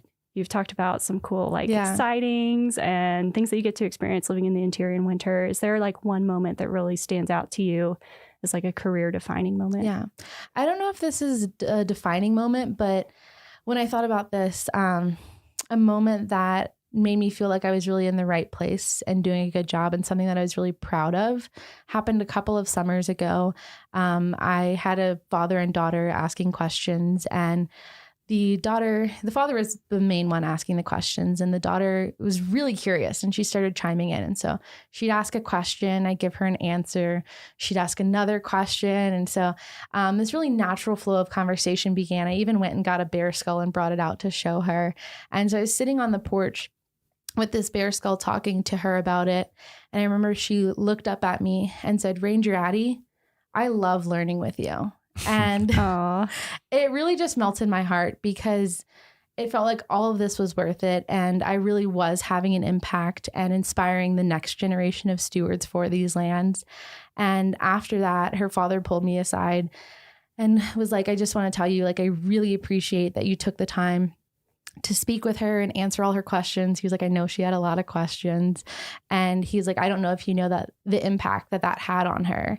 And I didn't even realize this at the time or tell him, but I don't think they realized the impact that they also had on me, because that was just reminding me of why I'm here and why I'm doing this. Mm-hmm. And that's kind of one of the like interesting things about your job is it's less like quantifiable the impacts that you have. And so like, who knows what that little girl is going to grow up to be or do. I know we're talking about junior ranger badges in the intro, and after I answered all of those questions for her, I was like, "Well, you're working on a junior ranger book, right?" She said no, she'd never heard of the program. And so I got her a book, and she was like, "I want you to be the ranger to swear me in. Like, when are you working again?" And so I was like, "Tomorrow at 10 a.m. is the 1 hour that I'm here." My personal park I was ranger. like, "You've got a deadline for this, because then I'm going to be on my weekend. I'm going to be backpacking." And she was like, "I'm finishing it." And so she came back. I think she was only 6, but she did all of her work that day and came back the next morning, and I got to swear her in. So, maybe cool. she'll be in this position in the future. You know, Yeah. Maybe she'll be a real ranger one day. That's awesome. That's awesome. And that's a lasting impact too. Yeah. That's really cool. So we'll get into the nitty gritty of your job. the park guide position that you're in, do you know what the series is on USA Jobs? So if people want to go apply, what should they look for? Yeah, the series is 0090. And do you know, are those like entry-level jobs? How far up the ladder can they go with those? Yeah, so park guide positions are typically more entry-level, and mine is a GS5 position. And do you need any formal training or anything like that? There's no formal training needed for this position. Just having experience in education and interpretation is helpful. Okay. So if you were to give somebody advice on like what type of experience they should get, what would you tell them? My recommendation would be just get experience where you can, whether that's like volunteering at your local environmental center, which is something that I did, or working at a nearby state park. If you can get experience in interpretation and environmental education, that's going to be a really good way to get your foot in the door. And how did you, I mean, obviously you have to know a lot about the resource to answer all those questions about circular bison poop and stuff. So how, I mean, is that just stuff that you research kind of on the job or on your own just because you're curious? How do you get that knowledge? I'd say a combination of both. I had visited here, I don't know how many times before working here, probably 5 times with my family. And so from that, I just had a lot of basic knowledge of what are the popular sites to see and how do you be a visitor here, because I had visited. So I kind of had some of that background knowledge. I had some knowledge on the ecosystem that I learned when working in Grand Teton National Park. Some of that was on the job learning. Some of that was reading before I did that position. And then since I've been here, I'd say more of the knowledge that I've acquired has been on the job, either reading different references, learning from fellow rangers is probably one of the biggest ways that I learn, and just answering questions. It's really scary as your first day being a ranger, working at the front desk, having to answer questions, but that's the only way that you're going to know what people are asking and know what information you need to know. Yeah, I've worked the front desk a few times and I'm just like, I don't know. I don't know. But and then you're one of the main people that like is contributing to the resources that we're using. Well, in Yellowstone, there's so much information to possibly know too. So that's another thing that's like really kept me in Yellowstone for so long, is that it's hard to get bored here, because one day I'm getting questions about circular bison poop. The next day I'm getting questions from a microbiologist who knows more about the thermophiles in these features than I do. But yeah, there's just endless knowledge to know. And so, yeah, there's still questions that I get that I don't know the answer to. And I tell them I'll go look it up and get back to you. And sometimes it's hard to find an answer, but I try. Well, that's really cool. And so the last thing we like to ask people, what is your favorite memory that you've had? It could be here in Yellowstone or any other national park, since it sounds like you've worked and visited lots of different national parks. Do you have a favorite moment that you've had? So something that stands out to me is a moment I had here in Yellowstone, and it doesn't involve wildlife or hiking or thermal features like you might expect it to. It actually involves the ice on Yellowstone Lake, which I know some of you here have heard me go on and on about the ice on Yellowstone Lake. But Yellowstone Lake freezes in the winter, and living at lake, this is something that is a pretty exciting event to us. Like, what day is the ice going to freeze, or the lake going to freeze? What day is it going to melt? Sometimes it sings as well. So we kind of really like live our lives by the seasons of the lake. And Ice Off Day is like my favorite day of the year. I just think it's so incredible, and it doesn't happen every year. But if conditions are right, as the ice breaks up, it gets pushed out of the lake at Yellowstone River, which is the only outlet to the lake, and it flows down underneath Fishing Bridge. And as that happens, those chunks of ice all kind of get compressed into each other, and you can stand on Fishing Bridge and look underneath your feet, and it's just mesmerizing watching this like icy slushy move. It sounds really cool too. It's like a bunch of shards of glass almost. And usually it occurs late May, like Memorial Day weekend. And a couple years ago, I was actually out of the park on a temporary work assignment, and I wasn't scheduled to get back until June. And I was like, there's no way I'm going to make it back in time for Ice Off. And I was pretty sad about it, because it only happens once a year. Like it's not like Old Faithful. It's not happening every 90 minutes. So I was really bummed that I was going to miss Ice Off Day. And I was moving back into the park on June 3rd. And as I'm driving along the lake, I see that the ice is still there and it's starting to break up. And I rushed to Fishing Bridge, got to Fishing Bridge in time. I'm standing there watching the ice, listening to the sounds, and I look up and there was a double rainbow. And as silly, and as silly as it sounds, it just felt like the lake had waited for me, and that was Yellowstone's way of welcoming me back home. That's awesome. That's really cool. I would like Yellowstone to welcome me back home with a double rainbow next time I'm down there too. So if you could I'll try. Could make that happen, that would be so. And I have to go back to one other thing you said really fast before we go, because you said it sings. Yeah. So as the ice cracks and forms, those sound waves are kind of sent through the ice, and you get these really unique sounds. It kind of sounds like lightsabers. It doesn't happen often. Conditions have to be just right, but it's really cool when it does occur. Sorry, can you give us what does it sound like? Can you give us your best impression? Yeah, it's like pew, pew, pew. But also there's other sounds too, but those are the coolest sounds. That's cool. I will be listening out for lightsabers next time I'm down there. Yes. Well, thank you so much for joining us, Addie. Thanks for having me today. Yeah, this was really fun. Well, that's it for this week's episode of What We Do. Thanks again to our guest, Addie Falgu. If you like what we do, rate and review the show wherever you listen. Every positive review helps new listeners find the show. If you have questions or want to learn more about a particular job, contact us using the form at go.nps.gov/whatwedopodcast. Thanks for listening.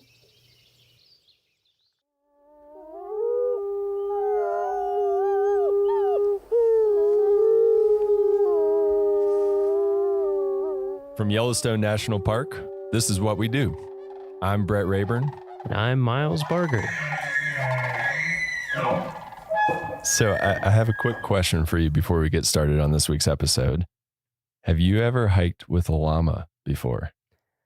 I have not hiked with a llama before. Is that because you don't want to, or is that because you've never had the opportunity? I think it would be awesome. I've never had the opportunity. I've definitely seen them around at other parks, but I've always wanted a trail goat. Okay. You know, that's a thing. Some people hike with trail goats. Yeah. So wait, hold on. So what? All right, explain this really quickly before. No, I've seen people in like national forests. They'll have, you usually need at least two because they're herd animals, and they can carry up to like 50 pounds each. So you can use them as kind of mini pack animals, but you don't have to put them on a string, and they just gather at night. Anyway, what a chick magnet that would be. That'd be a conversation starter right there. Well, so my trivia question today doesn't have to do with goats. It does have to do with llamas. So do you know how many llama outfitters currently have contracts to do business in Yellowstone National Park? I do not. I will guess 11. It's actually 3. So you had a string of doing really well on these trivia questions that might have come to an end here. Failure. So there are 3 outfitters currently that would let you go hiking with a llama. So it's possible. Maybe a bucket list item here. Our guest this morning is someone who probably would have known the answer to that question. So she's Becky Wyman, a concessions management specialist here at Yellowstone National Park. Becky, have you ever hiked with a llama? I have not. No. So it sounds like we need like a work trip. I think so. To come out of this summer, because I love nothing more than hiking and not carrying my own stuff. It makes it quite nice. That sounds awesome. Well, it's awesome having you here today. So we didn't invite you here to just talk about goats and llamas exclusively. Although, you know, if they come up more, I'm totally fine with that. We invited you here because you have a super important job in the Park Service that most visitors would know nothing about. You work a lot behind the scenes. And before we get into the details about what you do, as a concessions management specialist, actually, could you give us like an overview of what concessioners and what CUAs, commercial use authorization holders, like what are all of those things? Because a lot of listeners probably just have no clue what that is. So our office oversees all of the commercial operators in the park. We have category 1, 2, and 3 contracts, plus our commercial use authorization program. The category 1 contracts include our large concessioners, currently Xanterra, Yellowstone General Stores. They do the lodging and retail type of operations in the park. We also have our service stations. Our COA program oversees or has our fishing guides, photo tours, environmental education tours, that sort of scope. And then we have our category 2 and 3 contracts, which include our over snow operators in winter. We have a bear spray rental. We have stock outfitters that do day and overnight trips in the park. Llamas. That include our llamas, as well as a ski camp in winter that is located at Canyon. Awesome. So the Park Service doesn't actually have, like, we don't run hotels or things like that. That is correct. We have contracts that allow other operators to run those, and we oversee those contracts. That is a lot.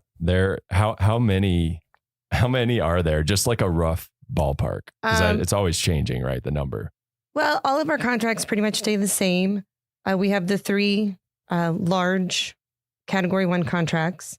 Like I said, the hotels and retail general stores, and our service stations. We have 38 stock contracts that include the 3 llamas. We have 23 over snow contracts and 1 bear spray rental. And then I believe the number of CUAs exceeds 400.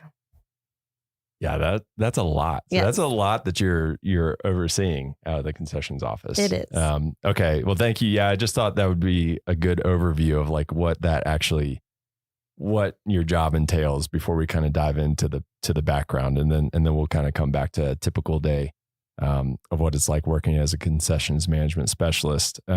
So do you mind telling us a little bit about where and when you got your start in the National Park Service? So I came to Yellowstone in 1998. I was a bright-eyed, bushy-tailed fisheries technician. So I started my career with the Park Service at Lake in Yellowstone, and I have never left. So it hooked you. It hooked me. No pun intended. Anyone get it? And how did you hear about that job? I think I heard about it through USA Jobs. Awesome. Yeah, we have, and for those of you who don't know, who are listening to this and don't know what USA Jobs is, we do have an intro episode that kind of explains that, as well as some of the other jargon that we might talk about here. So just refer back to that if you have any questions. So you saw it on USA Jobs, you applied and you got it, and the rest is history. And I drove my car out from South Carolina, and I've never left. Wow. Okay, so you're from South Carolina. So you're an East Coaster. I am. Okay, that's me too. And then you found the mountains, and then I found the mountains. Gotcha. Same. So how did you get from that job, which is very different from what you do now? What was that transition like? It is. So I worked for fisheries for 3 years. Then I moved to the bison office to follow my husband up to Mammoth. And then I just became a flexible park employee and did a variety of administrative roles.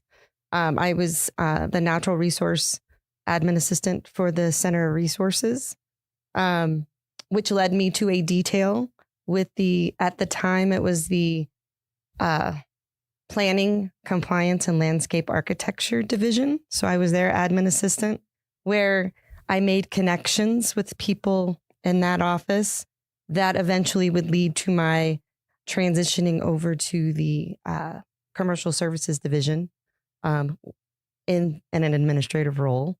And then I just worked my way up. I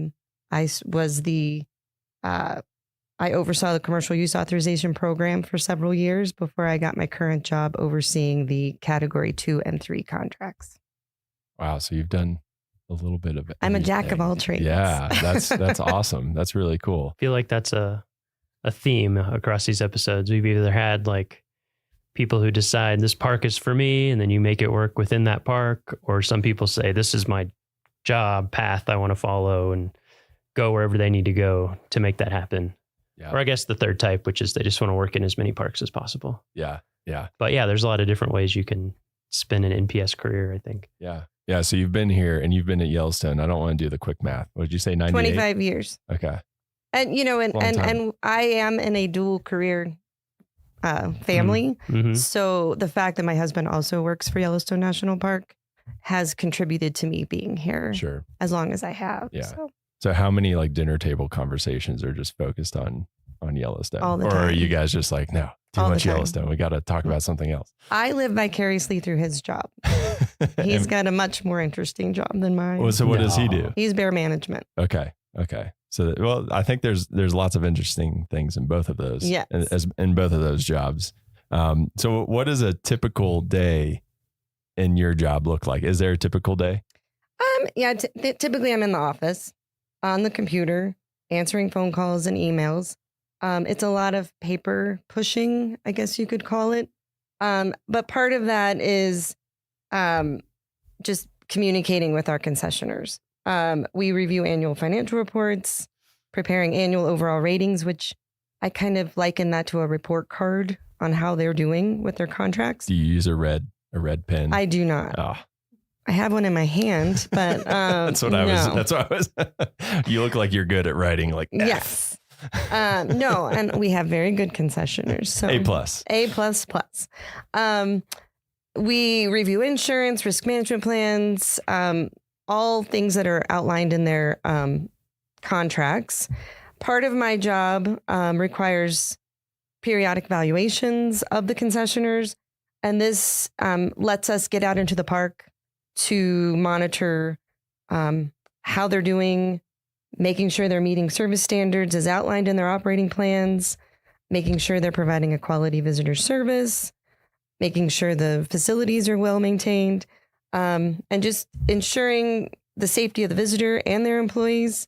The part that I like most is I occasionally get to go out on horseback rides, ride on snowmobiles, or even take a ski trip every once in a while. So that's what gets me out in the park. So that's what I like. So you're kind of, are you doing like the undercover boss type of situation where you're like kind of hiding in the ranks of visitors? We on may the snowmobile? Entail secret shoppers, but usually they know who I am. So it's not quite as if you've been here 25 years. Yes. It's hard to be secret. Yeah. That sounds like that's a really interesting part of that is getting to test out those different ways of seeing the park. So that was a lot of different functions and tasks that you have. So what do you think is the most important one to be successful at your job? I think communication skills and establishing relationships is the most important part of my job. Yeah, because you're talking with a variety of people from a variety of backgrounds. Right. Many of which I don't always relate to. Sure. So being flexible and just patient is a really good thing to keep in mind. Yeah. Yeah. I think that's definitely an important thing. Yeah. I feel like this past winter, we've seen a lot of that because we've had such crazy snow conditions, by which I mean, until later in the winter, hardly any snow. So I've been on some of those calls and just seeing the like constant communication with people and trying to make everything work as best we can for them and for our visitors and all of that. It's given me a good insight into how much communication there is with all these businesses. And they of course have their own interests that are, they share interests with the Park Service, but they're also businesses. So they have very different things that they have to think about in terms of their long-term. And Yellowstone's had a few hits lately with the flood, the lack of snowfall. Just it's impacted different people in different ways the last few years. Yeah, COVID. It can be challenging to operate businesses on a volcano with crazy weather and you're at the whims of Mother Nature. Yeah. Yeah. So I think you kind of already touched on this, but is your favorite part of the job getting to go out on those snowmobile trips and pack trips and llama trips and anytime I can get out of the office is a good day. Yeah. So yeah, if it includes the backcountry, it's even better. So you actually get to go on like a backcountry camping trip, like overnight. Do you do overnighters? I haven't done overnighters with the concessioners, but I have gone out with our backcountry rangers to do stock evaluations in the summer. So I've gotten to go to Beckler, which I had never been to until that. Yeah. Last summer I got to go to Thoroughfare. Cool. And so some pretty remote, some of the more remote areas of the park. Yeah. Yes. Both places I would like to go and haven't made it to yet. So that's pretty awesome. Yeah. Cool. Yeah, that sounds awesome. And I guess on the flip side of that, what's the toughest part of your job? I think the toughest part of my job is just keeping up with everything. Even though Yellowstone is closed in the spring and fall, we're always preparing for the next season.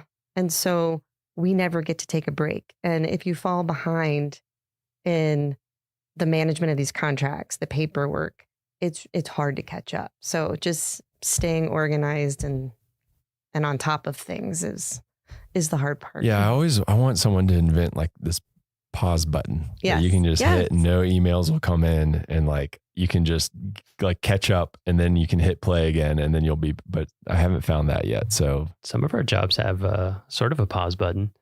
They have the furlough. I need they're not allowed to check email for like 2 weeks or a month. But yeah, you're right. Yes. What about the regulations? Are they changing pretty often, or do they stay fairly consistent? I think they're staying pretty constant, but there are some tweaks that they throw at us every once in a while. Yeah. So we have to stay on top of those. Yeah. I was wondering that. Continuing education. Yes. There's definitely continuing education aspect. Yeah. Yeah, for sure. So even with those difficulties of just a lot of work coming at you, you've obviously done what you could to stay in the National Park Service and in Yellowstone National Park specifically. So why the National Park Service? What's kept you around? I think just working for an agency whose mission is to preserve our natural and cultural resources, since that is my background. And I grew up, my family took trips to the Great Smokies, Shenandoah. And so it's just been part of who I was prior to the Park Service. And so it just made sense when I landed here that I would stay. Sure. I guess it's safe to bet that you hadn't snowmobiled in South Carolina too much I had before not. You got here. There was many firsts out here. Yeah, that's one of the cool things about this place is there's always a new experience kind of right around the corner that keeps you motivated, right? Yes. Yellowstone just gets some people, and you just can't leave. Yeah, literally, you can't. They just want to come back. No. Yeah, literally, they won't. None of us ever want to. So, would you say that there's a defining moment in your career? Having been here, this is my first and only park, and I think meeting my husband here and knowing that he wanted to stay here kind of defined my path. And so then I just had to redefine what my goals and ambitions were and find my place. Yeah. So yeah. I mean that makes sense. Do you guys spend time in the park on the weekends and that, or are you guys? We used to do that a lot more. Yeah. Now we have 2 teenagers, so they keep us pretty busy. Yeah, volleyball games and basketball games. That's the challenging part living in a remote area is that aspect of it. So can you kind of touch on that really quickly? Like that's an interesting perspective, raising a family in a remote location like this.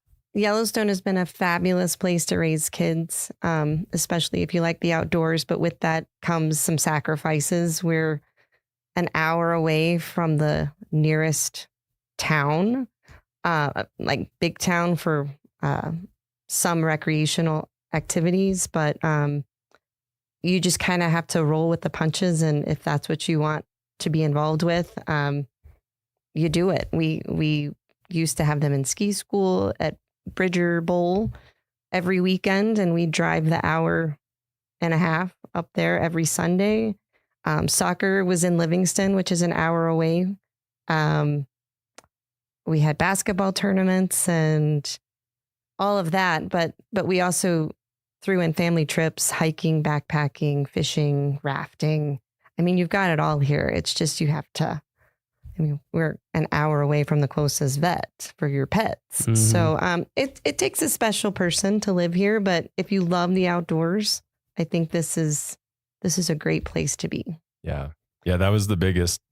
Miles, you've lived on the East Coast too. So like that was the biggest adjustment for me, is just how like no one bats an eye when they're driving an hour and a half somewhere. That's like nothing to them. And I'm like, whoa, that's very far to me. When I first came here, that was like a weekend trip. Yep. Was an hour and a half. And so doing that just to go to the store is definitely an adjustment. And I think, like all of the parents that I know and have grown up with here, we all pitch in. We have daycare, we have preschool, we have grade school. Mm-hmm. And we all just probably have to do more here to be involved than you would on the East Coast or in larger metropolitan areas. But it creates that community as well. Yeah, you probably don't find community like this in a lot of. I mean, this is pretty special. It is pretty special. That just can't happen otherwise, because people are off doing their own thing, driving all over the place. Yeah, there's no one else to do stuff for you here. Yeah. So it's like you kind of have to hang out. Yeah, like my son's been in preschool the past 2 years, and I've been on the board because it's like only so many of us have a kid in preschool, and I've been there, done that. Yeah, I've heard lots of people here told me that when I was moving here. They were like, well, you'll be involved in a lot of things because you have to be. And also everyone will try to recruit your kid for everything because they're a precious commodity. They are. They're a limited supply. We need more kids. Yes.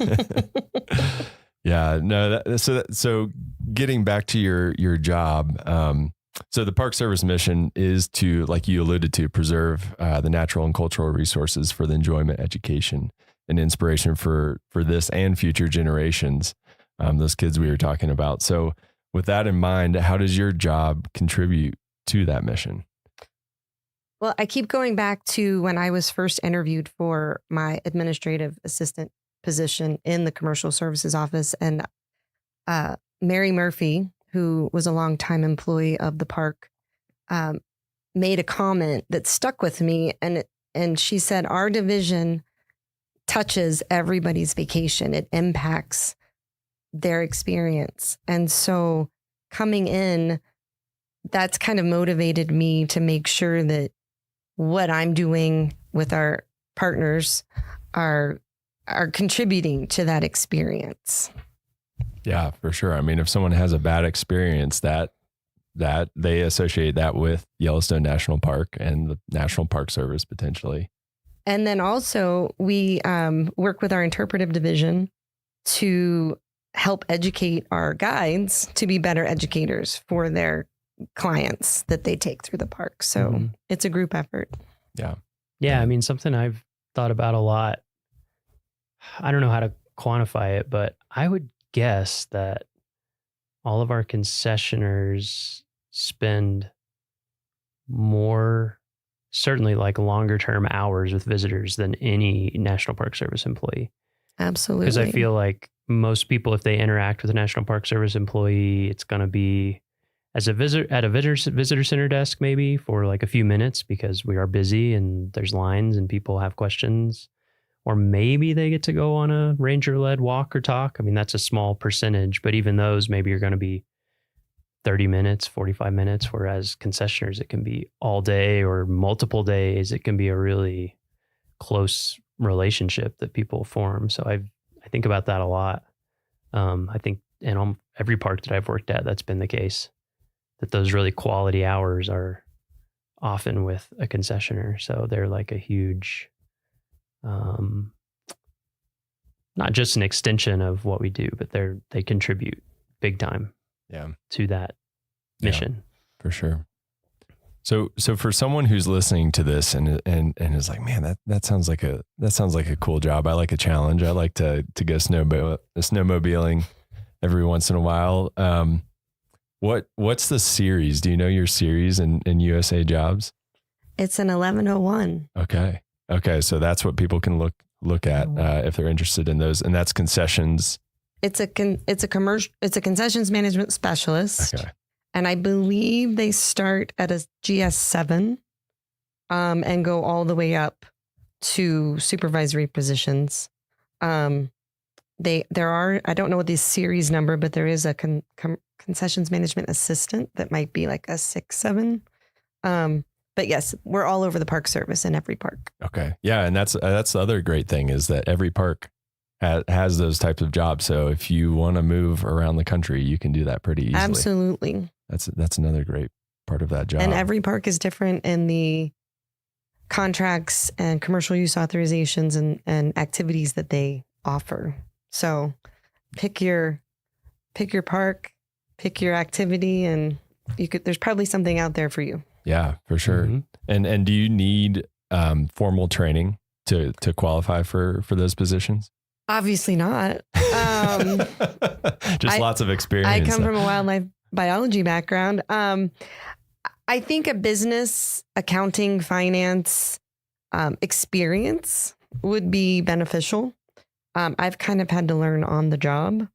But one thing that's helped me in Yellowstone is just my varied experience working here, and knowing people and programs and the willingness to be flexible and patient. It took me a while to get where I am. And I made some choices for my family that kept me from taking certain jobs. And there were certain jobs I didn't want. But I think those type things would be beneficial for someone looking at this. I don't know that you need like an accounting degree, but I definitely think, people that have run small businesses or worked in, we have one of my coworkers worked, in a cell phone company, just having that knowledge of other business, having that acumen would be helpful.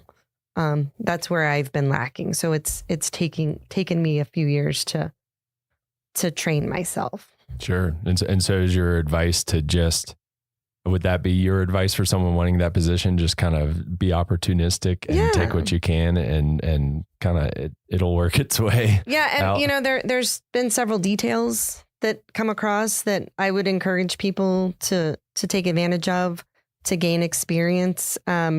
Once you get into the program, our Washington office offers annual trainings with asset management, pricing and evaluation, financial management, commercial use authorizations to kind of bring everybody up to speed, because it is kind of a different aspect of the Park Service. And especially for those people in parks that have collateral duties, you're a superintendent, but you also have to manage the commercial services. It helps with those type things. But I do think there's some introductory trainings on DOI talent that anyone can take. Like, I think there's an introduction to commercial services just to give you some background on the program. Yeah, that give you that solid foundation to get started and kind of learn more about it. Well, that all sounds, that's great advice. I think super applicable to a lot of people listening. Do you have a favorite, before we let you go, do you have a favorite memory in Yellowstone National Park? I'm guessing you have a few in 25 years. But you can only pick one. That's my rule. Okay. Well, I'm very strict. After 25 years, I have too many. So I'm going to pick one that's not in Yellowstone. Yeah, that's totally before I came to Yellowstone, I worked for the Fish and Wildlife Service in Vernal, Utah. And we worked in Dinosaur National Monument. So my favorite memory is just, I worked for an endangered fish project, electrofishing down the Yampa through the park. It was my first job out of college and the best one ever. Can you describe to those who don't know what electrofishing is? Because it sounds like some heavy metal band from the 80s or something. Well, we had a raft with electrodes that came out from a boom on the front of the raft, and it had a platform, and we turn the generator on to create the current, and we would go through the rapids with the electricity on, and the fish would get stunned and float to the top, and we'd have large nets hanging off the front of the boat that we would scoop the fish up and bring them in and tag them if they were the right type of fish. And no fish are harmed in that is correct. They are okay for our listeners out there. Did you get any like really weird random species that kind of floated to the top? No, it was an endangered fish project, so we were looking for specific fish. Okay. And so they were few and far between. Yeah. But you just got to make sure that you don't fall in the water when those electrodes are on. That's one of the like most amazing rafting canyons. It's beautiful in the country. It is beautiful. Yeah. I would love to go back. That's another group trip that we can take. Did you go through the gates of Lador? That's the one section I have not done. Gates of so Lador, yeah. I have my father-in-law's that on my done list. it, and he's like, says it's, unbelievable. Yeah. Nice. And it's a great name. Yeah, exactly. Well, Becky, thank you so much for joining us today. It's been awesome learning a little bit more about what you do and how you contribute to the National Park Service mission. So just thanks for taking the time to talk to us and teach us a little bit more about it. My pleasure. All right, that's it for this week's episode of What We Do. Thanks again to our guest, Becky Wyman. If you like what we do, rate and review the show wherever you listen. Every positive review really helps new people find the show, so we appreciate it. If you have questions or want to learn more about a particular job, contact us using the form at go.nps.gov/whatwedopodcast. Thank you.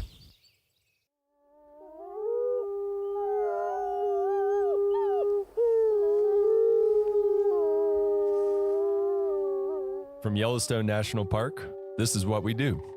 I'm Brett Rayburn. And I'm Ashton Hooker.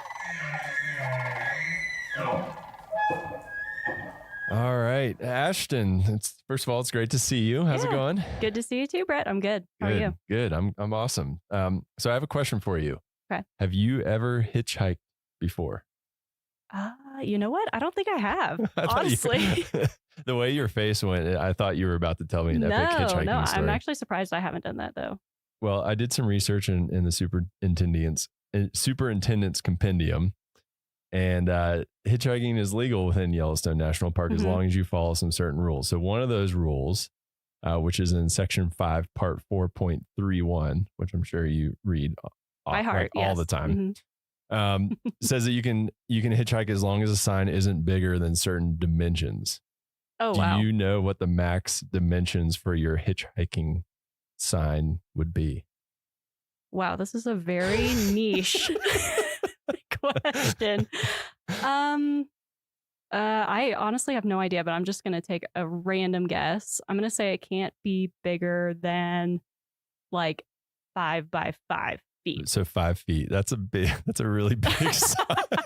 I was trying to, that's like go a little bigger than I thought. That's huge. It's 2 feet by 2 feet. So you're going to have to trim. That's a more like usual size of sign. Yeah. So next time you're recruiting someone to pick you up for hitchhiking, it just needs to be under that 2 feet by 2 feet. Okay, and you should be good. Interesting. If you want to hold a 5-foot sign, those sign spinners, that might be your go-to. So our next guest probably knows or is a lot more likely than we are to know Section 5, Part 4.3 of the Superintendent's Compendium by heart, because she's the law enforcement specialist here at Yellowstone National Park. So, Katie Anderson, have you ever cited someone for hitchhiking with a sign? Like if Ashton gave them their 5 foot by 5 foot sign, have you ever cited someone for that? No, but I would have definitely stopped and talked to her if she had a 5 by 5 sign. I would want her life story. That catch your attention. To know her. Yeah, I feel like you don't even need to know the compendium to know that like that's probably someone you want to talk to. Exactly. Well, there's always a first time for everything. So I'm guessing you see a lot of things, something different every day as a law enforcement specialist. But I want to backtrack a little bit first before we get to your current position and talk about where and when you got your start in the National Park Service. Yeah. So thanks so much for having me. My where and when. So my career with the National Park Service began in 2001 as a GS3 park guide at Assateague Island National Seashore in Maryland, living with those wild ponies, which was pretty much a childhood dream being fulfilled right out of the gate. Yeah, that's pretty awesome. So was it the wild ponies that got you to that job, or how did you hear about the Park Service? Well, so the Park Service goes way back for me. I'll have to go many decades back from that. It pretty much goes back to about the late 1950s when my grandparents jumped on the Ranger 3, which is a vessel that takes visitors from the mainland of Michigan and takes them out to an archipelago of islands in Lake Superior called Isle Royale.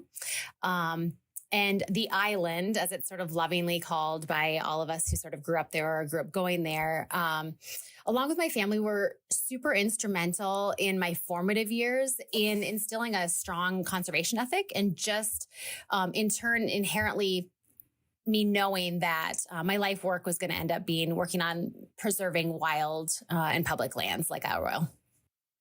So did you grow up near Isle Royale then, or just vacation there? Yeah, I grew up in northern Minnesota. And so that was, we always kind of came from that Grand Portage side out to the island. But the island has always been a huge part of my life.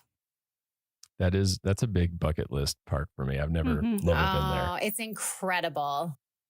Have you been there, Ashton? No, actually, I just visited northern Minnesota last fall, but we were there just after the boat, like the ferries went out to Isle Royale. So we have to make another trip next time. Yeah. Definitely bucket list. Yeah. Yeah. So you kind of started out with that background of the conservation ethics kind of being instilled in you from a young age. And then you got that job at Assateague. How did you, as soon as you got that job, were you like, this is what I want to do? This is where I belong. Yeah, it is. I mean, I knew it, like growing up, there was no question that this is what I was going to do. The National Park Service. It was just really refining what part of the Park Service I was going to be part of. And so how did you get from playing with wild ponies to where you are now? What are the steps and iterations of jobs and units that you've worked at? Yeah, so that is, there are such interesting journeys for us in the National Park Service, for a lot of us. What's neat about the National Park Service is that you can really experience the entire country on a deep level by working in the national parks, really from coast to coast. And that's pretty much what I did for those first 15 years with the Park Service. Right after I finished my season at Assateague, I made my way into the heart of DC to work for the Wilderness Society. And I was interning for them and really just getting amazing exposure to the Hill and really understanding how important the work of the nonprofit world was, but also how it coincided with the federal government agencies and, the decisions being made on the Capitol. And so spent a good chunk of time there, really kind of digging into how do I get on permanently with the National Park Service. After I finished up my DC work, I ended up going up to Acadia National Park in Maine and spent a fall up there counting raptors. That was another big part of my life growing up in northern Minnesota. We had big flight migration routes. And so was an intern up there, a volunteer up there as well, just really kind of starting to build my resume and figure out how I could get my foot in the door full time. As I learned about the different types of rangering, sort of the longer I got in, I made my way to the Apostle Islands National Lakeshore, another archipelago of islands in northern Wisconsin. I used to live in Bayfield. Yes, and exactly. So the Apostles well. And I dipped my toes in interpretation and lived out on Stockton Island. And it was an amazing experience. And from there, I put myself through a seasonal academy, which was kind of the norm in how to get permanent in the law enforcement ranks. And so put myself through that academy because I really wanted to be running more of like the adrenaline junkie calls that were kind of coming with rangering. And I really wanted to get in on some of the craziness. And so then I spent the next 5 years of my career seasonally at Rocky Mountain National Park as a seasonal law enforcement ranger, doing the front country side of things and then also the backcountry work. I was able to jump in on the search and rescue operations, really got my first experience working fatalities and working the family liaison roles.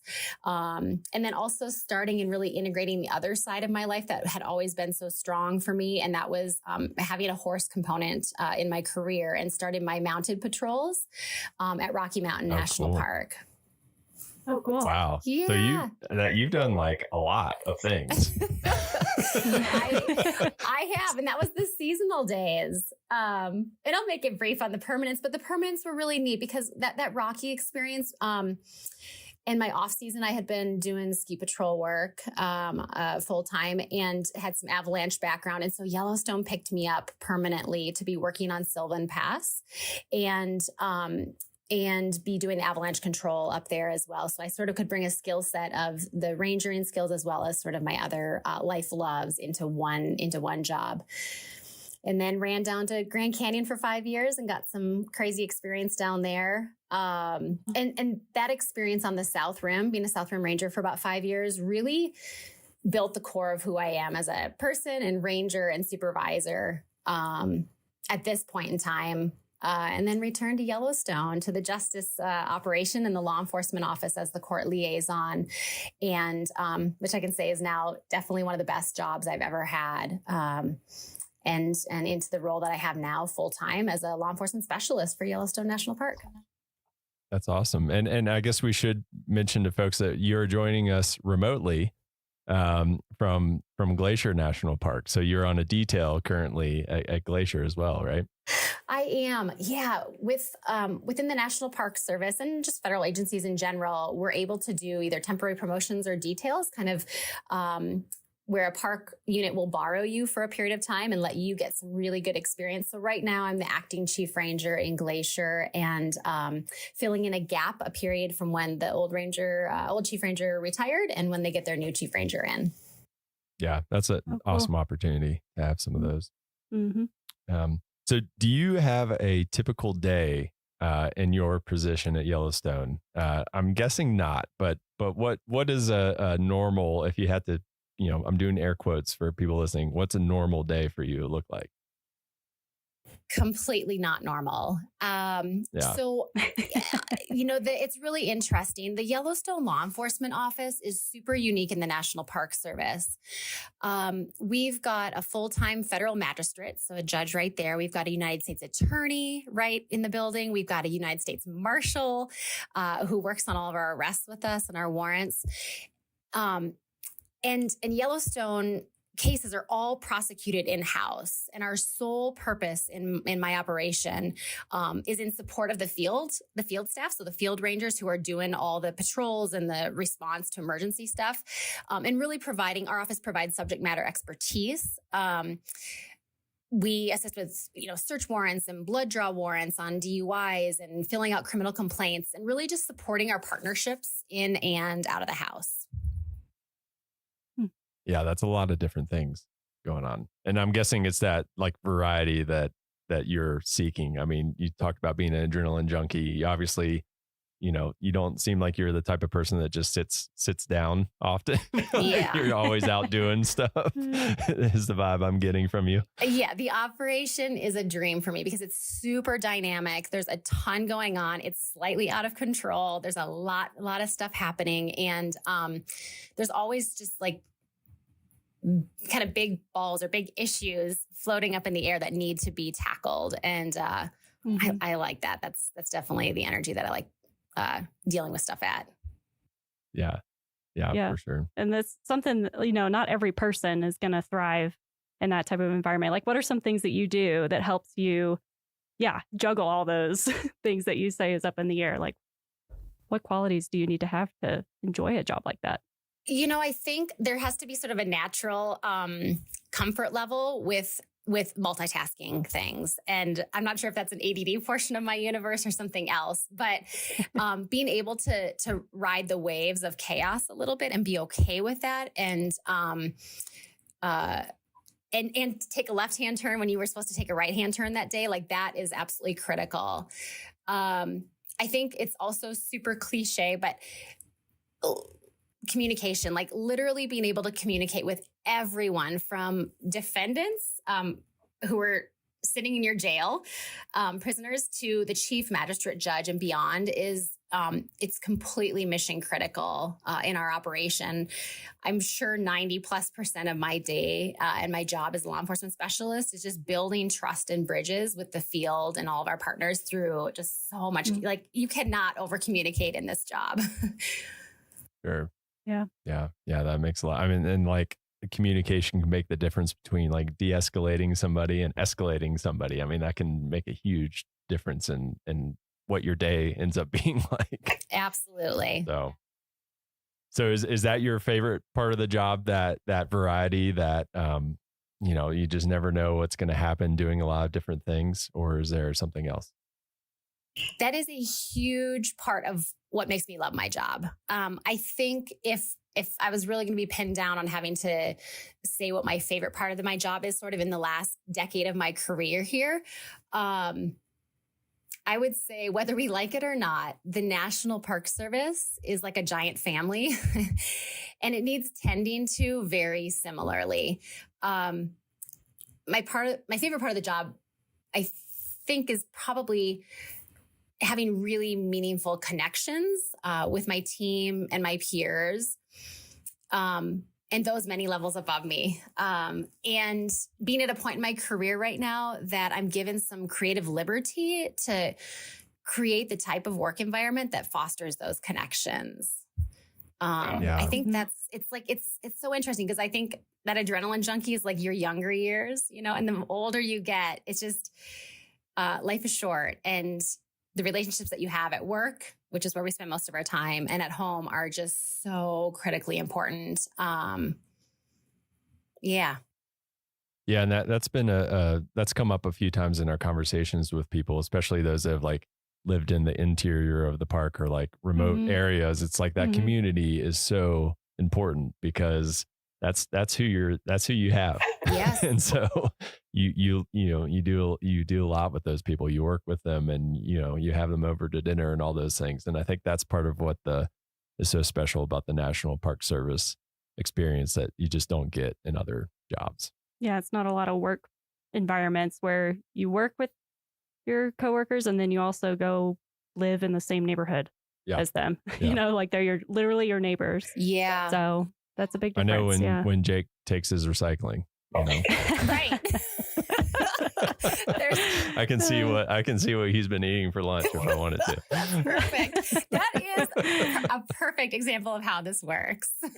Yeah. So on the flip side of that, what's the toughest part of the job? Similarly, I think I went the first 2/3 of my career here, I have gone full-blown energy. Like I've done things at 1,000% and really kind of gone full send on everything. But it takes a toll. Like this career is not for the faint of heart. We see a lot of the underbelly and the darker sides of society. And to have to deal, and we have to deal with the aftermath of all of that. It is us. We are exclusive jurisdiction here. We don't have other agencies coming in to sort of take the case from us. It lays in our hands. Yellowstone sees up, 2 to 3 million people in a really condensed portion of the year in the summer there annually. And all of those visitors and those of us living in the park bring our issues and problems and addictions with them and with us. And so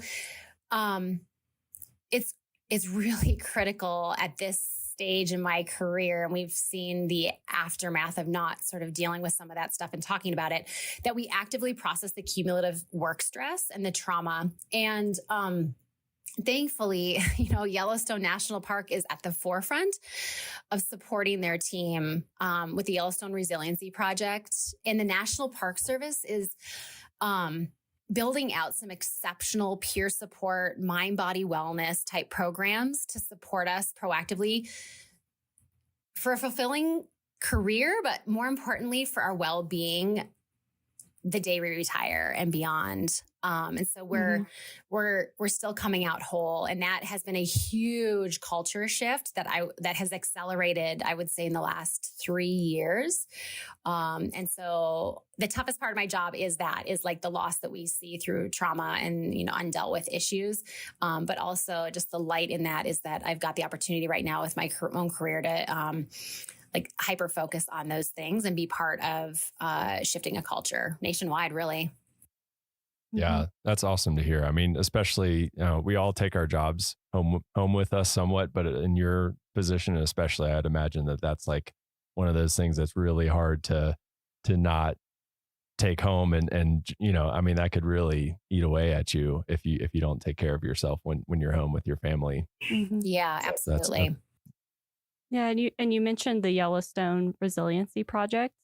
I'm not sure, a lot of people might not know what that is. Do you mind just telling people a little bit about what that entails? Yeah, so the project came about in cooperation with the Yellowstone. I believe with Yellowstone Forever was where that partnership really came about after the Yellowstone flood and after the loss of some coworkers to suicide. And there was just some forward thinkers and support from the superintendent's office and the chiefs to move forward in that partnership to fund mental health resources in Yellowstone. I mean, one of the most amazing parts about living in Yellowstone is its remoteness and its disconnect from the rest of the chaos of the world that's happening around us. But the downside to that is we have a hard time with resources and getting them. And so the Yellowstone Resiliency Project has funded bringing in healthcare providers for counseling and touch bases and just connection. So we're not kind of going through these big life events and sort of suffering on our own. And there's, bigger conversations that are sort of happening on like where next, what next for these programs. But absolutely critical for every division in the park to have this resource to be tapping into and just normalizing the conversations around it. I mean, this is the human experience that we have right now, and nobody is alone in their suffering. We all go through it. And just the pressures of life, create environments that we need to take care of ourselves and one another. I mean, that's just the reality in the Park Service is we have to take care of one another. So this Yellowstone Resiliency Project is brilliant. The folks that are working on it have just done an incredible job implementing it. And we are so lucky to have that team working for us. Yeah, definitely forward thinking. That was the key point I think you brought up there. It's like one of those things that plays dividends. It's you're playing the long game when you're investing in people's mental well-being. And so that's awesome. I guess cycling back to kind of your career, it sounds like you've had a lot of moments that you could probably choose as a defining moment. Do you have one defining moment that you would say, kind of defined your NPS career or set you on a trajectory or that you can look back on? I think about it often because I get asked that a lot. Like, what's the best park you've lived in? What's the best position you ever had? And I can honestly say that I am so, like, at the core of my being, I am so incredibly proud of every single job that I've had with the National Park Service over the past 23 years. I'm so proud of myself as a GS3 at Assateague Island. Like, that I ever even like stepped into it and got that job. I would say it all builds on itself. It builds character. It builds who you are to the core of your being in each of these positions that you're in. And I would say just sort of sitting here in this window now, like watching the snow dump, on Glacier Park, the acting chief ranger in Glacier National Park right now is one of those highlights. And I feel so honored to have the support from my Yellowstone team, which is like my core team, to take on this role and to have this connection now with yet another incredible gem of a park and the amazing people that call this place home. Yeah, you have all these connections to places where people like they're on people's bucket list. Like they're happy to just make it to one of those in a lifetime. And you've got all these special memories that so many, and we all do. I mean, that's kind of why we all do what we do, I guess, in a way. So lucky. That's awesome.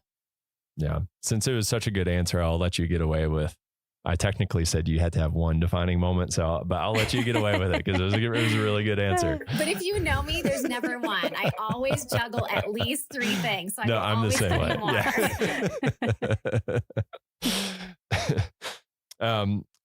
So, and this is a pretty, probably a more straight connection than some of the other people that we've interviewed. But how does your job contribute to the Park Service mission? So, the Park Service mission is kind of drives everything that we do, and it's at the forefront of our minds every day. But so how does your job contribute to that? I would say it takes a massive village of committed public servants to come anywhere near fulfilling the mission of the National Park Service. I am just a cog in the wheel, but at the core, I truly believe that my work is super meaningful and impactful. And I feel that every single day, whether it's helping the field rangers with a complex victim case as we run the victim witness program in my office, or supporting the prosecution on a significant poaching case.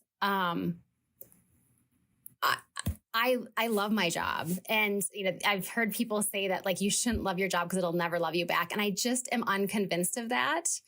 And I think you need to find deep joy in the work that you're doing and believe truly that it's making an impact and it's for the greater good. And I never question that, no matter how hard my days are. I know that like I'm giving back way bigger than I'm getting, and I'm totally okay with that. Yeah, that's awesome. Well, and someone has to keep Ashton with her 5 foot by 5 foot hitchhiking sign. You got to keep me in check. On the right side of the law. Unreasonable, Ashton. Hey, I went big. Yeah, Can't keep blame these me for people that. in check over here. So for those people who are listening to this and are just like, wow, that sounds like an awesome job, like me. Like I'm like, wow, that sounds like so what series do I look at in USA Jobs to do what you're doing? Yeah. So the series that post on USA Jobs, which is where all of our federal jobs are posted, is 0025. So right now that's the Ranger series. And at some point there may be a shift in that, but right now 0025 Park Ranger Law Enforcement is what folks would be looking at in USA Jobs. And is that the same series for like all the positions kind of working their way up the ladder? Yeah, it is. So everything from your field level law enforcement, GS 5, all the way up into your chief ranger positions. Awesome. That makes it easy. I feel like a lot of times it jumps around and gets complicated and it's hard to keep track of all those numbers. So 0025 is the one to remember. And do you need formal training to get that like GS5 position? You do. There's a couple routes now. Kind of the old ways where we would put ourselves through a seasonal academy, a law enforcement academy that's sort of connected with the National Park Service, and then you would apply to seasonal positions like summer positions. This last year, a new system, a direct hire initiative was sort of started, and we're hiring things a little bit differently. So in that case, a couple times a year, there's announcements that are flown nationwide for the National Park Service law enforcement positions. Either way, you'll spend a significant amount of time at the Federal Law Enforcement Training Center in Glencoe, Georgia. And then in a field training park as you build the foundation to your law enforcement career. How long are you in that field training park for? The field training park is, I got to think about how many weeks it is. 13. I think it's 13 weeks. I'm kind of talking off the cuff here, but, and sometimes that's your home park. Yellowstone we're really lucky. We're one of those parks to have a field training park and staff in place that can field train folks in person. Awesome. And what's the kind of stuff that people are exposed to in that training? Like if somebody's interested in going through that, like what would they expect? to be exposed to? Yeah, I think this kind of ties into to another portion of some of the questions. At the core of these jobs, we are federal law enforcement officers. Like that is the core of what we're doing. And so, for example, FLETC, the Federal Law Enforcement Training Center, they do foundational, like basic law enforcement training. So everything from some people's first day on the firearms range with your pistol and your shotgun and your rifle, to patrol tactics, like how do I literally drive my police car? How do I do high speed pursuits, kind of chases? How do I care for victims in cases? How do I physically maintain my fitness and show that I can ground fight with somebody that I'm going to need to go hands-on with in my career? How do I handcuff somebody? What are my arrest procedures? So it really takes you through all of the basics of how to be a cop. Yeah. So it's like a good crash course then. Yeah. You make it or you don't. It is a crash course. You have to have the mental space and be really there to want to do it, because it's not all fun and games at all.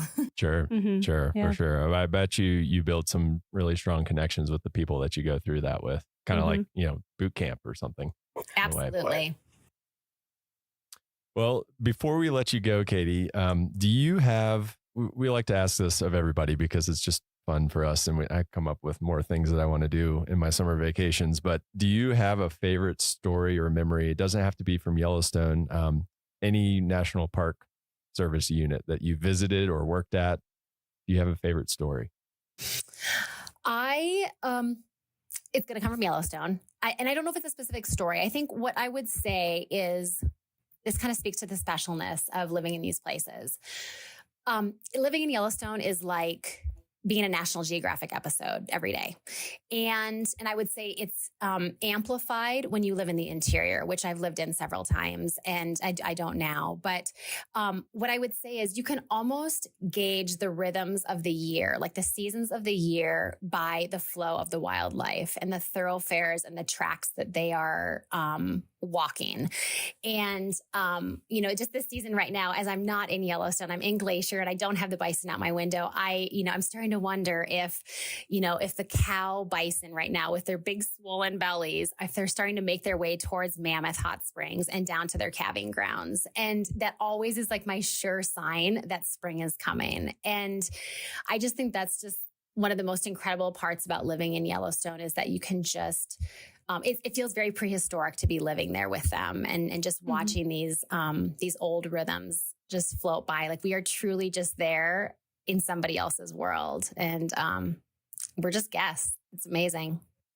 Yeah. Yeah. That's pretty special. Yeah. I love being in a place where it's like you said, those connections to like the natural world. Like the bluebirds are like, I heard a bluebird, spring is coming and everyone's just as excited as you are. Yeah. Whereas some places people will be like, what?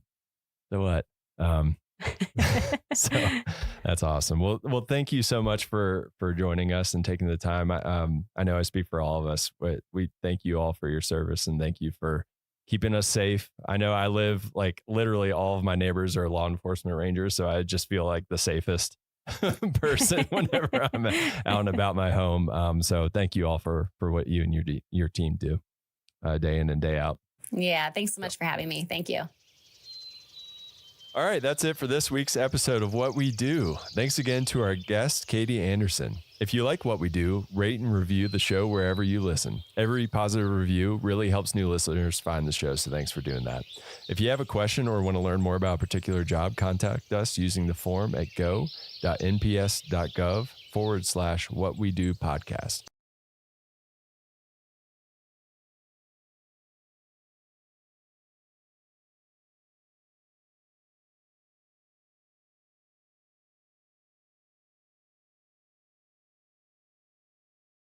Yellowstone is the world's first national park, and everybody in America is very proud of that. But there's been a struggle to figure out what a national park should be like. And probably one of our founding philosophies is it should be natural. It should be a natural system that functions the way the Earth did before humans altered it.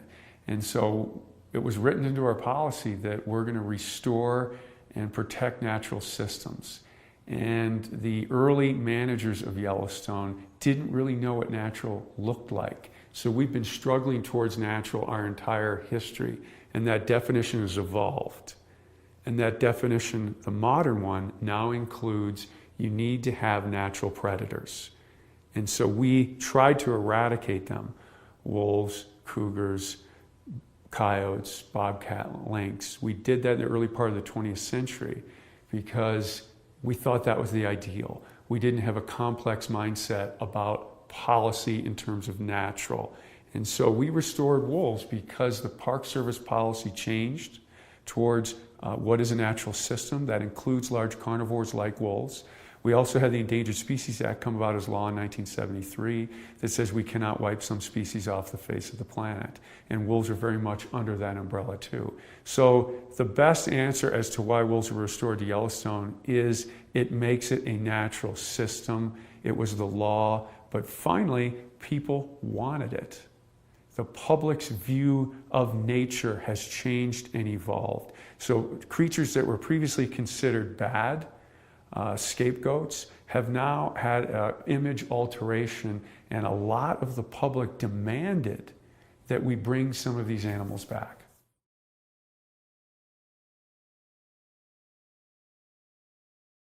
Well, most ecosystems are best when they're balanced. And I think it's safe to say that Yellowstone, without wolves and other carnivores, now keep in mind, cougars were also eliminated and they came back on their own, and bear numbers declined, and that affected the balance of the ecosystem. And so ecologists refer to this as biodiversity, but emphasize the word diverse. Having a lot of different kinds of things at moderate numbers is better than having a lot of any one thing. And prior to wolf recovery, we had a lot of elk, we had a lot of coyotes, and we had very little things like willow and aspen and songbirds and beavers. And so the entry of wolves and other carnivores, because bears have increased and cougars have come back too. So now we're a carnivore-rich system, and we've restored that top layer of the system. So really the simplest way to look at it is all the parts of the system now are in place, and they're interacting differently. And I hesitate to use a value judgment-laden word, but it's healthier this way than we had certain parts of the system before that were absent. So all those things functioning together has made nature look like it used to before we started managing it. And those management intentions were good. We just didn't know enough about it. And so we have this makeover in Yellowstone now. We've brought carnivores back, wolves being the most high profile, and it's changed the way Yellowstone looks.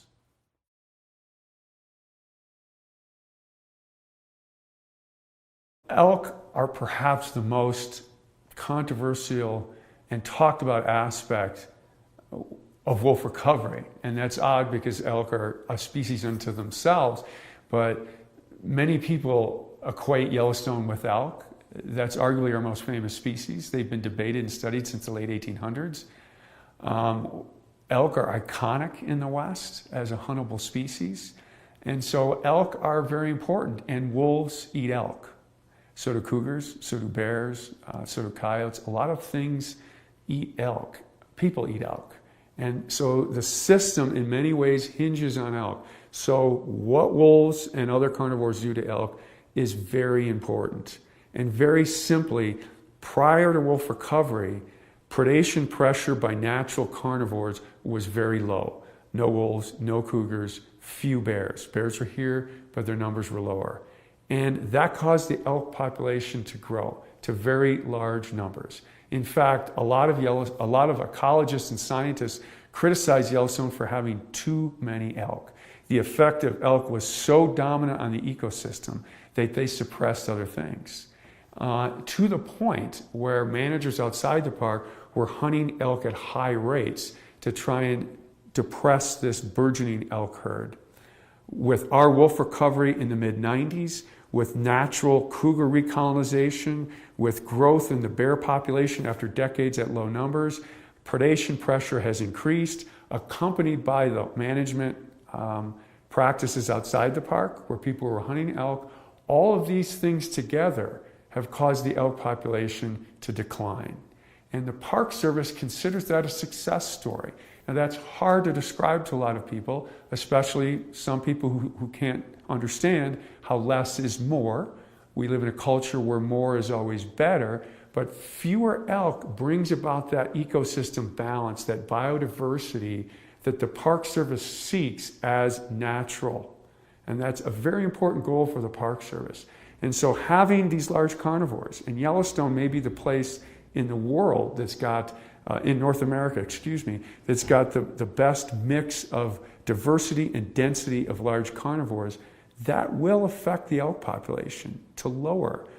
But we're arguing as a Park Service that that's more natural or healthier, which is defined as better for the system. And this is a very hard thing to convey because a lot of people liked a lot more elk. It's better hunting. And so this is a complex relationship. But wolves have contributed, not solely, to a decline in elk.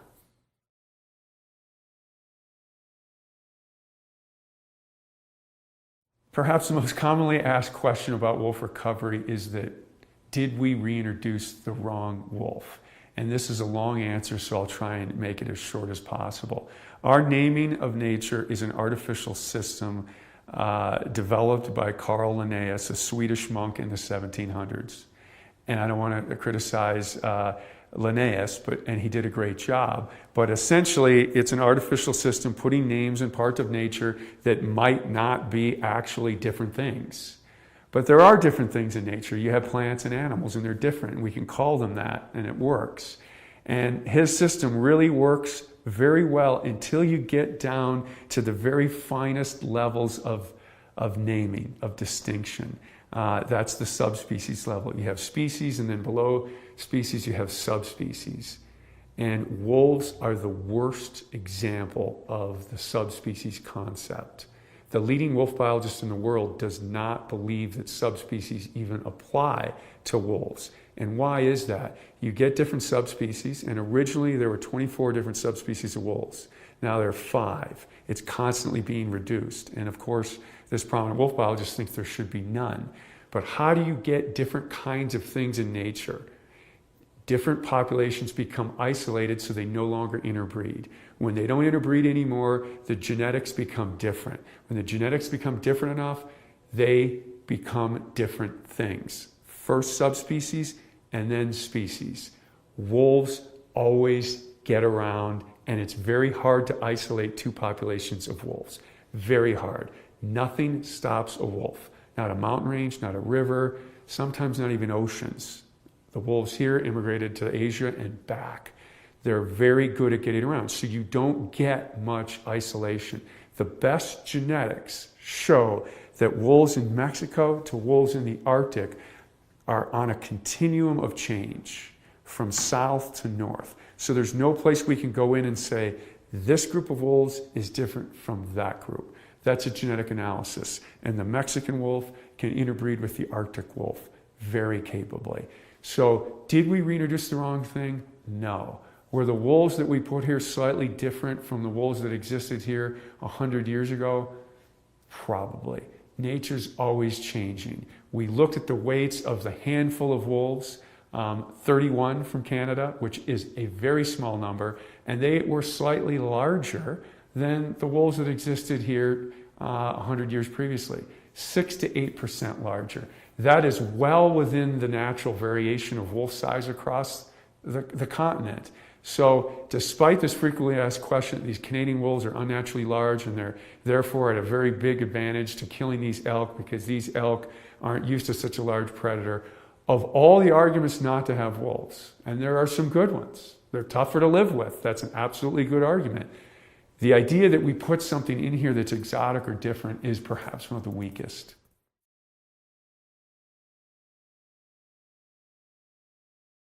Wolves do not kill for sport. That is a fact. Why? The average wolf weight, if we threw all the wolves together, males, females, subadults, adults, pups, is about 100 pounds. The average cow elk's 500 pounds, the average bull elk's 750. They risk injury or death. When you attack something 5 to 7 times as large as you, that ain't a fair fight. So they risk tremendous injury or death trying to take something on bigger than them. So they prey on things in a risk-averse fashion. They only kill what they need to exist, and we've got great data on this. Will they kill more than they can eat? If the risk equation balances out in their favor, they will. What does that mean? Late winter, belly deep snow, elk are weak, they'll kill more than they can immediately eat. But underline the word immediately. We had a situation in March 1996 where one pack of wolves killed 5 elk in one day. And they cycled back and ate everything on those 5 elk in over a 2-week period. Now they were competing with ravens and coyotes and magpies and eagles because they were trying to consume it too. Because as everybody knows, the bounty of nature is shared and competed for. So they went back and they tried to eat it all. But that is common predatory behavior. When you can get an edge, when you can get more food. Humans do this too. When oil is cheap, we burn more oil. When wolves can kill more elk, they kill more elk. Because why? That equals more pups. But they only do it when they can. So on average, wolves do not kill healthy elk. It's too hard. If all you can eat are healthy elk, the wolf population goes down. Wolves make their living on vulnerable elk. And so their population waxes and wanes based on vulnerabilities. And hard winter is a vulnerability. But so are things like age and health status and condition, bone marrow, all these different things affect elk vulnerability. And that's what's important to wolves, and that's what they're shooting to take advantage for. Remember, there's no creature in nature that doesn't look for advantages. So no, they do not kill for fun, but yes, they will kill for more what they can immediately eat, but if left alone by humans, and this is very important, I get sent emails all the time showing an elk killed by wolves and not eaten, but there's tire tracks, there's human tracks, there's horse tracks. The wolves were bumped off the kill. People found the kill to take a picture of it. Left alone, as we've demonstrated here in Yellowstone, and we've seen it more, killing a couple elk sometimes is fairly common. If they're not disturbed, they'll eat everything. They won't do it immediately because they have a capacity on their stomach. So very, very important point. Killing for fun or bloodthirsty reasons is not true.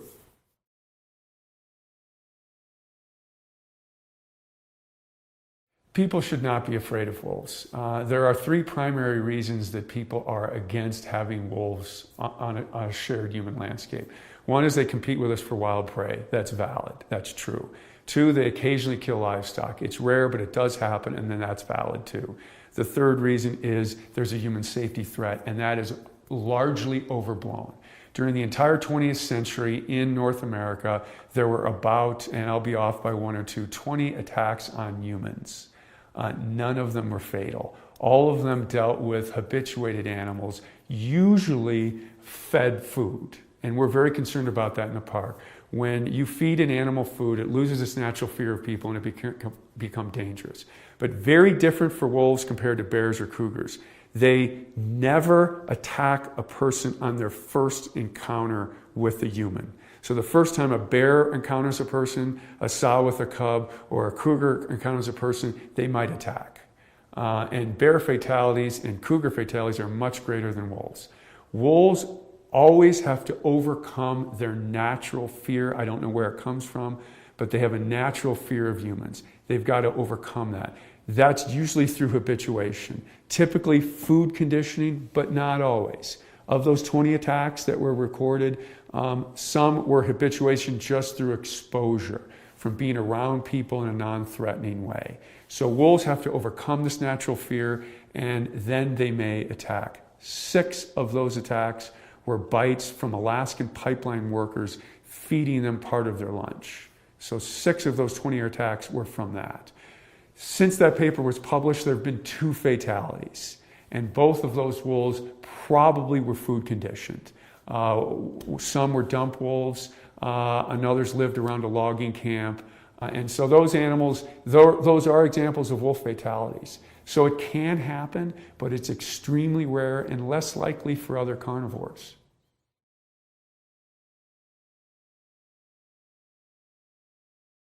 A big question that's often asked about wolf recovery was, you said the wolves are just going to stay in the park. And I'm fine with wolves in the park. I just don't like them out, because when you leave the park, it's a very much a human-dominated landscape.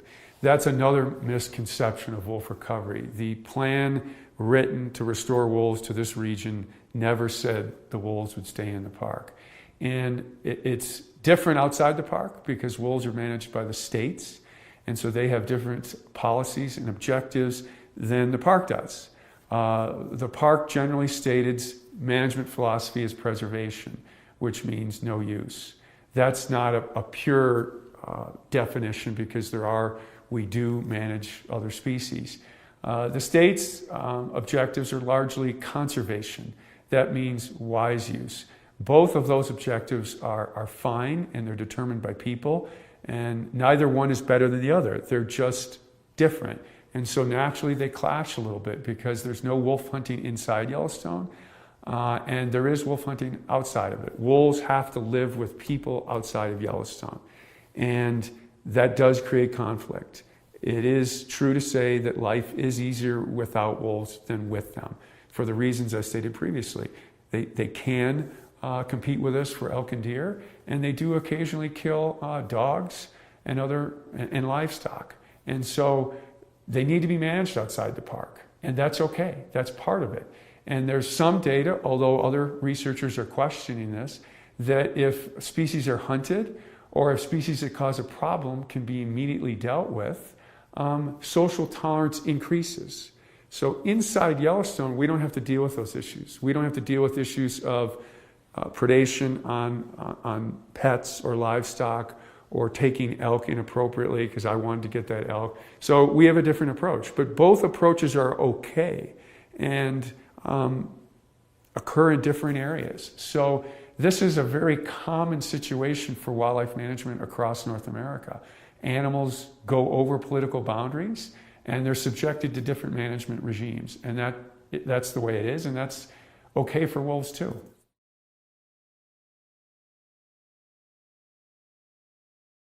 Yes, wolves that live primarily in Yellowstone have been killed outside the park. This probably has not affected the population much numerically. One year we lost 12% of our population in 2012. This year we lost only 4 wolves. Last year we lost none. So the number of wolves taken is highly variable and generally below 3%, except that year 2012 where it reached 12%. And it probably didn't even at that level affect our population numerically. But what's important, and the reason my answer to that question was yes, is the Park Service mission is to manage for a natural population. Wolves are very social animals, so they have a social network that's important to how they function as a pack or a family. And we don't have as much information on that social functioning as we do about their population numbers. And we know that there is a harvestable surplus in terms of numbers, and that has not been exceeded so far for Yellowstone. But there are some questions if you remove a key wolf in the pack, a high-ranking individual, so to speak. What's the impact on that pack? Or a second-ranking individual. What does that do to pack dynamics? In one case, it caused the pack to split apart. Was that because that high-ranking individual was removed, or would that pack have split up naturally? Those are important questions for the Park Service to wrestle with, because even though that doesn't affect the numbers of wolves, it affects how wolves live on the landscape and function to themselves. And places like Yellowstone hold this dearly, because most wolves across North America are impacted by people.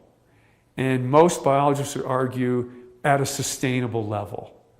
We still have lots of wolves across North America, but we really don't know certain aspects about wolf life. And this social aspect is the one we know the least about. So if we're going to be managers of Yellowstone that pursue these ideals of naturalness, I think it's important to include all aspects.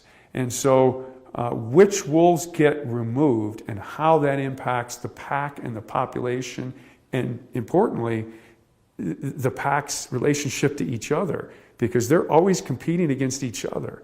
And if one pack loses some key individuals, we know that the individual makeup of packs affects how they compete with each other. It also affects how they prey on elk. We know big males are important to helping take down elk. So those are questions we're wrestling with. So to say removing wolf has no impact on the wolf population, you have to qualify what you mean. Are you talking numeric or are you talking social? And we're still looking for those issues, for those answers.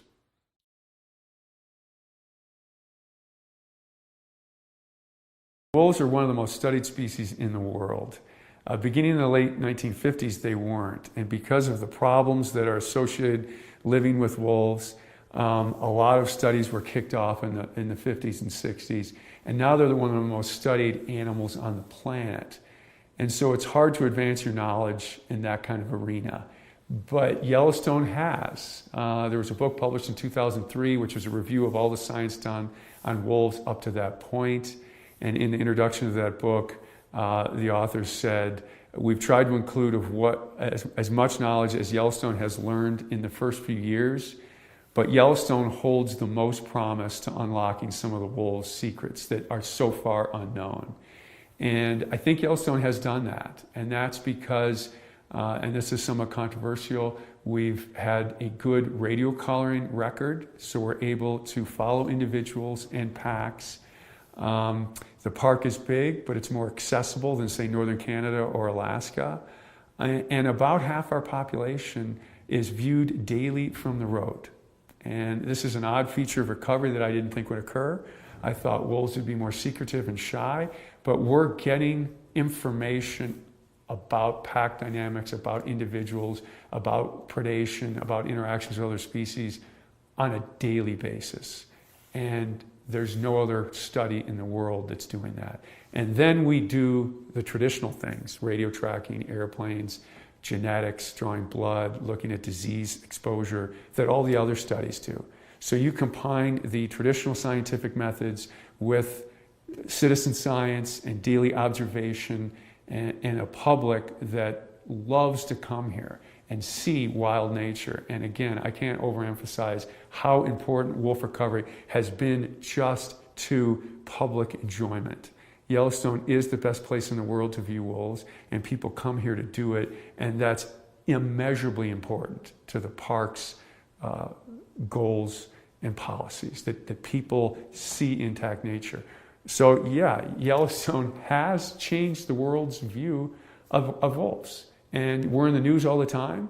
And I think having positive news out there about wolves, because to be honest, there is a lot of negative, because they're hard to live with.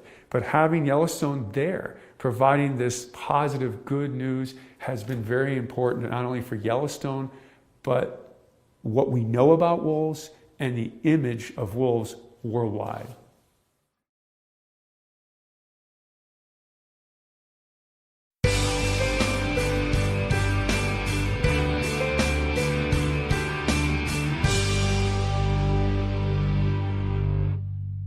The Avalanche Creek area is one of the most popular and crowded spots in the park. The old-growth cedars and hemlocks are unlike anywhere else in the park and would look more at home on the coasts of Washington and Oregon than in the Rocky Mountains. However, rains from clouds trapped by the Continental Divide make this an inviting habitat for a wide array of plants and animals. A campground and a picnic area are located here, but the real draws are the two popular trails that allow exploration of this unique part of the park. The Trail of the Cedars is an easy 1/2 mile wheelchair-accessible loop trail into the cool and inviting old-growth forest. Huge western red cedars, western hemlocks, and cottonwoods line the banks of Avalanche Creek. Ferns and other shade-loving plants thrive in the filtered green light that penetrates the forest canopy. About halfway along the trail, a bridge crosses the creek and provides a stunning view of Avalanche Gorge. Centuries of water gushing through this narrow gap has rounded and smoothed the moss-laden walls. Hikers may continue back to the parking area at this point on the loop, or venture off to the Avalanche Lake Trail. This easy 2-mile walk climbs 500 feet to reach Avalanche Lake. The trail follows along Avalanche Creek as it climbs up and out of the cedar hemlock forest into a mixed spruce and fir forest just a few hundred feet above. Early morning visitors may also be treated to the sights of deer and other wildlife along the trail.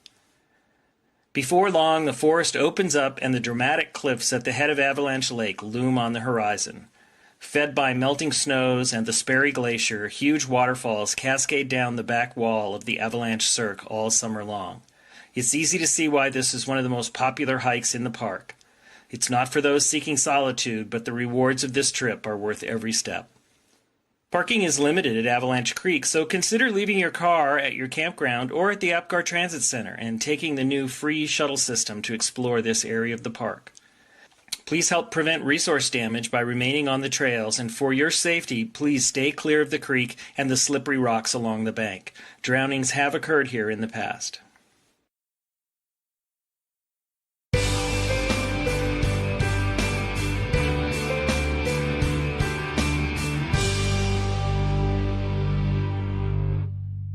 With a mountainous backdrop and St. Mary Lake just a short walk away, this stop on the Going to the Sun Road offers breathtaking scenery as well as many services and activities. Accommodations are available in motel or cabin units and at the 82-site Rising Sun Campground. A camp store and gift shop offers souvenirs, basic groceries, and camping necessities. The casual restaurant offers Southwestern and traditional American fare and can provide boxed lunches to those headed out for the day on the trails. In addition, showers are available for a fee. This is the only location in Glacier National Park that has showers. Tours aboard the historic red buses depart from Rising Sun, and the park's new free shuttle system stops here as well.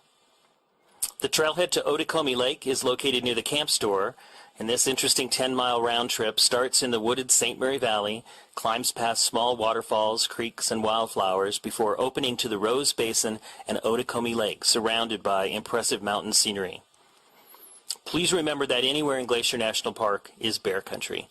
Never hike alone, and be sure to make noise on the trails. Talking, singing, and clapping your hands occasionally are all good ways to alert bears to your presence and provide them with time to move out of the way.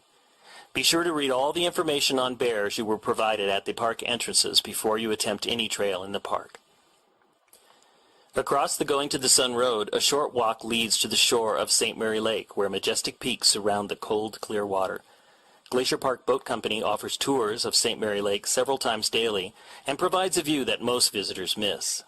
Waterfalls, Sexton Glacier, and Wild Goose Island are all highlights of a trip on the lake.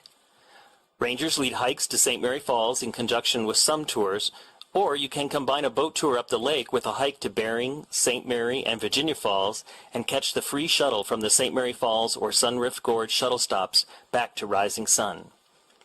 From the lake's surface, mountains with names like Matotapa, Little Chief, and Dusty Star all speak to the rich influence of Native American culture in the area, and it's easy to see why Native Americans referred to this as the walled-in lake when you see the mountains from the perspective of the lake's surface.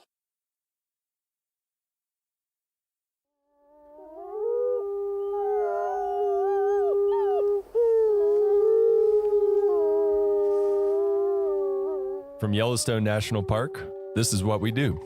I'm Brett Rayburn. And I'm Jake Frank.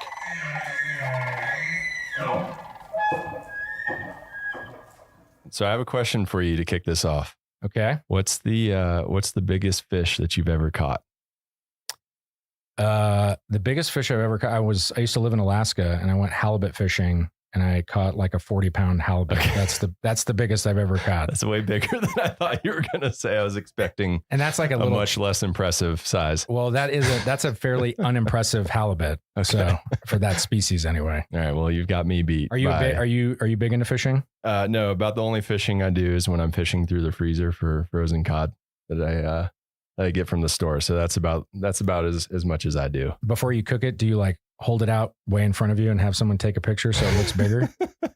I have been known to do that. All right. Yeah. Follow my Instagram for all that content. So you've caught some pretty impressive fish. It sounds like. Not really.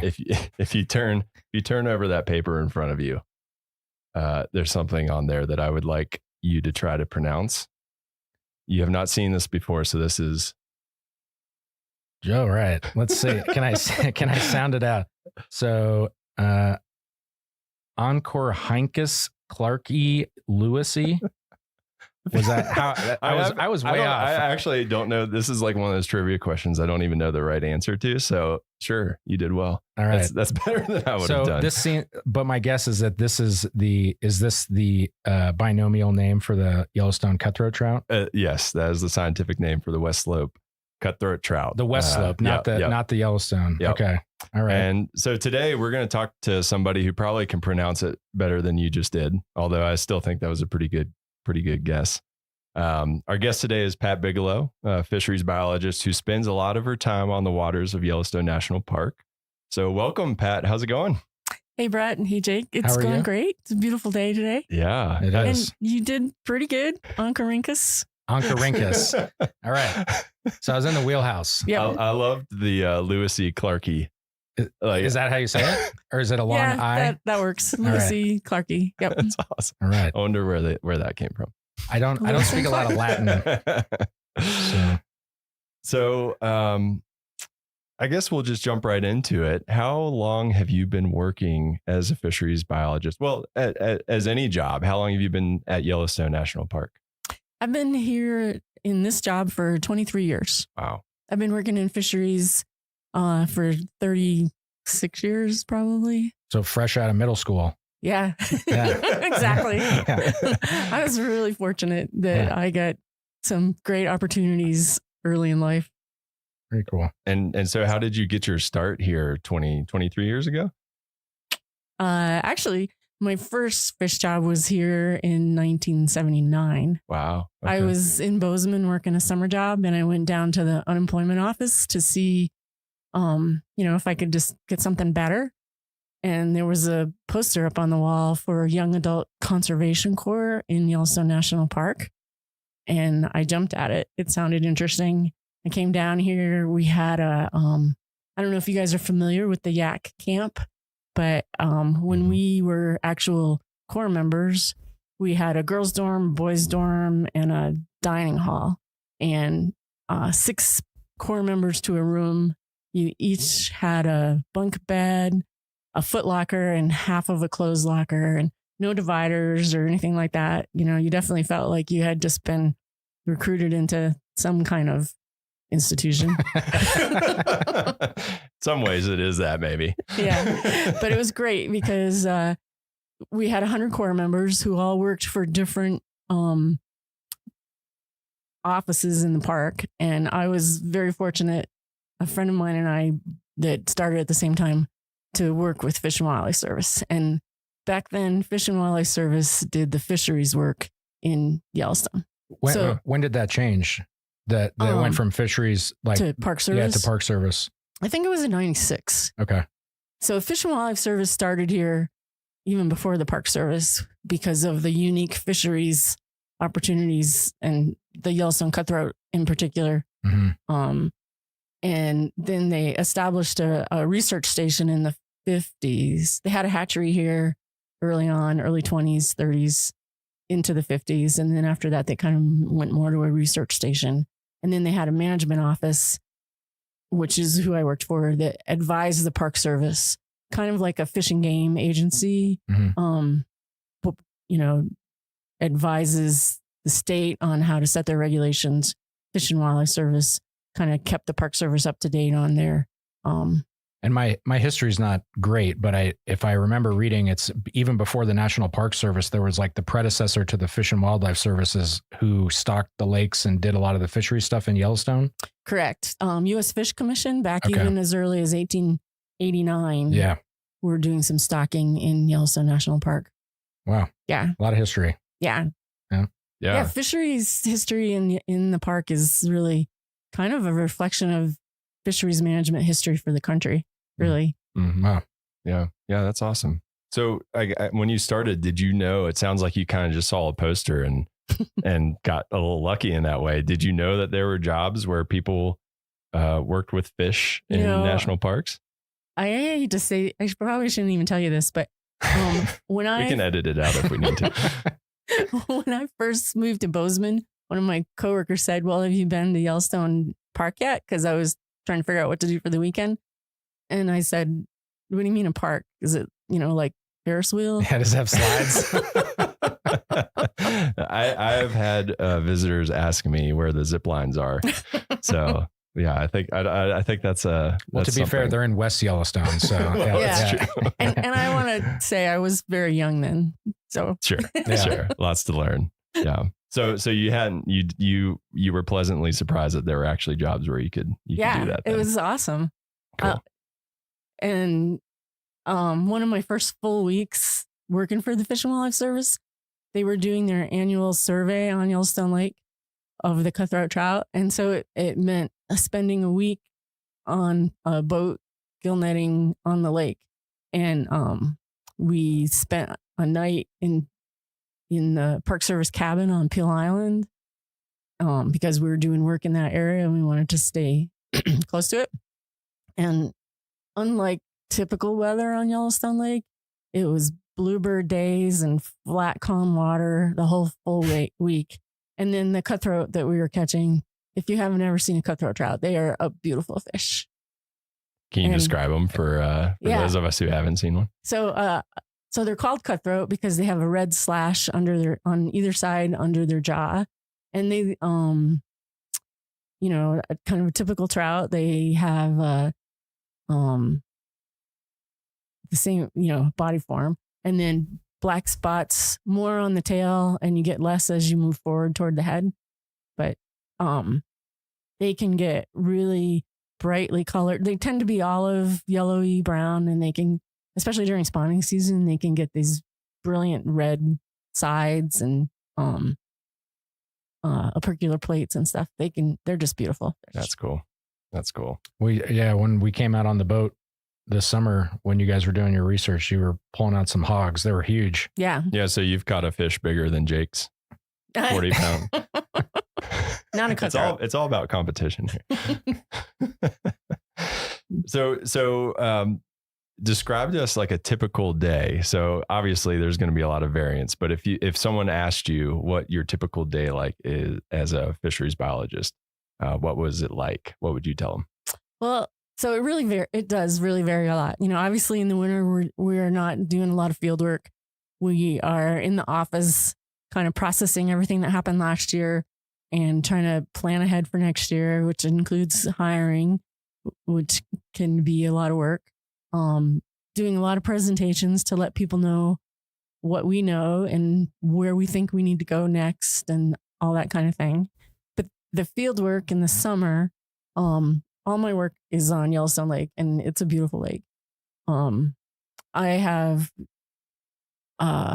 oversee some contract work on the lake, which is 3 to 4 crews, sometimes 5, of netters to try to depress the lake trout population. Lake trout are an invasive species on Yellowstone Lake, and they'll eat the cutthroat trout. And so we're trying to eliminate them. We're not likely going to eliminate them, but hopefully we're going to suppress them to the point where they're no longer having an impact on the cutthroat trout population. And so we have these gillnet crews that will put out miles of gillnet and lift it every day to remove the lake trout. We also have a telemetry operation where we purposely put acoustic tags in male lake trout and let them go, and then kind of relocate them so we can give that information to the netters to help zero in on their day on, where to put their nets and stuff. And so that term I've heard that I heard it with something else though. It's like invasive species. You can you put a tracker on them, then they go to where they betray their friends. This whole idea of like a Judas species. Can you talk a little bit about that? That's that always made me laugh. The idea of Judas fish is you put a tag in them that you can follow, and they take you to where their friends are and betray their friends. And it's not, we pretty much know where all the lake trout habitat is, but they move around a lot, and depending on the time of year and the water temperatures, they'll be at different depths. So a lot of times the Judas fish helps you really zero in on the depths to be fishing at, which also helps you avoid the cutthroat trout if you know exactly what depths the lake trout are at. And so if I'm on a boat where we're doing the tagging, we'll collect lake trout from the netters that are still in really lively condition and do surgery and implant. First, make sure they're males. We don't want to tag the females because they're the ones with the reproductive potential. So we want to make sure we kill all the females, and then implant the tags, make sure the fish recover so that they'll behave normally when we release them and let them go. Or if it's actually tracking the fish, we'll we have 2 hydrophones in the water on either side of the boat, which helps us give a direction to find the fish so we can zero in on their location.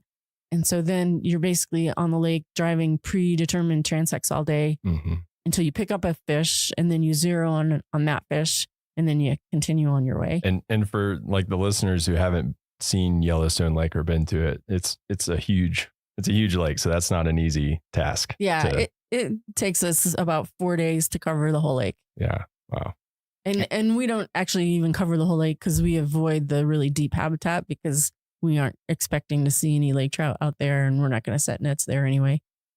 And then I think like good backstory is like we talk about lake trout being invasive versus the Yellowstone cutthroat. I mean, I guess is there a reason why we like as managers prefer one over the other? Like why are we trying to get rid of lake trout? So the cutthroat trout, Yellowstone cutthroat trout, like I've said already a couple of times, they're just beautiful, but they are the native species in Yellowstone Lake. Yellowstone Lake is the most important population of Yellowstone cutthroat trout for that species, and just sheer numbers. And they evolved with only one other native species, which is the long-nosed dace that is, gets to maybe 6 inches and is very much along just the shorelines. That's the fish I would catch.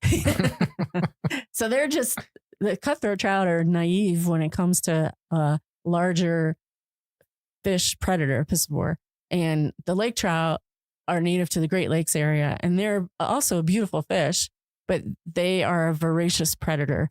And so you take a really naive fish and then a really excellent predator and put them together, and it's just not good for the cutthroat trout. Mm-hmm. And the lake trout, I think the oldest one on record was 62 years old. Lake trout? Not from Yellowstone, but just species wise. So if we weren't out there taking out the lake trout, nobody else would be either. They reside deeper in the lake. They live longer. They get bigger. They have a lot higher reproductive potential than the cutthroat trout.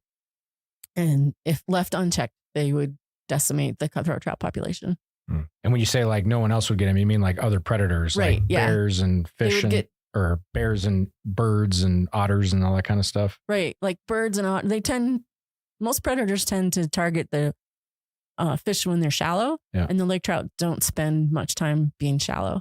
And then when the lake trout get big, they're too big. Like an osprey might try to grab a big fish, and then I haven't seen this personally, but one of my coworkers has seen an osprey grab even a cutthroat that was too big for it, and then it couldn't fly off, and it actually drowned. Oh wow! Because they have a hard time letting go of a fish once they get their talons through it's it. like the monkey with the banana. Yeah. in the barrel situation. But yeah, lake trout. Well, they're impressive in their ability to eat other fish. They can eat a fish. The only thing that stops them is how wide they can get their mouth open, and they can eat a fish 2/3 their own size. Holy moly! Yeah. Can you do that, Jake? No. Yeah, it's like a 150-pound fish. Burrito. That's a big burrito. Yeah. So you obviously know a lot about fish, and so that's an important skill to have as a fisheries biologist. What aside from that, or maybe not even aside from that, what do you think is the most important skill for someone who thinks that that's a really cool job and might be interested in applying for jobs like that? It's probably similar to most jobs. I think the most important thing is to have a passion for what you're doing and a positive attitude and be flexible in what you're doing day to day. If you want to actually go into fisheries, a Bachelor of Science is an important aspect of your education. Typically, you're going to want to end up going back to school to specialize and get a master's degree.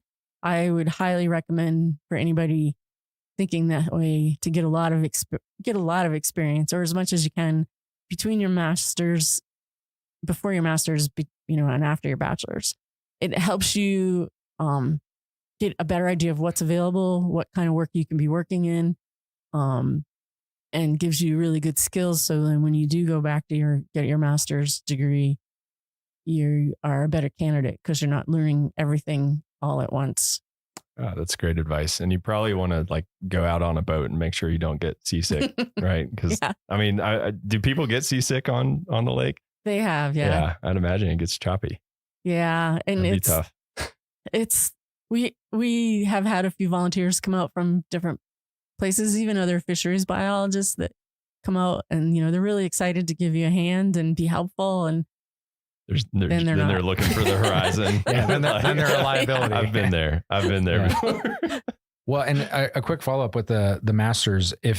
Does it matter if you're specializing? Like, say if somebody's like, my goal is to work in Yellowstone, do they need to get a master's related to the species that are here? Or can you, like, if you happen to be, say, getting your master's in some other fish species, does that qualify you? Like, can you learn what you need to on the job, or does it really help to focus in on the actual species that you'll be studying in the park that you want to end up in? I think the broader the education you have, the better. And you can focus in when you get to the particular job. Because the other thing is, even though Yellowstone might be your goal, that might not be your next step. Gotcha. So that's good advice. And then also, it's good to think outside of the box sometimes too. And if you have more familiarity with other habitats, other species and stuff, that, you can bring in maybe a new perspective that somehow is different than what people have thought of before. Mm-hmm. Cool. Yeah. Well, and it sounds like your typical day is pretty cool, especially in the summer when you're out on a boat. What is your favorite part about your job? You can probably tell I love Yellowstone Lake. So being on the lake is awesome.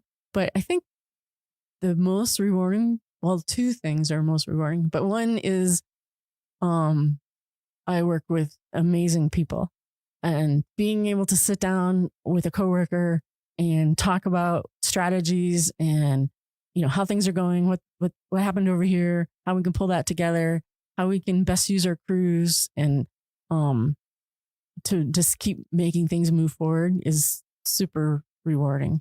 But then also taking somebody, like we typically have student volunteers every summer, and they typically don't have much for experience. So taking somebody who really knows nothing about what we're doing and bringing them through a season and seeing them increase their skills and increase their confidence and get more sure about what they want to do and be excited about protecting the resource.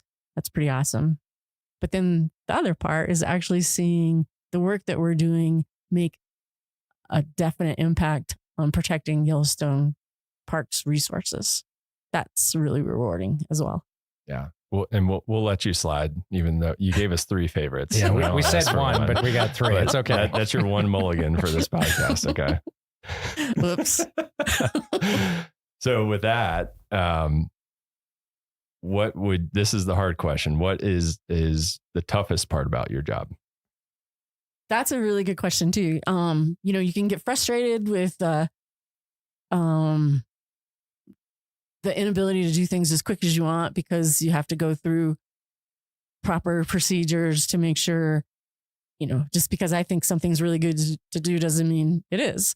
So there's a lot of checks and balances that you have to go through. Surprisingly. Red tape? Yeah. And then, so that can be really frustrating. And then also, supervision can be really challenging. It's important to be able to work well with people, and not just work well with them, but communication is such an important aspect of all parts of life. And even though everybody communicates every day, it just amazes me that we all have so much more to learn on how to communicate better. So if I have an employee, for instance, how to help them be their best and get the best out of them can be really challenging especially if for some reason they shouldn't have taken the job and don't really want to be there. Yeah. And you mentioned earlier that you're, doing hiring right now. How many people are a part of your operation? So in the fisheries program, we have Todd Cole's our leader. Brian Ertel and I are both full fish biologists that have been here quite a long time. Andy Pachani is a new streams biologist who's doing great work. And then right now we have 2 student biologists. They're in the Pathways program, Cody Vendor and Drew McDonald. And each of us hires, with the exception of Todd, but each of us that are in the biologist series hire 2 technicians and 1 intern for the summer.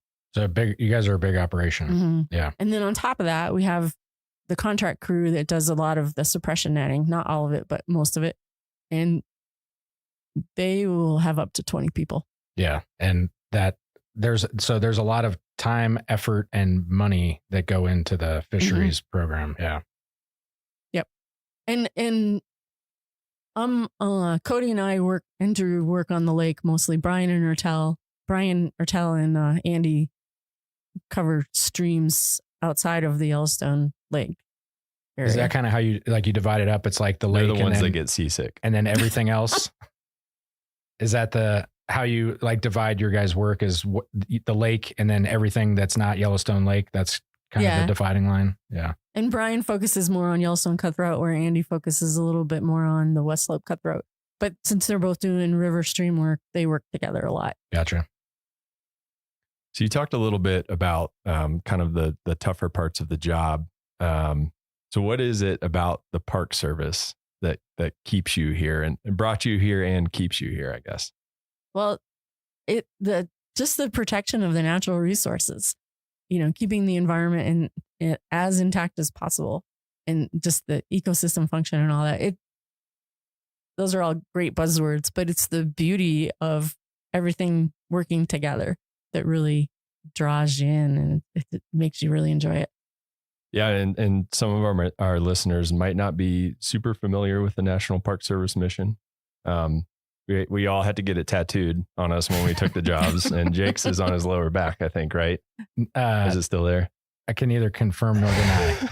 but essentially, the mission is preserving the natural and cultural resources, like you said, for the enjoyment, education, and inspiration of this and future generations. So, and you've touched on this, but how does your job contribute to this mission? It seems like a pretty direct and easy to see.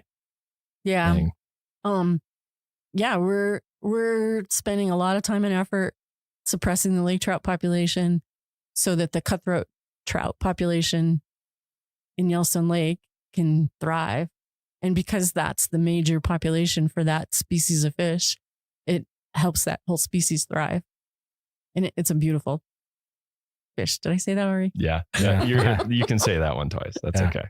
And then what I've learned here, not being a big fisherman or person who fishes, I don't know what the non-gendered version of that is, but people love to fish. It's crazy how many people are here in the summer. So it's and the whole idea of being the homeland of the Yellowstone cutthroat trout. I mean, it's this is the world's largest population of that fish, right? Mm-hmm. So people come here to catch that, and it seems like protecting it, and then people have that direct enjoyment. I mean, it seems like everybody appreciates being able to get out there and catch that big fish and put it on the gram. Yeah. And not only, think about going out on Yellowstone Lake. This is a huge lake, and there's, 3 buildings on the entire lake. I mean, maybe a couple more, depending on how far away from the water you want to measure, but it's just spectacular. Yeah. Yeah. You're out there. Mm-hmm. You're out there. All right. Well, before we wrap up, we're going to get into what we call the nitty gritty here. So I don't want to scare listeners away. There's a fair warning. There's going to be some government jargon, but fear not, we've got your back. So we have an introductory episode, along with some links that we're going to put in the show notes that will explain all this in detail. So that said, for people interested in this type of career, and you've kind of already talked about the education aspect of it. So if I want to be a fisheries biologist, what's your job series in USA Jobs, series and GS level, and all that nitty gritty? So my GS level is GS 11, and my job series is fisheries biologist 0482. And then like a lot of the seasonals that we're hiring this summer, they are fishery biological technicians, parentheses fisheries. And because there are a lot of different biological technicians, and they're all in the GS 0404 series. Awesome. Cool. And aside from the education aspect, is there any other formal training that someone needs to have to apply for this position, or? Not formal. A bachelor's is great. But like I said, the more experience you can get with different agencies, different areas, the better off you're going to be. Sure. Yeah, that makes sense. Do you have any other advice for people interested in that career path aside from what you've said already? It's a great career. It's really fun. I've worked, when I left here from my first 4 years that I was here with the Fish and Wildlife Service, I did some work with the state, Wyoming Game and Fish. I worked with Fish and Wildlife Service in California, Northern Idaho, Washington. Every job I've ever had has been really fun. Come work with Pat, is what she's saying. All right. Well, before we let you go, we like to ask everyone that comes on the podcast one final question. This one's my favorite. So, what is your favorite story or memory in a national park? It doesn't have to be in Yellowstone, although you've been here a while, so there's a good chance it will be, but it doesn't have to be. It can be, a trip you took during annual leave or something. But do you have any defining story or memory from a national park? There's so many to choose from. This one's really fish related though, so I'll share it. We were doing a snorkel survey on the Olympic Peninsula, and we were snorkeling Chinook salmon, which get quite big. Spring Chinook salmon in particular, they like to hide their head. They're kind of like a little kid in that if their eyes are covered, they think you can't see them. And so when you're snorkeling for them, you got to really look at the root wads and things, because they kind of stick their head in the root wad, and then you might miss them if you're not really looking closely. So I was coming down this stretch of stream that was actually pretty wide and flat and no cover. And the spring Chinook, I could see him. He was just in the mid-water column in front of me over this gravel bar. And he saw me, and he just sunk down and sat on the bottom. And I was getting closer because I was coming downstream. And as I got closer, he got as close to the bottom as he could. And then he actually rolled over and laid on his side. Until I did. Yeah. Until I went by, and then he just took off. That's awesome. If he was wearing a turtleneck shirt, he would have slumped into it. It was just so funny to see him actually trying to hide where he had nothing to hide. That's amazing. And you'd never heard of that type of behavior before, or is it just something you hadn't seen before? I had not heard or seen it. So it just made me laugh. That's awesome. So you're making scientific observations on your vacations even. Actually, that was work. Oh, that was work. Well, work, vacation. Yeah. Sometimes the line gets blurred. Right. Can I tell you my favorite question? Yeah. That you've ever been asked, you mean? Yeah. Somebody once asked me why all the Civil War battles were fought in national parks. That is a great question. What is that? That's a causation. What's the whole thing? Correlation, not causation. Yeah. What was your answer? I honestly thought they were kidding, so I started laughing. So you just laughed. And I said, "Well, people were very civil back then." And then I could see by the look, he wasn't kidding, and so I got real apologetic real fast. I think that happens to all of us. You get caught off guard with the question because people joke with us all the time. Yeah. They ask us silly questions. So, well, and especially the people with dry humor, that's really hard to tell. It's I don't know what to do with that. Yeah. Well, awesome. Well, Pat, thank you so much for joining us. It was really cool hearing about your job and learning a little bit little bit more about fish too. So I'm excited to go fishing. I think when the season starts. I think I am also excited to fish, but I have this weird, I like the touching of fish. I don't know how hard to grab them or not. I feel like I'm like strangling them. Yeah. And I don't want to like mess their slime up, but then they know when I'm not holding them tight enough, and then they flop around and then I drop them. So I just what's the safe hand? Can we get an extra credit question here? What's the safe handling for someone who's fishing? What do you wear gloves? Do you not wear gloves? We wear gloves. Yeah. The water is really cold for no other reason, but it helps protect the fish and it helps give you a little bit milder grip, but you don't want to grip them tight. I feel like I'm going to squeeze the life out of them. Yeah. And if you're angling, don't grip it like a burrito. Right. Do it like if you're angling, if you can keep them in the water while you're handling them, that keeps them calmer too. I've seen that hashtag, keep them wet. Yeah. Okay. And grip it like a burrito, not a baby. Yeah. Right. Which, anyways, we'll leave it there. Anyways, thanks for joining us. Yeah. Thanks for having me. Yeah. It's great talking with you, Pat. Yeah. Thanks for joining. That's it for this week's episode of What We Do. Thanks again to our guest, Pat Bigelow. And if you like what we do, rate and review the show wherever you listen. Every positive review helps new people find the show, so we really appreciate it. If you have questions or you want to learn more about a particular job, contact us using the form at go.nps.gov/whatwedopodcast. Thanks for listening.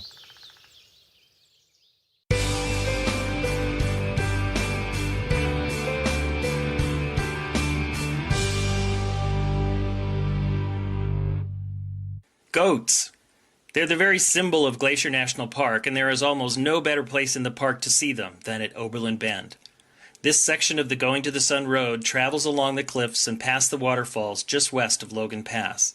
The rock ledges and abundant vegetation provides ideal habitat for the shaggy white mountain goat. Watch for the little ones skipping about the rock cliffs in areas that would terrify most humans. Within days of being born, they are following mom up incredibly steep slopes. Sometimes the goats wander right down to the road or through the parking lot, however, so please remember that all park wildlife is wild. Although they may seem tolerant, they can also cause injury. Do not feed or approach them. Please help us keep wild goats wild and visible for years to come. Oberlin Bend also provides one of the best views of the Going to the Sun Road.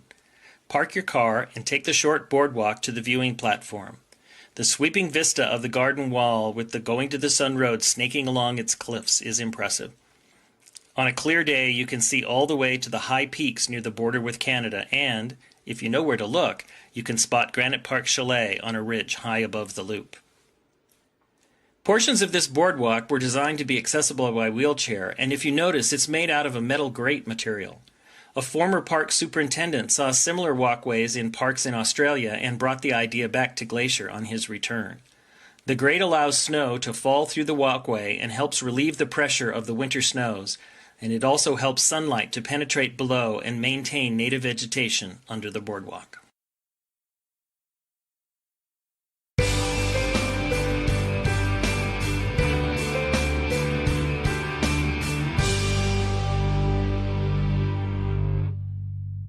The St. Mary Visitor Center is the eastern gateway to Glacier National Park and is a main orientation point for many visitors, with rangers on duty throughout the summer providing trip planning and other information about the park. If you find yourself on the east side of the park and you have a question about something you've seen or heard while you were here, this is the place to stop and find the answer. This is also the place for backpackers to obtain their backcountry permits for exploring into the depths of the wilds of Glacier National Park. Exhibits in the building explain the park's cultural and natural history, and a 15-minute film plays every half hour. Rangers present evening programs throughout the summer in the auditorium. The building itself has an interesting story to tell. In the 1950s, the National Park Service embarked on an ambitious 10-year program called Mission 66 to upgrade facilities throughout the country's parks. The St. Mary Visitor Center remains a classic example of the architectural style prevalent during this program. If you look closely, you'll notice that the building's lines reflect the mountains in the background. In the years since Mission 66, many buildings and parks around the country have changed or been remodeled or in some cases torn down. That makes preservation of buildings like the St. Mary Visitor Center all the more important. These buildings help to tell the story of one of the most significant initiatives in the history of the National Park Service. One thing you'll notice right away about St. Mary, it's almost always windy here. So the building needs repainting often to keep up its appearance. And over the years, the original colors were painted over in shades of tan and brown. Recently, it became time to repaint the building again, and historians researched the original records and rediscovered the original colors used during the Mission 66 construction of the building. Its exterior has now been returned to its original appearance, allowing the building to once again showcase one of the most important building projects in National Park Service history. Headwaters is brought to you by the Glacier National Park Conservancy. This summer, Gabby went to Helena, Montana's state capital. She went to look at a painting, but she was also trying to get some perspective, to see one historic moment from another point of view. Later we can go see the rotunda. Yeah. The rotunda. Cool. An expert from the Montana Historical Society, Jennifer Bottomley-O'Looney, took Gabby around the Capitol building. Okay, so once we walk out, it'll connect us to the House of Representatives chamber. Hanging on the walls are two very different pieces of art that depict one particular chapter in Montana's story, the Lewis and Clark expedition. Entering the anteroom, and here are the murals by Edgar S. Paxson. Probably the best known is this painting, Lewis and Clark at Three Forks. This painting depicts them kind of in the center of the image. They're kind of standing up straight, holding their guns, looking off to the distance. They all kind of look like action figures a little bit. The way that they're standing and looking off to the side, it feels very formal. Yeah, very formal type. It puts them at the center of the story. Yeah. And it feels a bit stereotypical to what we know of Lewis and Clark, or kind of what's depicted in history books, at least when I was growing up. It reminds me of what I learned in high school. And this image is used in a lot of history books. It's requested over and over from us to provide an image for this. So you probably have seen this exact image in your history book. That is good to know. And not surprising at all. This is not the painting that Gabby went to Helena to see. This is the painting that everyone expects. Lewis and Clark as painted by Edgar Paxson, wearing fur hats and fringed buckskin jackets with their guide, Sacagawea, pointing at the horizon. Edgar Paxson didn't break the mold here. This is how Lewis and Clark are usually depicted, and it's probably the image you have in your head right now. But Gabby was touring the Capitol building to see something different. A much larger mural by the artist Charlie Russell that depicts Lewis and Clark as they're meeting the Salish or Flathead people. And then through here is the Charlie Russell mural. Okay, so Jennifer's opening the doors, unlocking them, and we are about to enter the chamber. This version is a totally different point of view. It's not what I was expecting, and it's definitely not the history book painting I felt like I'd seen before. It's a single freeze frame of a pivotal moment, and it turns my whole understanding of the expedition on its head. Wow. Wow. Welcome to Headwaters, a podcast about how Glacier National Park is connected to everything else.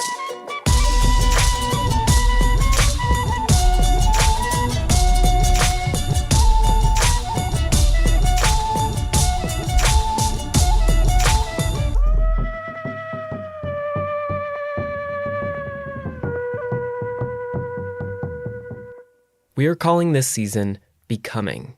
It is by no means a complete history, but rather a collection of stories exploring how this place became what it is. This episode is about understanding history by finding different perspectives. Specifically, it's about one of the single most important moments in American history, the Lewis and Clark expedition. These were the first representatives of the new American government to set eyes on what is now Glacier National Park. Lewis and Clark are celebrated yet controversial, memorable and misremembered. Either way, their names still echo through the park today. The main mountain range through the park, that's called the Lewis Range. Montana state flower, the bitterroot, it has the Latin name Lewisia. So does Montana state fish, the cutthroat trout. And of course, you can't forget the Clark's nutcrackers. And we can blame Lewis for confusingly naming one of Glacier's most iconic flowers, beargrass, which is neither a grass nor eaten by bears. This will all be very helpful for my Lewis and Clark Junior Ranger book. Well, personally, I think there's no better way to get an introduction to a park site than a Junior Ranger book. Our story starts and ends at the Montana State Capitol, but I made 3 different stops on my journey there. 3 different attempts to understand this expedition and this history. And my first stop was becoming a Junior Ranger. Junior Ranger Activity Journal. 2 explorers look into the distance. These are clips from videos that describe the booklet and make it accessible. It covers the basics, like how far the expedition went, 4,900 miles. How long it took, 3 years between 1803 and 1806. And whose homelands they crossed. Territories of 65 plus tribes. The Lewis and Clark expedition, which is also called the Corps of Discovery, was a special military unit of the American Army. It was created by Thomas Jefferson to explore the brand new Louisiana Purchase, but he also wanted to see how the country could make money out in the American West. The booklet uses hand-drawn maps to remind me of the route they took. The route winds along the Ohio River, southwest from Pittsburgh to St. Louis. A long and winding path to the West Coast. The route continues west along the Columbia River to Astoria and the ocean. On both the way out to the Pacific and on the way back, the Corps of Discovery traveled extensively through Montana. On their journey back, part of the Corps took a detour up the Marias River to just outside what is now Glacier National Park. That ends up being one of the most fateful moments on the expedition. They have a violent encounter with a group of young Blackfeet men that results in 2 of the native boys being killed. That was in the summer of 1806, and it was the first military conflict between the U.S. and a Plains Indian tribe. The Junior Ranger book does a good job getting you to think about these kinds of encounters and their interactions with native groups more broadly. On one page, it asks the reader to think about the Lewis and Clark expedition like a stranger marching into someone else's house. How do you show respect when visiting someone's home? And while we're just sharing the audio descriptions, the Junior Ranger book has full-color illustrations that help bring it to life. It was a much more diverse expedition than I'd remembered. There was Pierre Cruzat, a one-eyed, fiddle-playing French and Omaha guide. And then there was a man named York. Credited as the first African American to cross the continent, tribes sometimes cooperated with the expedition just so they could meet him. Though he was enslaved, the body servant to William Clark. Another way these stories are brought to life is through living history. Hassan Davis, a performer who contributed to the Junior Ranger book, gives programs as York. My presentation of York brings audiences into the triumph and the tragedy, the pride and the pain of being a part of, but separate from, what some would argue was the greatest American expedition ever mounted. This booklet does a remarkable job presenting different sides of a story I'd only really heard from one point of view. Such a good job, in fact, that the woman behind it won the Freeman Tilden Award, one of the highest honors the National Park Service gives out.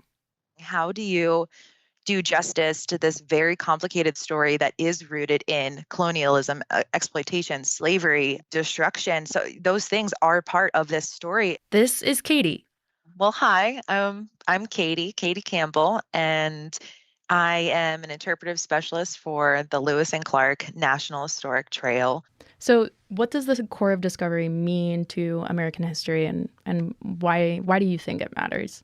Yeah, it's absolutely pivotal. It's almost hard to think of a more pivotal moment. And it's one that's interestingly kind of misremembered. So most people think of the expedition as Lewis, Clark, and Sacagawea or Sacagawea in a canoe exploring unknown wilderness. But there was already a huge network of trade and complex politics already in place among the tribes of the West, among each other, and also with French traders and British traders. And additionally, at this watershed moment in history, you've got this moment in time where you have the young United States, coming up with and starting its diplomacy with all of these tribes of the West. Were they on a diplomatic mission, do you think?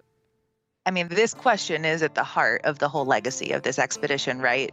There are so many different perspectives on this, and the expedition's legacy is remembered so differently, and especially if you're from a tribe. So in a way, I think they thought that they were doing diplomacy, and yet they would use words from Thomas Jefferson that said that we are your new white father. That is how Thomas Jefferson, wanted it to go out to tribes. With so many points of view on the same story, it makes me wonder, how does the National Park Service, and those of us who work for and visit park sites, how do we fit into this? What role do you think the National Park Service plays in interpreting history? I love the idea that when you come to the actual place and when you stand in that place, that learning about history, culture, nature just becomes so much more profoundly meaningful when you are doing it with your 2 feet on the ground in that place. I just think that that's kind of the point of the National Park Service, by saving that place for us to come to really think about what is so important. Think about some of these big themes of our history. It feels like almost everyone has a different perspective and a different way that they approach studying this history. How and why do you think perspective is important with unpacking this history? And Yeah. The way I think about it is, the more angles you examine, the more perspectives you hear, the closer you get to the truth. And sometimes we won't ever get a crystal clear picture of an event, of something that may have happened. But any time that we can include additional perspectives, it's like a puzzle, and it just completes the picture. And I believe that's true even when the perspectives, or especially when the perspectives are opposing.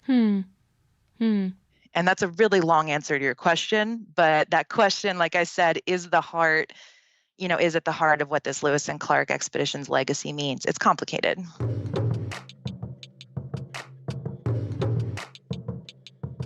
it's no surprise that an expedition that traveled over 4,000 miles crossed paths with so many different people and points of view. But as I've researched the core of Discovery, those paths kept converging on one name: Charlie Russell, the painter behind the giant mural at the Capitol.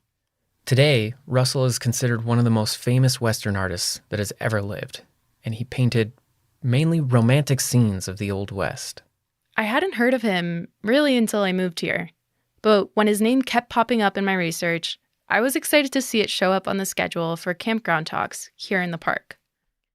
When he was a 16-year-old boy in 1880 and he wanted to come west, he wanted to see the West that was passing, because in 1880 it was. The buffalo herds were almost gone. The railroads, the development, the mining, everything was changing. So he got here just in time to see the last little bit of what he grew up listening to stories about and what he'd read. And of course, he read the Lewis and Clark journals until they were in tatters, because he just loved that era of the mountain men. That's Mary Jane. My name is Mary Jane Bradbury, and I am a storyteller. She gives a program on the life and legacy of Charlie Russell, but she does it through the eyes of his wife, Nancy. And I like to tell it from her perspective. But in order for me to do that, we all have to use our imaginations. You use your imagination, and we'll both just pretend Nancy's going to walk out of the forest and step right up here and tell us her story. Living history is the art of portraying historical figures by dressing in their clothes, talking the way they might have talked, and giving a performance in character. To be honest, I wasn't that familiar with living history, and at first glance, I thought it sounded a little corny. But then I met Mary Jane. When I put the clothes on, I get the strut going, I get the voice going, I admit, you don't get in my way now because I'm Nancy Russell. And you will pay for this painting because this is what it's worth. And there will be no more Charlie Russell art. So you want it, you pay for it. I love that. Okay, Mary Jane Bradbury. She's kind of a character herself. I think I usually associate living history with more Revolutionary War, Civil War reenactments. The Park Service does a lot of those. But Mary Jane uses her outfit, her accent, and her strut to tell a more personal story. I asked Charlie one time if he ever thought he'd run out of ideas for paintings. And he said a man couldn't live enough lifetimes to run out of all the ideas that he had for stories in his art. And if he ever lost the use of his hands, he'd learn to paint with his toes because he had to paint. Not only what was in his mind, but what was in his heart. And Mary Jane shared that while Charlie was a talented artist, he wasn't much of a businessman. Charlie was blessed with a great amount of talent, but not a lot of ambition. So lucky for Charlie, at a very critical moment in his life, he met Nancy Cooper, who became his wife.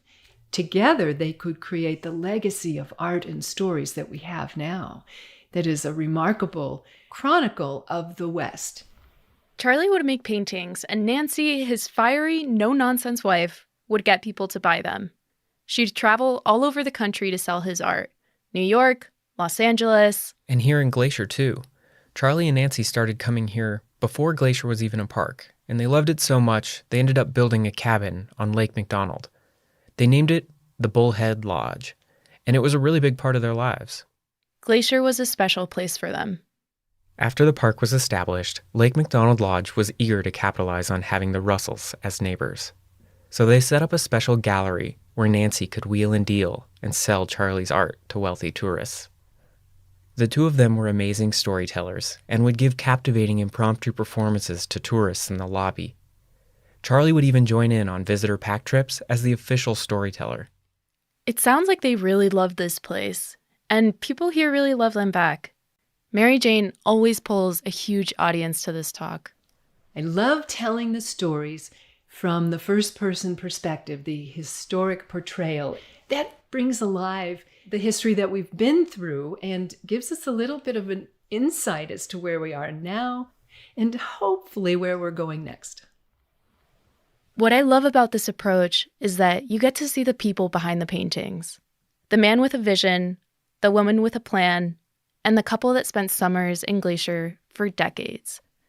And it's easy to imagine why the people building the Montana State Capitol hired Russell to paint its largest mural.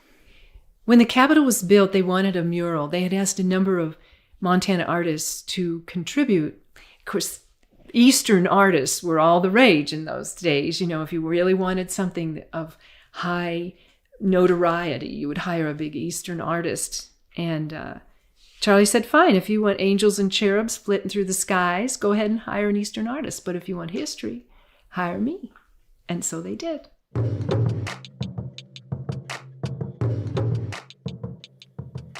Hey, Gabby, tell us about living history and meeting Mary Jane Bradbury. What did you like about it?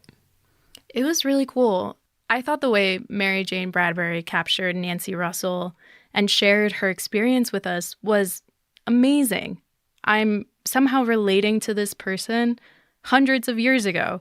I think it's neat that you're learning about one person, Charlie Russell, but you're doing it through someone else who knew him and from their point of view, like Nancy, his wife. Exactly. Often history is kind of presented as just one thing, a set of facts in a textbook, but I think that's a good reminder that you can learn a lot from different people's interpretations. All history is someone's interpretation. Yeah. Perry, and the way you're describing this, I'm imagining my family and I looking at a piece of art, and we are all looking at the same thing, but somehow we are taking away different meanings, different interpretations. And so often we study history through art. My high school history textbook was full of old paintings. What I'm hearing you two say is that there's a lot of power in understanding the past through not just different perspectives, but using art, whether it's a painting or a living history performance that an actor's doing. There's a lot of value in understanding history through that art because it forces you to see something from one perspective or one point of view. Right. I think we're really comfortable with the idea that art can have a lot of different interpretations, but we don't often think of history that way. I'm finding that history gets a lot more complicated when you start considering multiple perspectives. I just wanted another take on Lewis and Clark, but that led me into a history of Charlie Russell, and then that led me to seeing things from his wife Nancy's point of view. And I'm not done yet.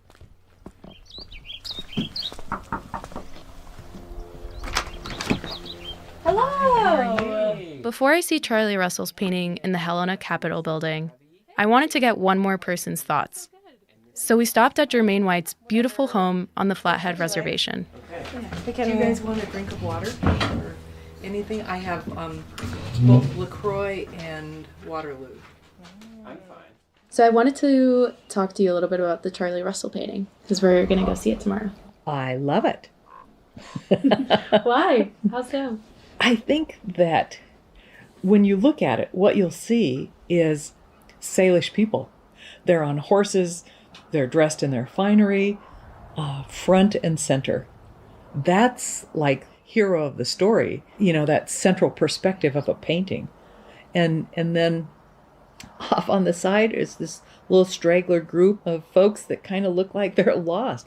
It's a direct collision of cultures that is about to occur. And it's really quite powerful. When Daniel called and I thought, oh my gosh, really? I don't know if you want a tribal voice talking about Lewis and Clark, who I sometimes irreverently call Clueless and Lark. They're revered by so many. Mm-hmm. And there really has not been, until recently, I believe, Indigenous people included in history. Indigenous people are eloquent but dead, or dead. Did I mention? Mm-hmm. Did I mention that? Jermaine is now retired, but she started the Cultural Resource Protection Program on the Flathead Reservation and is currently serving as a board member for the Glacier National Park Conservancy, the organization that funds this show. But I'm talking to her because she helped create a book telling the Lewis and Clark story from the Salish perspective. So I'm curious, how did you get involved? Where you kind of contributed / wrote this book? We wanted to tell a story that was really framed by the voices of our elders. The title of the story is not Lewis and Clark and the Salish people. It's mm-hmm. the Salish people and the Lewis and Clark expedition. They entered a homeland that was known and loved and that was fully occupied. As the people watched Lewis and Clark, it appeared that they were aimlessly moving across the landscape, that they really had no sense of the world they were moving through. And for us, our lives in so many ways are deeply connected to the natural world. It appeared that these people were kind of bumbling across the landscape, and those that observed them thought they might be ill. They looked unhealthy.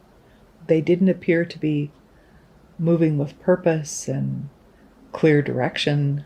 They're upside down face people. They have hair on the bottom of their face and no hair on the top of their face. And who are these strange, unhealthy looking people?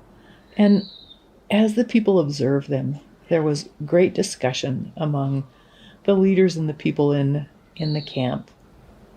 And there were those among the tribe that said we should eliminate them. We were a large population. Mm-hmm. We were strong and healthy, and they were not.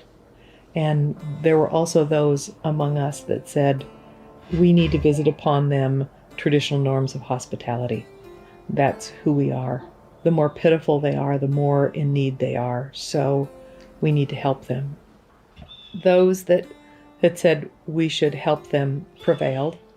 So we met them and, we gave them buffalo robes to be warm. We gave them food stores because they had very little. We gave them vast stores of goods that we had gathered to make our winter successful. And that really is profoundly important, because we came with kindness and generosity and hospitality. It didn't appear that they did. It appeared that they were coming to catalog and inventory resources for appropriation.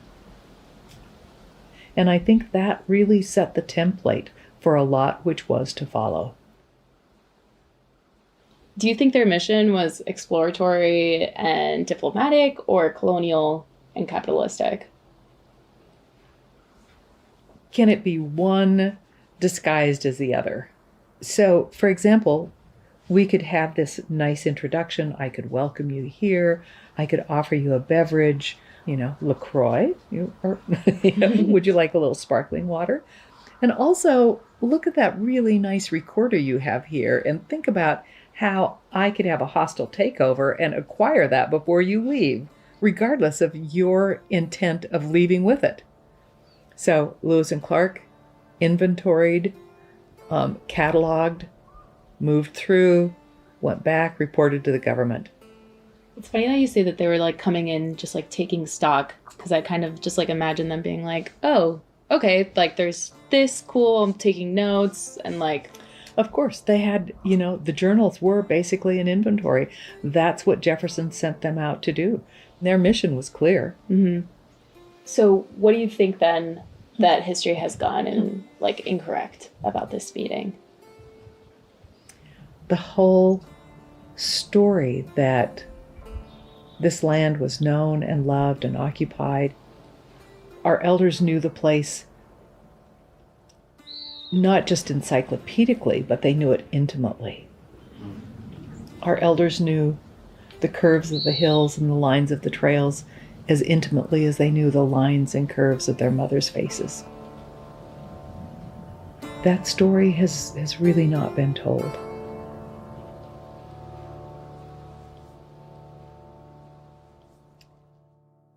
The Corps of Discovery met dozens of tribes on their years-long journey, not just the Salish. And versions of this encounter happened over and over again. And in every case, there's one story we can read in the Lewis and Clark journals, but there are many others too, even if they're less well known. Carrying what I've learned from Katie, Mary Jane, and Jermaine, I finally feel ready to see the painting at the Capitol. Okay, so Jennifer's opening the doors, unlocking them, and we are about to enter the chamber. Wow. Wow. Oh my God, it's huge. This is, no joke, the biggest painting I've ever seen. It's the entire wall of the chamber, above where the Speaker of the House sits, up on a platform. I'm surrounded by legislative desks, all of which face the painting. I walk up the center aisle, and I kind of feel like I'm walking up to an altar. And what do you think? I'm overwhelmed. The painting shows a broad Montana valley, and I'm imagining the sun just under the horizon. It's kind of just turning the clouds pink. The center is dominated by Salish people on horseback, their camp of teepee lodges behind them. It's hard not to be overwhelmed just staring at this. I can't look away. Yeah, and it is in itself just an amazing painting. The way the center of your vision is right here in the front, where you see the Salish Indians swirling. Kind of feels like there's a frenzy in camp. There is an energy, yes, yeah. Russell's painting is loud and dynamic. I feel like I can almost hear the thunder of horses running through it.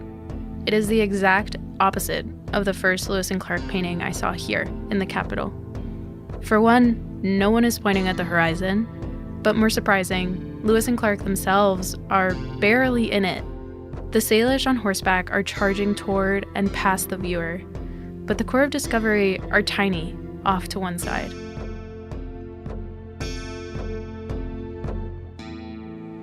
Somehow the emotional and intense energy does not reach them. No, it does not. They're kind of just standing there, and there's not much emotion on that side.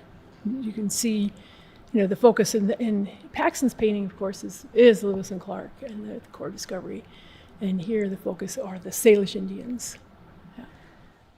Near the bottom of the frame, there's a dog that I assume belongs to the Salish.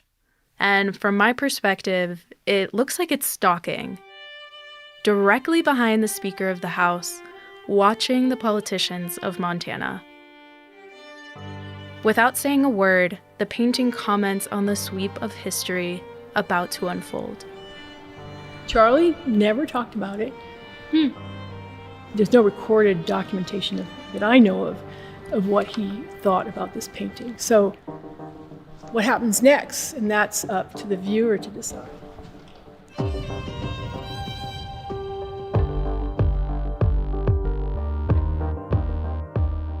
Headwaters is a production of Glacier National Park with support from our partner, the Glacier National Park Conservancy. Season 3 of Headwaters, Becoming, was made by me, Daniel Lombardi, along with Perry Sassnett, Michael Feist, and Gabby Esaberry.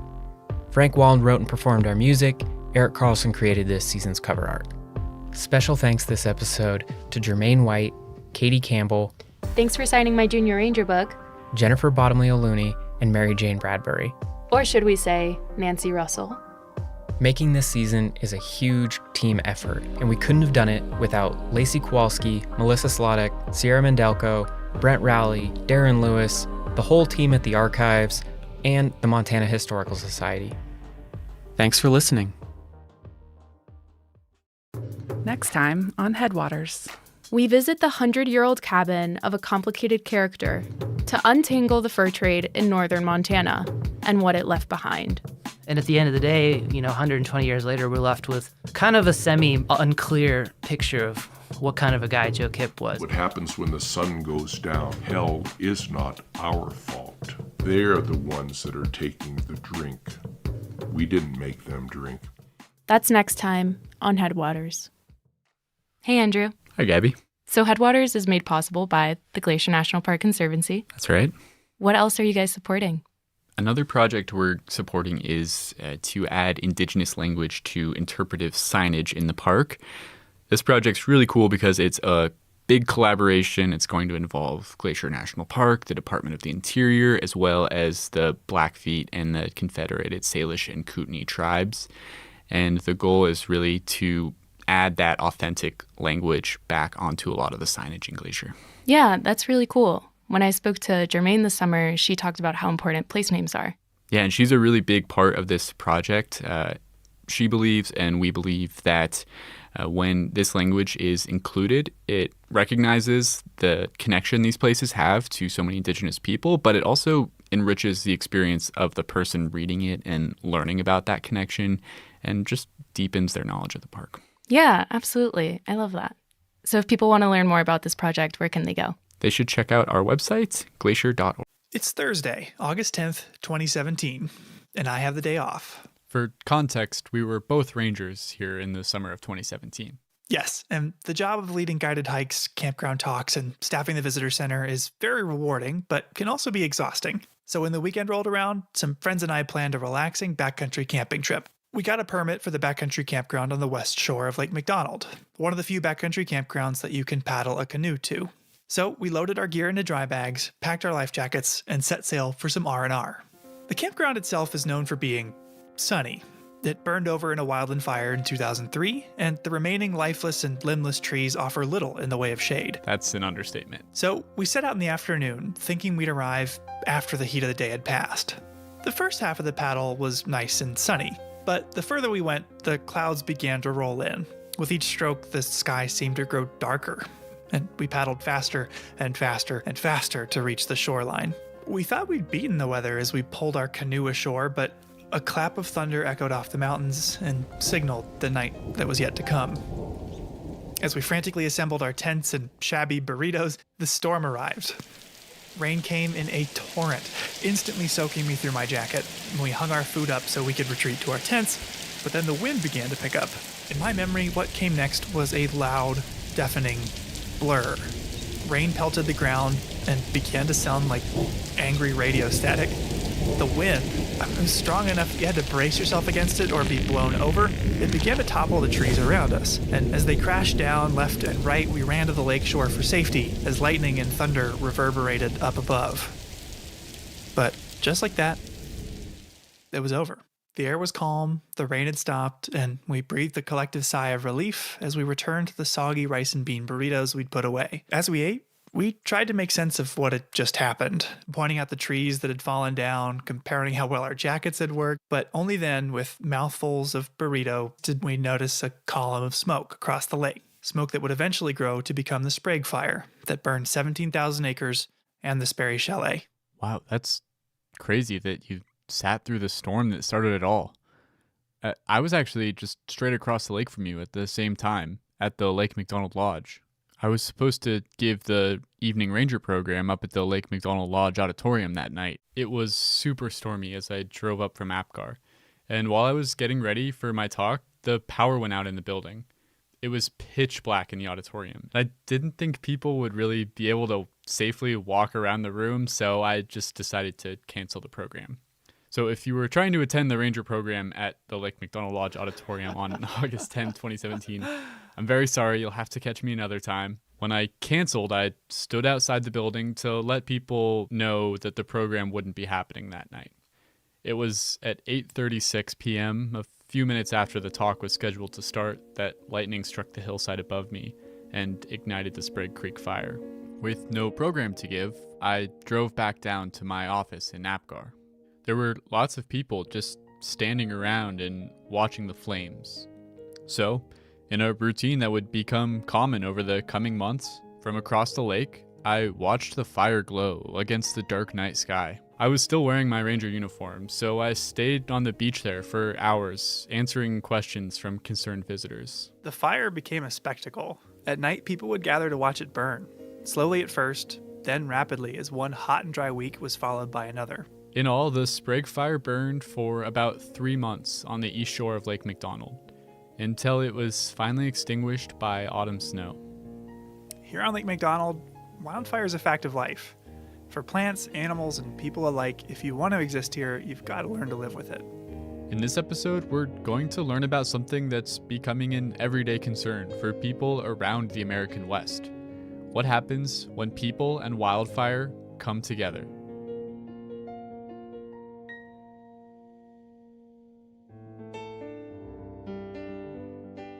Welcome to Headwaters, a Glacier National Park podcast, brought to you by the Glacier National Park Conservancy and produced on the traditional lands of many Native American tribes, including the Blackfeet, Kootenai, Salish, and Gillespie people. We're calling this season The Confluence, as we look at the ways that nature, culture, the present, and the past all come together here. I'm Michael. I'm Andrew. And we're both rangers here. And today we're in the Lake McDonald Valley. Near the west entrance of the park, the Lake McDonald area is the most visited region of Glacier. Lake McDonald itself is one of the park's most cherished attractions. At 10 miles long and over a mile wide, it's also the largest lake in Glacier. This area gets hit with a ton of lightning, and that means that wildfires start with considerable frequency. What happens in a place dense with people and fire? And that's what we're going to explore in this episode.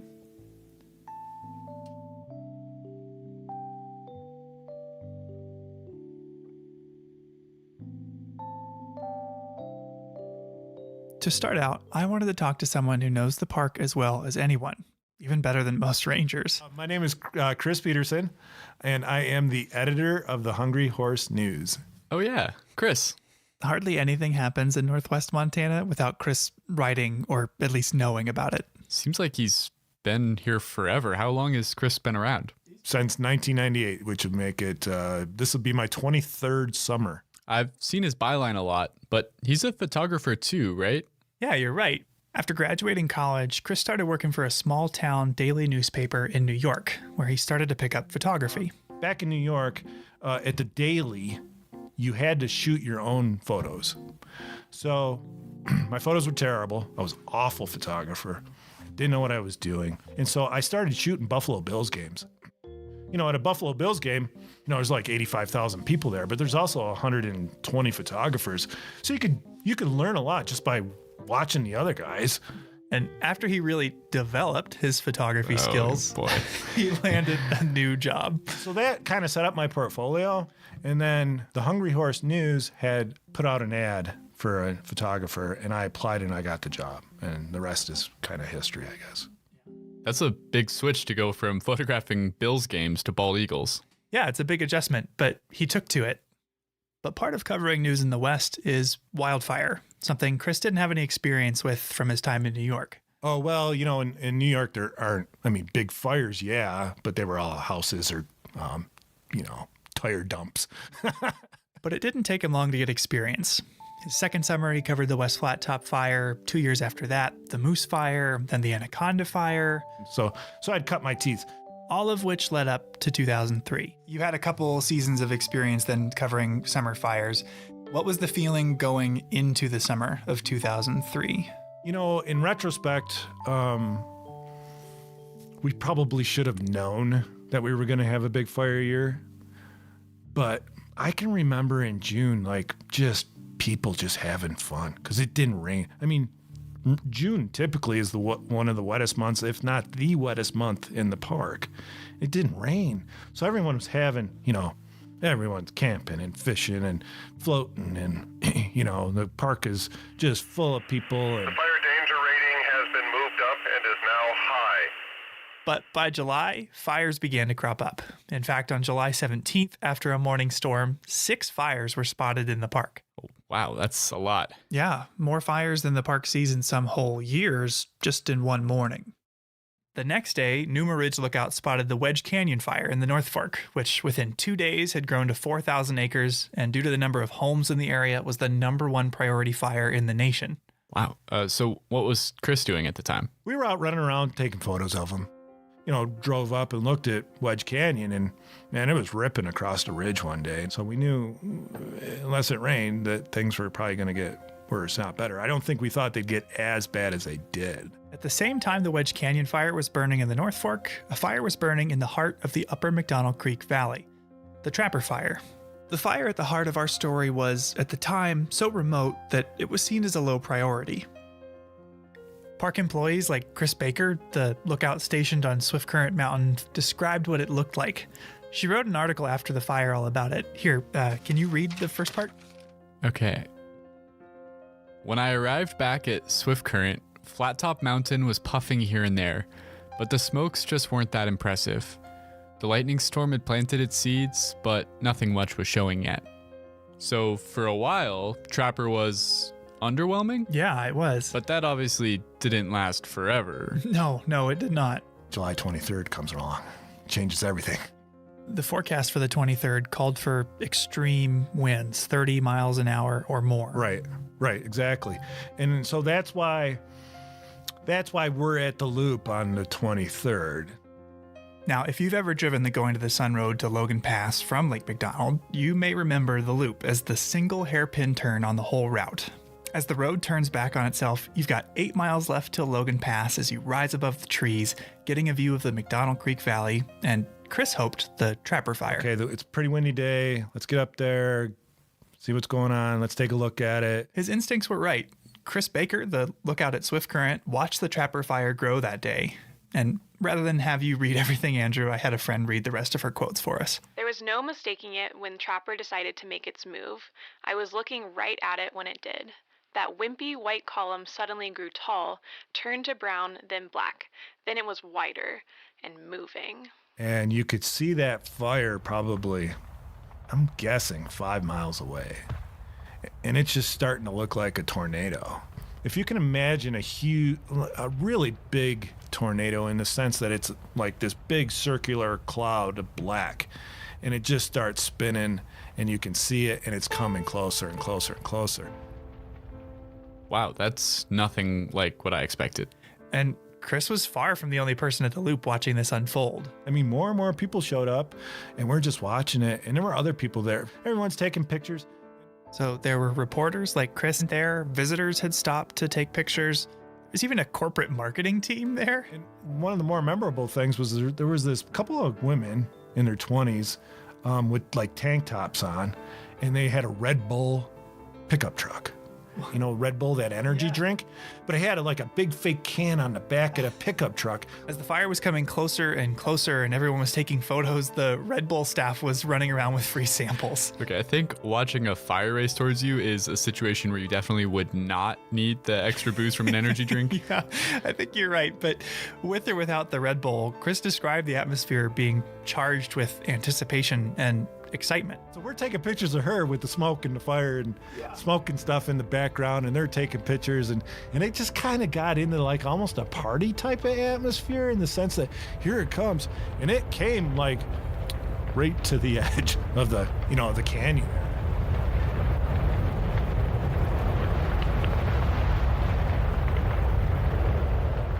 It was just a freight train.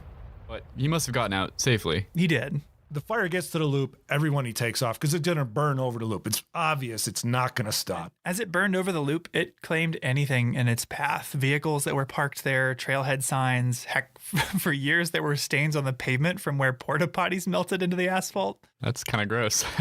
What happened next? Well, the Trapper Fire continued to burn uphill straight towards the Granite Park Chalet.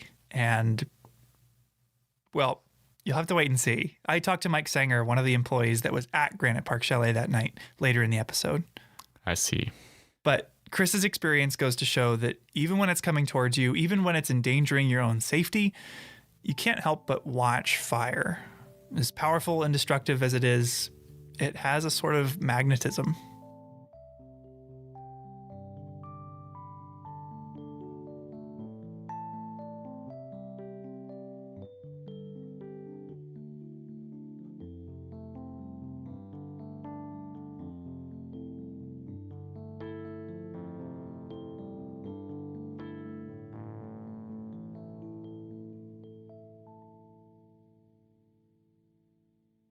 My name is Tony Kashola Sr.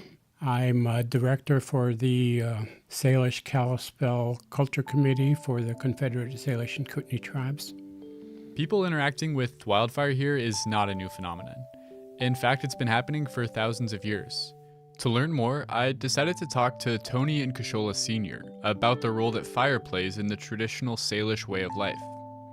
We talked about how, from Tony's perspective, not enough people understand the significance and value of fire. This misunderstanding of our environment makes fire more dangerous. And he talked about how national parks are a place where we can learn to connect with the natural world.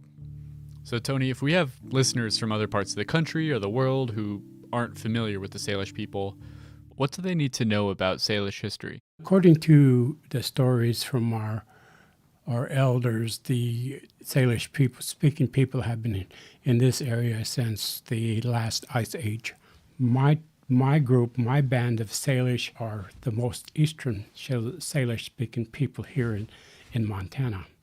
And our Aboriginal territory consisted of about 22 million acres. And then came along in 1855 when more settlers and homesteaders moved into our area.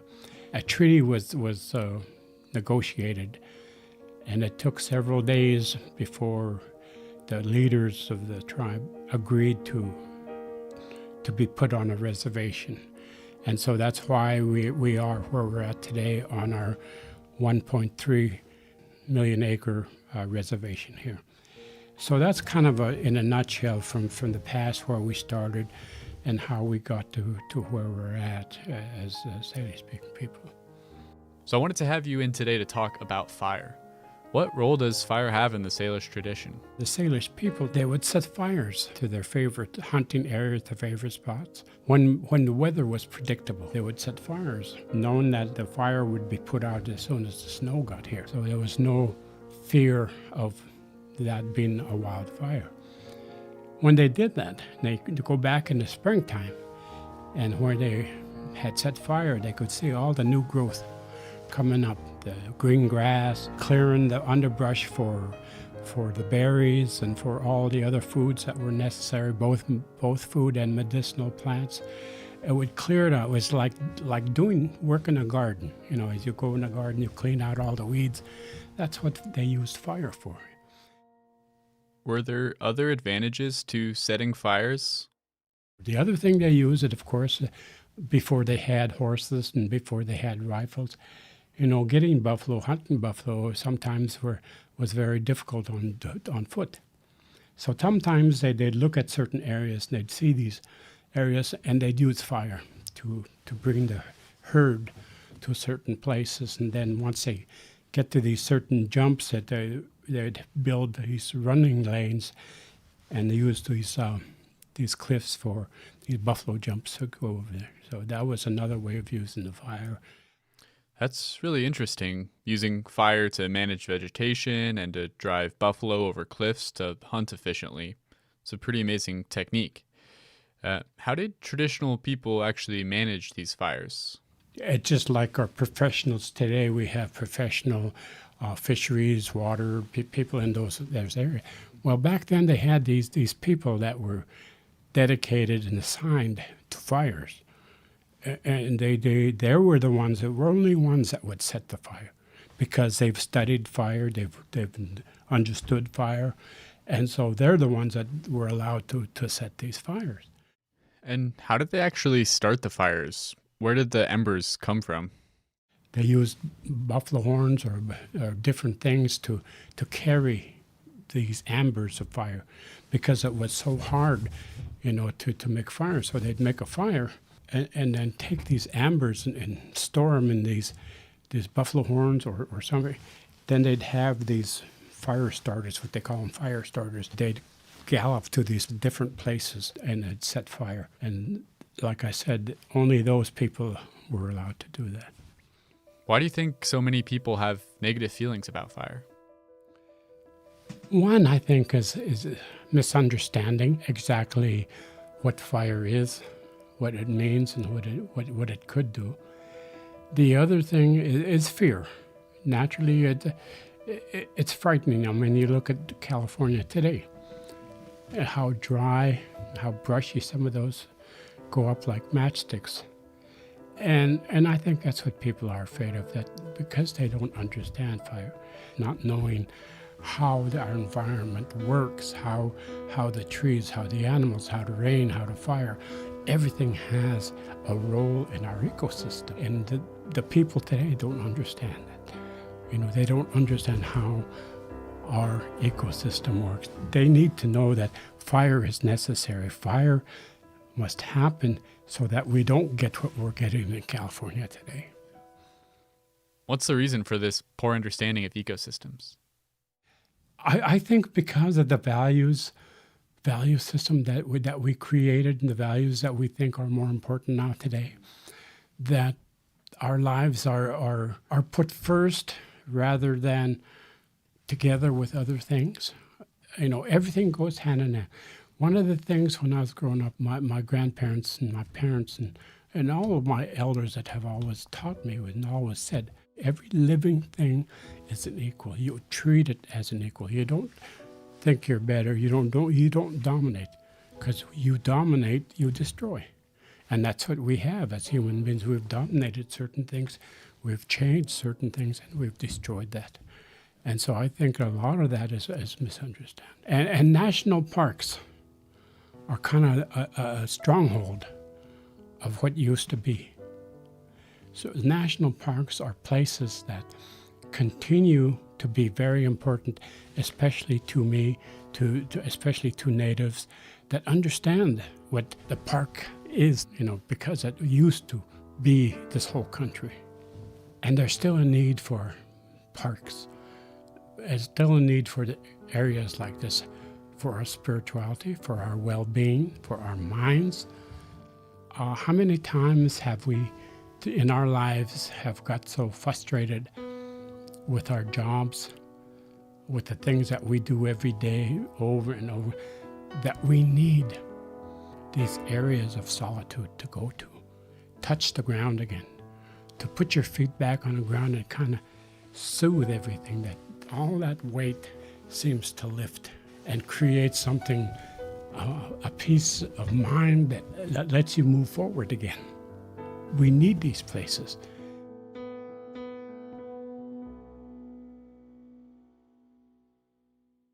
So, fire has a long history in this place. It can be a creative as well as a destructive force. And whether you like it or not, it's a factor that has to be considered in deciding how to manage this park. To learn more about what role wildland fire plays in the ecosystem here, I decided to talk to Dawn LaFleur. My name is Dawn LaFleur, and I am the vegetation management biologist for the park. What does a vegetation management biologist do? What does that entail? It basically manages the vegetation for the park. So that's anything from forest management, basically making sure we have healthy forest ecosystems, as well as maintaining native plant communities. So whenever we have disturbance, human-caused disturbance, we go in behind the disturbance and utilize native plant materials that we've collected and grown at our native plant nursery. So basically trying to manage the native vegetation as well as the invasive vegetation to maintain healthy ecosystems. I met Dawn on the site of the Howe Ridge Fire, which in 2018 burned about 14,000 acres on the west shore of Lake McDonald. It was 1 year after the Sprague Fire, which we talked about at the top of the show, and on the opposite side of the lake. At times it can be a bit noisy here now that there's not much of a forest to shelter you from the wind. That was a pretty intense fire. It was very intense. It was very unusual. We had the extreme fire behavior happen at night and came down here very fast, very quickly, and burned very intensely. About 2 weeks after this spot burned, Dawn was one of the first people to come back here and start to assess the impact. So what we were looking for were signs of vegetation, any potential signs of vegetation recovery already, as well as the impacts to our soil. The type of soil impacts Dawn is looking for are things like how burnt is this soil? Will things be able to grow in it? And she'll look at hillsides to see if any of them have potential for erosion now that root systems that were holding them together might be burnt out. Do you remember what your initial impressions were at the time? Oh my goodness. Oh my gosh. All we have left are toothpicks, was my initial impressions. For a fire to burn up essentially every tree was unusual. Typically, when Dawn visits a recently burned area, the fire doesn't wipe everything out. It'll find a section of vegetation or trees, a pocket of trees to burn in and move around and kind of skip and create a mosaic or little islands of vegetation, which actually helps for rehabilitating the landscape afterwards. So why was this fire so intense? It was a combination of factors. For one, the summer of 2018 was extremely hot and dry. But fire suppression efforts in the early 1900s had also disrupted some of the natural cycles here. Fire has a huge role in this natural ecosystem. We have plants and tree species like lodgepole pine that are fire dependent. These are species that have evolved to rely on fire to succeed.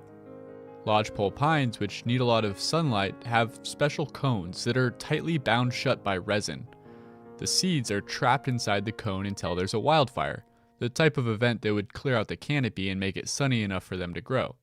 When fire passes through, the cones get heated up and release their seeds. In Dawn's career, she's witnessed summers get warmer and drier, and the snowpack disappearing earlier in the spring, allowing soil and vegetation to dry out.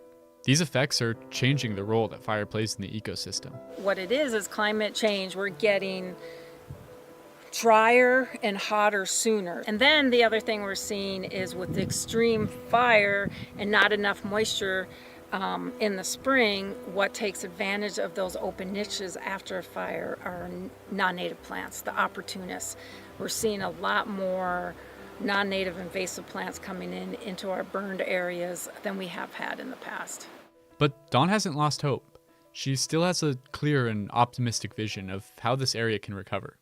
My hope would be in 5 years we should have conifers that are 3 to 4 foot tall.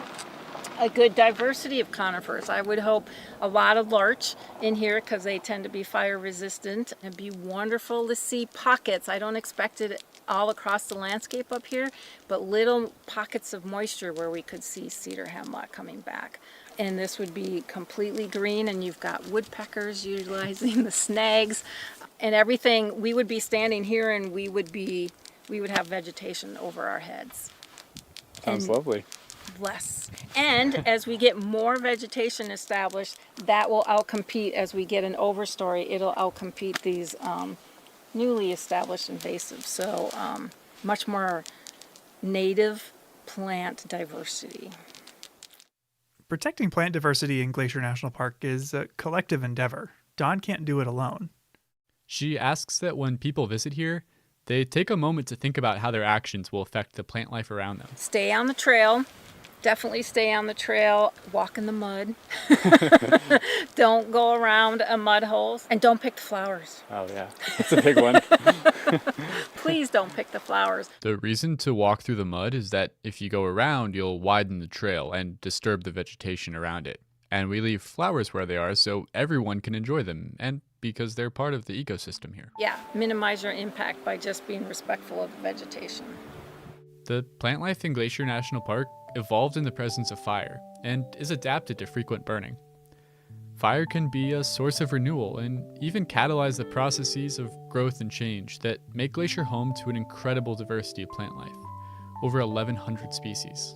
As climate change affects the behavior of wildfire and fire ceases to behave in the way plants are adapted to, its destructive tendencies can start to outweigh its constructive ones. It's something that scientists in Glacier like Dawn will continue to monitor. When a wildfire changes the makeup of a forest and what kind of species grow there, the effects aren't limited to just plant life. These changes to the vegetation are going to have consequences that ripple down the whole food chain, affecting everything from the bushy-tailed wood rat up to the moose and grizzly bear. Mule deer in particular are browsers, and so they rely really heavily on shrubs and other kind of nutrient-dense species. So that's Tegan Hayes. She's a wildlife biologist. Her master's thesis was about ungulate forage in wildfire-dominated landscapes. In other words, how deer food is affected by fire. One of the study areas was not far from where we're standing right now. Tegan explained to me that wildfire allows for species to get the nutrients they need in their home range or in their population range. And so for my research, when I was looking at mule deer don't really change their home ranges very much geographically. And so change is especially important for a species like that, where if you never allow disturbances to happen, then they will not be able to find the food they need. So, and that's the same for a lot of species in the park. In other words, mule deer need fire. It promotes the growth of shrubs that are the bulk of their diet. And they aren't keen to move around to find these plants. They need the fire to happen right within their home range. A deer population, in turn, is necessary to support grizzlies, mountain lions, and wolves.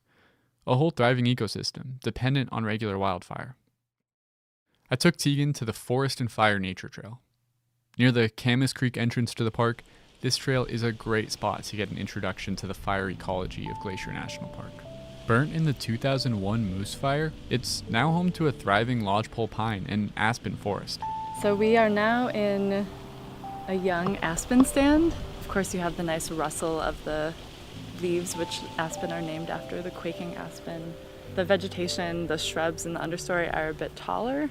So there's a little more diversity here. Aspen is one of the habitat types that responds best after a fire. Aspens that burn down are able to resprout from underground roots. In no time, a recently burned stand of aspen will be a lush and suitable deer habitat. They tend to love aspen. Aspens provide a different kind of cover, and they provide a different suite of forage species, and they tend to stay kind of cooler and wetter for longer. So I think they offer that kind of that multitude of things where you have higher diversity of plants, you have longer blooming period often, or period where things are fresh and nutritious. They tend to provide pretty good security as well. As we move down the trail, Tegan pointed out a flower, which I was surprised to hear was a good food source. Oh, we've been seeing rose, which despite its prickles is also actually usually pretty sought after by ungulates too, so they'll nip just the ends off and avoid the worst of the prickles. Wildfire is kind of a contradictory thing here. On one hand, it's natural and totally necessary for many of the plants and animals. But on the other hand, climate change is making it much more common and severe.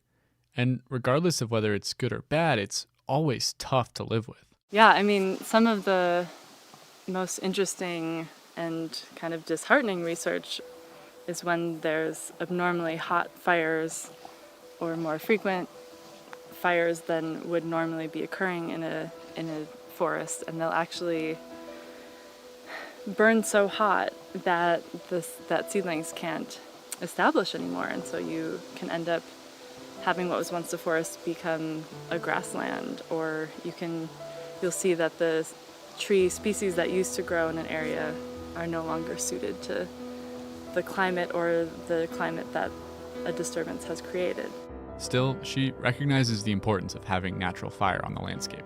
Fire, because it's a hot and dry climate during some of the year, it's one of those natural disturbances that glacier and other mountainous places are adapted to, and so it's a necessity. Of course, what applies in a national park where there are no subdivisions full of houses will be different from a policy that makes sense in a more densely inhabited area. We can't always let fires burn due to all kinds of challenges, whether that's with human structures or infrastructure. So we're really right now just trying to find the balance between what the ideal situation is for fire and what the ideal situation is for living in this area. In places like Glacier National Park, where natural processes still dominate and where we try to minimize our intrusion into the web of life, fire will continue to play a part, and scientists like Dawn and Tegan will continue to try to understand it. In the Lake McDonald Valley, where humans and wildfire are both common, we need to learn to live with fire, to let it play its natural role, creating the rich, diverse, and thriving ecosystem that we come here to enjoy.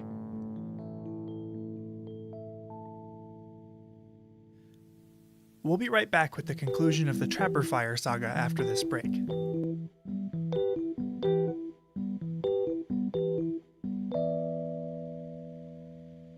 Each episode, we seem to cover at least one thing that, like this podcast, wouldn't be possible without the support of the Glacier National Park Conservancy. With the help of some friends over there, we got the number of Executive Director Doug Mitchell and decided to call him up out of the blue to ask about these projects. For this episode, we wanted to ask about Sperry Chalet.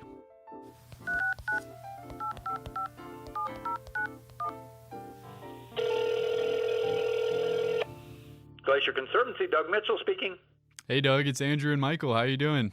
Hey, good. How are my favorite podcasters today? Oh, we're doing well. Just enjoying the beauty out here. Got to go up and check out the new Sperry Chalet, and it was phenomenal. It looked just like before, even down to the stonework. Yeah, it's really incredible what they were able to accomplish. I'm glad you brought up the stonework. I was talking to Zach Anderson of Anderson Masonry, and you know, his family were the original stonemason family. So if it looks the same, there's a reason, and the care they took to make sure that it looked the same way it did when it was originally built in 1913 is really rather remarkable. Yeah, and it's a great thing for people to check out while they're visiting and go see all the attention to detail and craft that went into it. It really is a remarkable discovery. I was able to hike there this year with some people who had never been there, and we hiked through Gunsight, and to come over the top and see Sperry, it's almost like you just have to stop in your tracks, as they did, to see how is this possible. I've hiked 13.1 miles into the wilderness and look at what is there. It really is something. Yeah, we wanted to talk to you about it because we know the Glacier National Park Conservancy, as the park's official nonprofit partner, played a huge role in helping restore the chalet. We were in the superintendent's office the very next morning at 10 a.m. after the fire burned Sperry, and by later that week, we had taken our loan credit card down to the hardware store here and bought the pieces of wood that held Sperry up over the winter. And it really was a remarkable public-private partnership that really made the improbable happen. Thanks for taking some time to talk to us. It's always great to hear from you, Doug. Always great to talk to you guys, and thanks again for all you're doing. Absolutely. Thanks for funding it. We'll talk to you soon. All right, cheers. Bye.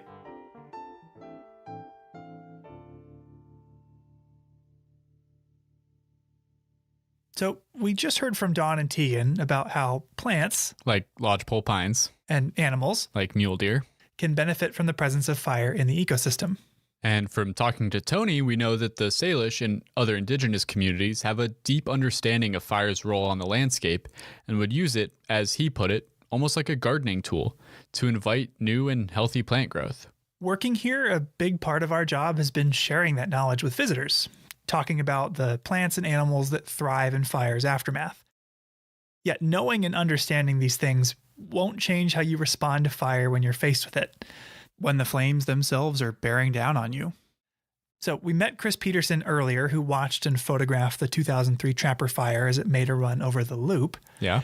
But after it burned over the loop, it kept going, racing upwards towards the Granite Park Chalet, a historic compound of stone cabins high in the mountains that still provide rustic lodging and dining accommodations. To get there, you can either hike the Highline Trail from Logan Pass or start up from the loop on the Loop Trail.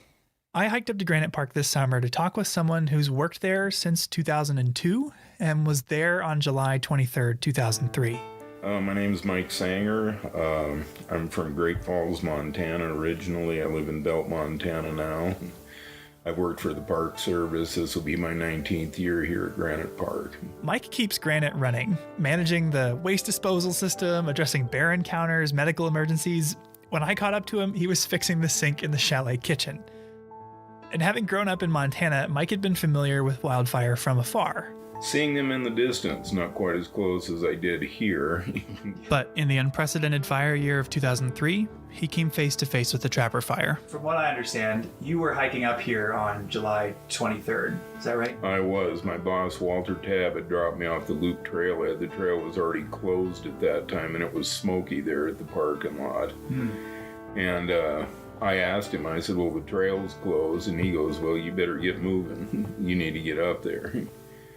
And on the way up, I passed a female ranger, and what they were doing at that time is sweeping the trails for people and trying to get them up here. And she asked me if I knew where the fire was, and I said, I have no idea, but once we get to Granite, we'll probably be able to see better and know exactly what's going on. As I understand it, Mike's up there for a week or so at a time, then rotates out with a partner? Exactly. He was originally scheduled to hike back in to tap out his partner on the 23rd, but was sent up that day with a different goal, to help protect the chalet itself. And we made really good time getting up here to Granite Park. Yeah, goodness. When did it sink in that it was going to be a problem? When I got up here and I saw fire hoses strung out all over the place, and Chris Berkey, my partner, was here, and I asked him, I said, where's the fire? And he pointed towards Flat Top, and it was immediately apparent that we had a problem on our hands. So they had to fortify the compound. With limited time and supplies, that meant converting their finicky drinking water pump into a sprinkler system to keep the buildings wet, an approach that they weren't confident would work at first. We went down to start the pump, and it took 2 or 3 times, and you had to talk nice to this thing, and Chris pulled it, and the first time it went off, and we're all high-fiving, and but celebrations could wait. As the fire grew closer and closer, conditions only worsened. It was really horrific for quite a while because we had no idea where the fire was. The winds were horrific. I mean, they were blowing probably 70 plus miles an hour, and we were having embers starting to come down. And what we did is we pulled all the railings from the chalet. We were trying to reduce fuel in case the fire did get here. What did it sound like? You know, a lot of people paraphrase this with tornadoes and everything else, but it sounded like a freight train. And it was just unbelievably hot. I've always had a mustache, and after this was all over, it had curled and burnt, and I just ended up whacking it off. It's the first time I'd not had a mustache in many, many years, because it was just glowing orange this direction. Around the same time, Chris Baker from Swift Current Lookout was choked with smoke. I can remember using the word surreal a lot in my journal that afternoon. It didn't take too long before my vista towards the west was nothing but amber billows of smoke and embers. Visibility deteriorated to nothing, and I began coughing from the intense smoke, so I soaked a bandana in water and took to breathing through it to filter some of the soot. Oh my gosh. Yeah. Yeah, it's a scary situation. It is. In the face of it all, Mike and Chris were doing everything they could to protect the chalet and everyone in it. And we charged our hoses. We had everybody inside the chalet sitting on the floor. We had the tables up against the windows because the wind was horrific and it was blowing ash and embers all through the area. And we charged the hoses and started wetting the roof. How many people were in it? Well, between the guests that had planned to stay there that night and hikers that were seeking refuge, there were quite a few. We had 39 people trapped up here. We thought the fire was actually going to come up and go over the top of us and down the other side. Why it went up Swift Current Pass, I have no idea. You know, every bearing that we had and the wind was blowing directly at us, and fires like to run uphill, so I was quite sure the fire was going to come up and over us, and instead it made a turn and went up over Swift Current. It missed them? Somehow they were saved. The fire avoided the chalet, and falling embers were effectively combated by the hoses and sprinklers they'd set up. Because it could have really gone south for us, and it really could have been a horrific thing. And, you know, through God's graces or whatever, the fire didn't come over us. Chris, we each made one brief phone call to our wives, and said, we don't know what's going to happen. We just wanted to call and tell you right now we're all right, and we're doing the best we can. And while they didn't know what the next day would hold, they allowed themselves to breathe a small sigh of relief. Chris and I came in here. It'd been a long day for both of us. He was due to go out that day, and I'd hiked up or ran up here that day.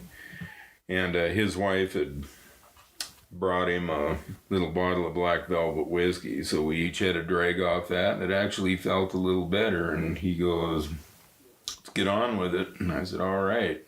After feeding and finding beds for everyone at Granite, the two of them stayed up all night watching the flames.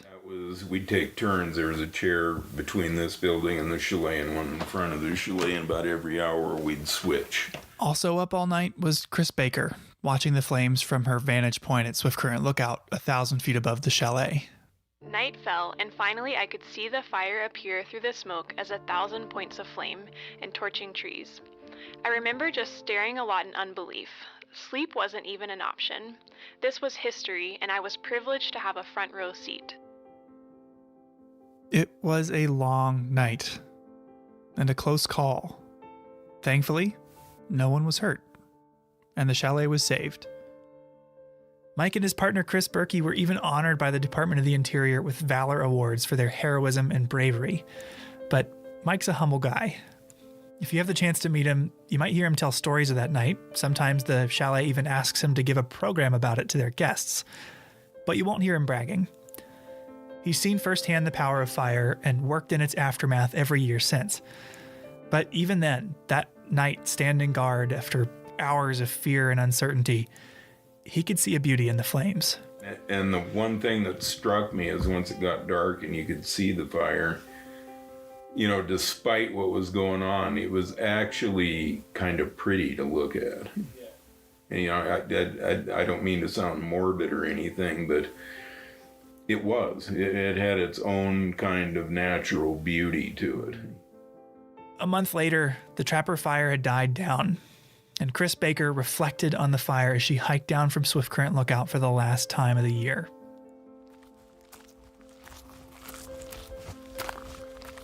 I regaled in the switchbacks down to the tree line, gazing out over the pristine beauty of the divide. But then I came to the trees. Those beautiful firs I have come to love. My friends and companions on my ascents and descents of Swift Current Mountain. The ones that frame Heaven's Peak in all my photos and that my kids have learned to take for granted. They weren't there. Instead, I saw blackened ghost and charred ground cover. I hiked through a lunar landscape that I knew was both natural order and devastation.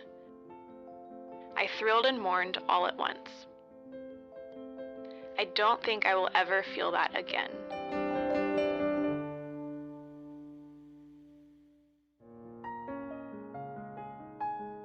Our last story of the day is about the important role that fire plays for archaeologists here.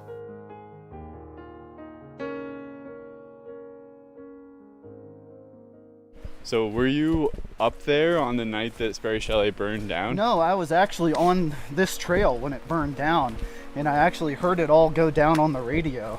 That's Glacier Park archaeologist Brent Rowley. Which was kind of a crazy experience. I was actually just back there, probably a few hundred yards, and I heard this radio transmission that was like calling the incident management team on the radio and being like, you know, I need to give you a satellite phone call because we need to have like a conversation right now. And it turns out that was the chalet catching on fire, like the dormitory building. Fire teaches us about the natural world, but it also teaches us about ourselves, and sometimes in unexpected ways. When the Sprague Fire burned down the main building of Sperry Chalet on August 31st, 2017, it felt like we had forever lost a piece of our history. But the fire had another effect as well. By clearing out the vegetation around the building, it unearthed a wealth of archaeological sites from lots of different eras. Out of the ashes, Brent found a whole world of history. In a place like Glacier, the vegetation is so thick that you can't see the surface of the ground to find artifacts. A fire that comes in and clears out the vegetation will often reveal major archaeological sites. After the Sprague Fire, Brent and his team found a series of dumps where all types of people, like construction crews, cooks, and chalet visitors, had thrown their garbage for decades, starting in the early 19-teens. Brent was intrigued. He told me that these types of sites hold a lot of information that you can't just read about.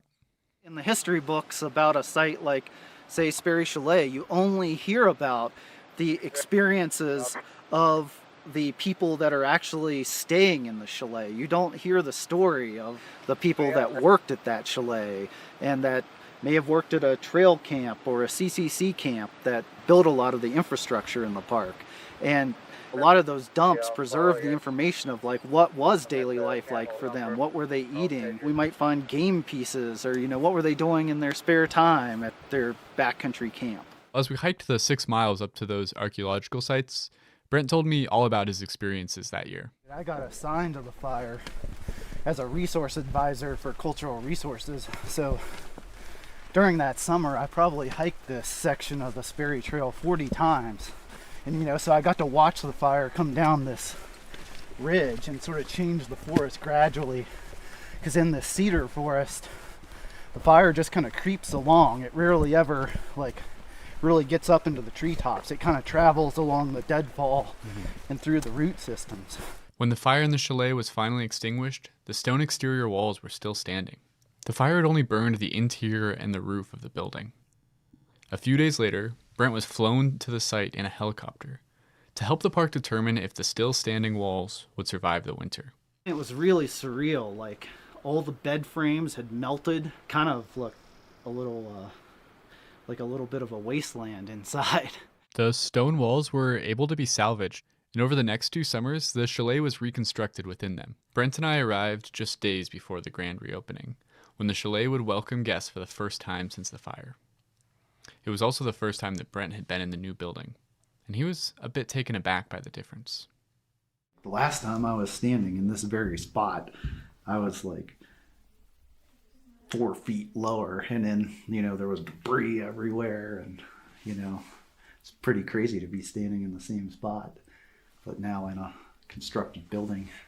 After the fire, Brent and his team were tasked with surveying the burned area and noting any archaeological sites that had been revealed.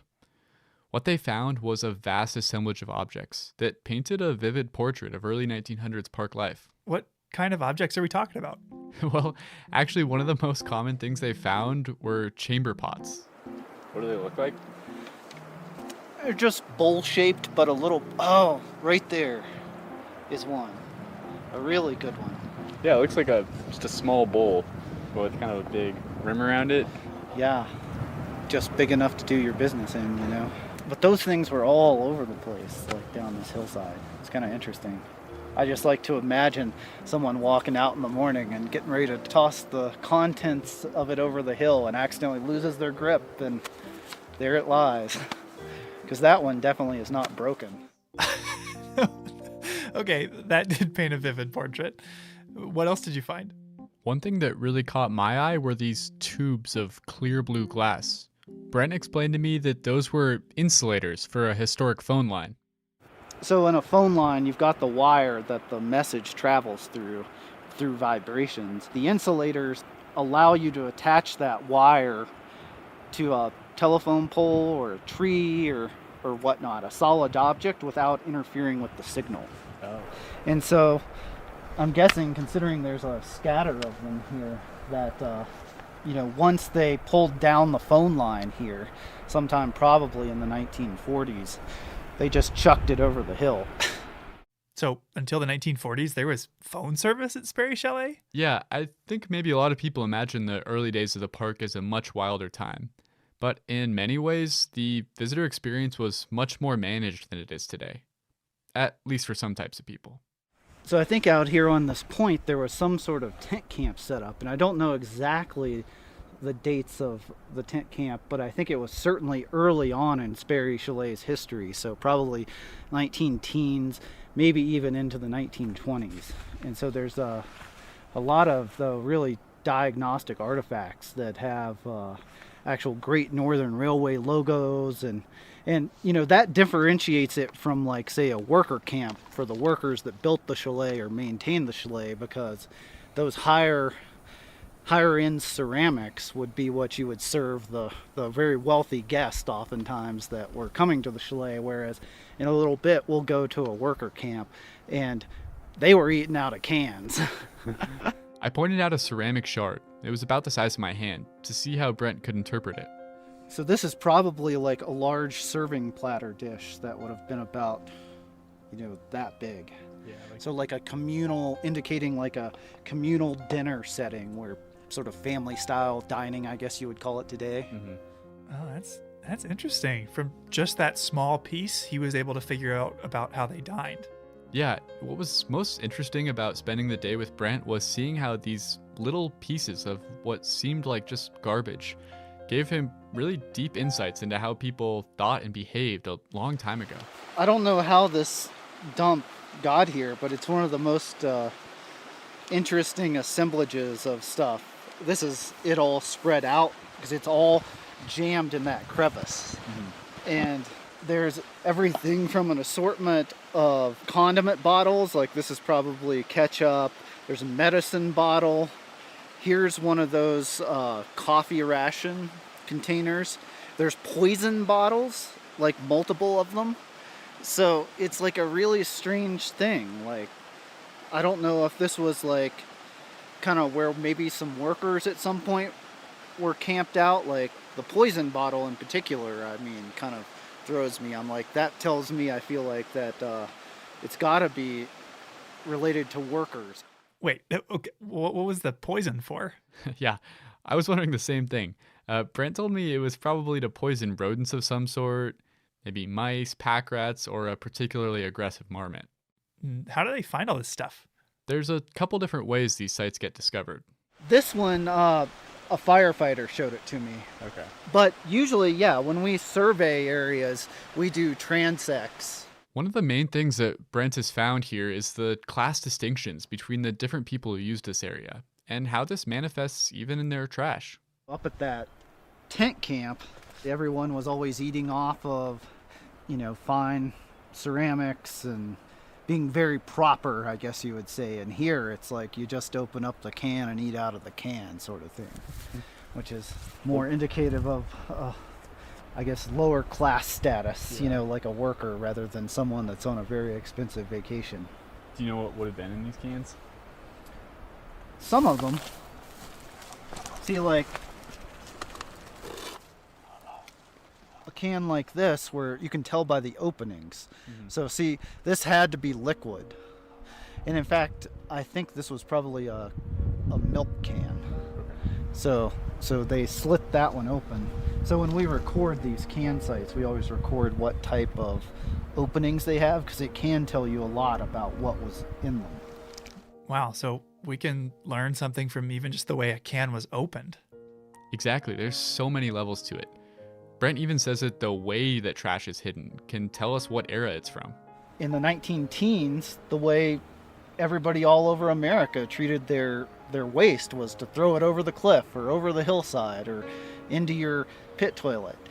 Later on, though, people started, the ethics started changing of like, you need to hide your garbage. You put it in a centralized garbage dump. And here, obviously, they've tried to hide it. So it's probably after that ethic changed, which really started, you know, in the 1920s and 30s. A desire to learn about people whose stories aren't always told has motivated Brent's career from the very beginning. The first excavation he was a part of, on a plantation in West Virginia, showed Brent the significant differences in artifacts from enslaved people versus slave owners.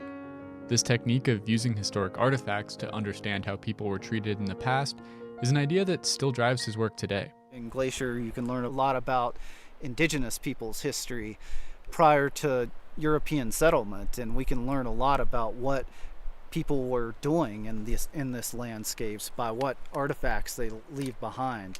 And those people were often, are often not included in the history books. And in fact, I hate the term prehistoric or prehistory because it implies that indigenous people don't have history. It's just their history is documented in different ways by oral history and also by the archaeological evidence that their ancestors left behind.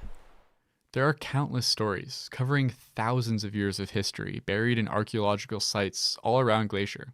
Some of these stories will be lost forever if these sites are disturbed. So please leave historic objects where you find them.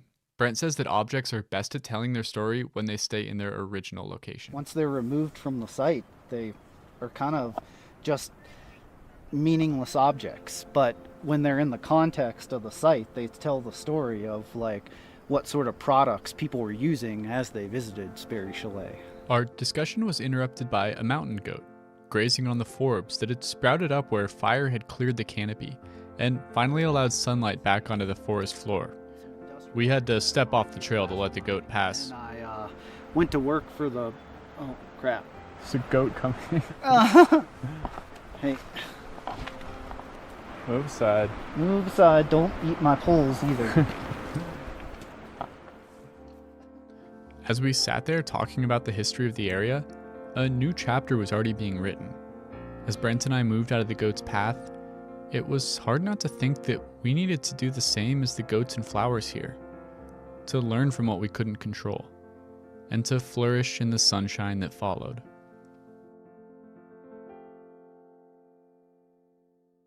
That's our show for today. If you're interested in learning more about the role and history of wildfire in Glacier, or about the Salish Kalispel Culture Committee, check out the links in our show notes. Thanks for listening. Headwaters is a production of Glacier National Park, with support from the Glacier National Park Conservancy. The show was written and recorded on traditional native lands. Andrew Smith and Michael Feist produced, edited, and hosted the show. Ben Cosgrove wrote and performed our music. Alex Stilson provided tech support. Quinn Feller designed our art. Renata Harrison researched the show and narrated the credits. Lacey Kowalski was always there for us. And Daniel Lombardi and Bill Hayden were the executive directors. Support for this show comes from the Glacier National Park Conservancy. The Conservancy works to preserve and protect the park for future generations. We couldn't do it without them, and they couldn't do it without support from thousands of generous donors. If you want to learn more about how to support this podcast or other awesome Conservancy projects, please go to their website at glacier.org. Of course, you can always help support the show by sharing it with everyone you know, your friends, your family, your dog, and also leave us a review online. Special thanks this episode to Chris Peterson, Tony Incashola Sr., Don LaFleur, Tegan Hayes, Mike Sanger, Sarah Peterson, and Brent Rowley.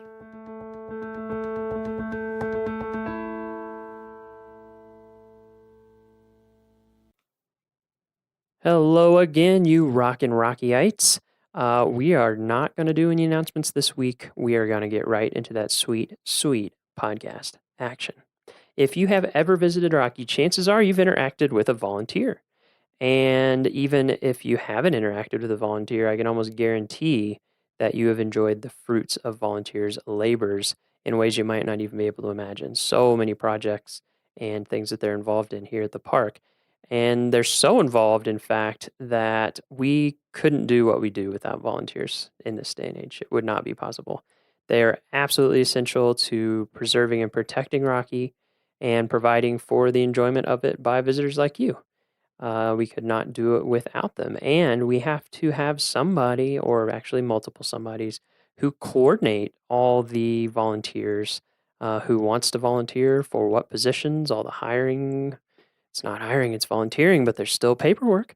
And then just making sure people are well trained, that they're coordinated, that needs are being met. There's so much that goes into it. And so on today's episode, you're going to learn all about our volunteer program from the viewpoint of its director, Lindsay Lewis. Lindsay is super positive, super professional, always fun to work with.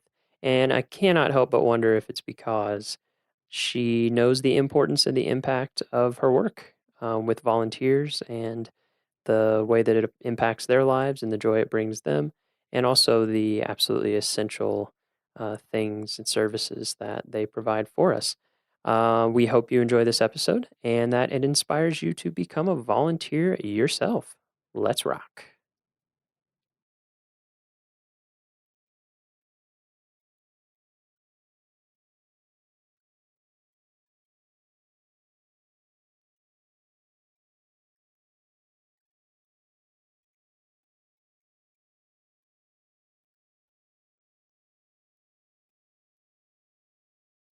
Sounds great.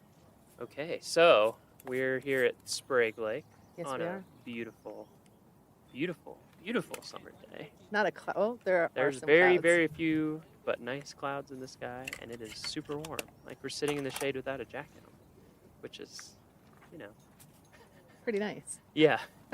We'll enjoy it while it lasts. So we'll start with your name and what you do. So what's your name? Sure. I am Lindsay Lewis. Lindsay Lewis. And what do you do at the park, Lindsay? Yeah, I am the volunteer program manager here at Rocky Mountain National Park. Volunteer program manager. That's correct. So we'll start broad and then we'll see where the conversation takes us. So what are the broad brush strokes of our volunteer program at Rocky? Like how Sure. many volunteers, volunteer hours, just that kind of overview. Yep. So in 2016, we had 2,706 volunteers. Wow. Here at Rocky Mountain That's National Park. amazing. It So, is like, amazing. Almost 10 times as many staff. That's right. Yeah, absolutely. Yeah. That's true. Yeah. And collectively they served 116,000 hours, or a little over that, which is the equivalent of about 56 full-time year-round employees, which is huge. Oh yeah. So it makes us the 9th largest volunteer program in the whole park service. Wow. Yep. Okay. Yeah. So we have a few volunteers We have at just Rocky, a couple. Yeah. volunteering Keep me busy. a bit of time. Yep. And so you are in charge of that whole program? Yep. Okay. So thankfully, I don't directly supervise. Yeah, that would be impossible. 2,700 Yeah. people, because I would lose my mind. Yeah. Yeah, that's a lot of folks. Yeah. But here in the park, we have about 30 or so volunteer supervisors Mm-hmm. that oversee different volunteer groups who do a variety of work in the park. Mhm. And so I kind of consider myself like HR for volunteers. Okay. And so there's a lot of different policies and things that are related to volunteers that don't apply to staff, and vice versa. So my job is to kind of be the subject matter expert on the volunteer program policies of the Park Service. Mhm. And then also I do a lot of recruiting for those volunteers. Mhm. I do volunteer recognition. We have big parties for our volunteers, which is fun. And then I'm in charge of volunteer training and making sure our volunteers are properly uniformed, that kind of stuff. Yeah. It's actually really fun. It sounds kind of boring. Actually, now that I just said it, but it's actually a really fun job because I get to be out in the field and then also just supporting at my desk people that just really love this park, love this Right. place, and really want to be here. You know, Yeah. when you're working in That's pretty HR, nice. when you're supporting staff with, making sure that they're getting paid and filling out all of their paperwork properly, it's not super fun. But when you're working with people who just good want point. to do this because they love this place, it Yeah. makes it a lot more fun Yeah. to do that kind of work. Yeah. Yeah, that makes sense. Yeah. Yeah, I think it's hard. It's hard to even describe, I feel like, to people the extent of the volunteer program here. Yeah, it's pretty huge. It's just, it seems nonstop. Like there's always stuff going on. Exactly. We're really lucky. This park, not every national park or national public land has neighbors that adore it Mhm. like Rocky does. So we have over the years really harnessed that and have taken advantage of and really benefited from neighbors who, live in Estes Park, Lyons, Longmont, Loveland, Boulder, Denver, Grand Lake, Granby, who love this place and have some time on their hands and want to donate it back to the park. So of the 2,700 volunteers, about 700 are individuals, like a lot of retirees and a lot of interns who donate their time to the park. So just last year, we had about 40,000 hours served by residents of Estes Park. Wow. Which is incredible. Yeah, that's amazing. I know. And 4,000 hours served by the residents of Grand Lake, which again, I mean, that's incredible too, considering the size of the population. Population. Yeah. And so then they do a little bit of everything from, we recruit for volunteer positions like we recruit for paid positions. So we have really specific openings. People, that have an interest in science can go out and support scientific researchers in the park. They can work at visitor centers if they like that sort of interaction. They can go out and count elk for us or monitor raptors. Yeah, there's like or something work in the for greenhouse. everyone. Yeah, there like really is. Depending there really on your is. skill Yeah, you set, can work in the depending on library. You can work whether in or the not you want to be archives. inside or outside, whether or not you want to interact with people or not interact with people, Yeah. kind of whatever part of the park you want to be in, even to some Absolutely. degree. Yep. Yeah, that's true. It is kind of awesome how specific some of the roles get. I mean, I know that one time we recruited for like a digital asset management person and had multiple people apply that all had database skills I know. and photography and all these specialized skills.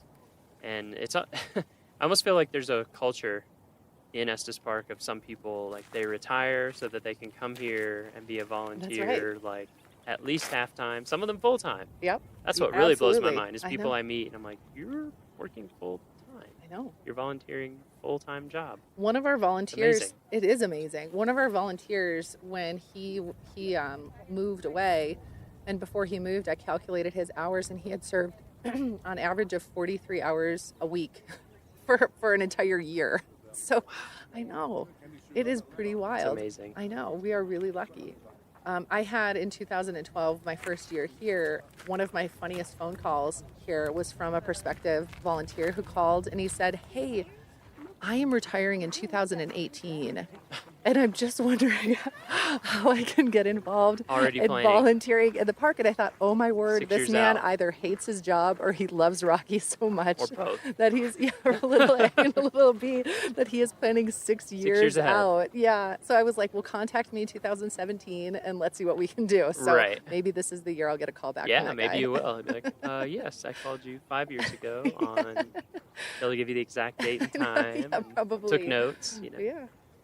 Yeah, it really, the first time I ever came here was to make the map, our brochure map. Oh, yeah. And so we kind of got a grand tour of Rocky to get a feel for the whole place, to figure out what we want to put in the brochures to give people an overview of the park. And yeah, that was one thing that I was very struck by, is everywhere we went, there were volunteers Yeah. in a lot of times pretty key positions, and how just smart and interesting and dedicated and, I mean, incredible people. Like, I feel like every person, if I talk to them enough and get their story, I'm just like, what? I Your know. story's what? Yeah. Oh, yeah. I mean, I'm sure that you know that Oh, yeah. way better than me. Tons Yeah. of people. Maybe we can touch on some of that in a little bit. So how did you get into volunteer coordination? That is a great question, and Yeah. I'm so glad you asked me. Yeah, what was your path to coordinate actually, volunteers? yeah. So I actually started, like a lot of the rangers here, I started as an intern myself. So when I was in school, I was in college studying geology in Wisconsin, in one of the flattest parts of the state of Wisconsin. Yeah. Where? What school? At University of Wisconsin at Oshkosh. Okay. So, and I went there for a couple of years, 2 years, and I had finished, 2 years. I'd finished my second year, and I thought, oh my word, is this really what I want to do? Do I really want to do geology?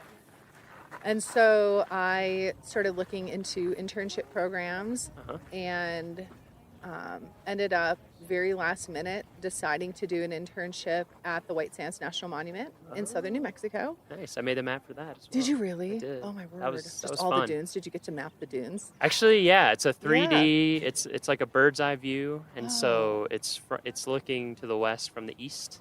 Yeah. And maps are very interesting. You kind of tell you have to move past the truth to get at the truth. So when you're looking from the view that we have, because I did the whole all of White Sands, including Yeah, it's outside like the park where it's a 275 missile square miles. range. Oh, yeah. Yeah, Oh, so my that word. whole valley. Oh, yeah. And so you're so zoomed out that the actual dunes themselves would be so small that you couldn't see anything.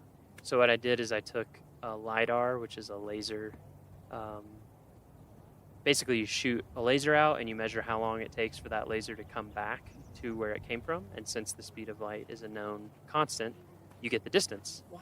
And so they had done LiDAR on this strip of dunes, and they were doing a repeated study to see how they moved over time at Yeah. a very fine level of detail. Oh, my word. Anyway, I took their data, exported it, brought it into a 3D imaging program, got the right angle of the dunes at much bigger than they should have been, and then went into Photoshop and pasted those in and painted it all in. But anyway, Oh, that was a my fun one. So you were at White gosh, Sands. That is really interesting. Yeah, it was fun. Does it still have the exposure It does. for the oryx? It does. Yeah, there's the nature.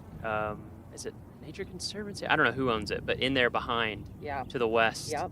of the park, yeah, that is closed to public access. Wow. And yeah, I think it's for. I don't know if it's oryx. Keep the oryx Yeah, out. yeah. They introduced a bunch of African antelope into the Tularosa Basin back in the 60s and 70s, and they just did really well. But Yeah. So how long anyway, were you there? so I was there just for 3 months, In the but summer? I had the time of my life. In the actually, I moved there in January Perfect. or February. Time to be It was there. It was the perfect time to be there, actually, in southern New Mexico. Yeah. in So the for dunes. 3 It was months. great. So that was Yeah, your for first 3 months. internship. First internship. Yeah. What was that like? It was great. It was my first experience out of Wisconsin. I was in my Are you from early Wisconsin? 20s. Yeah, I'm from Wisconsin Where? originally. Where I in was born in Eau Claire. Okay. And then when I was 10, my folks we all moved to Neenah, so south of Green Bay. Okay. Kind of in that area, in the Fox Uh-huh. Valley. Uh-huh. Yeah. Yeah, I know. Really close to Hope. Yeah. Oh, I'm sure we have Wisconsin listeners. Yeah, there's a lot of Wisconsin. I always ask people, specifically where they're from, Yeah. so people can Yep. rep Yeah, the so I'm hometown from- pride. Yep, So that's exactly. so you went to White Sands on this internship. Yep, just like and it on was this- the first time. My first time. So, yep, had the time of my life. I lived in a single wide trailer with a rattlesnake that lived underneath the trailer. Nice. Did it have a name? And it did not, Okay. but it kind of freaked me Fear, out. But yeah. it was, it was definitely for a Wisconsin gal living in southern New Mexico. It was Oh, I definitely bet. a really What a change. Yeah, it was a change, and I absolutely loved it. I worked in the visitor center and gave tours. I did the sunset stroll.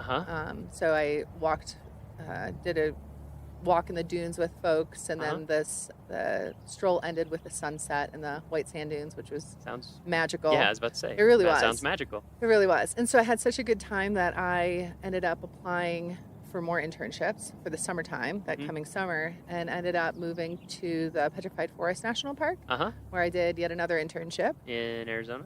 In Arizona, yep, in northern Arizona, Mhm. kind of in the between Albuquerque and Flagstaff. Yeah, I you know, stopped kind in there one time when I was driving, or driving as much as you can of Route 66. Oh, yeah. What's left. Yeah. Yeah, went right through there. Yeah. That's a really interesting place. It was really unique. I was more. I mean, the Petrified Forest stuff is interesting. Yeah. For sure. But I was surprised at just all the other stuff there, like Blue Mesa. Blue. Yeah, well, there's all the there's different Pueblos formations too. Yeah. Yeah, exactly. I mean, it's a really cool place. I mean, Uh-huh. so my job there was I did interp as well. So I worked in the visitor centers, and then I also did half-time with resource management and helped to do a little work on some endangered plants in the park. But then also they had me going out and trying to catch people that were stealing petrified wood, which Yep. is a big problem there. Yeah, And it is. so I And would you- go. Did you scare them with the curse? Well, or? I would go out hiking and I would never find anybody Ah. that would be stealing petrified wood because, They're they sneaky. were well. I don't know. I think they're kind of sneaky. And then one day, some of my coworkers were laughing at me, saying, you're probably just going out and hiking. You're not really trying. And I was like, no, I'm really trying to catch people. And so one day I was like, I'm gonna sit out by this rock and hide on this trail until Put on I a ghillie find suit. somebody. And, just kidding. Yeah. So I had some good binos, and I sat at a rock, Yeah? and I just sat and I Scoped? watched and I scoped. Yup. And there, sure enough, from a distance, I saw somebody who bent over, picked up a rock, looked at it, showed it to their friend, and put it in their pocket. And then I radioed it in, and law enforcement met them at the trailhead, and I felt kind of terrible and guilty, but it was also they learned exactly. a lesson, and they knew when they went into the park that they can't be taking taking that stuff. So anyway, so that was my internship at the Petrified Forest. I enjoyed when I visited at the visitor center. Yeah. The case they had that was like notes from people with the curse. Yes. And people would write letters and they're like, ever since I stole this petrified wood, everything is going wrong in my life. Yeah. Please take it back. Please make it stop. Yeah. And so basically. so people feel guilty eventually, Yeah. which is nice. So Messes like their with their conscience, head. their conscience gets to them.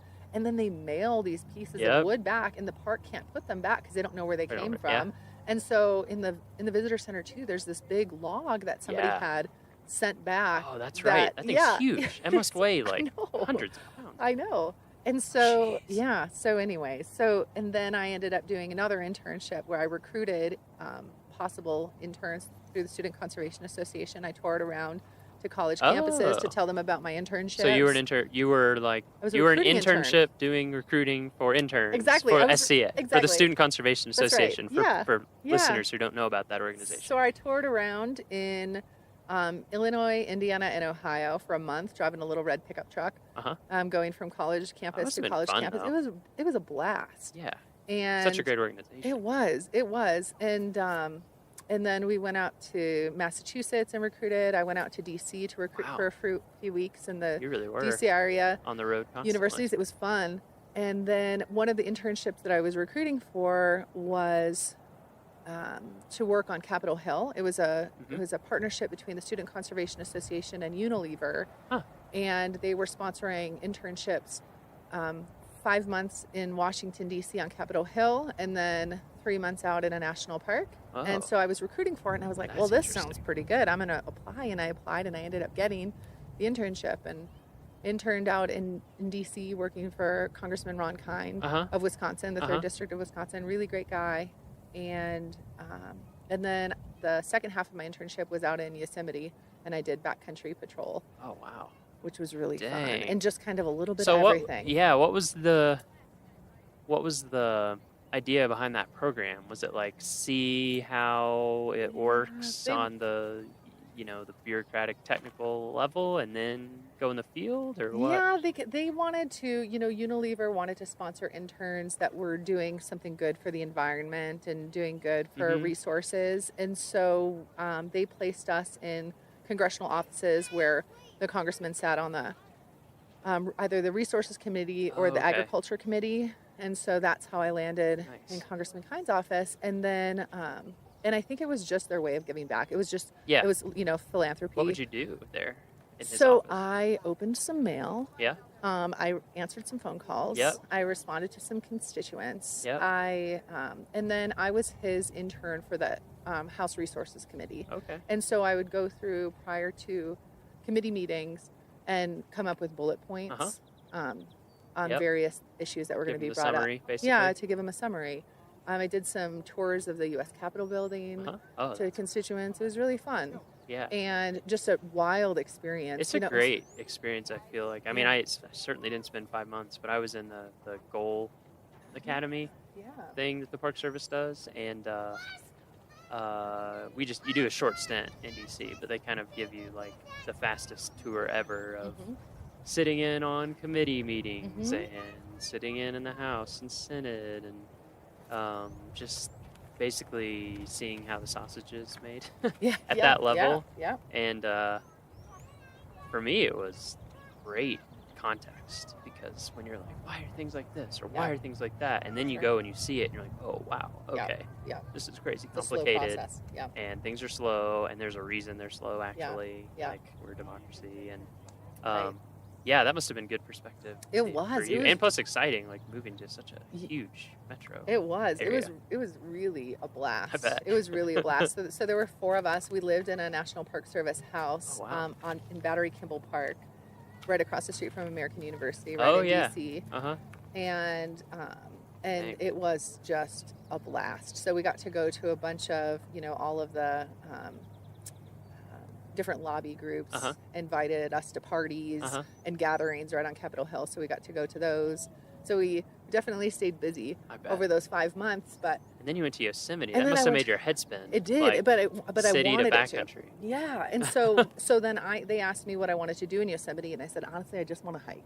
Yeah. I said, I've been in the city. Sure. I want to just get out and hike, and so I got to do wilderness patrols Uh-huh.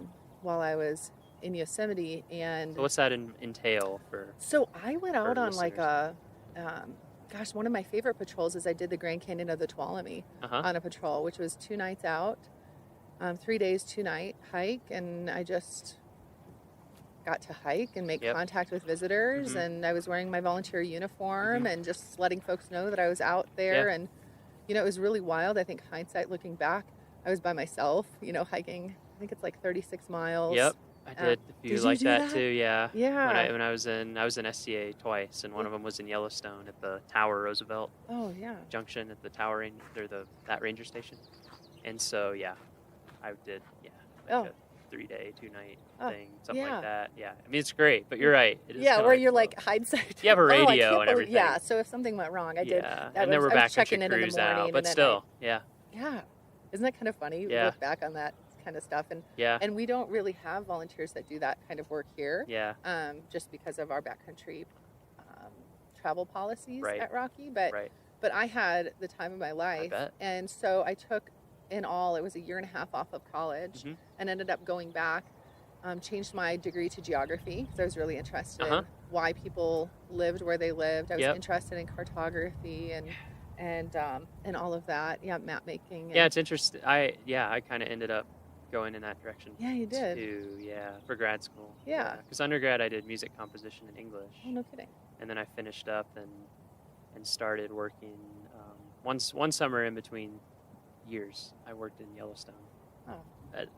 For Xanterra, making Oh, yeah. beds. Yeah. But I was just like, wait, you can get paid to live here? Like, Yeah, it's amazing. okay. Anyway, and so yeah, I started doing some SCA internships and So that's how you got into. yeah, SCA, yeah, Student Conservation Association. I did one in Yellowstone that next summer, and then I did one at Black Canyon and Gunnison in the winter, which was awesome. Oh, that's awesome. What a neat And, place. Yeah, that led to some other stuff, but So then yeah, I but went- that happened to me too. I went back to grad school, Yeah. and I was like, I did environmental studies, but I ended up focusing on geography and cartography. I just Yeah. think geography kind of encompasses if you're a general interest kind of person. Yeah, Totally. so you went back Absolutely. for that. So Yeah. it totally changed your Totally changed my your degree, degree. and totally changed my school. I finished at And your life. University of Wisconsin at Eau Claire. Yep, totally changed my life. Yeah. And had So you finished your degree? I finished. Yep, I finished my degree. So there's a good story for parents out there if you're yes, worried I did. about yes, your I kid. did. You know? If they take a 1.5 years off and do internships, As long as they're they're just doing something. finding their focus. Exactly. Yep, exactly. Nothing wrong with that. Yeah, yeah. No, it was. I would not. I had no regrets. Yeah. Yeah, that's for sure. Yeah. So that's how I kind of got my foot in the door Uh-huh. of the Park Service, was doing those internships, because Yeah. eventually down the road, between here and there, I did some other wild, fun jobs. I bet. And then I ended up getting my first Park Service job. Was a permanent year-round job as a volunteer program assistant at Yosemite. Mhm. And I loved Yosemite, my time when I was there for those 3 months or 4 months in the summertime back in 2002. And then always wanted to go back. Mhm. And so just totally lucked out with a job there in 2009. And I was there for 3 years. I was there as the volunteer program assistant for 2 years, supporting Mhm. their program. And they have a massive program. I was about to say, yeah, Massive. theirs is huge too, right? Yeah, 10,000 volunteers a year and like 170,000 hours. Wow. Something like that. Just, it's absolutely Wow. huge. Yeah. their I've heard program is big. group is really big there too, like The group program? corporations and Oh, companies absolutely. bringing people out Yes, for kind of absolutely. service or We have that here too. Yeah. Those corporate groups love to come out and volunteer, and it's really, it's a win-win, because they, can give back, and promote that they're giving back to the park. Mhm. And we give them a really neat experience, Mhm. hands-on Mhm. experience, and they do some team building Mhm. and all of that. We Yeah, I hook them bet up with it's a really campsite. yeah, I bet it's also just really good for them, like Yeah. a good bonding experience. Yep. Brings people a little closer. Exactly. So What yeah, are those? Are those usually day or multi-day, or it just totally depends on what people Totally need? depends on what they want. So most of the corporate projects are just one day. So they'll drive in, we'll hook them up with a campsite for that night. So they'll get free campsite in Moraine Park Campground. And then in the morning, they'll wake up and meet a ranger to do a service project. So they'll do, a full day service project, or a half day in some cases. Mhm. And then they can spend the next night there too, and then pack up and leave, and Uh-huh. just have a really great experience, totally hands-on with Yeah. with our staff. They get to choose what kind of project they want to participate in. So they could work on trails projects, rebuilding some of our trails, or just doing, tread work or whatever. Right now they're doing a lot of projects on horse trails kind of behind Moraine Park Campground with the volunteer groups. And then we're also doing a lot of vegetation work with volunteer groups, so they can choose those kinds of projects. So they put in a big water line. There's a big, massive water line project that happened in the park, as you know. Still happening. Yeah, still, yeah. Moraine Park Yeah. Road has delays on it. Yep. And so, so last summer, they cut a big swath of, that was huge. It was huge. It was, a couple of miles by 60 feet, I think. Yeah. And so we're using a lot of volunteers to actually re-veg that area, which is pretty neat. Yeah. And so they're doing that. Or they can build, the big burn piles that look like big, huge teepees in the park. Yeah, actually, that's a good one to bring up, just because I know a lot of people wonder about that. So for our listeners, when you see these big stacks of wood out in the woods, big piles, they look like big teepees or like huge campfires or something. Those are burn piles where we go in, remove fuel from the forest, stack it, and then at a safe time we burn it. And what we're trying to do is create like defensible lines, things that would keep a fire from growing out of hand or crossing certain areas. So they help with that. Yep, exactly. They do. And so that's hard I know. work. Yeah, it is. And so the firefighters will go out and they'll take down the trees, like a lot of the standing dead trees that are pine beetle killed.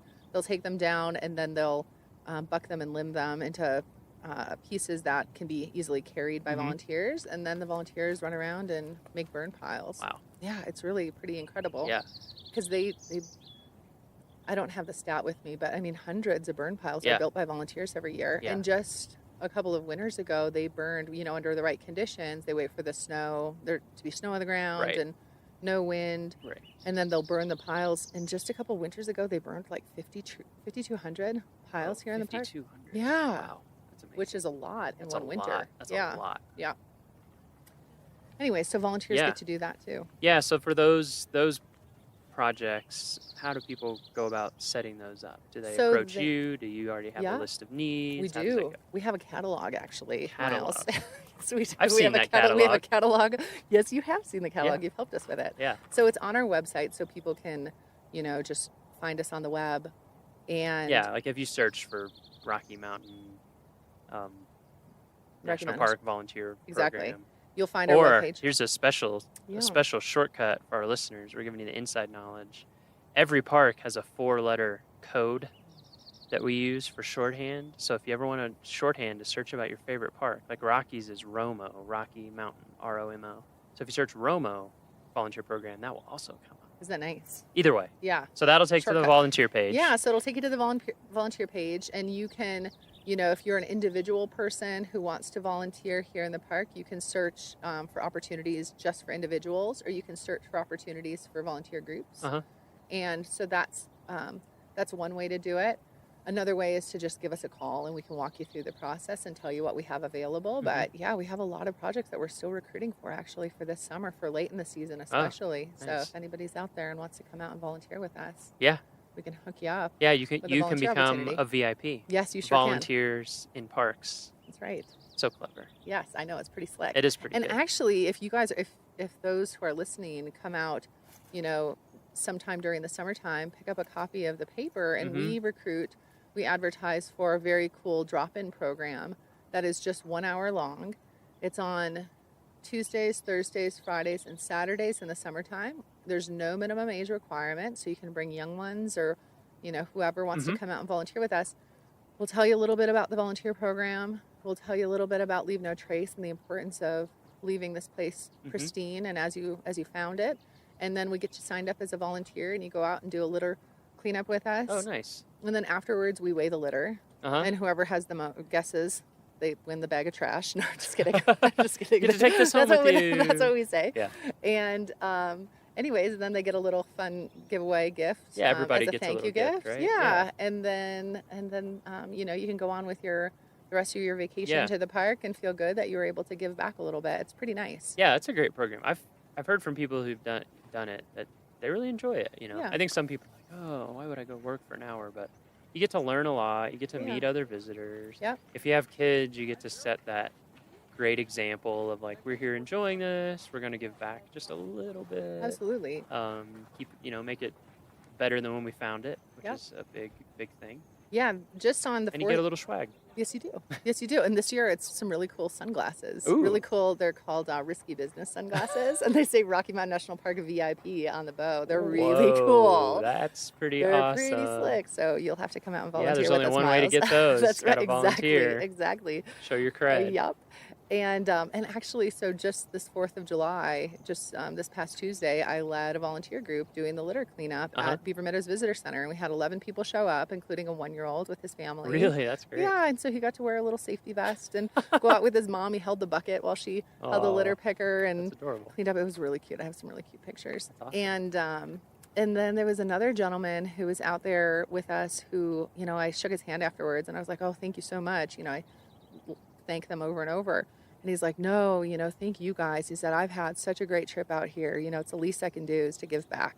And so that's pretty cool, that people have such great experiences out in the park and feel like they want to do something to give back to this place. And so it's really fun to help them find that avenue to give back. Yeah, for sure. Yeah. So you were in Yosemite for 3 years, you said. Yep. And then here? And then here. And then I moved out here in 2012. Yeah.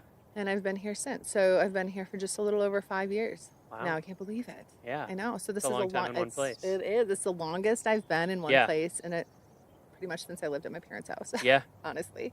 Yeah, I was the same way. I think that map making job I had, I was there for like 3.5 years. Yeah. Wow, this is the longest I've lived in one place in a long time. Yeah. But it's a nice place to be. It is a nice place to be. Yeah. Yeah. How does the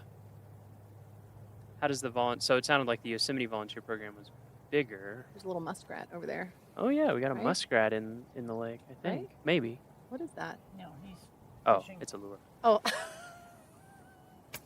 It's a muskrat. Darn it. I thought we had a moment. I thought we were having a moment.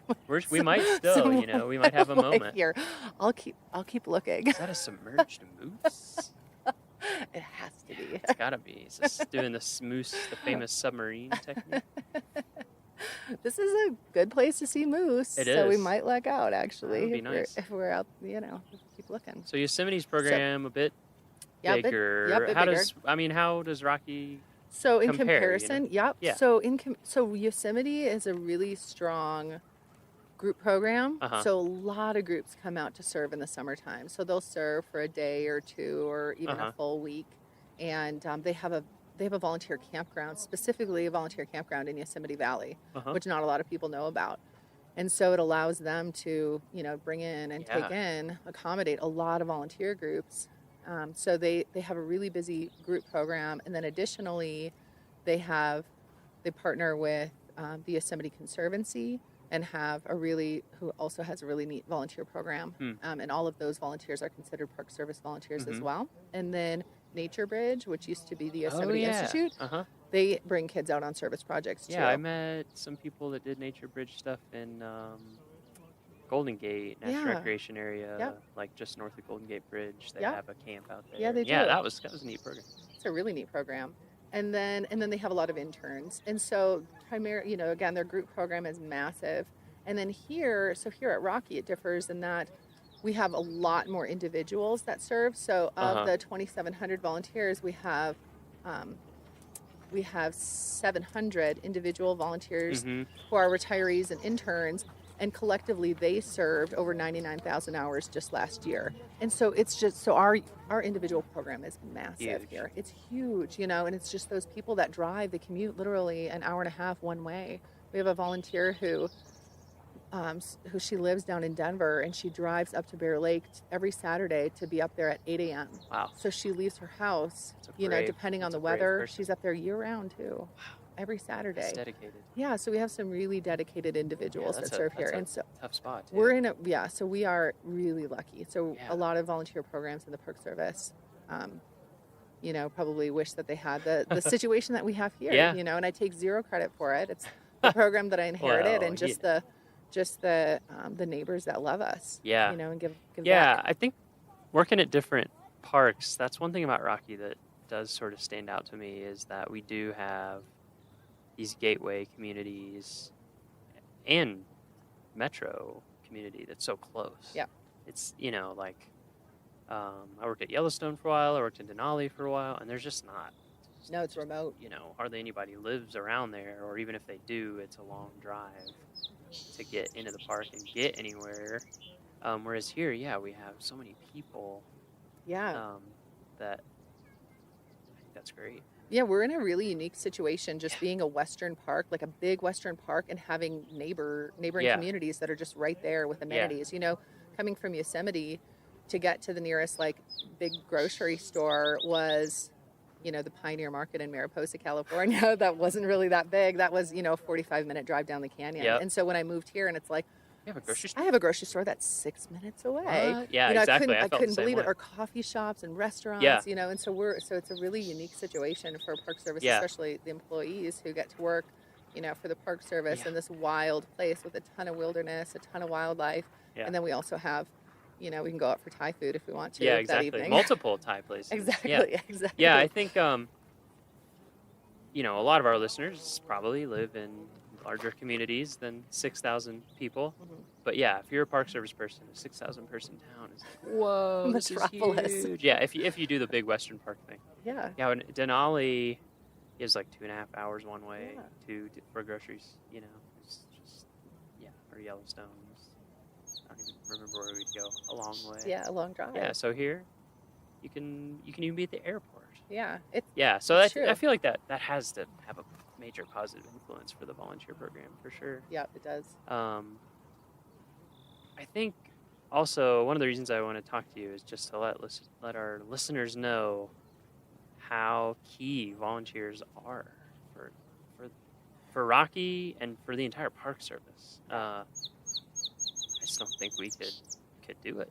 No. Otherwise, it's just not possible. No, I agree. We've had to rely on it more and more over time, too, I think. Yes, we have. Yeah, so we say that our volunteers kind of augment the work of the staff. There's a lot of visitors who come here to the park and have no interaction with a paid staff person, but will see a volunteer or two or three even. And so their only interaction with a staff member is that of a volunteer. And so it helps, park staff, paid and unpaid. It furthers our reach. It helps get the word out to help educate folks because, not all of the 4.5 million visitors that come to Rocky know all the rules of the park. And so it's important for, not only the visitors, but also the resource of the park to have those volunteers out there providing visitor information, collecting data for us that we wouldn't otherwise be able to collect, putting plants in the ground, rehabbing trails. They do a lot of work that we simply don't have the resources to do, money or staff. Yeah. I mean, even aside from specific jobs, like you're saying, like trails or vegetation or research projects, is just like Elk Bugle Corps, who are out in the meadows, not in the meadows. Yeah. You don't go in the meadows in the fall; they're closed, but they're on the periphery, basically just letting people know that the meadow's closed, letting them know why. Yeah. Keeping them a safe distance from elk. Or we have the same thing at Sheep Lakes. We have volunteers there. Tundra Guardians up on Trail Ridge Road, again doing kind of the same thing because we just don't have the staff to be out there like we would like to be talking to everyone and educating people, because that's a lot of what it is. We're not out there to scold people. We get that people are in a totally new environment, totally different animals, totally different experiences that they have maybe never had before. That's why they're here. Yeah, exactly. And so you just don't know certain stuff about different animals and how they behave, and how dangerous they may or may not be. So that's one of the things that I think is great is being able to have people out there to just do the kind of general rangering of just being able to answer your questions, talk to you, and help make sure you're having the best experience possible. Exactly. And a lot of what they do too is preventative search and rescue. Oh, that's true. Oh my word. Yeah, preventative search and rescue. Yes, at the trailheads especially. They visit with folks and visitors might not, they might be very well aware and have their whole trip planned out and be like very dialed in to what they need to do to get to the top of certain peaks.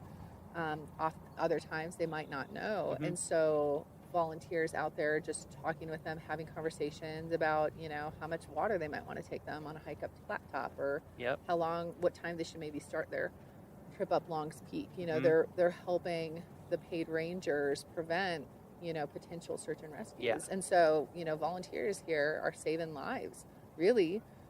It's hard, you can't quantify that. Sure. But it's, they're educating folks and helping them to make some really good decisions when they're out there on the trail. Yeah, that's a huge one. Yeah.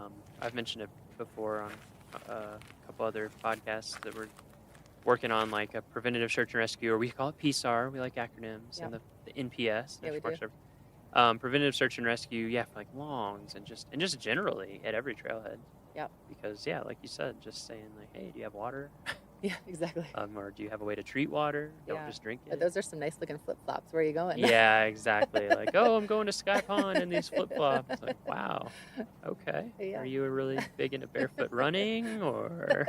Yeah, because you never know. Are you a hobbit? Maybe. Do you stand on nails in the evening? Because otherwise, it might not work out. Also, there's snow. Yeah, that's still. True. Yeah, that's true. Yeah. That's another big one too, I think, is a lot of our volunteers, they just love the park, and so they're out in the park. Yeah. Like I feel like a lot of times they have more time to be out in the park than we do. Yeah, they do. The staff. Sure. And so a lot of times they can answer people's questions so well about like, what is this trail like? And they'll tell you exactly. Because they hiked it like yesterday or 2 days ago. And they do trail and they can tell you reports. exactly what the snow is like and what to watch out for, which is super valuable. Yeah, that is. I agree. Good work. I haven't gotten it yet. Yeah. So, anything else about the volunteer program that you want to mention or to make sure people know? I feel like we've hit a lot of the highlights. Group, individual. Yeah. It's important how big it is. Yeah. Go to our webpage to find out more. I feel like we covered a lot of it. Okay. I mean, the park is the volunteers are vital for the operations here at Rocky. Absolutely. I mean, like they are in a lot of national parks, and so we're just really lucky. I feel like I'm really fortunate to have this job and to be able to support the volunteers and support the staff who rely on volunteers to assist them in the different operations. And anyways, it's been a treat. So to end, or to move towards the end, we'll talk a little bit more about you again and just general life stuff. So as we talked about, you had a certain path going. You're from Wisconsin, born and raised, never left until that internship. Yeah. Was your family big outdoors family? Were you outdoor stuff? No, not at all. We would go camping. Every summer we would go to this really cool campground that was like on a bike trail in Wisconsin. It was called the Sparta Elroy Bike Trail Campground. Yes, do you know it? That's a great spot. Yeah. And anyways, and so it was really fun. So it was once a summer. We'd get together. My mom is from a family of 11 kids. Whoa. I know. Okay. Yes. You have a few cousins. I know. So I have a few cousins. I have a lot of cousins. A little bit of family. Okay. Yeah, a little bit of family. And so we'd all get together and camp out for a weekend and ride our bikes through these old tunnels, these old railroad tunnels. So it was all on bike trail? Yeah, so the campground was right on the bike trail, and so you could, if you were. Oh, I see what you're saying. So you could pull up in your car. Yeah, camp, if you're like 7 years old, you could make it to the first tunnel. Sure. And but yeah, so it was really fun, and so that was kind of my experience in the outdoors growing up. We I was had a similar. nice I didn't, yeah. I would do like a Boy Scout camp out once a year. And that was pretty much it. We had a yard with kind of woods, and so we had a little fort, and so we loved to spend time outside. I mean, my parents encouraged us. We spent a lot of time playing outside. I mean, those are some of my favorite memories growing up with my siblings and my cousins, is running around playing out in the yard and going swimming and ice skating. My dad would flood part of our backyard and make an ice rink and snow blow a mountain in our backyard, a mountain, quote unquote, for us kids. Yeah, for us to sled on. And so we spent a lot of time in the outdoors, playing outside, but not right. really, you know, out hiking trails Right. and that kind of stuff. Right. You know, that I didn't really get to until I was a little bit older in my Yeah. 20s. But yeah, I was the same way. I was in my 20s. yeah, and in terms of, you know, like family vacations, we would take, you know, our first, the first national park that I remember going to was Mount Rushmore. Oh, okay. And so living in Wisconsin, we would go, our vacations were like wherever was in a day's drive of Yep. Wisconsin, which a day's drive could be like Florida for my Sure, dad who sure. loved to road trip. Yeah, it's less than 24 hours. So it's Exactly. a day. I mean, yeah. Yeah. That was, you know, my first kind of introduction to the Park Service was going to Mount Rushmore, and we'd go out It's to a good DC. introduction. It was a great introduction. Black yeah, Hills it really are was. really yeah, amazing. the Black Hill. This They're is Black Hills. they're a Gold bizarre I place. got when I Oh, was little. nice. Yeah.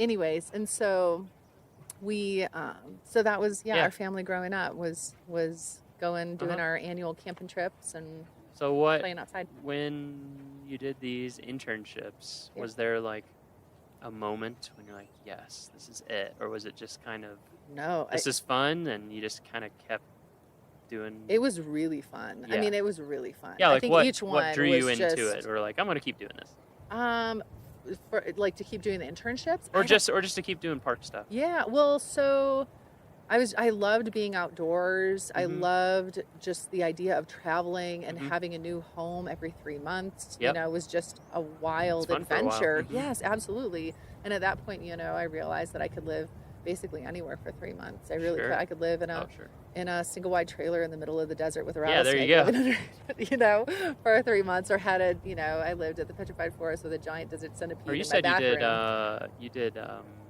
cruise stuff in Alaska, Yeah, right? I did. Yeah. So when I graduated from college, you know, I finished and I had my degree and I had this really cool experience, and I was just trying to figure out what I wanted to do with it.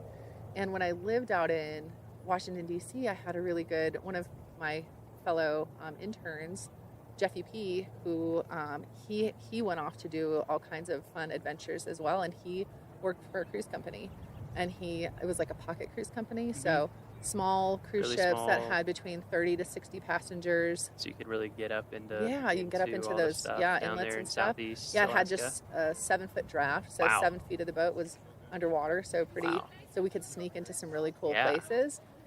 And anyways, and so he told me about that job. I applied for it and got it, and graduated in December, and moved out to Seattle for training with this boat company in February, and worked on the Columbia River in the spring and also in the fall, and that following fall as a guide, as a kayaking guide, as a naturalist on board this boat. And then in the summertime, we spent our time up in Southeast Alaska, Yeah. ducking into some really cool passages. We got to go to Kenai Fjords and That's so Admiralty cool. Island and Glacier Bay every week. I never got down to Southeast. I worked in Denali. Amazing. And people are like, oh, you go to Southeast Alaska? And I was like, well, it's really far away. Yeah, And I work all summer, but I would love to. Yes. Because it just looks incredible and totally Yeah. different. And it's funny, when we were walking over the lake, we realized that, that you, somebody that I worked with in Alaska in Denali, who's like one of my best friends, you worked with in Southeast I know, Alaska. it's a small world. Like, yeah, that we both know him really well. So Eric, if Yeah. you're out there, Eric Toussaint. We both know you. We both know you. Now you're hearing our voices. We won't give away your Hello. personal information. Yeah. Yeah, it is So- amazing how small. It's a it small really world. is. It really is. And so I had that experience, and it was wonderful.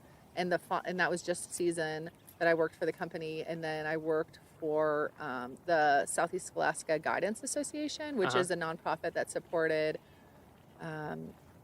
volunteers and interns. It was an AmeriCorps program for the state of Alaska. So I moved back to Alaska the next year, and I lived in Juneau for a few months, and then I spent the summer in Girdwood, Alaska. Yep. You know, Oh, yeah. which was awesome. Yep, You know, I that know was Girdwood. that was a great place to live, and supported 70 AmeriCorps members building trails Wow. in the interior of Alaska. Wow. Which was really fun. Very cool. And so I did that for a season. Yeah. And then ended up, and just keeping with my seasonal, you know, spirit and jobs, I ended up lucking out, and I was a relief naturalist for a boat company out of the Virgin Islands. And so I got to be a snorkeling guide on board a small, another pocket cruise ship in the U.S. and British Virgin Islands. So I That did sounds that okay. for a short stint. It was not bad, Yeah, not sounds too tolerable. shabby to go Yeah. from Alaska, to the Virgin Islands was pretty Yeah, it must have nice. felt nice. Yeah, it Yeah, I was feel like really after about great. my third summer in Alaska, I was kind of like, I sort of miss summer. Yeah. Oh, it felt really You great, know, like being actually. able to swim. Or... Oh, yeah. I know. I was like, maybe I'm bored. Because I thought for a while, I was like, oh, Alaska's it for me. And then when Yeah. I went down, I was only in the Virgin Islands for like 6 weeks, maybe, Uh-huh. like 2 months tops. Made you wonder, like, And I was like, hmm. maybe I'm more of an island gal. So, but I haven't been back to the Virgin Islands. Yeah, since. now you live at Been to 8,000 Belize a feet, couple of so times, who but knows? Yeah, yeah. Keep So- being drawn back to the mountains. I know. And then in the winter, I'm like, maybe I should move back to the islands again. I don't know. You're a Wisconsin gal. I know, It's that's hard. true. That's true. It's hard when you grow up with real winters. I know. I sure do. Did you like winter when you were in growing Wisconsin? up? Yeah, or were you just kind of like, it just was? This was the only option. Yep, this is what it is. It is what It's it is. just interesting meeting Exactly. people because I lived in the South growing up, like Kentucky, Tennessee, Mississippi, and then we moved from Mississippi to Iowa, and it was Southeast Iowa. So it's still, you know, I mean, it's not Wisconsin length winter, but it's still, you know, it got cold. And the Rocky Mountain winter is pretty serious. It is. It is pretty serious. Up here I mean, in it's Estes. gonna start snowing again in about a month. I just want you to know this, Miles. Oh Just yeah. just reminder. Oh yeah. Oh, I know. Yeah, so we have to harness this. The thing that good gets me weather. up here is the wind. I know. It's so brutal. Nobody tells you about it. Well, I or didn't they get the memo. do, but you just don't even. I remember when I was moving here, a couple people they're like, "Yeah, the wind, you know, is pretty rough." And I was like, "Oh, I've lived in windy places, whatever. I've lived in lots of different mountains." Yeah. No, it's nothing. Yeah, it's pretty next level here. I've heard East Glacier is worse Oh, than here, okay. but it's a similar setup. You're just right up against the mountains on the east side, and the wind just blasts. Oh, my word. Yes. Because I don't know about you, but like, I would gladly take like a 0 degree calm Wisconsin Yeah. type of winter day over Oh, like easily. 35 Easily. and knock you over. Yeah, wind. 100-mile-an-hour gusts or 80-mile-an-hour gusts. Yeah. There was one day in my first winter here where because I live in the park, so Uh-huh. I have like a 2-minute walk Uh-huh. to work, which is That's pretty super nice. sweet. And so I was walking to work, and it was just one of those days where it was the temperature was really cold and the wind was really blowing, and I thought, oh my word, I should have driven to work. You know, it's It was that bad. Yeah, so I should have driven to work, and I thought, oh my goodness, we have this volunteer group called the Road Hogs, and they are just this super dedicated group of volunteers that do a lot of the roadside work in the park every single Monday, year round. Wow. You know, except for on holidays and when the weather's really terrible. Yeah. And I thought, oh my gosh, it's Monday. I sure hope that they called off the Road Hogs because this is just way too cold to be working. And I get to work and I called the supervisor and I said, you know, hey, just checking, you know, making sure that this group was called off. And he's like, yeah, we definitely called them off, but we still had 3 people that showed up. So they still, like, despite Dedication. Absolutely. Dedicated yeah, volunteers. It was very dedicated. Yeah, they were very dedicated. So anyways, that was kind of a funny, you know, experience with our volunteers and just showing up you know, I mean, it was one of those, Oh yeah. like, You just yeah. feel violated the Yeah, moment you step yeah. outside. Oh gosh, it was there's, terrible. there's nowhere Like, to the hide. nose was Doesn't matter how frozen. much. Doesn't matter if you have on goggles, a face Yeah. mask. It doesn't. No. Doesn't really matter. Yeah. You're gonna take it. Yeah. Yeah. There's no option. Or you're just gonna dream of when you can find some shelter. Exactly. Of some kind. Yeah. Okay, so we'll end with. This is a hard question, but we've asked it to everyone so far. So, what does Rocky mean to you? Oh my word. Because That is a really- you've been here for 5 years now. You Yeah. have a family Yes, I here. do. You have your job. What is Yeah. it? You know, from all these other experiences you're talking about, obviously internships and working in parks change the course of your life Yeah, very, for very sure. seriously, as it does to many people. I think that's a story that people are going to hear come up again and again Yep. in this podcast. So you had all those experiences, but now you're here. So how does it? Yeah. Yeah. what is it? Rocky has become our home. You know, it's Mhm. become my home. I am really, I feel like I'm very fortunate to get to not only work here but also to live here in the Mhm. park and have this wild place as my backyard. And so This is the place where, you know, my husband and I were engaged. I got engaged here at Lawn Lake, you know, and we started a family here. And it's so, of all of the places that I've been, this is the longest that I've lived anywhere, you know, as I mentioned before. And so, I just feel really lucky and really fortunate to be able to call this place my home. So. And I can tell that you love your job. I do. Yeah, I like my said, job. I it's, do. like I you really said, do. it's invigorating. Yeah. It's uplifting to be able to interact with people who every day are like giving of their time Absolutely. for no material benefit, just because Yes. they believe in it and they want to give back. Yeah, it's inspiring. I mean, it really is inspiring. Yeah. These people are just awesome, and they love to share, you know, little bits of their life with me. And I get these fun little emails, you know, from volunteers, and I feel like I've made a lot of really fun connections with a lot of them as well. And so, yeah, it's just been a real privilege to have this job in this amazing national park. Well, we're glad you're here. Thanks, Miles. We're glad that you're coordinating our volunteers, and I'm glad to be here. And there's always, to me, I feel like you just get a really positive vibe when you're out in the field and see people. So Yeah, you do, for sure. thanks for all the work you do to make it happen. Hey, thanks, Miles. Thanks for all you do. My pleasure.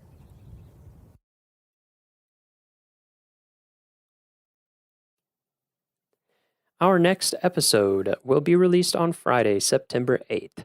For show notes, transcriptions, and to learn more about our show, visit our homepage at go.nps.gov/RMNpod. That's go.nps.gov/RMNpod. When you go there, there will be a blog post for each episode where you can leave us comments. You can also leave us comments on iTunes where you can give us ratings, leave us feedback, all that kind of stuff, and we appreciate it. The Rocky Mountain National Podcast is a product of Rocky Mountain National Park, one of 417 units of the National Park Service that preserve America's heritage for all, forever. Stay classy, Rocky Rangers. Yellowstone is famous for huge explosive volcanic eruptions.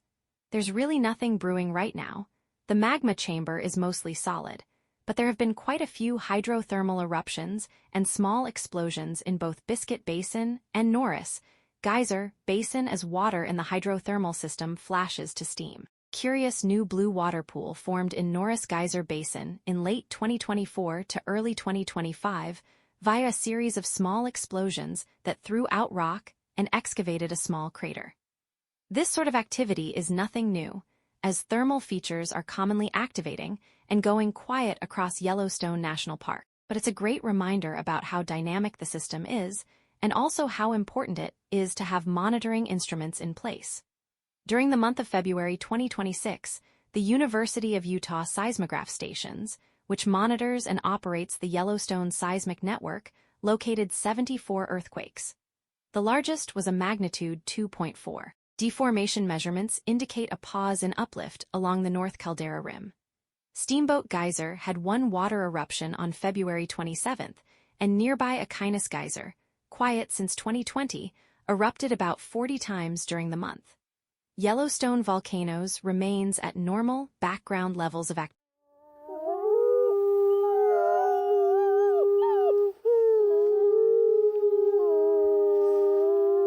From Yellowstone National Park, this is what we do. I'm Jake Frank. And I'm Brett Rayburn.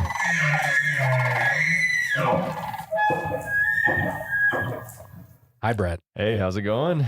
I am great. How are you? I'm good. I had a good weekend. Yeah, that's good to hear. Hey, how are your pipes in your house doing? You like that transition?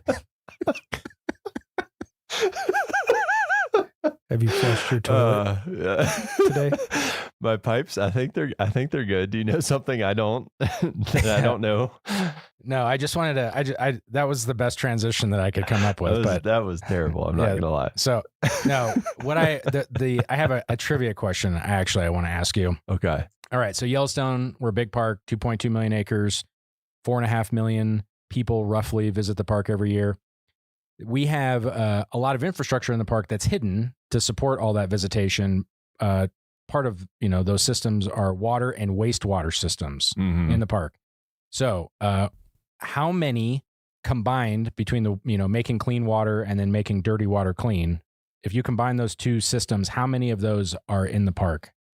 Like pipes? The number of systems of total systems. Yeah. So you don't have to, it's not like, miles of pipe or anything. Okay, it's just that's like what I was the like complete trying to system, anticipate. because they're located all throughout the park. So if you were to count the total number, how many are there across the park? 15. There are 23 wastewater systems and 21 water systems. So a combined 44. So it wasn't even close. It's a lot. It's and this is like something that I had no clue about until I started, working with the facilities team to document all of our infrastructure, from like the GOA projects and putting in money to improve our infrastructure. It is unbelievable how much infrastructure there is, and it's all hidden. Like no one sees it, but it's by design. It's all, behind the trees and whatnot. So do we know how many feet of pipe there are in this park? I really want to know that now. I have no idea, but maybe our guest today, Jason Murphy, he's the utility systems facility manager for our water and wastewater systems. Do you know that answer? The exact number off the top of my head, I do centimeter to the millimeter. No, thousands though. Yeah. Between water and sewer, it's thousands. Yeah. There's over 500 manholes. That one sticks in my head from from that spec sheet. But wow, yeah, that is crazy. That's a lot. Water and sewer. That's a lot. Well, speaking of water and wastewater and manholes, how are you today? Another great transition. It is a very great transition. I am fine. Yeah. Well, thank you for joining us today. How are your pipes? My pipes are good. Yeah. Toilets are flushing. Great. That's a win. So, why don't we just kind of dive in? How did you get into the Park Service? Did you start in the Park Service, or did you even before then? Just how'd you get here? My first Park Service job, I applied as a summer seasonal in 2001, and I was picked up as a wage grade 3 garbage truck operator, and not the driver, but I rode the garbage truck. We had ride-along garbage trucks in Canyon then. We had about 300 of those swinging bear cans, and I rode the garbage truck for that summer, picking up garbage in Canyon. That seems like a fun job. It was a very fun job. So like on the outside, like you're the one hanging on the outside. That is cool. Mm-hmm. That's like the one that all the little kids want to be when they grow up. Correct. Yeah. We've taken that away. Now they have mechanical arms that do that, but it was a very fun job. They always got to ruin all the fun stuff. Yeah. So can't hang on the back of a truck driving around town. Yeah. Anymore. There's somebody probably got seriously injured, and then So, how did you find that job? How did you hear about, how did you even know to apply? Friends at University of Montana who came down here and worked for YCR as seasonals. Okay. And they were like, you should apply for these jobs. And so are you from the area, or did you go to school here, or? We were living in Missoula at the time. I grew up in Buffalo, New York, but we had moved out in 98 to Missoula, and just met some folks that, had been coming down and working seasonally for the Park Service. And the housing was a very big draw at that point, that you could get a job that came with housing. Yeah. So in Yellowstone. Yeah, that's pretty cool. Mm-hmm. Yeah. Yeah.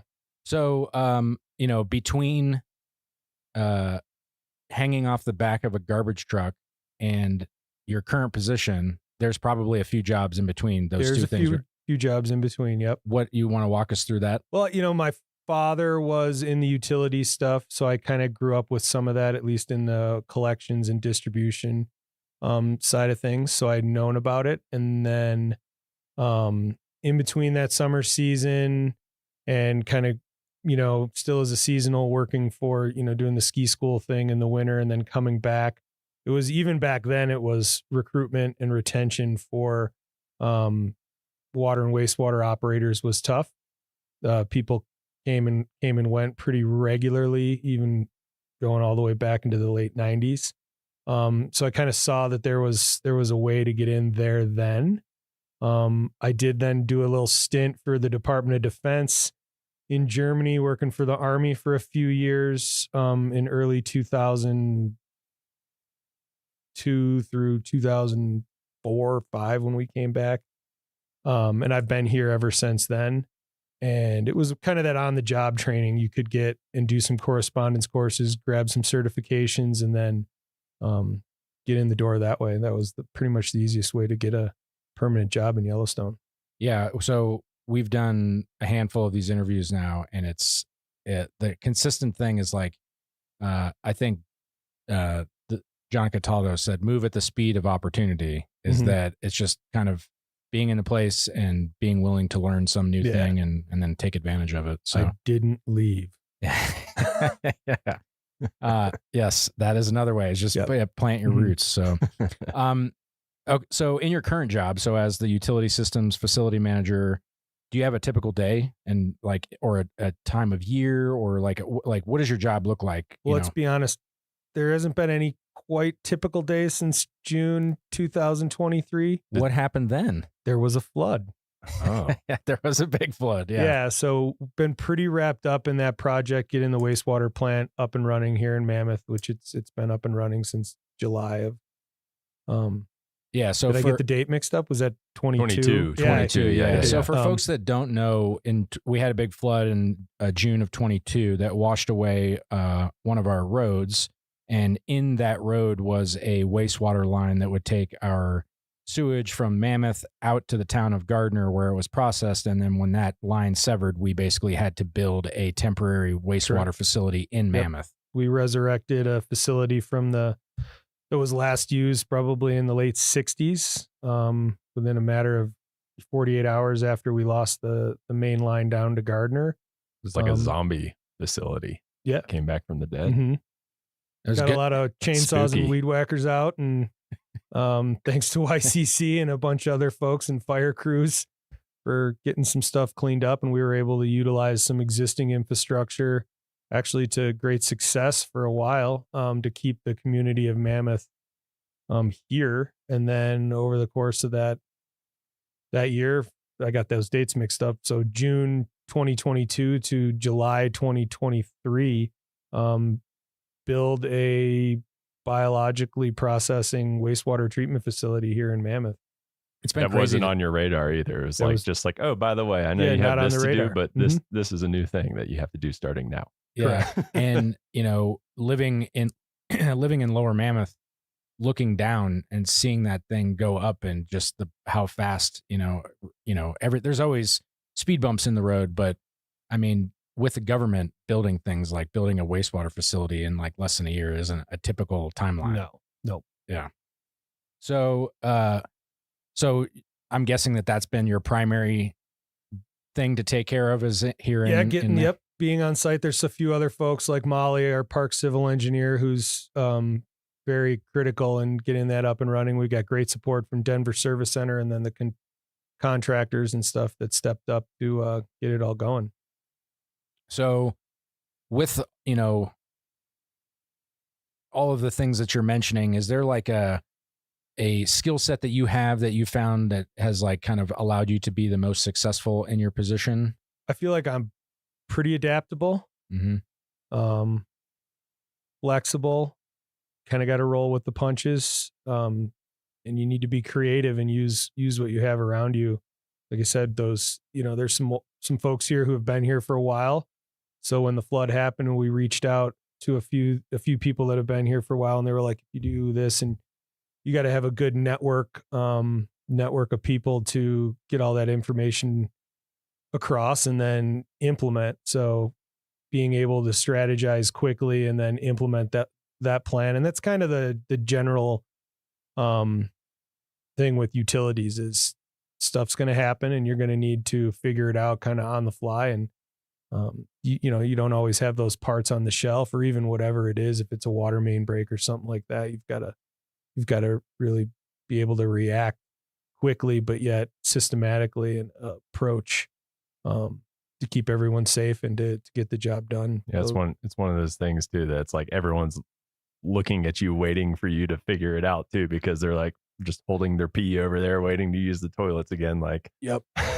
It's a high stress. I think situation. The park had a great team response too from the whole flood that I don't think anyone was holding it too much. I had my wag bags ready. if Yeah, needed. right. You bust out the groover. We're going on a raft trip. But no, that's pretty much it. And then generally work a lot with outside partners, EPA, rural water associations for both Montana and Wyoming, Wyoming DEQ, this position here, and with Molly and the civil engineer for the park. We work a lot with Denver Service Center, and it is kind of that kind of position where you're balancing between the regulatory agencies. Wyoming is the only state in the nation that did not take primacy over drinking water. So we get the fun of, we work with EPA for drinking water region 8, and then Wyoming DEQ for wastewater. But yeah, and Wyoming DEQ also has everything to do with construction and permitting and things like that. So well, that's keep it all also the straight. benefit, but the majority of our infrastructure is in Wyoming, right? Like we do Correct. have a little bit Mhm. like that does bleed into Montana, but the majority of it's Wyoming. So, what do you have a favorite part of the job? Like what do you wake up and enjoy doing? You know, I like pumping sludge. Yeah. That's kind of Nice. like my favorite part of when I get to get out of the office, or those kind of things. Pumping sludge is very rewarding. Do you put that on like the calendar on the days that you get to do We're it? It's doing just it a like lot pumping more than we ever sludge. have now with this new treatment facility. So, Gonna be a good it's the day. closure of the wastewater loop. So where does the sludge go? right now it's going to the compost facility at the landfill in Logan. Okay. And they'll use it. They use it in the landfill. They mix it with wood chips, and most of the municipal wastewater treatment facilities in the area, Livingston, Bozeman, even Three Forks, and some of the other ones, they all use the compost facility too. So they use it in the as they layer things in, and when they close cells and in between intermediate stuff in the cells, they put that layer of that material. They mix it with wood chips and other things like that. So if pumping sludge is your favorite part of the job, what is your least favorite part of the job? That's a loaded question. I mean, what are some of the challenges that you face in your job? that's a better way to ask. Yeah. I think right now recruitment and retention is definitely a challenge. Finding certified operators nationwide is a challenge. I think through that whatever happened a couple of years ago, we don't want to talk about the pandemic, but yeah, we did lose a lot of that knowledge base and some of those older operators, and we're struggling as a profession nationwide from coast to coast.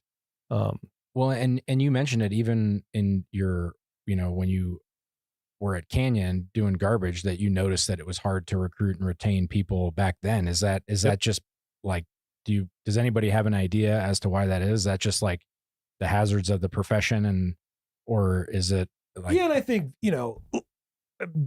it seemed kind of clear back then that, people with families, being someone who's experienced that, staying in the interior of the park and that remote duty station is difficult. No pun intended. No pun. Yeah. DOODI. That's just a struggle, even when we had children, and that was kind of my exodus from the interior after being out there for 8-9 years was, you want to be home, and that makes it difficult. Can you kind of go into why? Like, what are some of those difficult things that you have to school? Yeah. I mean, what does that look like, getting your kids to school? We didn't. Or homeschooling? Yeah, that was not an option. Yeah. I could see like kindergarten, we could do blocks and, music and all the fun stuff. But no. Teach me trigonometry. My wife worked for the park for years, for 20 years, homeschooled. Yeah. So we decided not to do that. She was here in Mammoth at the time. And I was able to come into Mammoth and work out of the plumbing shop for about 10 years, doing some HVAC stuff and just all kind of project work and things like that before this position came up. So now that you're, the in your facility manager position, and I'm guessing you supervise a handful of people. Mm-hmm. With all those challenges and trying to recruit and retain people, I mean, why do you stay here? What keeps you with the National Park Service? Well, I've always loved being here.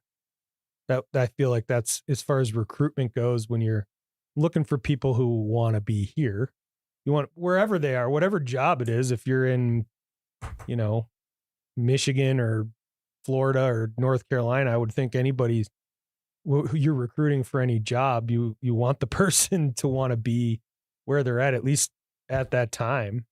So I've always wanted to be here. I was in love with the park. Be honest, I was in love with the skiing in the park for a long, long time. I still am, but you just don't have that kind of time. I was going to say that anymore. sounds past tense. Well, life, adulting, kids, there's adulting. So yeah. And just the idea of, and I always thought this, it might sound a little cliche, but you get to do some of that mission statement stuff, the stewardship model. Take Canyon Wastewater Treatment Plant, for example. It's the only treatment plant in the park that discharges directly into the Yellowstone River. So I always thought, even going back to 20 years ago, that you had a part of that kind of responsibility and stewardship. And plus you're doing a little bit of science. There's some science to it. And I just thought that was the best part of working in the park. And you can only, I was never going to be in REYP or anything like that. So it was just, for me, it was part of that. You could see that in the mission. Yeah. Well, relate to it. And, 2001 is when you said you got your first job here. Mm-hmm. Is there, between then and now, has there been some point in your career that you kind of identified as like a turning point or a defining moment that you're just like really stands out to you? I think there's a lot, and not to talk, the flood was definitely one last 2 summers ago now. I think a defining moment was, getting that first permanent job, because that was a roller coaster. And then even progressing up and moving from the interior to Mammoth. That was a big deal. And because that's like the whole, everything other than work, it is improved by being up here, not the logistics of with your kids and, Mm-hmm. Things like that. Yeah. That was when the skiing stopped. Yeah. So I guess in some ways improved, and in some ways, fun, right? Yeah. Mm-hmm. Yeah, I do get that. And that's a cutting edge. It cuts both ways. Like, it's super fun to be in the interior in the winter. You have access to all this stuff, but then on the flip side of the coin, you got to get on the snowmobile and drive to the store. So I think it's important though that we make sure that people know that the interior life in the winter is it's manageable. If you don't make a grocery list now, if you come and you work in the interior, you might want to start working on your grocery list. You can't forget eggs. You can't forget. Yeah. There's just a little bit, there's another level of logistics, and organization that goes to it. But I loved it. And that was a hard part of moving. Yeah. I kind of felt like I was abandoning something that, I really wanted. I always wanted, even when we were in Germany working, I was always like, oh, okay, this is great. Yeah. Europe, we're traveling. Eating schnitzel. Yeah. We get to go to Croatia on our trips or wherever it was. But I was always like, all right. And then the supervisor at the time, he would call my mom. Be like, is he coming back? No, he's not coming back yet. And so when we decided to pull the plug, it was just a phone call. It was like, okay, I'm ready. Come back. And they welcomed us back here with open arms and a lot of mosquito bites. Mary went down to the south entrance. There's not a lot of mosquitoes in Germany. That was the one. Yeah. Not a lot of bugs in general, probably. So, we're mentioning like recruitment, retention, finding the right kind of person. So say that there are people listening right now that are interested in this type of career. If they were to try to find this job on USA Jobs, what are they looking for? Like, is there a job series for like that you're hiring for, or typically that, We typically were hiring for its utility systems repairer and operator. I believe the series is 4742. Okay. And we have some higher graded positions that are open right now that would come with, being more certified at the beginning, but more and more we're opening positions that are entry level positions. We hope to do, in this recruitment push, we hope to do some other things. I don't want to, say things and never be able to implement them. So yeah, this is recorded. So then right, it's like, you said you would do this. Say-do gap is huge in this one. Yeah. But I think we want to get creative and work and talking to Wyoming Rural Water last Friday, and just reach out and try to come together with other organizations that are having the same problem and try to just pull together and work through this. Cause this is a nationwide kind of thing for us. In this field. And it's one of those things, it's one of those professions that no one notices it until something isn't going right. Mm-hmm. And when it is going wrong, it's really bad. Right. Like it's like an emergency type of a thing. Do you have any advice for people? Like if they wanted to get started in this, like if they have their certifications and everything, it sounds like they would just apply for a job. But Correct. if somebody is brand new, like what do they start with? I think you could start with, like this is going to get edited.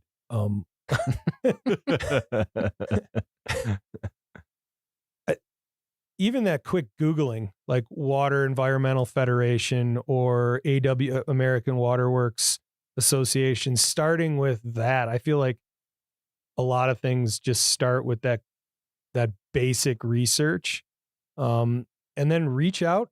Every community has people that do this. Everyone has wastewater. Everyone has water and wastewater, and I'm sure you've noticed somewhere driving around your town, you've seen somebody in a truck, Department of Public Works truck.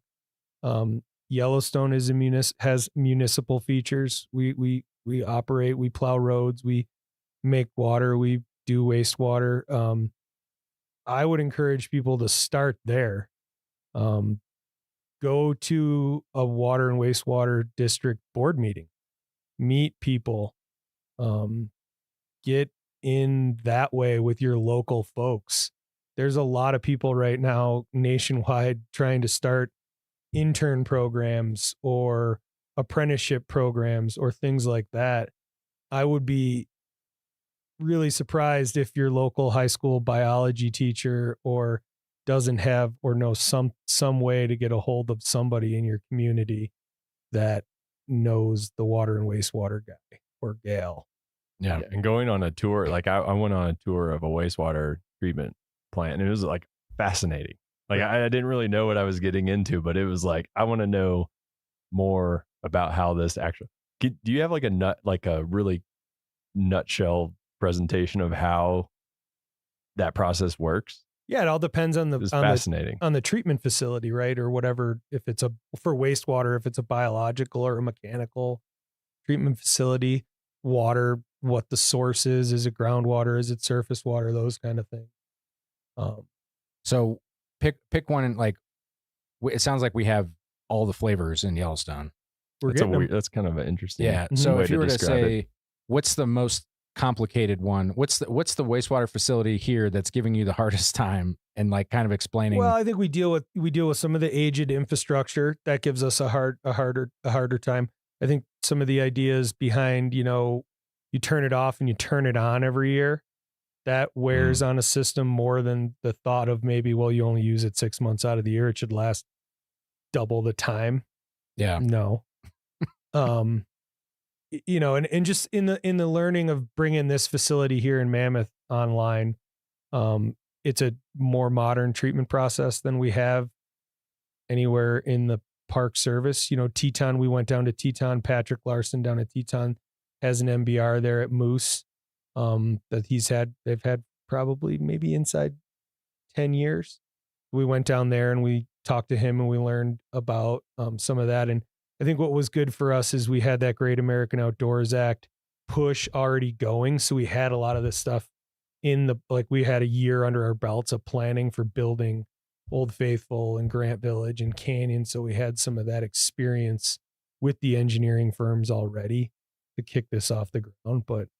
And one of the things I learned, going out with you guys is when you said aging infrastructure, a lot of our facilities were put in like 40 or 40 plus years ago, right? And what's the average lifespan of a facility? Well, I think that the average lifespan of a facility is if it was maintained. And we've struggled with that for a whole host of reasons. But I struggle with the idea of putting a number on it. Gotcha. Like I don't want to sit, it's going to last for 50 years. It's going to last as long as we need it to last if we take care of it. Yeah. We're lucky here. We're not in a situation like a municipality that's going to put in another 15,000 homes. So we can cap our capacity for the most part. So we don't need to worry about having another 1 million gallons of capacity when we might do some lodging updates and infrastructure stuff like that. But we're not going to have those same issues like a municipality, like a Bozeman or somewhere else. But even so if these facilities were put in 40 or 50 years ago, visitation was much lower, and were the facilities kind of built that there was room to grow them, or are we kind of now? We run everything, even from my time here, everything that's on when it's on.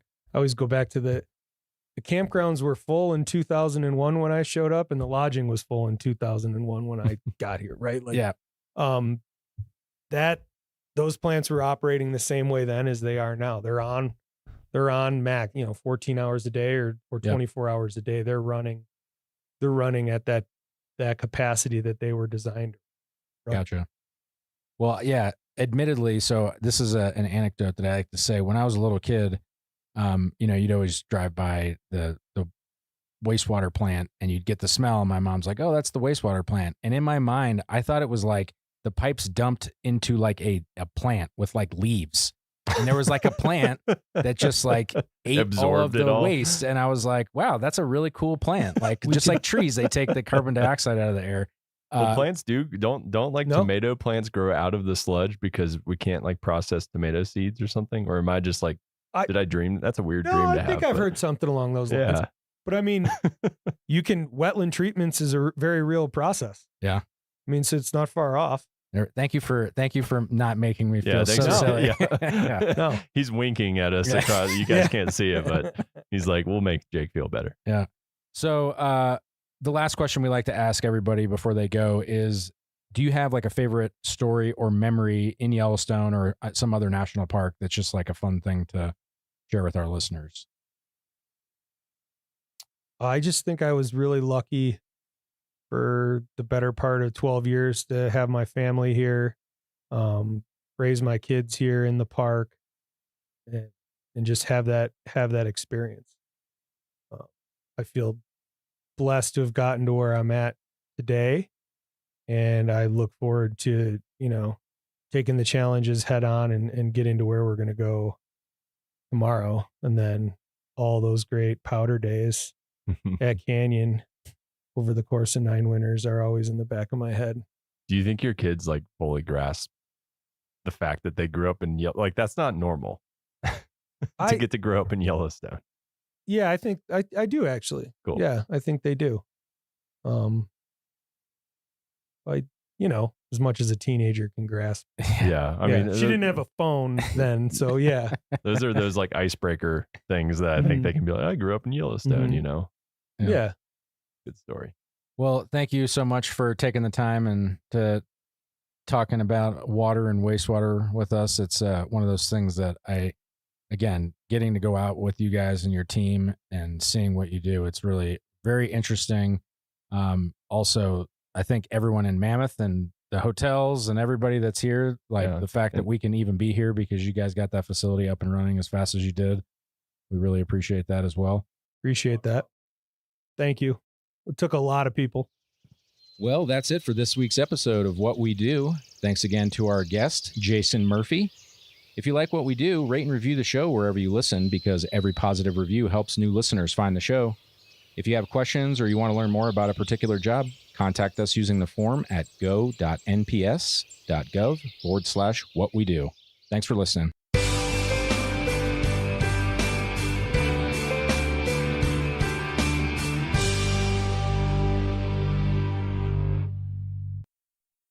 Hi, we're Al and Kay Aguilar, and we're hosts in Apgar Campground, Glacier National Park.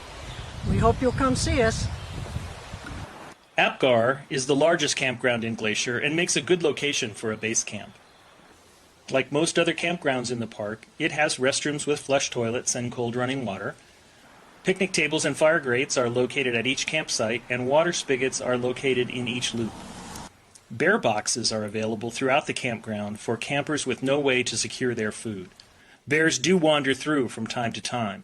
Help us help bears by keeping a clean camp and never feeding any park wildlife. All food and any item that might attract a bear must never be left unattended and tightly secured in your vehicle or one of the bear boxes when you leave your campground for any length of time. Just across the road from the campground is the amphitheater, where rangers present evening programs in summer, and also where one of the shuttle stops for Glacier's new free transit system is located. A short walk or shuttle ride away is Apgar Village, where you can find a host of services including lodging, a restaurant, gift shops, and the Apgar Visitor Center. Stop in at the Visitor Center and let one of the park rangers help you plan your trip as you discover this magnificent national park. The legislation that created the National Park Service specifies two main missions: preserving the natural and cultural resources unimpaired for future generations, and also making them available for the benefit and enjoyment of the people. Well, one way to make parks available for people to enjoy is through the building of campgrounds like the one here at Apgar. Campers frequently comment that their first introduction to a lifetime love affair with the National Park System started with a childhood camping trip to a nearby park. The memories of chilly mornings gathered around a campfire and the smell of bacon wafting through the campground can remain as vivid decades later as they were on that first camping experience. The excitement of seeing a deer walk through the campground never fades. Somehow, a roasted marshmallow, a piece of chocolate, and a graham cracker just don't taste the same back home. Apgar Campground is a great place to relive old memories and make some new ones as well. Headwaters is brought to you by the Glacier National Park Conservancy. Picture a National Park Service ranger station. What does it look like? Maybe a big log cabin with a mossy pitched roof and a creaky screen door? Glacier does have plenty of those, but my office is in park headquarters, which has some strong mid-century middle school energy. And working here, I'm always happening upon obsolete relics of bygone eras. Handwritten memos, ink stamps, a fax machine. I haven't found a typewriter yet, but I wouldn't be surprised to find one lurking in a drawer. Only a few decades ago, people in this building used those things all the time. But like a lot of people, many rangers' jobs have changed pretty dramatically in the last 40 years. Mine definitely has. But in this episode, we're spending a day with a ranger whose office, equipment, and duties haven't changed much at all in 40 or even 100 years. Can you drag this dead goat out of the waterfall? That's a weird one. The marmot's living in the toilet again. Meet wilderness ranger Laura Funk. She has long, sandy blonde braids and bright blue eyes.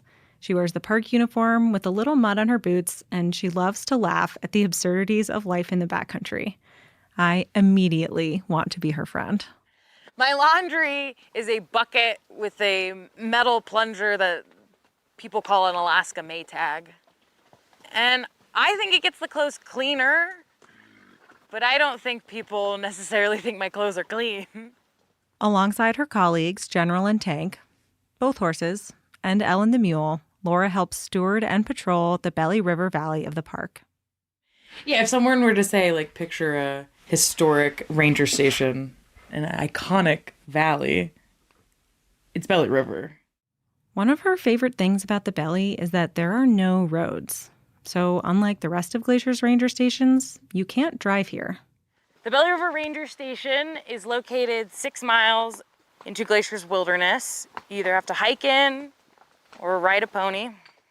I interviewed Laura in the ranger station, but also while she lugged gear around and rode a horse, who occasionally took an interest in my microphone. Would you like to be interviewed, General? Hello, hello. He went for it. Is he gonna eat it? Just sniffing. We have 2 rangers, myself and Allison, the commissioned ranger. There's a trail crew, which varies in size, 2 to 4. And we have 3 head of stock, and that makes up our entire staff. The Belly River Ranger Station is a brown log cabin, a Park Service specialty, with white window frames and a flagpole out front. It sits between a creek and a wide-open meadow where the horses graze, and its covered porch faces west, towards steep-sided rocky peaks. It's a very traditional scene, and so is life out here. So I live off-grid.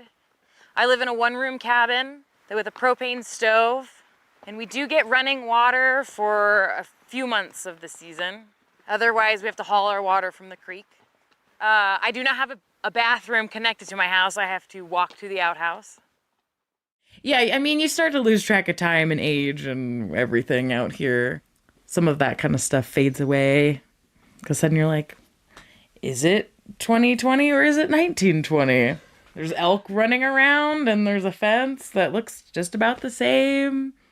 I'm reading books and hauling my water from the creek. When I tell my friends I work for the Park Service, I think this might be what they picture. But in a lot of ways, the agency is looking to the future, trying to modernize our infrastructure, lower our carbon emissions, and tell our stories differently. Parks have podcasts now, for example. It seems like a vestige of the past to come to the Belly and see Laura still riding horses, packing gear on mules, and living in the backcountry. And honestly, I wonder how long this way of life, this type of ranger, can last. But I know I want to experience it before it's too late.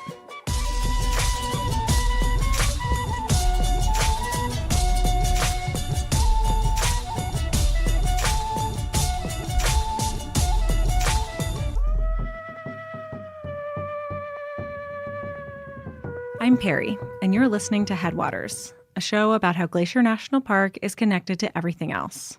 And today, I'm tagging along for a day in the life with the person who might have the coolest job in the park.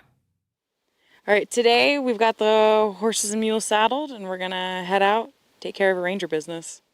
Today's ranger business is going up toward Helen Lake to pick up and pack out some leftover supplies. Michael and I walk in front of the stock while Laura rides, since apparently they prefer to follow us. Come on, keep up with the humans, keep up with the humans.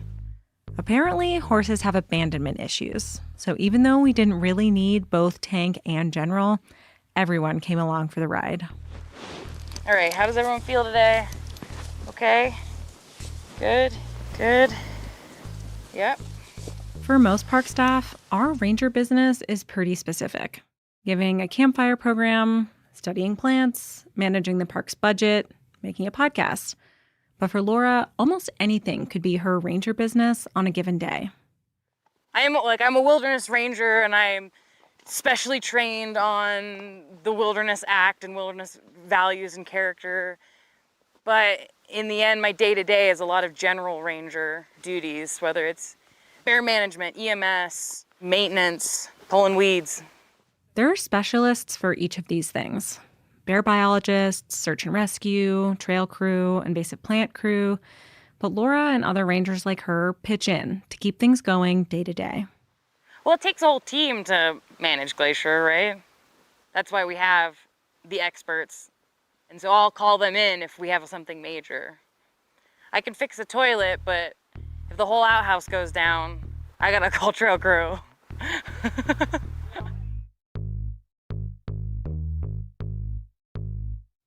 A lot of people talk about the quote, "Jack of all trades, master of none." But the full quote is, "Jack of all trades, master of none. Better something than nothing done." And that's kind of what I live by out here. And this is much the same as the ranger business that rangers have been doing in the Belly River for decades. Take this entry from an old logbook in 1994. September 14th, 1994. Patrol with Bob on stock to Elizabeth Lake Head to deliver additional gear and supplies to the trail crew. Dug out the fire pit and replaced the campground map with an updated version. Also pulled another handful of hawkweed. Chuck Cameron. Every day when Laura gets back from the field, she writes down the day's activities and events in a big green government-issued logbook. She and her predecessors have been doing this since the earliest days of the ranger station here. From Chuck 30 years ago to some of the earliest Belly River Rangers back to 1929. June 5th, 1929, station to Red Gap Pass and return. Distance 16 miles. Mounted. Object, cleaning trail and looking over trail conditions. Game scene, 1 mountain goat, 2 deer, 1 elk. Weather clear. Temperature 41 degrees at 7 a.m. Joe Himes. But these days, this type of work is becoming more and more rare. Even this ranger station used to be staffed in the winter, but hasn't been for a long time. Spots like mine that are remote I think there's less and less these days. Glacier has only a handful of wilderness rangers and just a single backcountry ranger station. And throughout the Park Service, these kinds of places and the people with the skills to staff them are disappearing.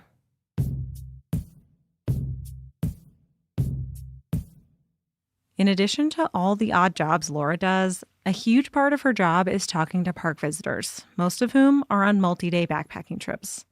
As we hiked up the trail past Dawn Mist Falls, a scenic and loud waterfall, we ran into our first hiker of the day.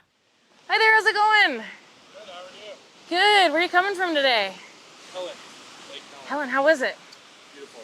Good. I think it's probably the best view out there, maybe. Yeah? A lot of people say it's their favorite. She asks where they've been and where they're going. Cool, do you have a permit I can take a look at? Oh, yeah. Helen, Glenn's, go hunt. Cool. What a great trip. And she'll chat about their trip, making sure they have what they need. Any questions about anything they covered in the permit office? No, I think I'm good. Hopefully this the food gets lighter. Yeah, I mean, every pass will be easier. Yes. Yeah, have fun on your trip. Belly River is my favorite place, but goat hunt second, and you're going to both, so. And sometimes they have something more unusual to report.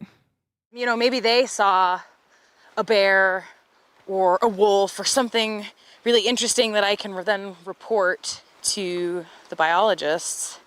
Or, you know, like I was saying, they often will report whether the food hang pole is damaged or the marmot's living in the toilet again. Most days, though, she patrols, checks the campgrounds, gives the pit toilet a once-over, makes sure food is stored properly, and gives a helping hand where it's needed. So every once in a while I come across a food hang and it's not high enough. Most backcountry campgrounds have a food hang pole, where you toss a rope over and then pull your food up, securing it 10 feet off the ground. Just high enough to keep it away from curious bears. Oh, hi there. How's it going? Yeah, I just lifted your hang because it wasn't the 10 feet. Yeah, sorry about that. That's That okay. was my first bear hang, so. Oh, okay, well. Not the prettiest. It's okay. Just make sure, like, if you notice I had it all the way to the top. Do you actually mind showing me what knots you did? Yeah, I'll show you. Cool. Today, Laura uses her educational ranger charm to teach a camper the best knots for the job. So I use the form of a trucker hitch. Okay. And so then what I do is I come through.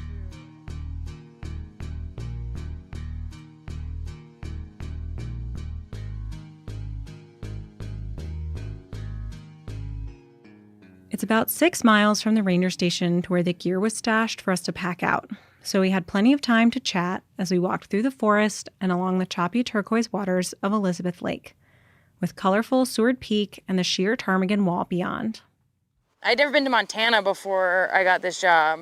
Yeah, I'd worked at Olympic as a wilderness ranger intern in college, and I always thought I was going to go back there, but then I got this job and was like, oh, I guess Glacier's my place. So did you always think about being a backcountry ranger or working for the Park Service? Was that always something you were interested in? Definitely not. I went to a liberal arts college, and my major is American Studies, and I had a thesis that focused on public land history, but I took that summer internship at Olympic and realized, well, this is what I need to be doing. This is where I'm happy. And it makes perfect sense that someone who loves history but wants to work outside would end up working here and living in a log cabin. So if you're talking to me about Glacier or Belly River, I often go into the history part versus anything else. Is that part of what drew you to the Belly River? Definitely the history and the legacy of Belly River. Having a mentor, Chuck Cameron, that worked here in the 80s and 90s. He got to share a lot of his experiences out here and the experiences of his mentor. So continuing on that legacy and preserving the ranger station, the institutional knowledge, passing that on is something that really drew me to Belly River. Chuck is one of the voices you've heard reading logbook entries from his time in the Belly River in the 1990s, along with one from Joe Himes in the 1920s. Both were rangers in Glacier for over 40 years. A long line of rangers connected by the tools they use, the horses and mules, and the way of life that makes up this job. It's definitely a connection to the past. We're using similar Decker saddles on the stock. That technology hasn't changed much. Yeah, we're using the same tools. I mean, literally some of the same tools that have been around for a long, long time. And yeah, we're patrolling the same trails. It's a different experience day to day, but they were doing patrol reports. We're still writing in the logbook every day what we got up to. September 22nd, 1992. Patrolled a Stoney Indian bench today to pull the 3 plank bridges for the season. Went up there with a wrench and came back with a wrench, a Pulaski, old wire, a huge tarp, an empty Southern Comfort bottle, an old 10-pound syrup can, and a fishing net. Quite a haul for one patrol. South winds, 67 degrees at 19:30 hours. Chuck Cameron. And so, yeah, what are we packing out today? So today we are packing out old parts of an inverted U food hang. It's not a difficult hike to retrieve the old food hang pole, but all the same, I'm glad I'm not being asked to add a 25-pound chunk of metal to my pack. So the reason we're having the ponies do it is because this would be more awkward for a human, and we might take multiple humans to do what Ellen can do by herself. Glacier has a staff of packers who supply trail crews in the backcountry for 8-day hitches or carry gear in for bat biologists or the fish crew. But for a few sections of metal pipe, Laura and Ellen can manage. So there's definitely a technique to manning loads, and with practice, people can become really quick and really neat with theirs. Like you? I would not say mine is the prettiest. I've seen some very lovely loads come through. Packing loads on a mule is quite an art. Ever since horses and mules were domesticated thousands of years ago, people have been packing things on them. And Laura is quick to say she's no expert. I'm not a packer. I'm a ranger who happens to pack. I learned from other experienced rangers. I learned by going along with the packers over the years, learning from them and their different styles. But this spring I had the opportunity to go to the 9 Mile Wildlands Training Center in Missoula and attended their basic packing course. And I got the opportunity to attend this thanks to the help and funding of the Glacier Conservancy, which I really appreciate. Mules are especially popular for packing because they're strong and sure-footed. Their personalities vary, but Ellen is a keeper. But mules are fun. They've got really strong personalities. Each one's very different. How would you describe Ellen's personality? She's very social. She's patient with me, because I had her 2 years ago, so she was helping me learn. Affectionate, even. But she'll give you a look. She's like, what are you doing? Basically, Laura puts the metal pipes into boxes that look like giant dresser drawers. Ellen can carry one load on each side after Laura makes sure they weigh the same. She wraps them up in a canvas tarp called a manty and then finally ties them onto the metal rings of the pack saddle with some elaborate rope work. Sometimes you see it in their eyes when like a weird load comes over. They're like, oh, really? You're going to put that on me? It seems straightforward enough, but it takes a lot of adjusting to get the loads to sit just right. It's kind of like packing and repacking and adjusting your own giant pack for an overnight trip, except way heavier. All right, hey. All right. A lot of packing seems to me to be tying and untying things. I think you got it. Am I ready to be a ranger who packs? You're a ranger packer.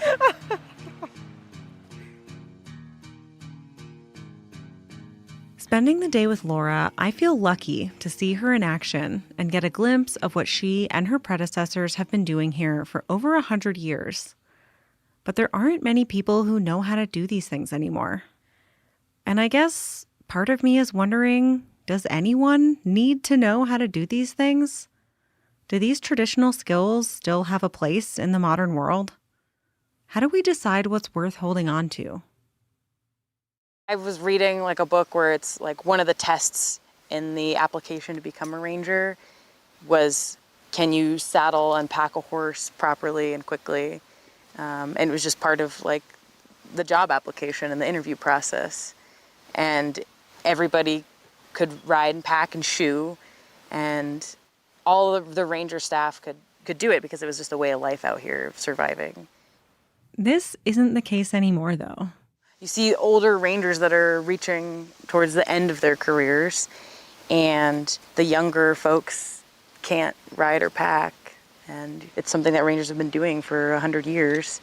And so it's like, does it end now, or do people like me start learning and riding and packing? And we have a lot of young packers in the park, but specifically like the ranger packer. I'd argue that it's a good idea to keep these thousands of years old skills alive just because, whether it's practical or not, so we don't lose them. But for Laura, it's not just nostalgia. I value it because I get to use it, day in, day out here to do my job, and I can do my job better with these three. Because it's useful. It's like, yeah, this is the easiest way to get a bunch of heavy stuff from point A to point B if you're not going to get a helicopter out here, which is expensive and dangerous. It's practical, but it's also iconic. So it's that dreamy scene of, the string going through the mountains, over the passes, through the valleys. Today, that was us. And it felt like a link to something I didn't know I was missing. And I get the sense that's how a lot of people feel when they come here. September 1988. I live in here with 2 horses and a mule, and some people would say that I'm a fool. No power, no phone, and all alone. But I say Belly River is a home. With the family and friends I've made over the time, I have precious memories that will always be mine. Written by Chris Burke for Vivi O'Shea.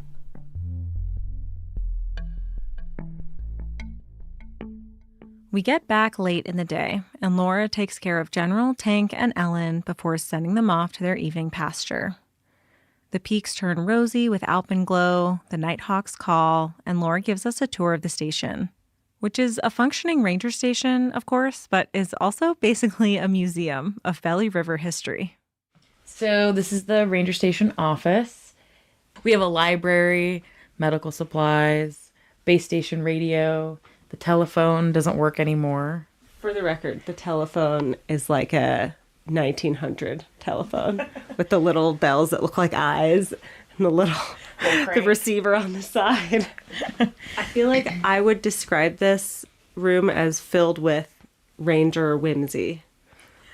I think that's probably accurate. We have a typewriter that I think was used until the 90s.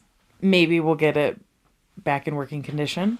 Some fun drawings of the mules that worked here in the past. A photo of the old Bear Mountain Fire Lookout. And then next to it is Joe Cosley, the first Belly River Ranger. Some homes have a photo of the Pope hanging on the wall in a place of honor. The ranger station has a portrait of Joe Cosley. I do not look to him for my values and ethics based on his actions. But he's an icon for here, infamous. Joe Cosley, the first Belly River Ranger, was hired under the rationale that to catch poachers, you should hire a poacher. Unfortunately, he never really stopped poaching, but that's a story for another time. We also have the historic Belly River file, which has old newspaper clippings, any stories or interviews that people have done about Belly River. I feel like not every wilderness district is like this. Definitely not. It's easy to romanticize these old traditions and ways of life, but it is hard work. They always ask me, like, this is the dream job, you know, how do I get your job? But they never ask me that question when my head's inside of a pit toilet or I'm covered in just gross mud and it's pouring down rain. And it's not just the physical challenges that can make this lifestyle tough to maintain. There are also logistical challenges to arranging your life in a way that you can do this job. And not everyone can do it. At this point in my life, I don't mind being seasonal. I like the change. I like the work. It's just harder and harder to live in this area on seasonal wages and to find housing available in the winters. Logistically, it becomes more difficult when you're trying to balance multiple jobs, multiple healthcare plans. I've had 5 healthcare plans in 1 calendar year from seasonal work. So I'd like to do this as long as possible, but who knows what the future holds. May 8th, 1990. It's a fine day here in Belly. I'm in for the 1990 season and glad of it. About 40 elk, 4 white-tailed deer, and 4 Canada geese on the way in, snowing the whole way. Stored shutters in the annex and caught a glimpse of the saw-whet owl in the large aspen to the east of the pasture. Fine dinner and cribbage lessons provided by Ursula. Good to be back. Chuck Cameron. The Stetson that I'm wearing is the hallmark of the ranger profession. I always tell them, put your hat on, that's what makes you a ranger. I always tell them, put your hat on, that's what makes you a ranger. That's what makes you a ranger. No one person can do this job forever, but you'll learn a lot if you stick around for a decade or two. And you can pass that on to the generations after you. I mean, some of the most beloved rangers of Glacier have come through Belly River and, yeah, stayed a long time. Tracy, 16 seasons. Bruce as well for a long time. Dave Shea was here. Chuck Cameron. And then Joe Himes, you know, staying here through the winters. I wish they would let me do that, but I'm just a seasonal. Definitely the people that have worked here before or currently do hold this place close to their heart, and it's something we all share. Well, and I think it's like the relationship goes both ways too. It's not just like I live here and it's pretty. It's like I take care of this place every day. Yeah. And it takes care of me. Yeah. And I think that there are definitely people and cultures that have been like that for a long time. And I think I didn't necessarily grow up in that. And I think a lot of us didn't. I know the Park Service preserves historic buildings and objects, basically the ranger station and a lot of what's in it. But maybe it's also part of our mission to preserve ways of life and skills and traditions that, if we're not careful, might otherwise go the way of the fax machine in my office. We would lose a connection to the past, and we'd lose very practical skills in what and how we manage these lands. Yeah, and it feels like this building would go from being like a living home and workspace to kind of a museum. Yeah, it would just be a memory, a memory of the past, or this is what it used to be like, instead of this is what we're doing now. We're still living out here. We're still ranging. I came to the Belly for a peek back in time, but if Laura has her way, this might be a look forward, too. There will be other Belly River Rangers decades from now, packing mules, looking back at her entries in the logbook, and taking care of ranger business. October 4th, 1989. Final morning in the station. Mopped the floor, final cleaning, covered the generator, shutters on. I guess that's it. It's been a fine season. Please take care of this place, whoever uses it. It is a unique place indeed. Radio 10-7, and I'm gone. South winds and 60 degrees at 1200 hours. Chuck Cameron.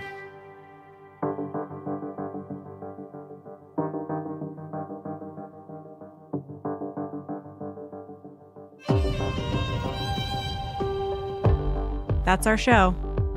Headwaters is a production of Glacier National Park and is supported by the Glacier National Park Conservancy. We could not make this show without them.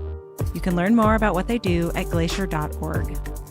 Headwaters is made possible with help from Lacey Kowalski, Melissa Slottick, and so many people throughout the Glacier community, especially the natural and cultural resource teams. We're grateful for all of you. Our music this season is by the brilliant Frank Walm. The show's cover art is by our sweet friend Stella Nall. Check out Frank and Stella's work at the links in our show notes.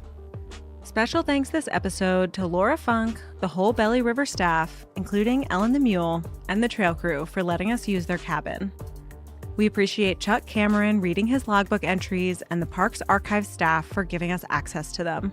And shout out to Alex Stilson for always being willing to lend a hand. Besides sharing this episode with a friend who might appreciate it, you can help us out by leaving us a rating and review in your podcast app. Thanks for listening. In this episode, we shared a few logbook entries from Chuck Cameron, former Belly River Ranger and a mentor to Laura. Well, this year, he's retiring.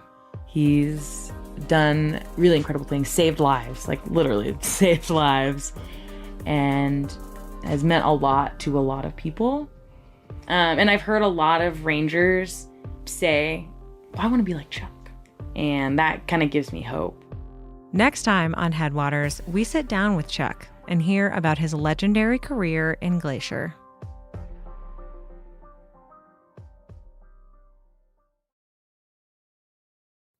Hello again, Rocky Rangers. 2 quick announcements before we get started with this week's episode. They might sound familiar because they're the same as last episode. We still have a big pavement preservation project going on in the park. That's going to be creating delays and closures over the next week and change. The biggest impact? Alpine Visitor Center and Old Fall River Road will be completely closed on Thursday, August 17th. Other impacts are too complicated to cover in detail here, trust me on that. But you can get the full deets on our website. Point your browser to nps.gov/ROMO. Look for alerts at the top of the page. If you're on a mobile device, it'll be hidden in our little menu. Find the alert related to pavement preservation and click more. It's been rain lately with heavy thunderstorms and even continuous rain rolling in every afternoon. It's raining right now. Always check the weather before your visit.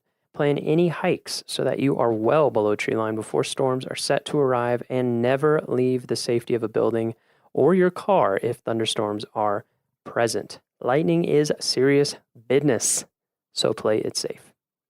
And now for our episode. This week, we join Design Outside, a class of undergraduate graphic and industrial design majors from the University of Kansas who spent a week camping at Moraine Park and expanding their creativity outside of the classroom and studio.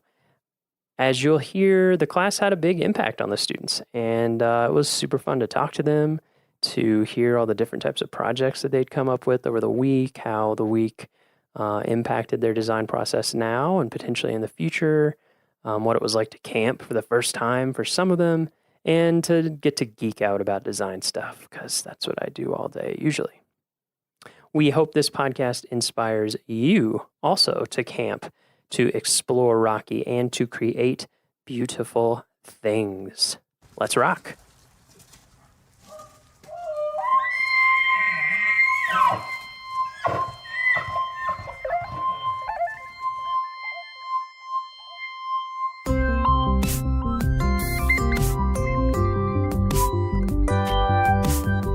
How's it going? Good. How's your week been? Very good out here. Thank you very much. Yeah, you're welcome. So, how about you introduce yourself?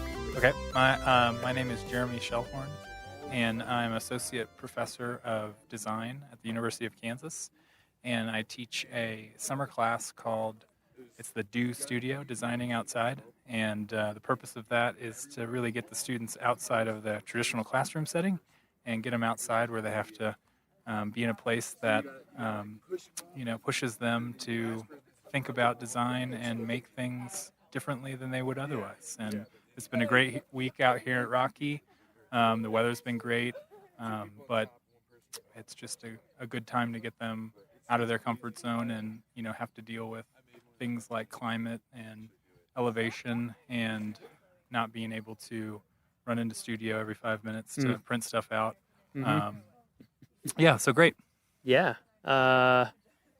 This is year 2, right? This is year 2. Yeah, second annual. Yeah. So I was certainly a little bit better at preparation. And yeah. How did this feel this year compared to last year? It was very good. I think I had a good mix. These students got to do a couple hikes to kind of get acclimated. Oh, nice. We went to Emerald Lake the first day. Yeah. We had a lot of flatlanders, so they had to get used to the elevation. Very smart for our listeners. Very smart move. Yeah. Start easy. Started easy. So you went up to Emerald Lake and did you do like sketching and stuff, or was it? What was kind of involved? So we got up there and just got acclimated to hiking in the elevation, and then just kind of had a sketch time. Yeah. And it was hot out, so we did have a couple brave souls that did maybe get into the water. Ooh. And then very quickly got back out of the water and resumed sketching. Never will you feel more alive. Yeah.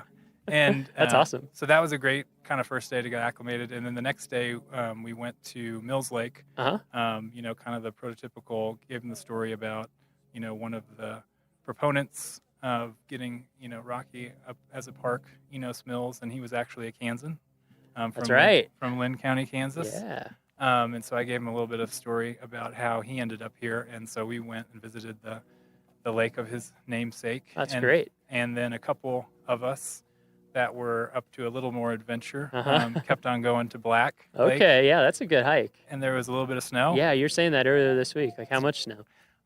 There was quite a few spots where we were crawling up and then maybe sliding down. Yeah, okay, so a lot of snow. Yeah, a lot of snow. And I guess that was like late June. Yeah. Late June. That's pretty typical. Yeah, it was gorgeous, and one of the nice things about going Black Lake. Past, Mills Lake was, it's fantastic to see that site, but if you're able to go maybe just a little bit farther, you beat a little bit of the crowds. That was Mills Lake was kind of like my first introduction. So I came here for the first time, I guess 3 years ago, to make their brochure map. So everybody who uses a map in the park. I came here to make that, and I stayed afterwards and did a backpacking trip. And like I went in Glacier Gorge, up to Mills Lake, up to Black Lake, and then I actually kept going up past that, like way up into Glacier Basin. And I tried to go over Stoneman Pass, and that's when I lost the prescription sunglasses that I was talking about earlier. Oh, got it. There was still a lot of snow up in that pass. Yeah. And that was late. That was like in the 20s in July. Wow. Anyway, but it's beautiful up there. I love that. Like Longs and the Keyboard of the Winds coming down, and Pagoda Mountain, Chief's Head. Tried to point out as Lake, many places like that on our way, and certain times you head up that part of that particular trail and you get a good kind of side angle of the diamond on Longs Peak. And so we did have a couple climbers in our group. They did not venture to something that hard. Yeah. But a little bit of bouldering this week, and mostly hiking and sketching. Oh, that's awesome. And just getting out with the paints. Yeah. And stuff that sort of forced them to, get off screens for the week. So I mean, as an educator, just a chance to get them to, experience a place like this. Force them to have maybe some parameters they don't always have. Yeah. And force them to be a little bit more creative about how they're going to create what we're looking at now is sort of a show. We're in Moraine Park Campground, and my students have put up a show, a little art and design show, and invited some of the camp guests here, and we're just hanging out and sort of looking at what they did this week. Yeah, we're going to walk around and play Pass the Mic. Cool. We're just going to get to play like Duck, Duck, Goose, Awesome. kind of. Awesome. Yeah. We'll do that in a little bit. Well, yeah. I think it's great. I think it's so awesome, and it's something that we do try to promote, but I think doesn't get associated a lot with national parks is art. Mhm. And art has always been so essential. Like Mhm. part of the reason why Yellowstone was even set aside is that Moran Yeah. went into the wilderness and Mhm. hauled all the stuff Mhm. and painted it and interpreted it so other people could see it and be like, wow, that's incredible. Yeah, and a And painter it's like inspired so yeah. much art too that isn't even about national parks necessarily. Like that's great that you made the Mhm. connection with Enos Mills. Mhm. Yeah. Yeah, and Albert Bierstadt, you know, Yeah. Oh yeah. the lake named Incredibly after him famous here. here. Same kind of deal, you know, if you didn't have a photographer to send out, you had, you know, paints and Yeah. drawing, and I think for these kids, they know how to use those tools, but this really sort of forces them Yeah. to do it. And camping all week too. Yeah. It kind of gets you in a different Absolutely. headspace. Absolutely. Especially Slows after them the down. first couple, you know, like after the first Yeah. 2 or 3 days when you're Yeah. like really in it, you're really embracing the new shower routine. Yes. Or lack thereof. Yes. A couple cold Cold showers, mornings and a couple Uh-huh. solar showers Yeah. that maybe we didn't set out in the sun. Yeah, completely. long enough. Yeah. But you tried. Yeah, yeah. That's good. You're Yeah. preparing for our solar future. You know, Right, yeah, it's that's- smart. Yeah. But rather important in the sun. Yeah. Should we walk around and play tag? Absolutely. Yeah. Let's do it. Let's just walk around. We Okay. can just drag the mic cables. It doesn't matter. Fantastic. They're strong. Let's talk to these. Well, we have a couple of junior rangers that are. Oh, maybe new a little- junior rangers. Oh, all three of them right here? Yeah, wow. All 3 of our junior rangers. What a treat. Well, they said it was 9 and up for the activities, so. Yeah. There's no age limit. It's actually, I think, a growing in popularity. We'll probably have to pass the mic around a little. They're pretty specific to where they're held. All right, we have our 3 junior rangers. Yeah. Yep, we're here. Whenever people want to talk, we Oh, can just yeah. pass the mic around. Tell us your name. My name is Alex. And Alex, where are you from? I'm from the University of Kansas. which University is of Kansas. Everyone, yeah. But Yeah. yeah, from Kansas. From Kansas? Yep. Where in Kansas, in case we have Kansas listeners? Just outside of Kansas City. Okay. In a suburb of Kansas City, so Nice. Yeah, why don't we go down the line? I'm Gracie. I'm from Lawrence, Kansas. I also attend the University of Kansas. And then my name's Dagny. I live in Denver, but I go to the University of Kansas. Oh, nice. Interesting. Maybe I'll ask you more about that. 2 of us study industrial design, and then 1 of us graphics design. So Nice. How did you enjoy the Junior Ranger program? It was amazing. I learned a lot actually from Really? it. Yeah, That's some great. really great activities. Yeah. The ecosystems, I think, was the most interesting part. Yeah. We're also about to go get the Stargazers badge. Ooh, nice. You're going to go to the stargazing program? You will love that. Yeah. I don't know if you've been getting out at night here enough to be able to see, We've but had some good night skies. yeah. It's been pretty cloudy too. Oh, that's true. Hit and miss. Yeah, I think tonight you're looking good. Yeah. It's looking extremely clear. I'm excited. Yeah. Yeah, I think a lot of people much above the age of 9 enjoy the junior ranger program. I almost think we should have an adult ranger program. I think that'd be great. Yeah. I just doing the activities, I imagine parents involved with their kids learn a lot as well, like with the kids. Just Yeah, that's what we hear. It's a great program. Dagny and I have considered making. We thought it was one of our projects that would be fun to make our own patches. You know, for being an adult ranger. Like Oh, adult, nice. We were thinking like all of the names, like super senior, junior, senior ranger. Like we were trying to think of like how to be inclusive. Mister. Yeah, that's good. Yeah. I like that. I don't know. What do you guys thought about this week? You enjoyed camping all week? Oh yeah. Oh yeah. It's been a lot of fun. It's definitely not something I've done in a long time. Yeah. Any of you guys been to Rocky before? Yeah. Yeah. Everybody? Yeah, everyone. Yeah. Wow. There's such a big Kansas, Rocky, Denver, of course. Neighboring state, man. You know. It's true. Yeah. It's not a far drive, and it's a lot better looking. Yeah. In some ways. Oh, okay. Well, Yeah. okay, we have the if you like sunsets. mountains, We have sunsets. that's true. Yeah, my fiance is from Wyoming, where it's in a little more open part of Wyoming and misses the sunsets. Yeah. Big open sky. Baxter was chasing one. A Yeah. fellow classmate was chasing one, and he finally got a good one last night. So Nice. Yeah, while he was fishing. So So Jeremy gave a little bit of overview about the class, so people sort of get the overview.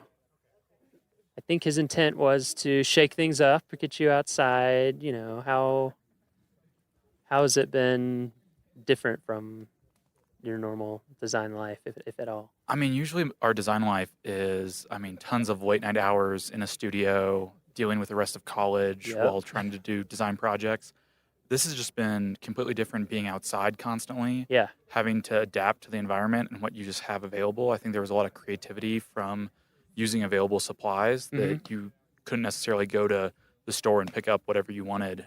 You kind of had to use what was available, and a lot of sharing of resources and stuff like that. Oh, that's cool. That's interesting. Yeah, I was gonna say, like, for the most part, graphics, we live oftentimes in the basement, so there's Yeah. very few windows. I know how that goes. So, you know, there's the joke we have that's like, well, the only windows are on the computer. But it was like really fun not being in a basement, not being on a computer, you know, Yeah. actually being outside in a temperature that was ideal instead of the humid Kansas weather. And Oh. so that was a lot of fun. And like, I did a lot more handmade stuff. Mhm. And I usually feel like I fall heavily on, you know, Illustrator program, like Yeah, Illustrator and I definitely do. mostly Illustrator for me, yeah. I think we all do that with the computer. It was nice getting away from it. Oh yeah, definitely. Because during our normal design process, we usually jump into that technological aspect Yeah. really, really fast. Yeah. And staying away from that really, I know I got a lot more ideas than I normally would have Really? gone through. Yeah. Just by using the pencil and paper and Huh. some watercolor. Yeah. I think there's the Bauhaus philosophy of design where, you know, like using a lot of materials to experiment. And it was fun. We do that in our first year of design school. It kind of gets lost when we go to the computer. And so it was nice kind of Yeah. returning to that and playing with physical materials. I was playing with some pine cones earlier today and like put some googly eyes on them. And that was just a great time. Like you tripped, yeah, he just tripped over a pine cone and then he just started collecting them and we were just like, what is... I just picked it up and I looked at it and it looked like a face. And I was like, this would be a great character. And so I just put some eyes on it. It's like cabin fever, but you know, with a van in your case. Yeah, just with a van. Yeah. We watched The Shining last night. So Oh, man. we're all thinking about In that. that little ranger. Yeah. Little ranger section. Have you been? That was amazing being in the ranger station. My favorite thing was looking at how they store hats there. Oh. So cool.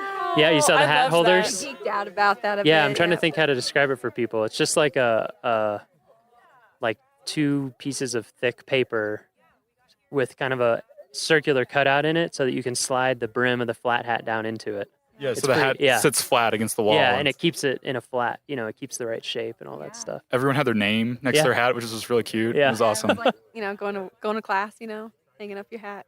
Yeah. I really want to make one now. Yeah. Just because I have so many floppy hats. I For would kids and mini uniforms. I was gonna say yeah, that was exactly. the cutest thing. We went to the Alpine Ridge Visitor Center and they had all those like mini junior ranger or like just ranger outfits for like kids. And Yeah. I don't know. We've been enjoying a lot of the mini outdoor gear that is out there for children. Oh yeah, and actually, I'm pretty sure the Junior Ranger badge is bigger than the actual badge. Yeah, I know. So, I actually have to agree with that. Is yours made out of plastic though? no, they are metal. That is different. Dang. Actually, I don't I have feel a badge right now. I feel cheated. Because I'm also often in the office, and on Illustrator, and in Photoshop, and in InDesign, and I find the same thing. Even being here, sometimes it's hard to remember to get just like sketch stuff. Yeah. It's also can be so much more time saving, I think, too, to just get stuff out. You know what I mean? Like when you're really proficient in Illustrator, you can do some things. You can be fast, but I just think there's something cool to just. I feel like sometimes you get to your result almost a little too fast and Yeah, miss out on the exactly. creative process. Exactly. Because I think a lot of the fun I had today, like this whole week, was just like playing in my sketchbook because I haven't really used like markers and ink or gouache all that much in like recent years. Like I love like those like just illustrating by hand and stuff. And so that was a lot of fun, just like experimenting with layering and how those Yeah. look and interact with each other. And so it's like kind of a fun. I really didn't do anything graphic design wise. I just was like illustrating all week and it was Yeah. like really cathartic. Yeah. Really fun. Sounds great. Yeah. Is your all's stuff? What's your all's stuff? I did the I'm calling it the climbing universal route identifier. Or Oh. yeah, so I feel like climbing routes could be increased safety wise if they had a better like designation system. Mhm. So I just started like talking to some climbers, and out of the climbers I polled at several of the crags, mainly at Lily Mountain, none of them knew the name of the route they were climbing or the difficulty. Really? Nor the amount of Interesting. protection that was required. 0% of them. So I Wow. thought that was like kind of crazy. Interesting. And so I felt like some little like small designation tags could be made with the route information from the difficulty level and also the amount of protection needed. Interesting. And also when it was bolted. So that's on the back of the tag. Uh-huh. So I made some little prototypes and put them on a route and photographed them, and then Oh, that's great. tried to use. I was hoping like all the climbing routes designations around the world are all kind of different, and so I was hoping Yeah. to maybe use shapes and color and maybe a new system that they could all fit within could kind of unify them. So I was trying to use almost like the skiing slope system of, a green circle tag for Right. low-level routes. And then, all from the Yosemite system to like all the other worldwide ones, they could all put their numbers on it. Right. But, Somewhere on that scale. Somewhere on that Yeah. scale, but they could all have a unifying design language of, the lowest ones are green circle up to, blue square to all the way up to, like a black diamond. Yeah, So- that's awesome. Yeah. Well, hopefully Jeremy will send me example like everyone's stuff, but Yeah, I'm excited to work some more on it and maybe Yeah. send it over to you. yeah, I mean, it'd be interesting to see what our climbing folks would think about it. Yeah, because we definitely I remember just speaking with Alex real quick on his that one thing that was really cool too was the idea. Sorry, I was getting That's okay. Yeah, we've got some campers or other visitors that have showed up to check it out. Yeah, they're from the next campsite over. Nice, making connections. I'll get back to my thought. I just kind of escaped me. So I guess what I did was I just focused on a lot of illustration because I really wanted to make a children's book. Ah, But nice. we did so much outdoor activity that I really didn't have the time to sit down and illustrate. So I just made a little character, a little chipmunk.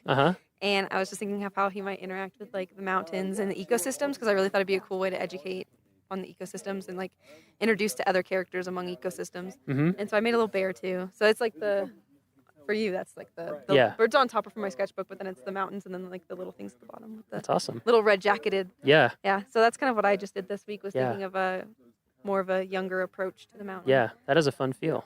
So- I'm trying to think of what era or something it reminds me of, but I like it. Thanks. Yeah. I don't have a name for him yet, so Yeah. if you have any suggestions.